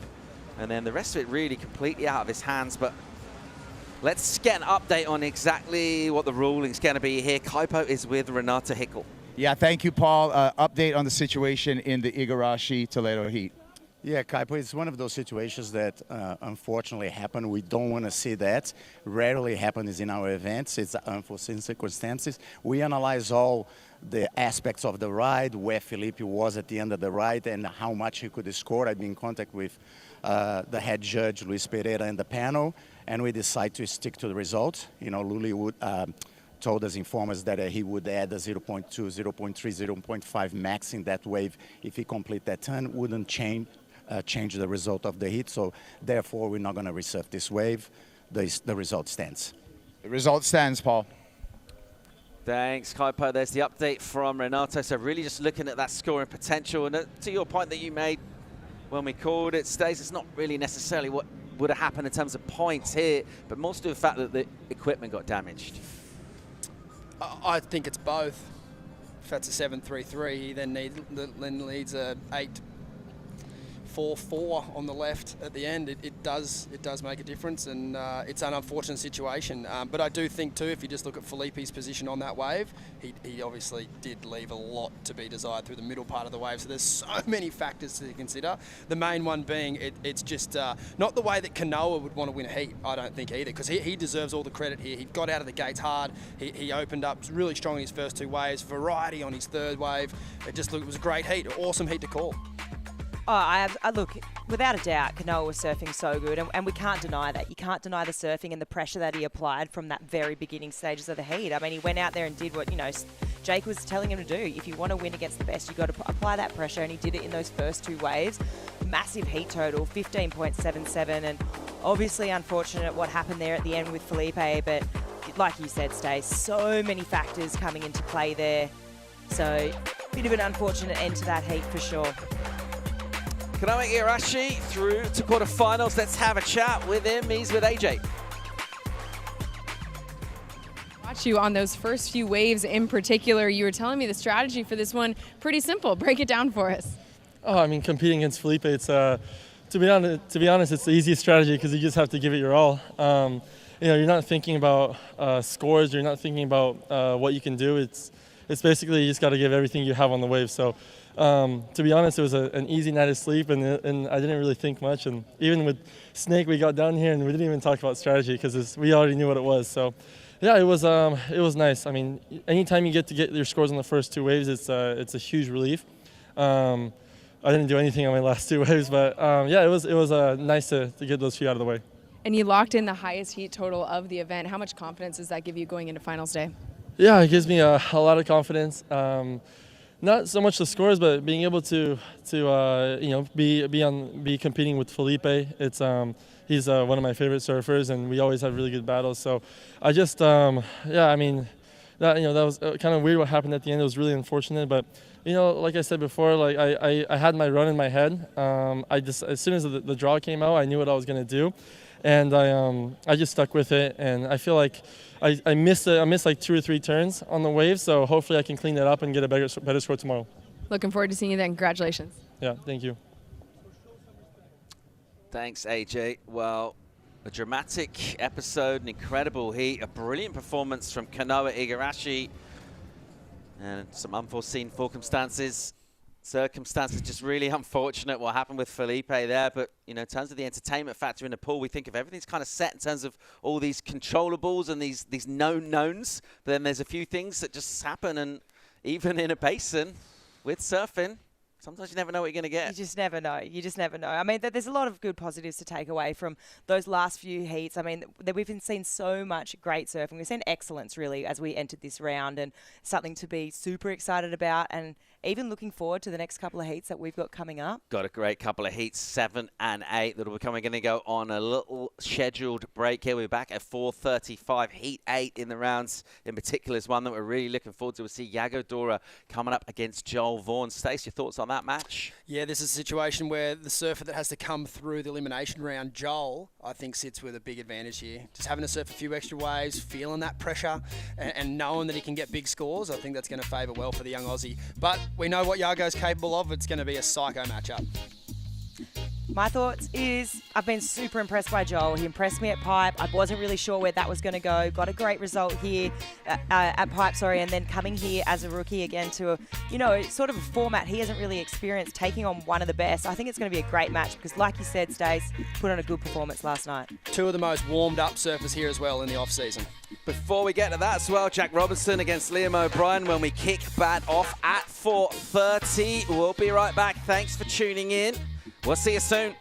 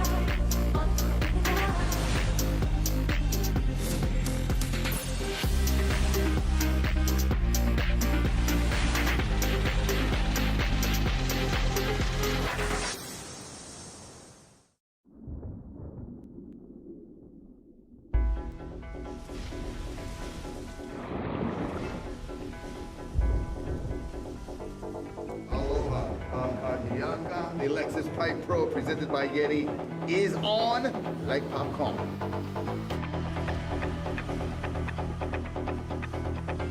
Oh my, talk about the score.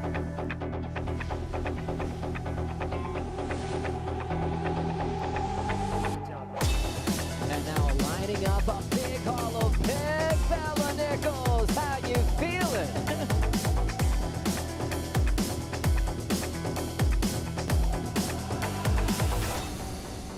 It was an incredible day. I think when we rocked up this morning, everyone was sort of surprised at how much swell there was. It overperformed and just kept getting more and more groomed throughout the day. The performances were next level. Some of the matchups were insane. 2 10s, I mean, what more could you ask for?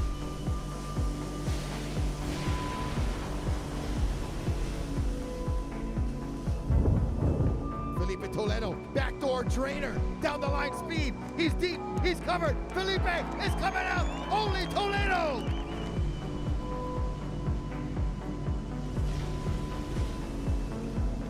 Oh, red, white, Allen Cleland Jr. Hola, senor, and backdoor. Still going, coming out again. Alan Cleland Jr. Are you kidding me? Firing back, Jack Robinson. Oh my, drops in. Bravo, Auto Magic in the barrel, and Jack Robinson is coming out. Mr. Auto Magic, take that. Check out this number, our first perfect 10 of the season.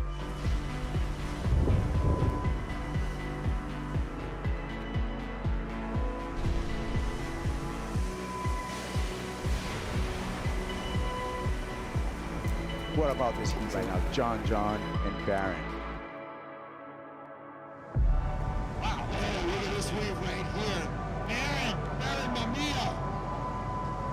Dropping in, pulling up.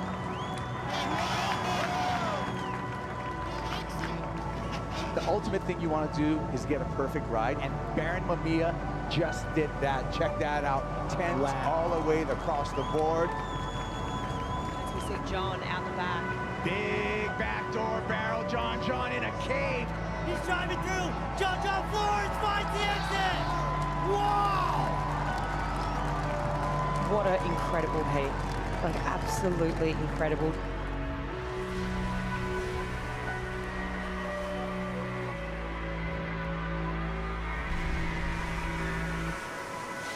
What a day. What a day, what a day, what a day. What a morning here on the North Shore of Oahu. What more could you be thankful for coming into a Saturday morning like this? Stroking into this one, finds the bottom, comes off the bottom, and then stalls. Gets the hand drag, gets the barrel still in there. Nicely done. Tyler Wright at backdoor on a right. Cruise in, tuck in the barrel, looking so casual. Caity Simmers yanks on the rail of that force design. Here goes Italo. A lot of speed down the line. Boost! Oh, wow. Wow, that was like a 720. That was not a helicopter. That was Italo Ferreira.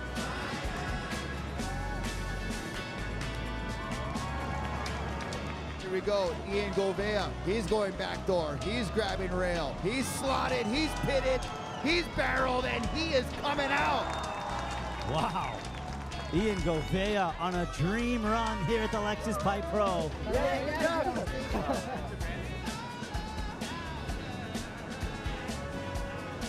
Tyler Wright locking in. Nice clean rail work on the takeoff. So much speed, really deep on this racetrack, and look at that.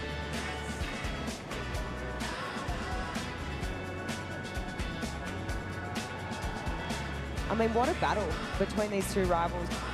Oh, in the barrel, that is Caity Simmers, and she's coming out. Barron going left, grabbing a rail, Barron in the barrel. Barrel and Barron, my man Mamiya coming out. Theo on the hunt for wave number 2, pulls straight in a back door. He's driving, still in there. And he comes flying out. And we're closing out this final. It is the veteran, a 2-time world champ, Tyler Wright, taking out the Lexus Pipe Pro presented by Yeti. Australians are screaming on the beach. Leo now taking this wave up and under. Still traveling, he's holding his line well. The Italian needs to make this thing, and he does it. Erin now rolling in, wave number 3, super hollow. He's got the pace, Mumia makes it again. Officially getting it done for Hawaii. Lexus Pipe Pro champion, presented by Yeti. Baron Mumia, now your world number 1. This copyrighted event broadcast is produced by the World Surf League for broadcast around the world and may not be retransmitted, reproduced, rebroadcast, or otherwise distributed or used in any form without the written consent of the World Surf League.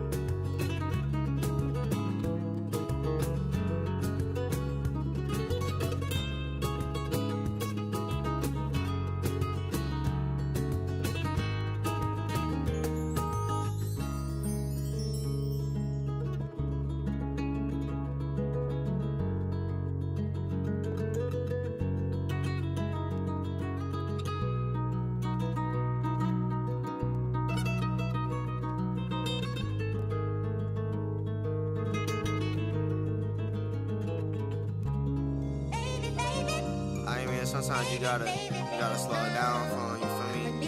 My gang, my clique, my talk to me. Gang, clique, squad, crew, came, big, mob, boo. Put us in the game and we low-key wildin'. Running up the skull, we climb. Gang, clique, squad, crew, came, big, mob, boo. They be hating from the nosebleeds wildin'. Running up the skull, we climb. Hey, shit, what it do? It ain't nothing to a boss coming through.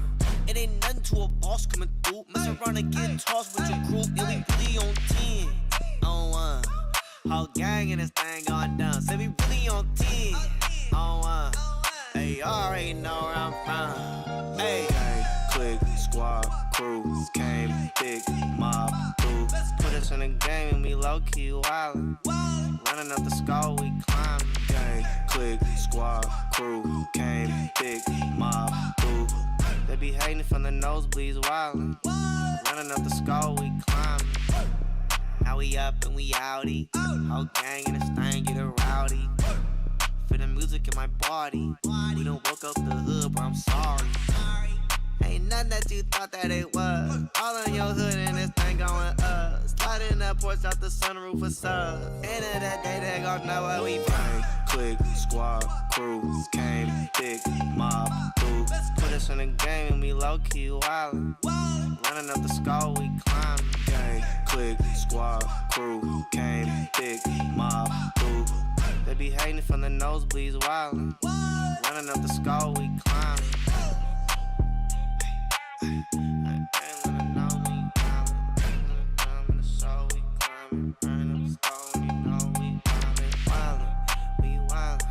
We wildin', OT wildin', say we wildin', we wildin', OT wildin', we wildin'.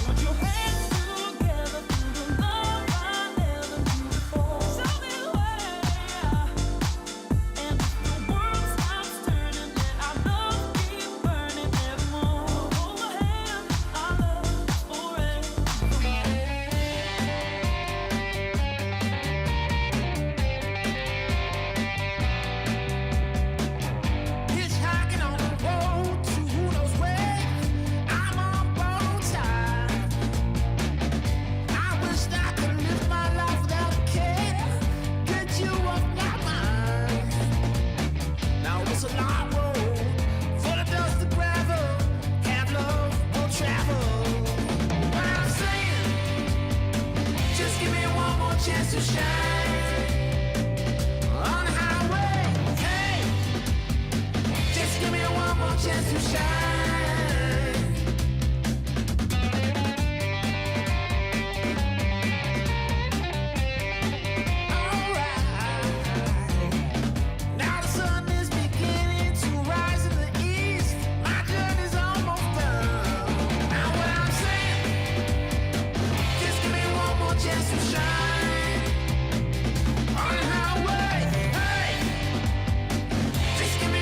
Chance to shine.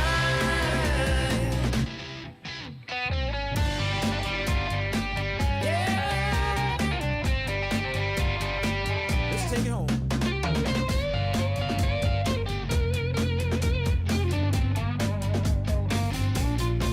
All right.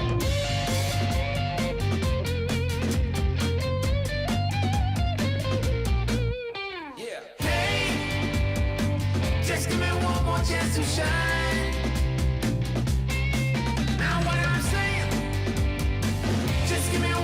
Chance to shine on the highway.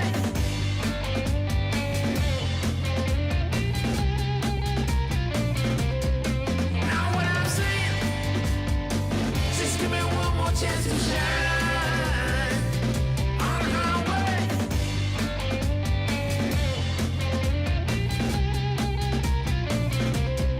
Now what I'm saying, just give me one more chance to shine.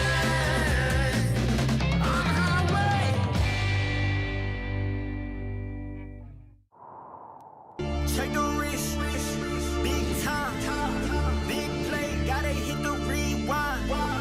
Who you got? Pick a side. Rockstar lifestyle certified. Wins. All I know, we gon' head to head, go toe to toe. Let's see who wins.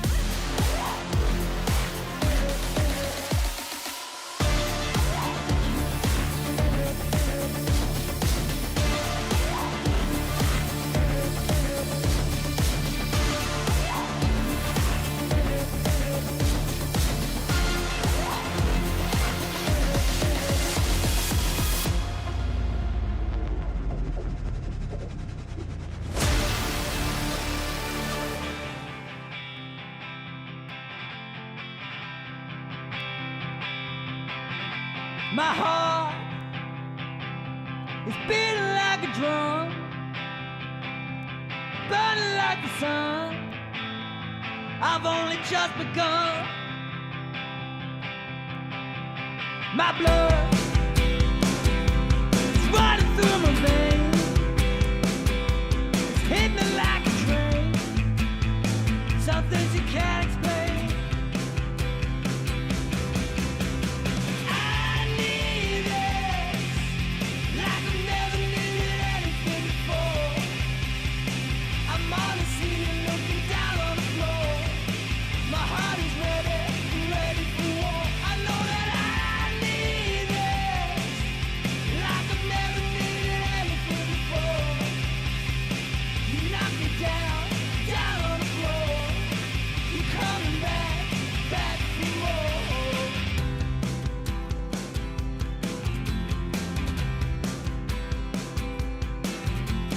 Time, won't you take me by the hand? Won't you help me understand to be a better man? Yeah, my heart is beating like a drum. When it's all been said and done, I'm not the only one. I need this like I've never needed anything before. I'm on the ceiling looking down on the floor. My heart is ready for war. I know that I need this like I've never needed anything before. You knock me down on the floor. You're coming back for more. I need this like I've never needed anything before.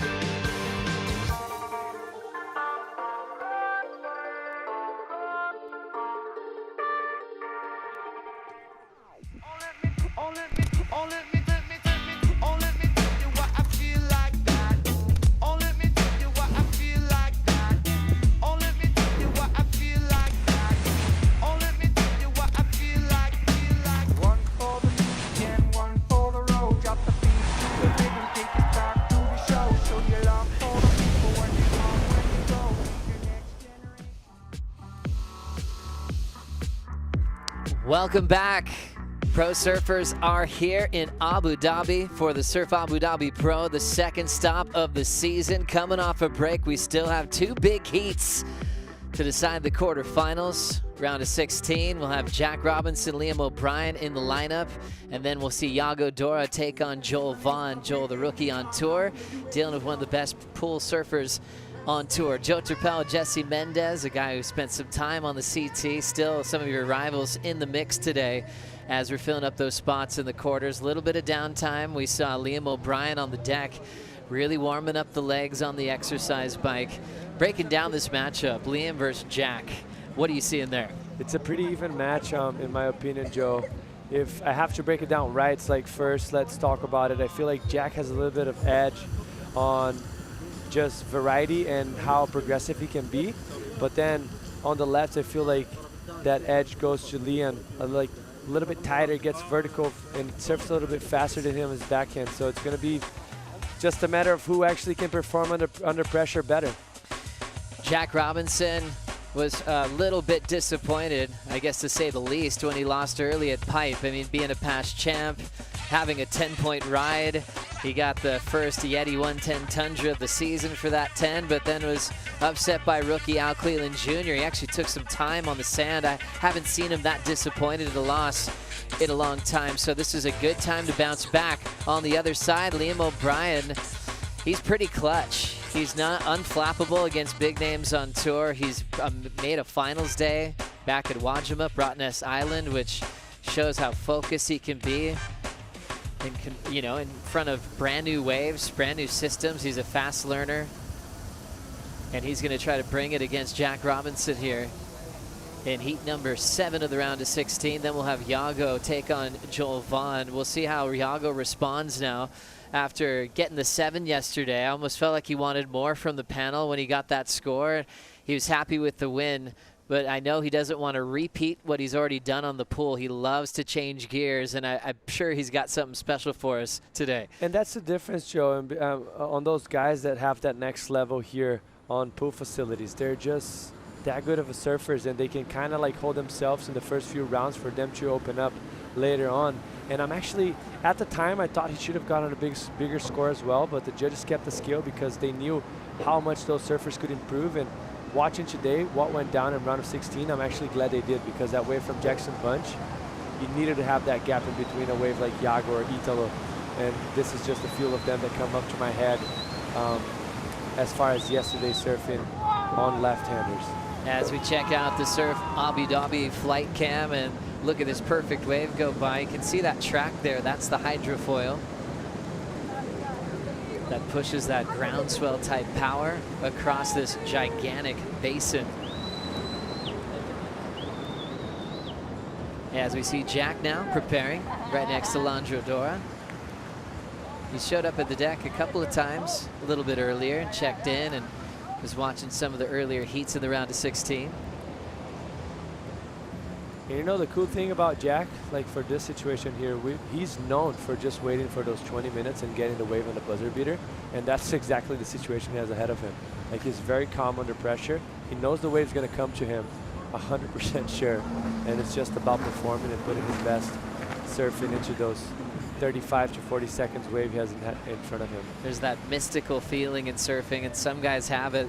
You're bringing up a big point with Jack Robinson. At G-Land, when he went on to win, he beat guys like Medina, Felipe, back-to-back. I think there was like 10 seconds on the clock, and you go, here he goes again. Yeah, being connected to the ocean's been always a part of Jack's story, but being connected to his competitive mindset, and actually pretty useful there, using our camera crew to make sure that sunscreen's applied appropriately. Sometimes he's almost a little bit unapproachable before heat, just because he's in his go zone kind of space and breathing. But he's kind of connecting a little bit more at the moment, preparing for Liam O'Brien. Look at this state-of-the-art facility here at Surf Abu Dhabi. Really friendly crew that welcomes you through the doors here. And this whole island that we're on is really a center for major sports, triathletes, cycling, and beyond. And it's still under construction, so it's just going to grow. Focus here in Abu Dhabi will be on big sporting events like the best surfers in the world for the first time ever here in 2025. We can come in here, surf, and then go play some soccer, Malek. Yeah, exactly. That's what it's all about, living that active lifestyle. Now you get a really good view of how big that basin is. Burj Khalifa is the biggest structure in the world. It's up in Dubai. If you laid that flat, that's about as big as this basin is. Dubai's about 2 hours away in the UAE. Nice section for the fans. You can have a good look at the dampening effect. See that little river that's flowing there by the fans. All the water gets displaced from the wave. That dampening effect's important because you don't want to run the next wave when the surface is really turbulent. So you have all that water spill over, kind of like a splash zone. You also see that in like an Olympic-sized pool where it has those gutters that kind of take all the water out, and then it brings it back in and the pool fills back up. So it's a pretty good turnaround, 3 minutes, 45 seconds in between waves, and round of 16 is officially back on. Heat 7, all Australian matchup, East Coast versus West Coast. Lobby getting started on the forehand from Burley Heads. Big whip there, well timed. Pulls in and enjoys that tunnel vision. Nice clean connection off the lip. Quickly through the pocket again and throws the variety with the wrapping turn and gets stuck trying to drill that section. Oh, we got the Cruzy there. That's right, Mitch Cruz. His girlfriend Gabby also working here as well. Mitch Cruz on the championship tour in the past. Jesse, I'm sure you had some heats with him over the years, either on the QE or the CT. What a fast surfer, explosive, likes to get radical, and he is so good at surfing this venue. Living out here these days. Here's Liam's first. Yeah, he would be at a great tread here, mostly on those right-handers. And this is just lob, starting off a little bit more I expected from him on that start. Like, he was very sharp, and we usually expect that from him, but I see like he has more in his tank to bust, you know, to burn. Like, there's more gas for him to burn right there. But maybe just warming it up, you know, it's not easy. Like, obviously, you haven't surfed, you haven't warmed up before, you haven't put your feet in a wax, so sometimes that happens, but laser sharp as usual. Beautiful style, composed, calm. He's gonna have one more opportunity on the right to really unload and turn up the heat. 4.17 for Liam O'Brien. Both these guys growing up with big venues in their backyard. Burley Heads used to be the stage for the big events like the Stubbies Pro. That's where the first man-on-man heat went down over 40-something years ago, invented by Peter Druin. Well, the focus went to Snapper and Kira, which is just down the road for Liam, so really familiar with those right-hand point breaks. That event back on the calendar this year. And for Jack, his home break, Margaret River, main break, where he's had sensational performances, winning 2 times, protecting his home court.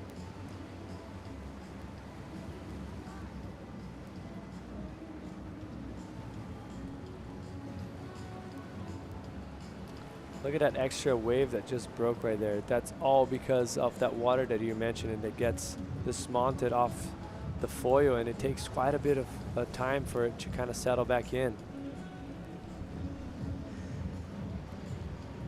Now the patience for Liam O'Brien. He has a good idea of when that next wave will start rolling through when he looks up at the clock. You can see right there the countdown, so he can start taking his deep breaths. Like Jesse Mendez was talking about earlier this morning when he talked to the head judge. He knows people can kind of plan out a run, which is really unique for surfing, but the idea is actually not try to make it look so planned. So you know what's coming, but if you can react and just use your natural instincts to almost act like you're surprised and just reacting with fluidity, that'll get you a good reaction from the panel. Yeah, definitely, and it's very hard for the surfers to do that because they have been practicing and you kind of have a line in your head, but sometimes a mistake could kind of turn yourself and set you up for success, like maybe pushing a little bit too much at the beginning of the wave you didn't expect and sets you up a little bit later, or like whatever it is, you know? Sometimes that works into your favor. You don't want to be repetitive, you don't want to be, you want to have the element of surprise. Liam getting started. Nice fan there in the afternoon light. And just, wow, real quickly moving through a few good points before the tube ride. And that's that classic tube style that you dream to have. That left arm is going to guide him back out to the open face. A couple of setups to get to the lip. Drives that board off the bottom again and comes around the corner. That board from DHD looking great on the left-hander. Slows down, nice and low. Liam O'Brien completely disappearing. And now forces the fins out. That has been a challenging maneuver to lay down for a number of surfers today. This is more like what I was saying on that right in comparison to this left. You know, more energy, more possessed, more sure-footed. Knew exactly what he was doing and didn't hesitate. Beautiful technique on his backhand. Applying multiple critical maneuvers, getting that nice and deep barrel, very long, beautiful style. Using that front leg to stall himself up, slow himself down in the barrel, get as much as tube time as possible, and then finish it off with a very deep barrel like you mentioned, Joe. Look, he disappears and then stalls right there in the end. You couldn't see from that angle, but we saw it from the previous angle, and finish it off with a nice nose peak backside reverse. As he was whipping his head back around, it's just bottomed out under him. And how many times we see that happen today? Like, it happens so often. That's just that transition on that last maneuver is so tight and small. Very tricky for the surfers.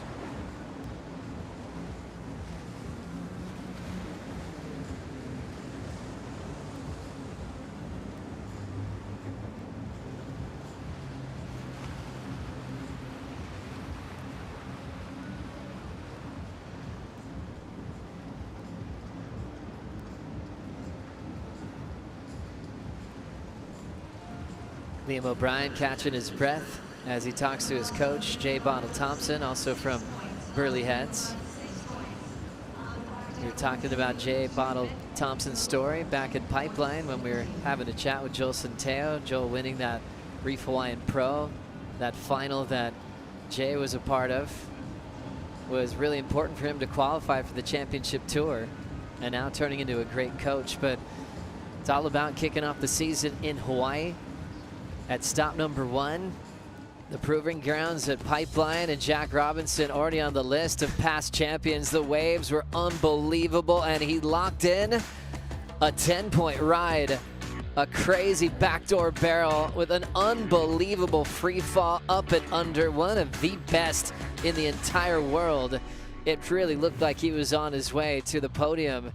And then next thing you know, Al Cleland Jr. gets a 9-5, a better backup score, and upset a pipe champion.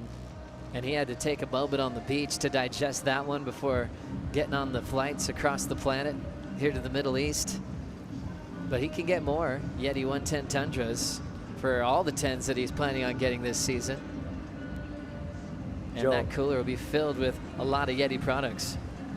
That backdoor wave was a giant mountain in front of him. So much water. That airdrop, bottom turn, everything about it was a 10-point ride. Those are those waves that will be in your memory forever, especially if you got the view inside that pit. Jack Robinson will never forget it.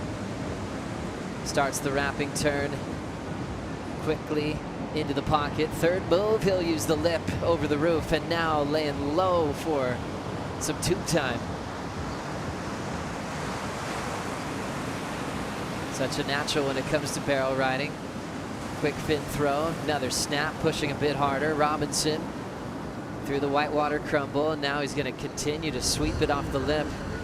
Now he's going to outrun the pit for an early alley-oop. Perfect landing into a wrap. Tweaks the finish and throws down another snap. That end section's now turning into maybe a 3-turn combination platter. His wife Julia loves it. Mateo standing by. Nice, clean, comfortable performance for Jack Robbo. So impressive to see how conscious he is throughout the whole wave. You can see, you can kind of look like, take a close look to him in some of those angles that we have like a pulled in.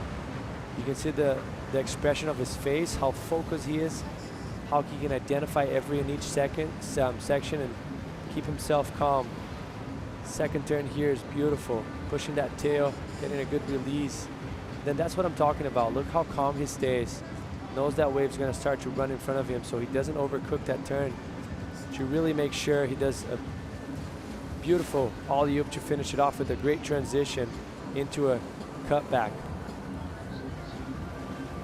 See his back hands right there, kind of aiming it. Like you can see him touching the lip just to give him how much clearance he has in order to get tight, but not get hit by the lip, because that transition right there is very tight on the surfers. And as you pumping down the line, you can see the lip almost hitting your head.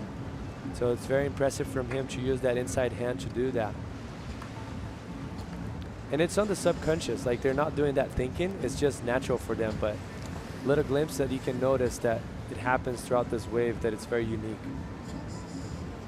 I'm not sure if we could find a stat sheet on this, but I don't remember another event where I've seen this many alley-oops, even at the Surf Ranch and that wave system, you know, where it was useful as a finish, but there's a lot of guys that are bringing it as their finishing move, and it makes sense. But breaking it down, Jesse, why is it so useful at the end of the ride for the goofies on the left and for the natural footers on the right? It's just the way the wave bends, right? Like it kind of comes at you, it gives you a tight transition, and usually it's how the lip is going to launch you. Like if you try and do a straight air, it's usually going to pull you. If you go a little bit in front, it's going to pull you out the back. But if you hit the lip, it's actually going to launch you way into the flats, which we've seen it before. I think yesterday, can't recall it who did that. But then it's just almost an impossible mission for you to actually stick once you land into the flats and keep the transition and the body and the board going forward.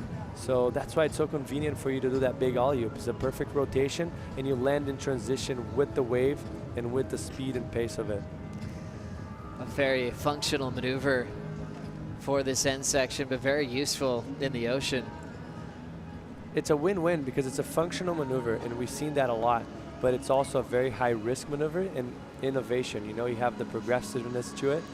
So it's just a smart, who has it on their feet, like they have to put it on their line, you know? There's a lot of people that just have it so down they don't need to do the grab now. We've seen a couple of versions of the alley-oop that Josh Kerr created with the double grab, but a lot of them are just so good with their footwork. They use sticky wax and they can just pull it down with their connection to their surfboard. Jack Robinson already getting started on his left, a 7.33 start on his right.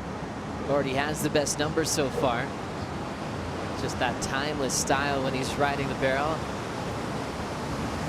Big fan, but overturning that section will keep him behind, and he'll have a mark to improve on his second left.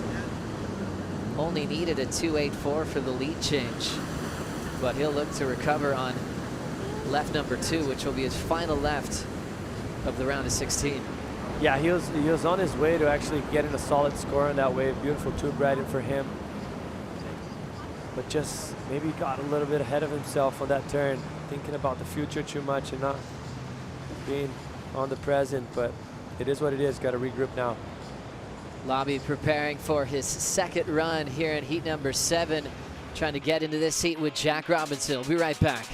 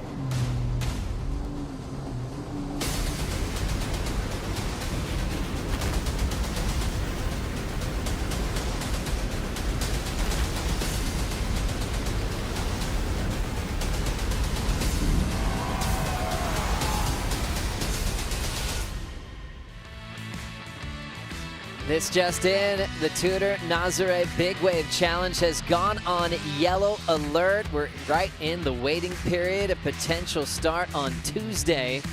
They'll let you know 24 hours before. If it goes green, all big wave chargers in the event are activating and getting themselves to Nazare, the craziest big wave in the world. You can watch it all on WorldSurfLeague.com and Red Bull TV as we get back into this one.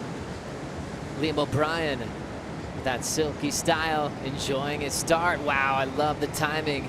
Puts a little extra when he times it right, a little flair when he hits the lip line, and now he's just getting funneled. Pops back out, look at that canvas. Enjoy it, Lobby. It really extended that snap. Winds up again. Laying into another beautiful turn. He's off to a great start. He's got to really get going. He put his head under, perfect timing, makes it. Blows the tail, hangs it out the back for a bit, and he's able to enjoy that tail blow. Joel Vaughn with a beautiful golf clap. Supporting Lobby's performance. He definitely did the work right there. That was beautiful surfing, sharper, you know, like he cuts the water a little bit faster. Like you mentioned, he has more spark. Point of difference than Jack, which is a heavy-footed guy that displays more water. But as you're gonna see right here, that beautiful acceleration through that turn. Gets nice and deep in that first section right there, and he's gonna start unleashing. This is the easiest part for the surfers, you know, the tube ride, and this is where it gets very tricky for you to keep your momentum, keep your focus throughout the wave. He's been surfing already for probably about 20 seconds. Pushing that back foot. Get barreled once again, pretty deep, and finish it off with a nice hanger right there. Probably would have liked to come out a little bit cleaner, but still looks nice. Like it's something that we haven't seen it so much, so. Yeah, there's that risk of blowing your board out, but he had control the whole time. You know, it's really nice when you ride out quickly. It just shows that real solid connection and control of a blowtail. But the great part for O'Brien is he rode away in front of the whitewater. And I think what you're also trying to say, like that the whole time he was pushing, sometimes you're going to see someone overcook it and you're guessing if he's going to land or not. But right there, you knew exactly that he was going to come out clean. Not clean, but he was going to come out of right out of the whitewash, even though he got hung up a little bit. That's going to be a big score. And I think, in my opinion right now, he's going to throw the ball into Jack Robinson's corner. A lot of different versions of a fin ditch or a fin throw. Some are just real quick, kind of a stab type turns where you can just hang them out, but you can get going down the line. You can commit more to a slide and then even reverse it. It's a flashy move. It looks cool. It's fun for these guys to throw down on demand. They make them look easier than they are. There's a lot of variations to it. Me and Iago have a full written book about it. About that specific turn. It's all in Portuguese. It's not going to make sense for you. Maybe we can translate a few of these things. We've got time. It won't make sense, I think. but we got to bring him in. It goes in depth to talk about the different versions. The types of it. I love that. Yeah, like we go deep into that one. We probably have about like 8 variations about it. I'm going to be uncomfortable if I don't know about this soon. That's fascinating. We'll call him in here. Okay, yeah. Let's save it for Iago, who is coming up next. Iago taking on Joel Vaughn. A 7-point ride for Liam O'Brien. His best so far in this heat. And he's improved on every wave so far. Went from a 4 to a 6, now to a 7. And he has one more wave left to go here in heat 7 of the round of 16. Chasing an 8.93. It's going to be a left. He'll be on his back end. And it'll have to be one of the best waves we've seen today to make that. Or instead, Jack's chasing the 8.93, so Liam out in front now with that 7 and the 6. So he can force that score higher into the 9s if he improves on a 6.0 here. Cool lighting, So backlit, and just with his style, just adds to the visuals here. The Surf Abu Dhabi Pro belting the lip, nice timing there. Liam now running after this end section pit. He's really deep, so to push that score further on Jack, who already needs an 8.93. Liam was hoping to better a 6.0, but getting caught there. We'll see what happens. Well, but let's just mention Jack needs an 893 on the right-hander because he already has a high score of a 7.33. So, I mean, breaking it down, he just needs to go massive on the right-hander to better that, even if he doesn't get to an 893. So he's going to make his requirement on the last left. He's going to have a little bit smaller, but beautiful surfing there. Look at his front knee. He's going to put the outside of his leg, just slow himself down. And then he did that once again, and then starts pumping down the line, hitting on the gas. And he knows he has to push. He already has a 6-point ride on the left. Just gets a little bit too late here. It's been so unforgiving throughout this whole event, that last section. It's such a small barrel that caught so many people that were going into greatness just into a 5-point ride or a 4-5. Yeah, definitely. Well, Liam O'Brien, his work is done in the round of 16. Now he'll just wait to see how Jack Robinson is going to respond. We'll find out what Jack does on run number 2 in heat 7 of the round of 16 right after this.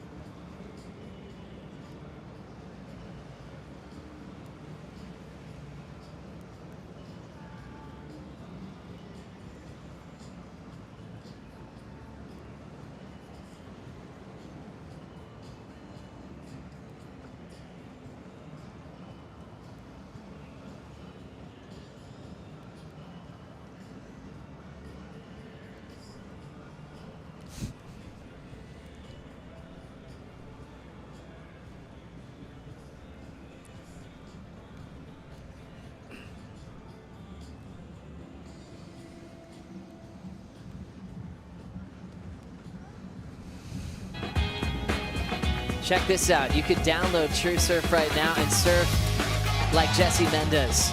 I'm serious. He surfs like a video game. All the moves you've ever wanted to do. You could even feel what it would be like to surf in a wave system with the Kelly Slater Wave Company technology. Download it now, play for free. Get it on the App Store and on Google Play. Find out more on our website on worldsurfleague.com. Already attacking a lot of great sections out the back is Jack Robinson. One of the best barrel riders in the world. Doesn't have to even be pipe. It could be point breaks. It could be 1 foot beach breaks. He is so connected. Nice flow over the top of that section. So he's trying to improve on a 7.33 to improve his right score. Giant alley-oop again, and a similar type of carve where he just stops all of his speed. I'm sure you have a book about all the different types of speed-burning carves as well. No, we don't have that. It's specifically to that turn. It's just the finna that the Aussies would call it. The thinner, yeah. That's a cool carve to kind of carve to slide. You get your tail all the way out the other end. Jack's been liking it as a finish on his right-hander as we break it down. I mean, I love how solid Jack just looks on that wave and just doing almost exact the same what he did on the previous right, but just a little bit more possessed, like a little bit more drive through the turns, pushing that tail harder. Beautiful tube technique right there for him, which expectable. And then he's going to start unloading here. Brings that carve all the way back around, pushes that fin. He's going to get one and then another one before that big setup for the alley-oop. And this one might have been even higher. It would be nice to actually maybe try and have a split screen of that, like just to see how high he got compared to the other one, because those waves are pretty similar. I think that's going to be a big difference in between the scores. But look how much he opened up on that turn right after the barrel. Beautiful surfing for him, pushing that. That's what I'm mentioning. He's pushing it more, so it feels like he he left less in the bone on that wave. Like he like it almost feels like he's gonna grow in the score in that one. Like it's kind of undeniable. And that felt like it was a bigger alley-oop as well. Landed in transition, almost stomped it a little bit harder. More dramatic, and finished it off with a nice drawn-out carve. Felt like he was going to cut back that thing and rebound it, but just pushed it hard and finished it off. Making sure with an exclamation point and not with the fall, trying to get a little bit too greedy and bounce off that rebound. Didn't need you. The damage was done. I'm with you, Jesse. I think there could be some improvement when you compare it to the extras he put on his second right, and now the score is in.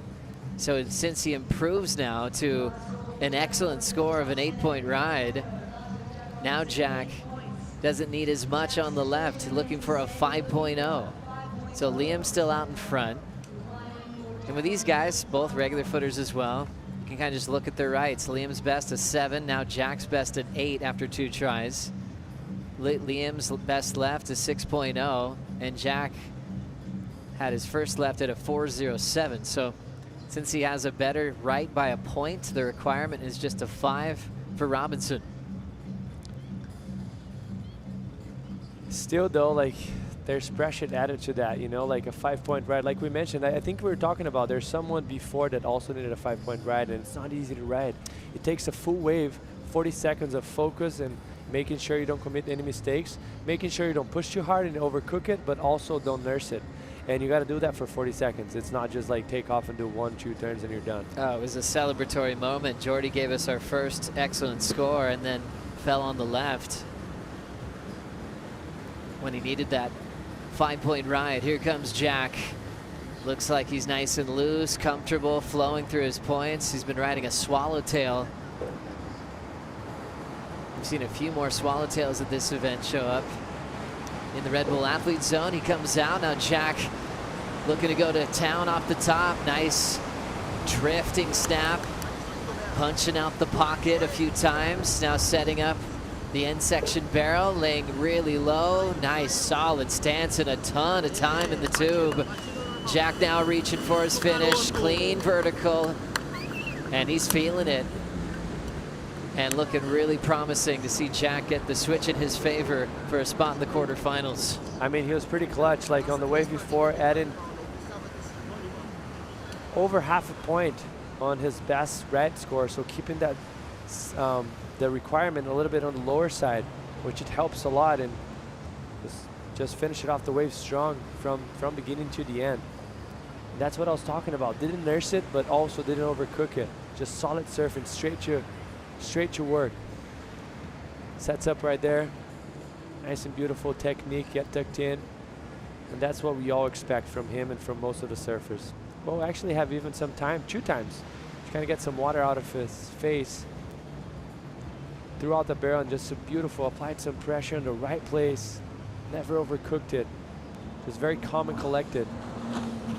Got pretty deep on that last barrel, but this is what I'm talking about. Like, that's the second time he kind of takes the water and the hair out of his face. That just shows how focused he is and how in control he is of everything that's around him.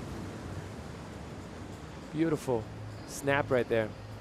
I mean, I gotta say, a 5-point ride. He's looking good to get that score, in my opinion. Just solid surfing right there for him.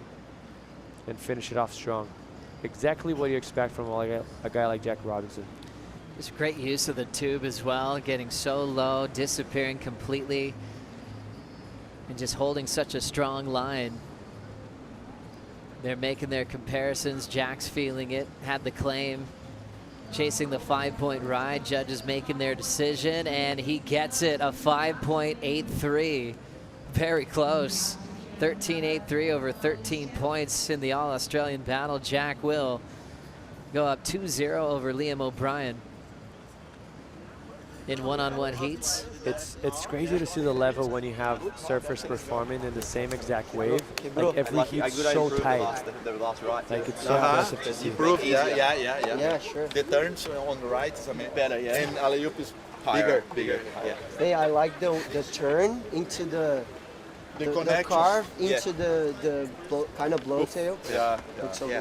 I think that's where you increase your score, you know? Increase it, yeah, for sure.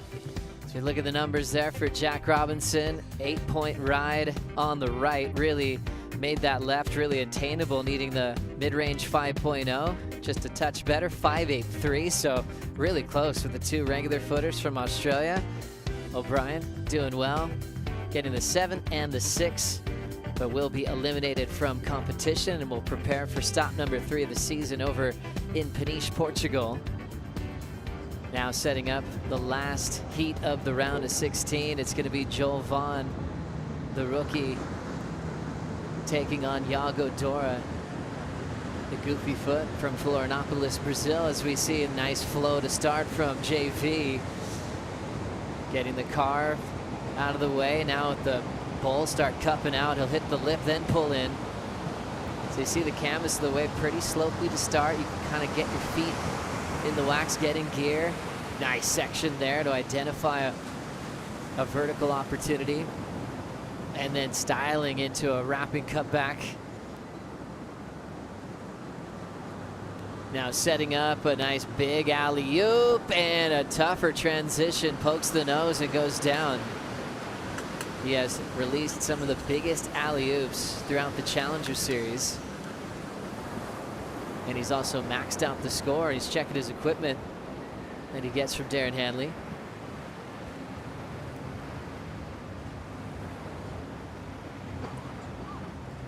I love this turn right here from Joe Vaughn. Now, he gets caught a little bit, but then he makes it up. No, not this one, even this one. Oh, I might be losing my head right now, but that was a beautiful pair from him. And there's some point here that he actually stabs it up in vertical. Yeah, this is what I'm talking about. Like, it's so hard for you to do, to actually get up in vertical, push through the tail and drive through. Beautiful layback and sets up for success right here. Goes for the massive alley-oop, but lands it a little bit too much on his front foot. You're gonna see the nose of his board is gonna start to sink in.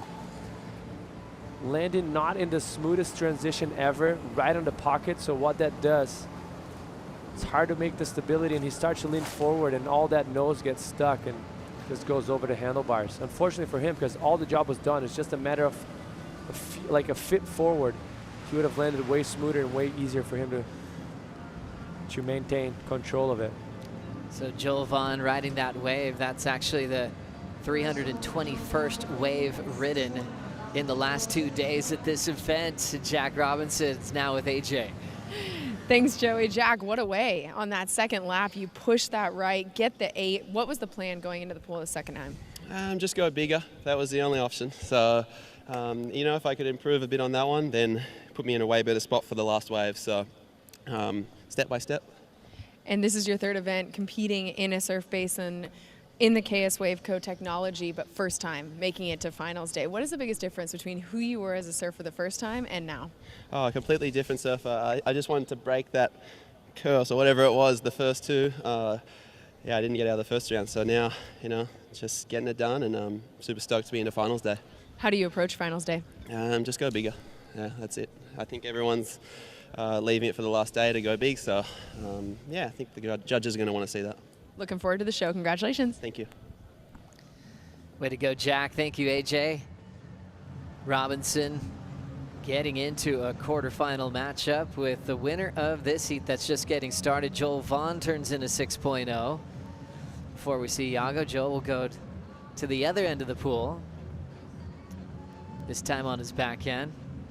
He's able to catch up with Joel Vaughn during the off season right before his rookie debut at Pipeline. You can actually check out that whole interview on worldsurfleague.com. Meet the Rookie Series. Really exciting rookie class.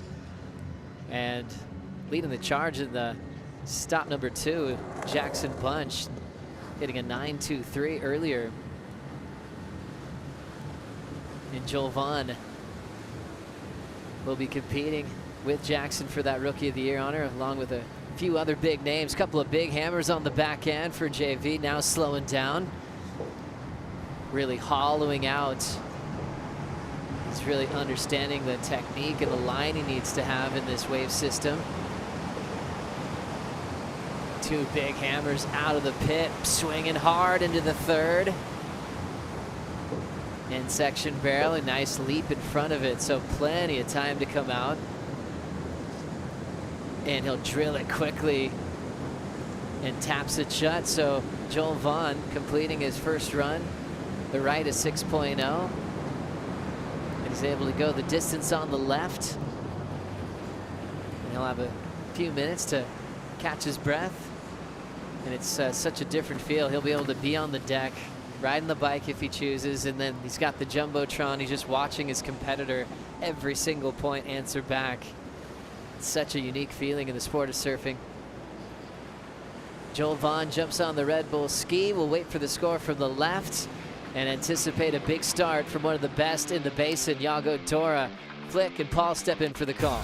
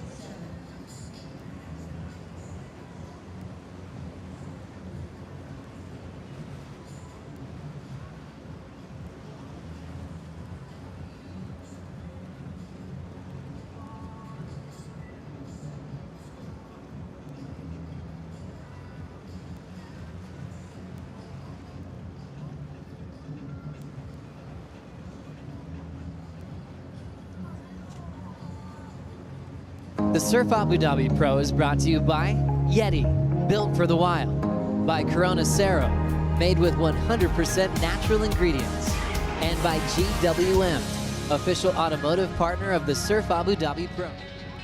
Let's go. Welcome back, Surf Abu Dhabi Pro. Heat 8 in this round. An absolute cracker on paper. We've been looking forward to this matchup all day long. Yago Dora, electric in the pool.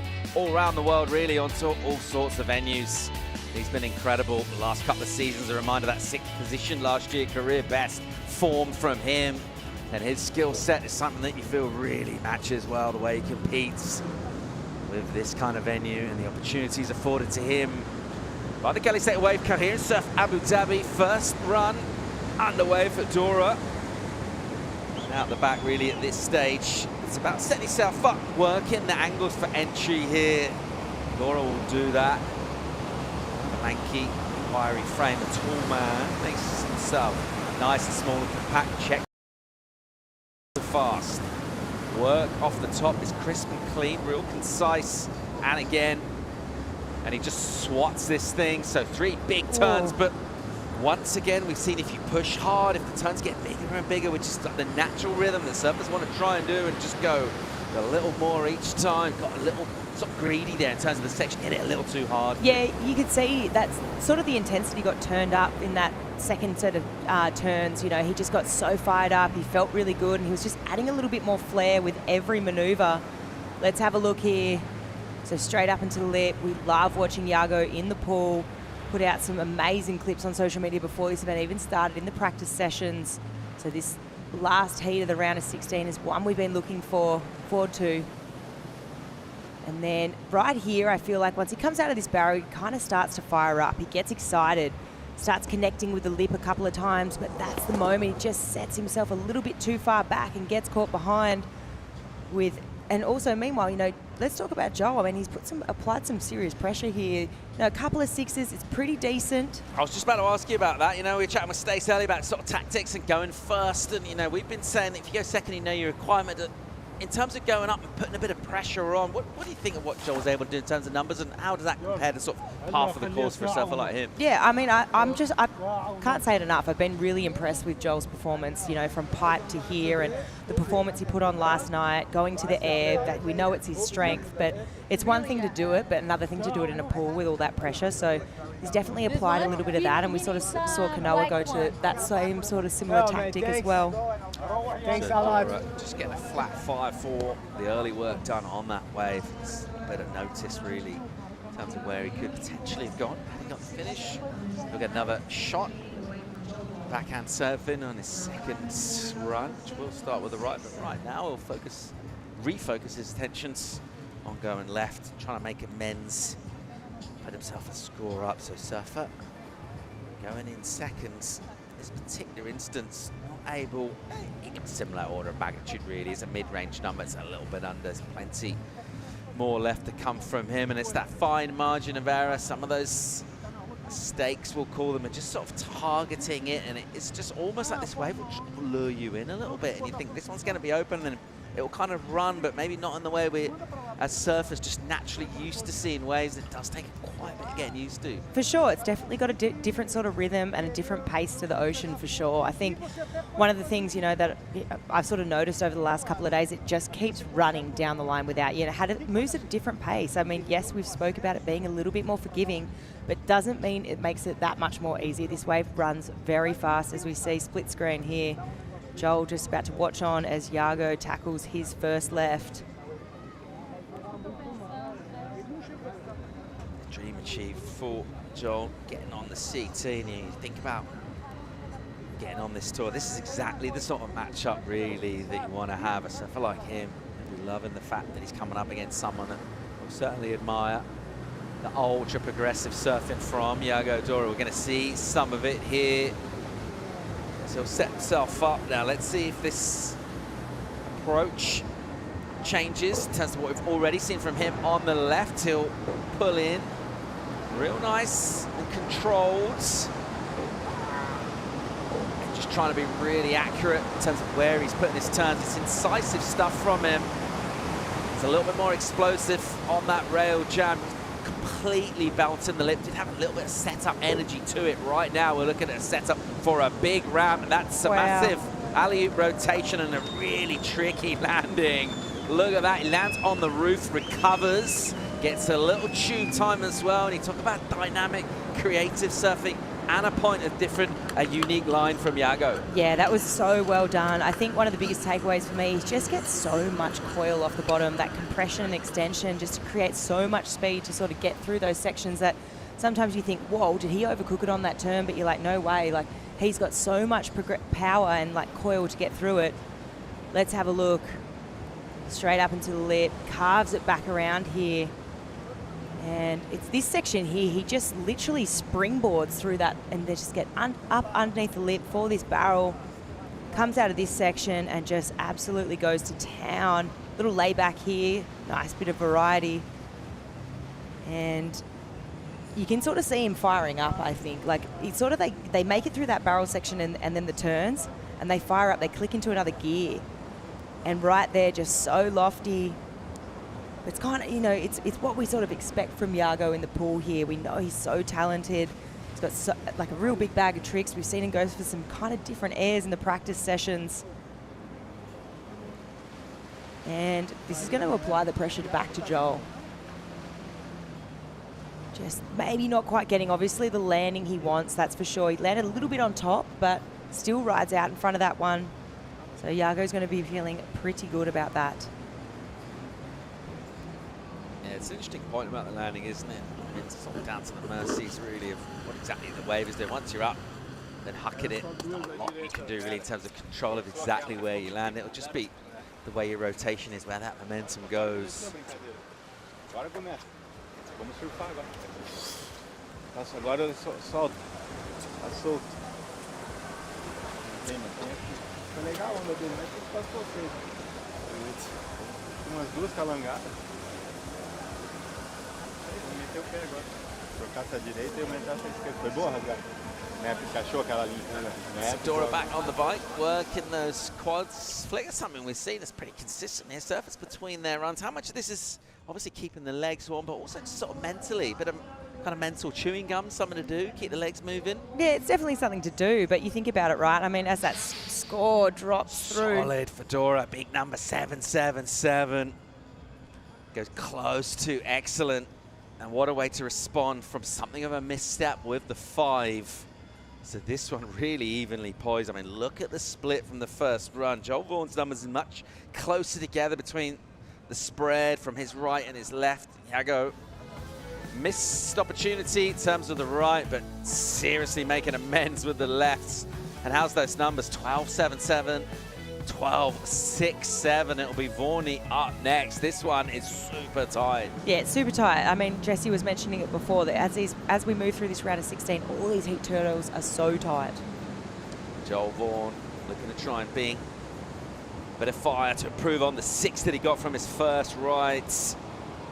Talked about technical aspects, what he's able to do. That's why I've been looking forward to this heat. Here he goes, middle part of the wave here. Let's see what Joel Vaughan does. He'll just swing at that one. Keep it pretty loose and liberated, not overcommitting to any of these maneuvers. Does have build-up energy. It's the sort of stuff we've seen, the shape it's making in terms of the impression is for something big. We saw that right there on the roof, but too much on the roof and can't get that push back in or throw that away. Wow, that was a pretty interesting section to try that on too. Just so critical. Got a lot of lift through that air as well, but I mean, you hear a score like that drop for Iago. Iago shifts back up into the lead. You know, Joel's probably thinking, okay, I've applied a lot of pressure here, so he wants to answer back after hearing that 777 from Iago. So nice swooping carve. And stomping on the brakes here. Just really nice control.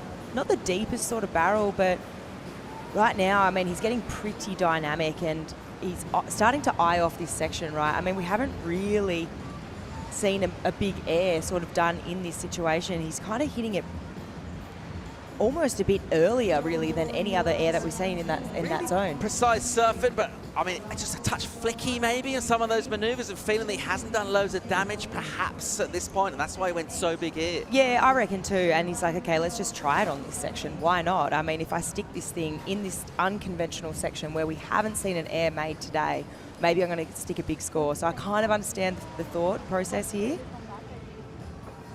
I mean, that thing was big. Landed on the roof. He will hang on to the 6th number that he gets. Come in a little under second right, 5.23. So we will be keeping with the 6 from his opening wave in this. And now having a look at the left in terms of his position right now. 6, 7, 8, the number that he's looking for. Don't think that'll be what he's focusing in on at all. He'll be trying to go excellent, trying to get into those 8s. How does he do that here? Well, this is it, right? This is his last run, and he has to go big. I've said it all day. It's go big or go home. It's now or never. And I think even he can't just aim for a 6. You know, sure, if he gets a 6, 7, 8, he's advancing. But you've got to think, okay, Iago's got another couple of waves here with the potential to improve on both of those. And so really, I feel like you don't want to die wondering in this situation. You're going to feel so much better about yourself if you really put it all on the line and you go really hard. So that's just my personal opinion. That's what I would be doing. And I think Joel's probably going to do the same thing. A moment of calm in the late afternoon here at the Surf Abu Dhabi Pro. It's blazing bright sunshine. The big orb has just dipped. Some pastely themes going down. That wind has laid right down as well. It's pretty becalmed in terms of the air blowing into this wave. It's generally been the direction. And right now it will be pretty smooth for Joel Vaughan. So really just try and focus in and going pretty big. This will be his last participation in this particular heat, and potentially in the event, if he doesn't get at least 6, 7, 8 right now, or significantly better, Iago still an entire run, a right and a left has yet to come, and he's finding his stride pattern as well. Iago getting the improvement. Joel Vaughan here, rookie on tour, trying to stamp a bit of authority on the scoreboard here.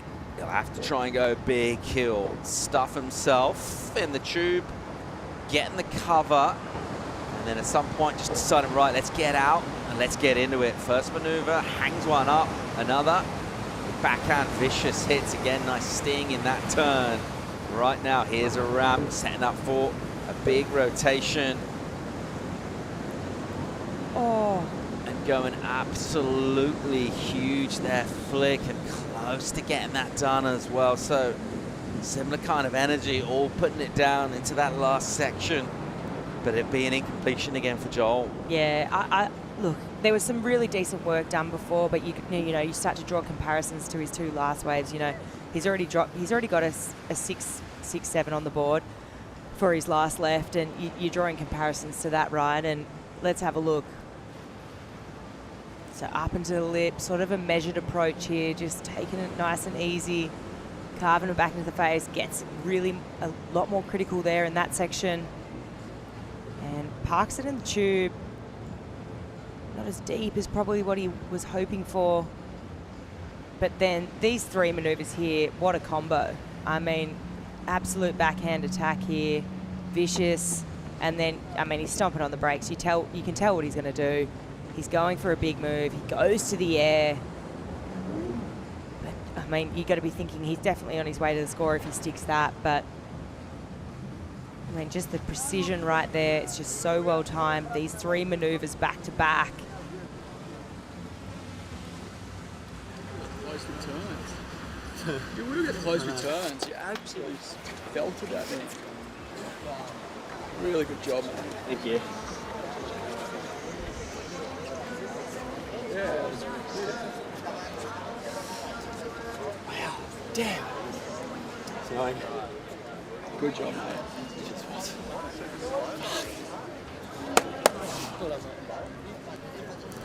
It's tough, right? I mean, 6.07, and you could hear Bottle saying you would have been close with turns, and that's 100% right. He might have got that requirement. If he didn't go for the air, maybe just locked into the tube and got a turn, but then you got to be thinking, hang on a second.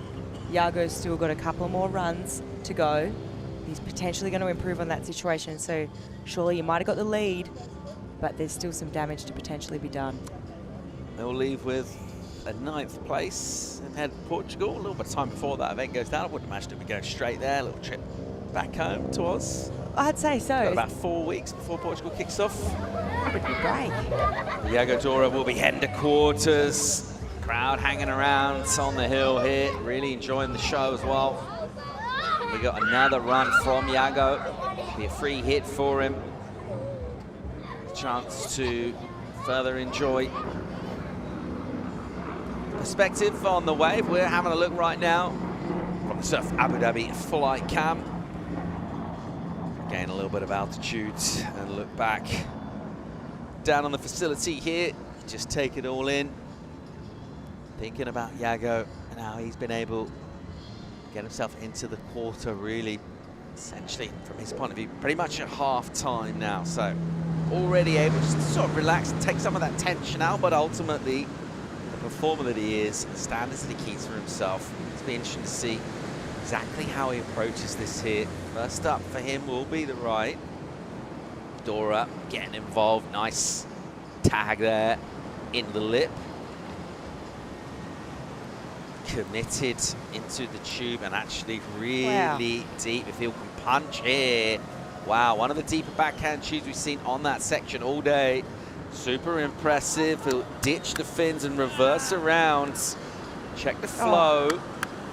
Once again, as ever, whenever you push real hard through that midsection, quite hard to get that entry. It comes up pretty quick. Secondary tube bowl. He's all right. He's fine. He's absolutely fine. He's in the quarterfinals. Hey, he's going to be feeling pretty good, and you think about who's going to be matching up with in that next round, you know, the quarters. It's going to be Jack Robinson, and they have had some pretty good duels over the last couple of years. So I think back to, you know, Tahiti a couple of years ago. So let's break down this wave first before we get ahead of ourselves. I just thought, you know what, like, and we spoke about it before in previous heats, of course, whoever, you know, you've got these couple of runs, you're going to get creative. You're going to test things out. You're going to, you know, see how deep you can get in the tube. I mean, right here, we're witnessing probably one of the deepest backhand tubes. I mean, he punches through a couple of different sections there. Really difficult exit. And then right here gets creative. I mean, why not? You want to see what it feels like with a little bit less pressure. Obviously gets the make, but that section just runs off without him. Let's see. Just gets a little bit of a pop, a little bit of an ollie. Bit of a reverse. Lands it really cleanly. And already he's locked that in, you know. You've got to think for that next quarterfinal. He's like, okay, some positive reinforcement. I know if I get that section ahead of me, I can do that. Is it the appropriate maneuver, though, for that section? Not sure. Inconsequential, really, in terms of scores, but he does actually get an improvement there. Almost puts a point on his previous right, even without getting to the end of the wave. Golden hour here at Surf Abu Dhabi right now. He'll go left. You know what? It's pretty handy in the lefts. It's Yago Dora thinking about his records in the surf branch and the numbers that he's been able to post. Have a look. Top scores ever on lefts in the CT and wave pools. Magina out in front.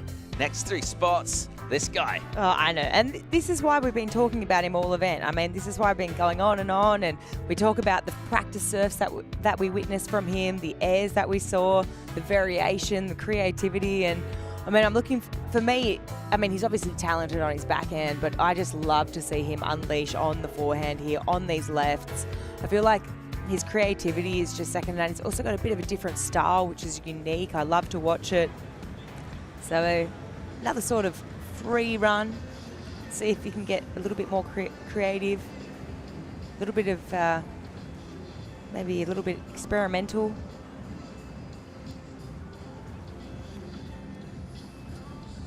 Talk about surfers as well, and you know, generally, obviously, they're going to be on a favourite board. They'll surf everything available to him, but this will be certainly the one he wants. Any element of kind of looking after that thing or try not to damage, don't want to crease it. We haven't seen like loads go down like that, but any thought of safety surfing a bit? You don't think so? Well, yes and no, but you'd also think that, okay, of course you've got your Ferrari and the one that goes amazing, but you're thinking they've probably got a few replicas up their sleeve of their favourite board here, right? Dora into it right now on the left. We've seen his numbers. Unbelievable. Bunch of 9s thrown down from him in the past, in the present. Right now, just doing good work on the outsides. He'll get low. His previous left, 777. And he'll exit that tube really similar looking actually to that 7 so far. Look at that hit, just hang that one up and then drops down. Makes the turn look really big. Nice layback jam in the pocket, but just with loads and loads of speed. Speaking of which, check this. He'll go massive with the alley-oop. Almost that nose just basically kind of kept going. They kind of stomped the tail. The nose actually carried on rotating the touch. He's okay. That's what that signal means. He's down. He's in quarterfinals. He's into the quarterfinals, and he went big on that last lift. I mean, that was massive air on that end section, and I think you can kind of see, like, obviously he's surfing with intent, but it looked like he had a bit more freedom to me, just a little bit more pizzazz. Let's have a look here at this wave. I mean, just such a beautiful hour here in Abu Dhabi, just beautiful lighting. Left absolutely lighting up right now. And so is Yago. Fins through the back of that wave. And it's just such a beautiful sight, you know, watching this as a surfer. I mean, this wave doesn't get any better, especially watching it as a goofy. And that turn right there, so critical. And just the way he's able to project around that section, just that coil he's able to have, the compression and extension and speed that he drives out of that with, and then to go into that massive maneuver. I mean, it's worth trying it, right? I mean, tomorrow is finals day, and you're going to have to click it up a couple of gears, right? We've been talking about it. Set himself up a great looking quarterfinal against his mate, Jack Robinson, a stable mate as well. Those two obviously sharing a coach who happens to be Yago's dad, Leandro. And that'll be really interesting. We've had some really good matchups between those two in the past. They'll be meeting in that 4th quarter final. Yago Dora will be absolutely delighted to come back for finals day. There's no real shock in that. It's just a surfer you expect to see. You know, you're looking, whether you're doing your team, your fantasy team or not, you're just looking at pics and you just think, finals day, Yago Dora, that seems like the sort of thing that's more likely than not to happen. For sure. I think even you look through the draw, I mean, we were talking about surfers, you know, quarterfinal 1, you've got Ethan and Miggy. 2, Jackson and Rio. I mean, let's look at the breakdown of this heat and the heat totals. I mean, Dora running away with this one. Giant number, 777. But Joel put up a couple of good numbers here, applied the pressure in the beginning. But it was Yago that ended up coming up out on top here.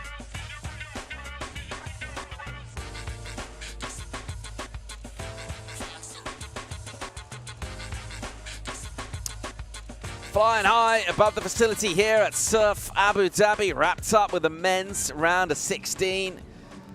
And we've seen some scintillating action go down. The prize at stake has been a spot to come back tomorrow, finals day. Checking out the matchup, first quarter flick, Ethan and Miguel. Yeah, I mean, we've been talking about Ethan all event. He's just drawn these different lines, but then Miggy's had just such an explosive backhand.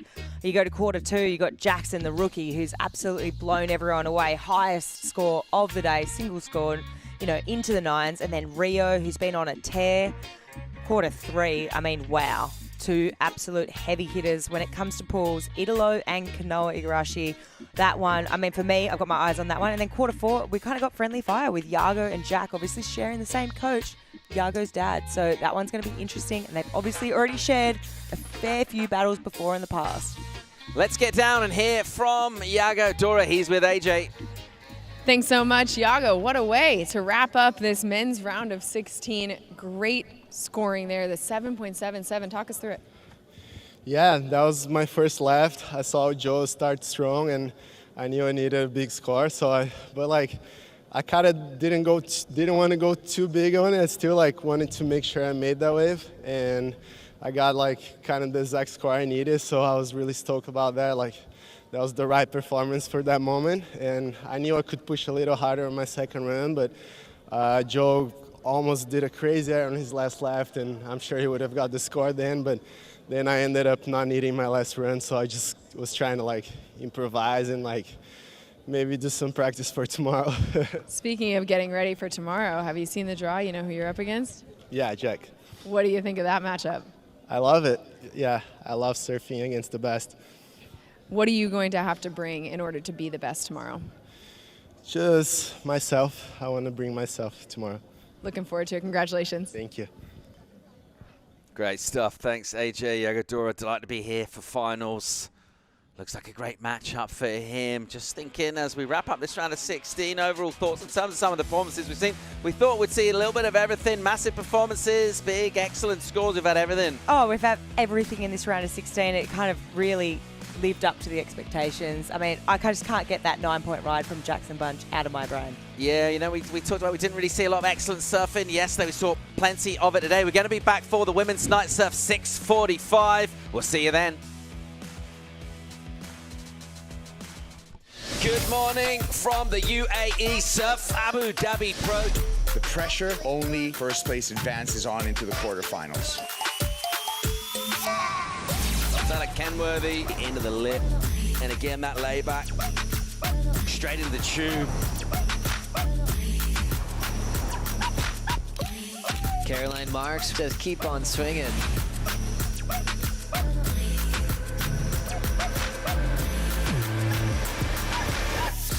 Good World Champ Simmers. More speed and some tunnel time here for Simmers again.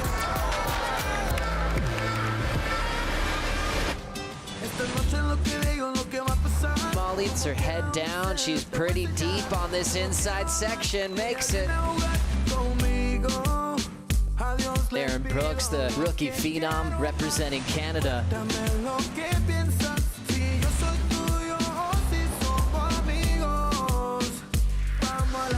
Men's round of 16, some scintillating looking matchups coming up. Ethan Ewan making this look so effortless. Geordie Smith, quick little Superman there. Bunch, a big ramp section, a massive alley. Wow. The landing is absolute butter. Saliéndote de bañar, del agua se siente bien para celebrar. Hay 4 pares de bikini para ir a nadar. También alcohol para el sol y motos solo para andar. Trae la botella, hay tanta agua en el mar. Ponete bella, bella que para bailar. Todos aquí somos amigos, toda tu amiga más tranquila. Y nos ponemos re tranquilos y nos salíamos en la playa. Conmigo yo te llevo, metamos al agua y nos secamos de nuevo.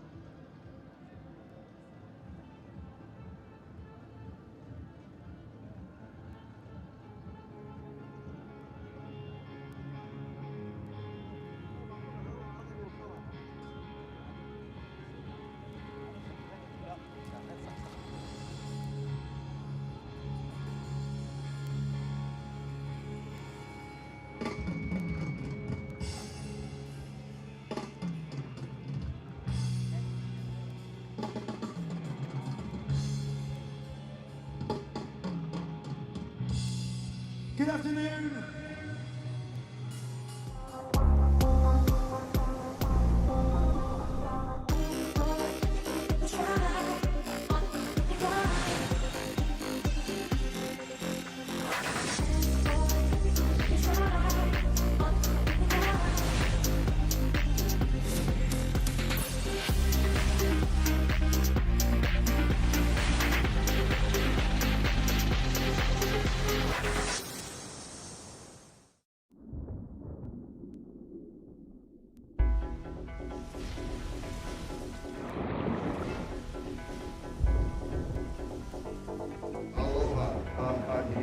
The Lexus Pipe Pro presented by Yeti is on like popcorn.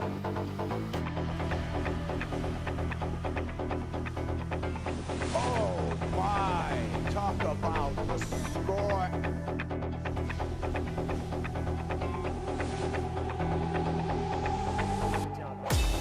And now lining up a big hollow pig. Bella Nichols, how you feeling?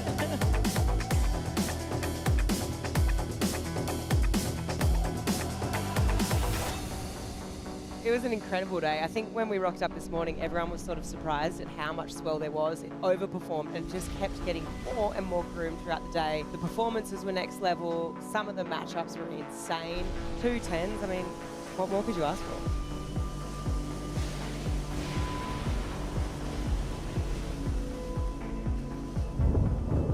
Felipe Toledo, backdoor drainer, down the line speed. He's deep, he's covered. Felipe is coming out. Only Toledo.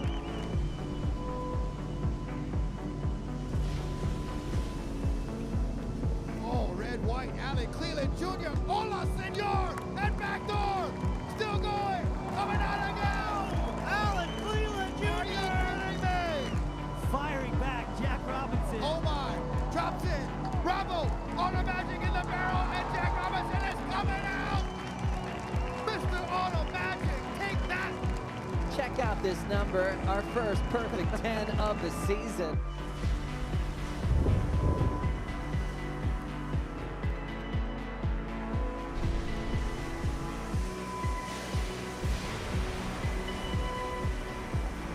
What about this heat right now? John and Barron. Wow, look at this wave right here. Erin Mamia. Dropping in, pulling up.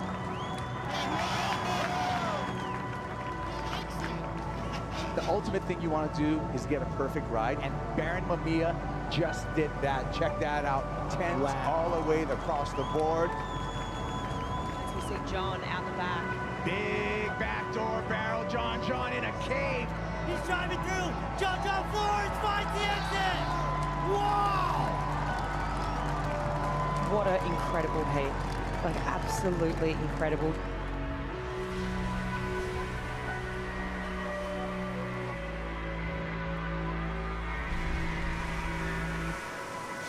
What a day.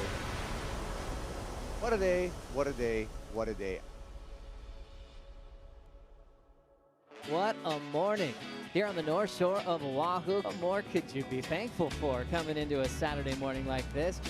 Stroking into this one, finds the bottom, comes off the bottom, and then stalls. Gets the hand drag, gets the barrel still in there. Nicely done. Tyler Wright at backdoor on a right.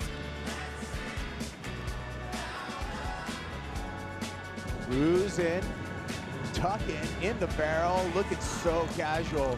Caity Simmers yanks on the rail of that force design. Here goes Italo. A lot of speed down the line. Boost! Oh, wow. Wow, that was like a 720. That was not a helicopter. That was Italo Ferreira.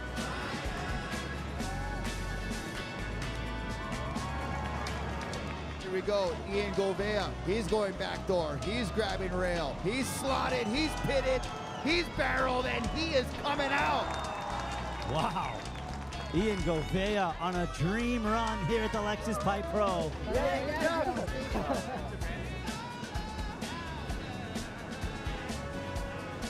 Tyler Wright locking in. Nice clean rail work on the takeoff. So much speed, really deep on this racetrack, and look at that.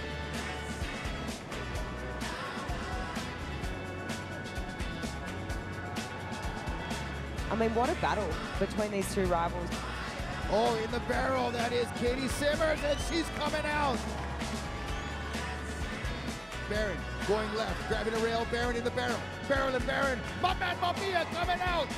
Io on the hunt for wave number 2, pulls straight in a back door. He's driving, still in there. And he comes flying out. And we're closing out this final. It is the veteran, a 2-time world champ, Tyler Wright, taking out the Lexus Pipe Pro presented by Yeti. Australians are screaming on the beach. Leo now taking this wave up and under. Still traveling, he's holding his line well. The Italian needs to make this thing, and he does it.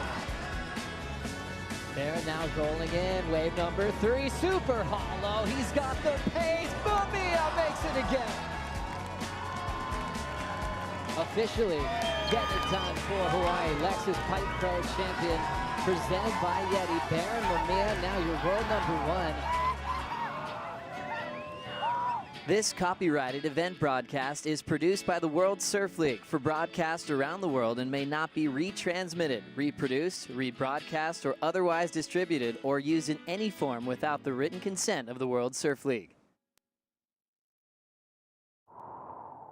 Check the wrist, big time, big play, gotta hit the rewind. Who you got? Pick a side, rock star lifestyle certified. Wins, all I know, we gon' hit the head, go toe to toe, let's see who wins.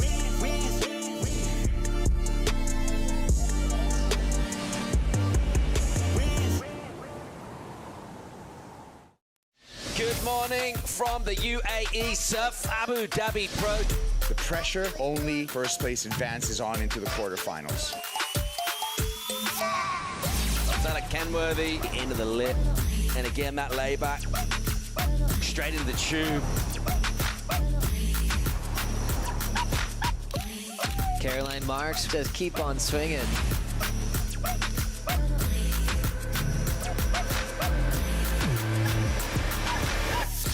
Your World Champ Simmers.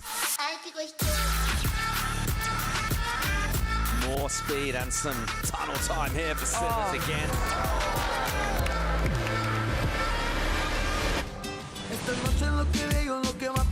Molly lets her head down. She's pretty deep on this inside section. Makes it.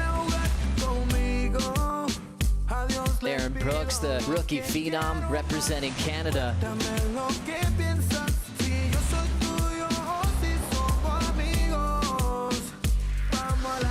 Men's round of 16, some scintillating looking matchups coming up. Ethan Ewan making this look so effortless. Jordy Smith. Quick little Superman there. Bunch, a big ramp section, a massive alley. Wow. The landing is absolute butter. Saliéndote de bañar, del agua se siente bien para celebrar. Hago otros pares de bikini para ir a nadar. También alcohol para el sol y moto solo para andar. Trae la botella, hay tanta agua en el mar. Ponete bella, bella que para bailar. Todos aquí somos amigos, toda amiga más tranquila. Y nos ponemos re tranquilos y nos salíamos en la playa. Conmigo yo te llevo, metamos al agua y nos secamos de nuevo.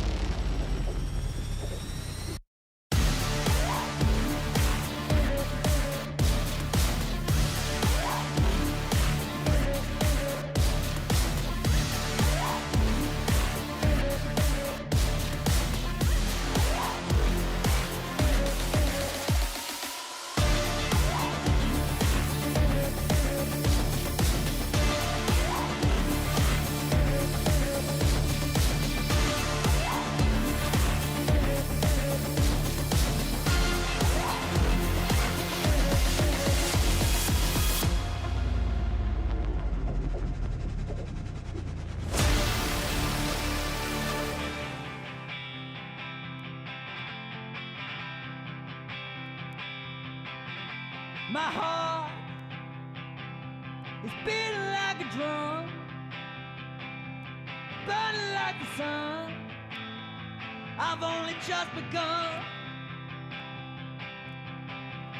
My blood is running through my veins. It's hitting me like a train. Some things you can't explain. I need this like I've never needed anything before. I'm on the ceiling looking down on the floor. My heart is ready for war. I know that I need this like I've never needed anything before. You knock me down, down on the floor. You're coming back, back for more.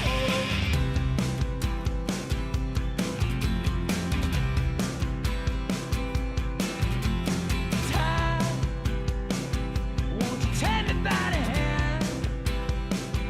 Won't you help me understand to be a better man? Yeah, my heart is beating like a drum. When it's all been said and done, I'm not the only one. I need this like I've never needed anything before. I'm on the ceiling looking down on the floor. My heart is ready for war. I know that I need this like I've never needed anything before. You knock me down, down on the floor.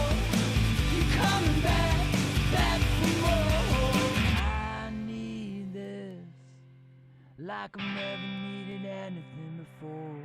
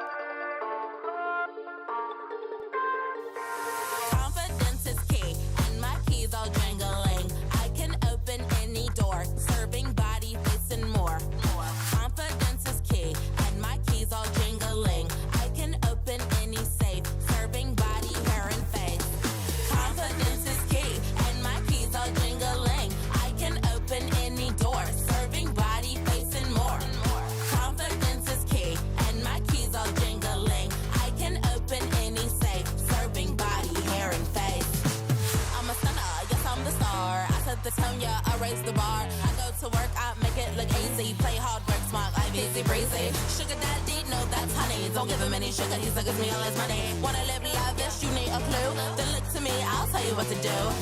Do. Repeat after me. Confidence is key, and my keys all jingling. I can open any door, serving body, face, and more. Confidence is key, and my keys all jingling. I can open any safe, serving body, hair, and face.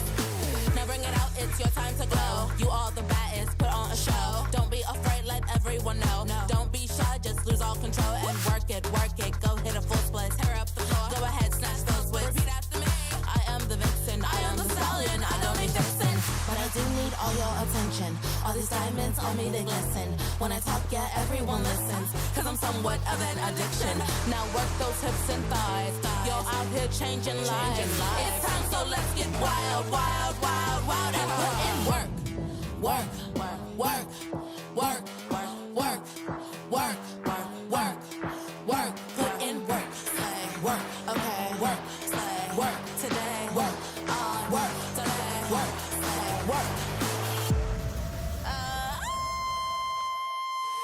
Confidence is key, and my keys all jingling. I can open any door, serving body, face, and more. Confidence is key, and my keys all jingling. I can open any safe, serving body, hair, and face. Confidence is key, and my keys all jingling. I can open any door, serving body, face, and more. Confidence is key, and my keys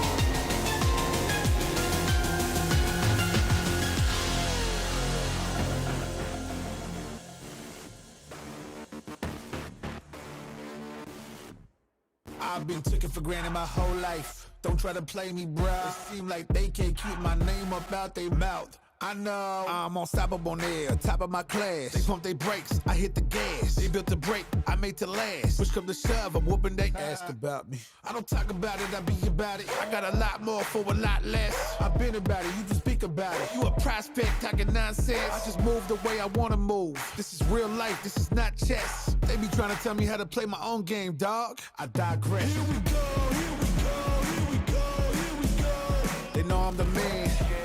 I'm just showing out. Here we go, here we go, here we go, here we go.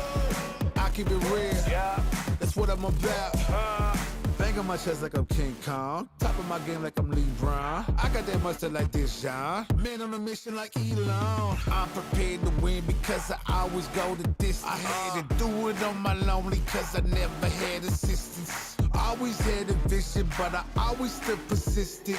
People say I'm tripping, now I'm on the road to riches. Come on. Here we go, here we go, here we go, here we go. They know I'm the man. I'm just showing out. Here we go, here we go, here we go, here we go. I keep it real. That's what I'm about. I got that juice attitude. What you gonna do when they mad at you? I just did what I had to do. Leveled up a new magnitude. I kept it pushing and busting and moving and running and shaking and hustling. My competition be mad at themselves cause they keep on falling down and struggling. Here we go, here we go, here we go, here we go. They know I'm the man. I'm just showing out. Here we go, here we go, here we go, here we go. I keep it real. That's what I'm about. Here we go. They know I'm the man. I'm just showing out. I keep it real. That's what I'm about.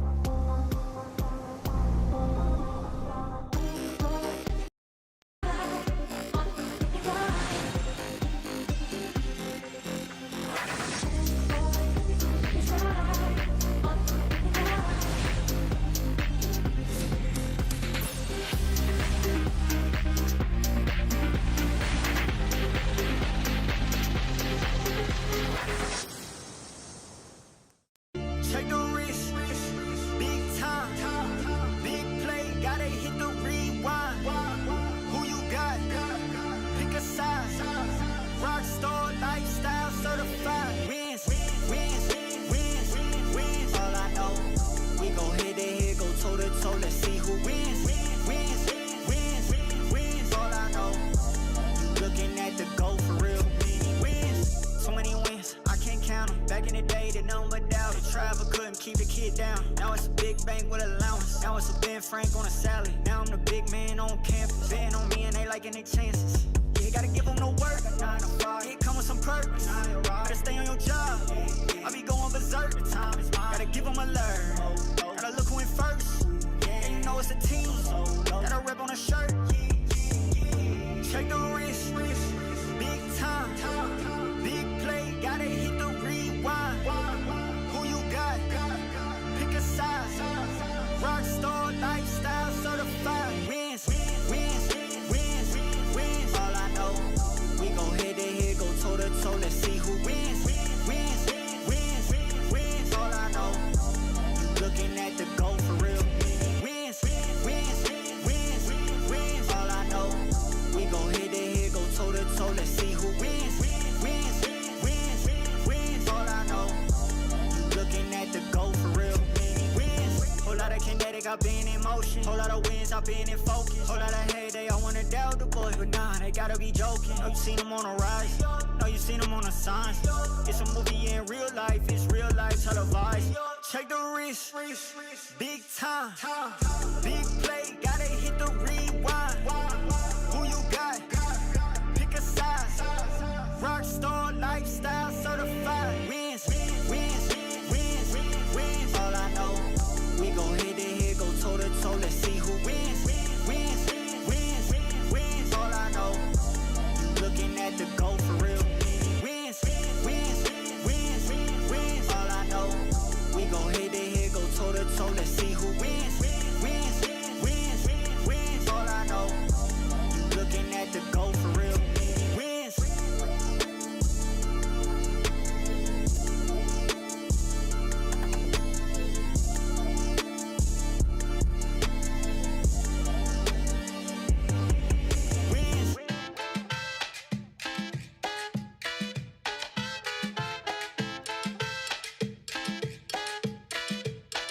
Si te atreves, ven y sígueme el ritmo. Tú quieres, saber qué tienes. Tú te mueves bien, tú sigues el instinto. Tú quieres, sé lo que quieres, a mí me quieres. Ay, papi, yo quiero marchar. A mí me gusta que me hagan bailar, que me suban, que me bajen por detrás y por delante a mi cintura te puedes pegar. Que tenga un paso bien firme, una salsa, un tango, un vals. Que me muevan las caderas, que aguante la noche entera, que le guste todo el día rumbear. Si te atreves, ven y sígueme el ritmo. Tú quieres, tú quieres. Tú te mueves bien, tú sigues el instinto.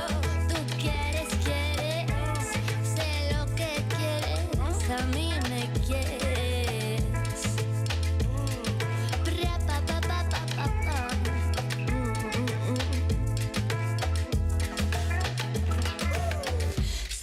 Se mueve, a mí me gusta con él. Que puede lanzarme al aire y cogerme de pie. Que baile, a mí me sigue, se adapta muy bien. Que cuerpo, toda la noche la paso con él. Si te atreves, ven y sígueme el ritmo. Tú quieres,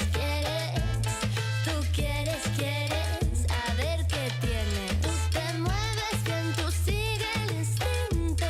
Tú quieres, sé lo que quieres, a mí me quieres. A mí me quieres. A mí me quieres.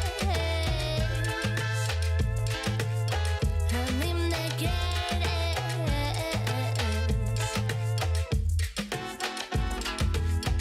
Se mueve,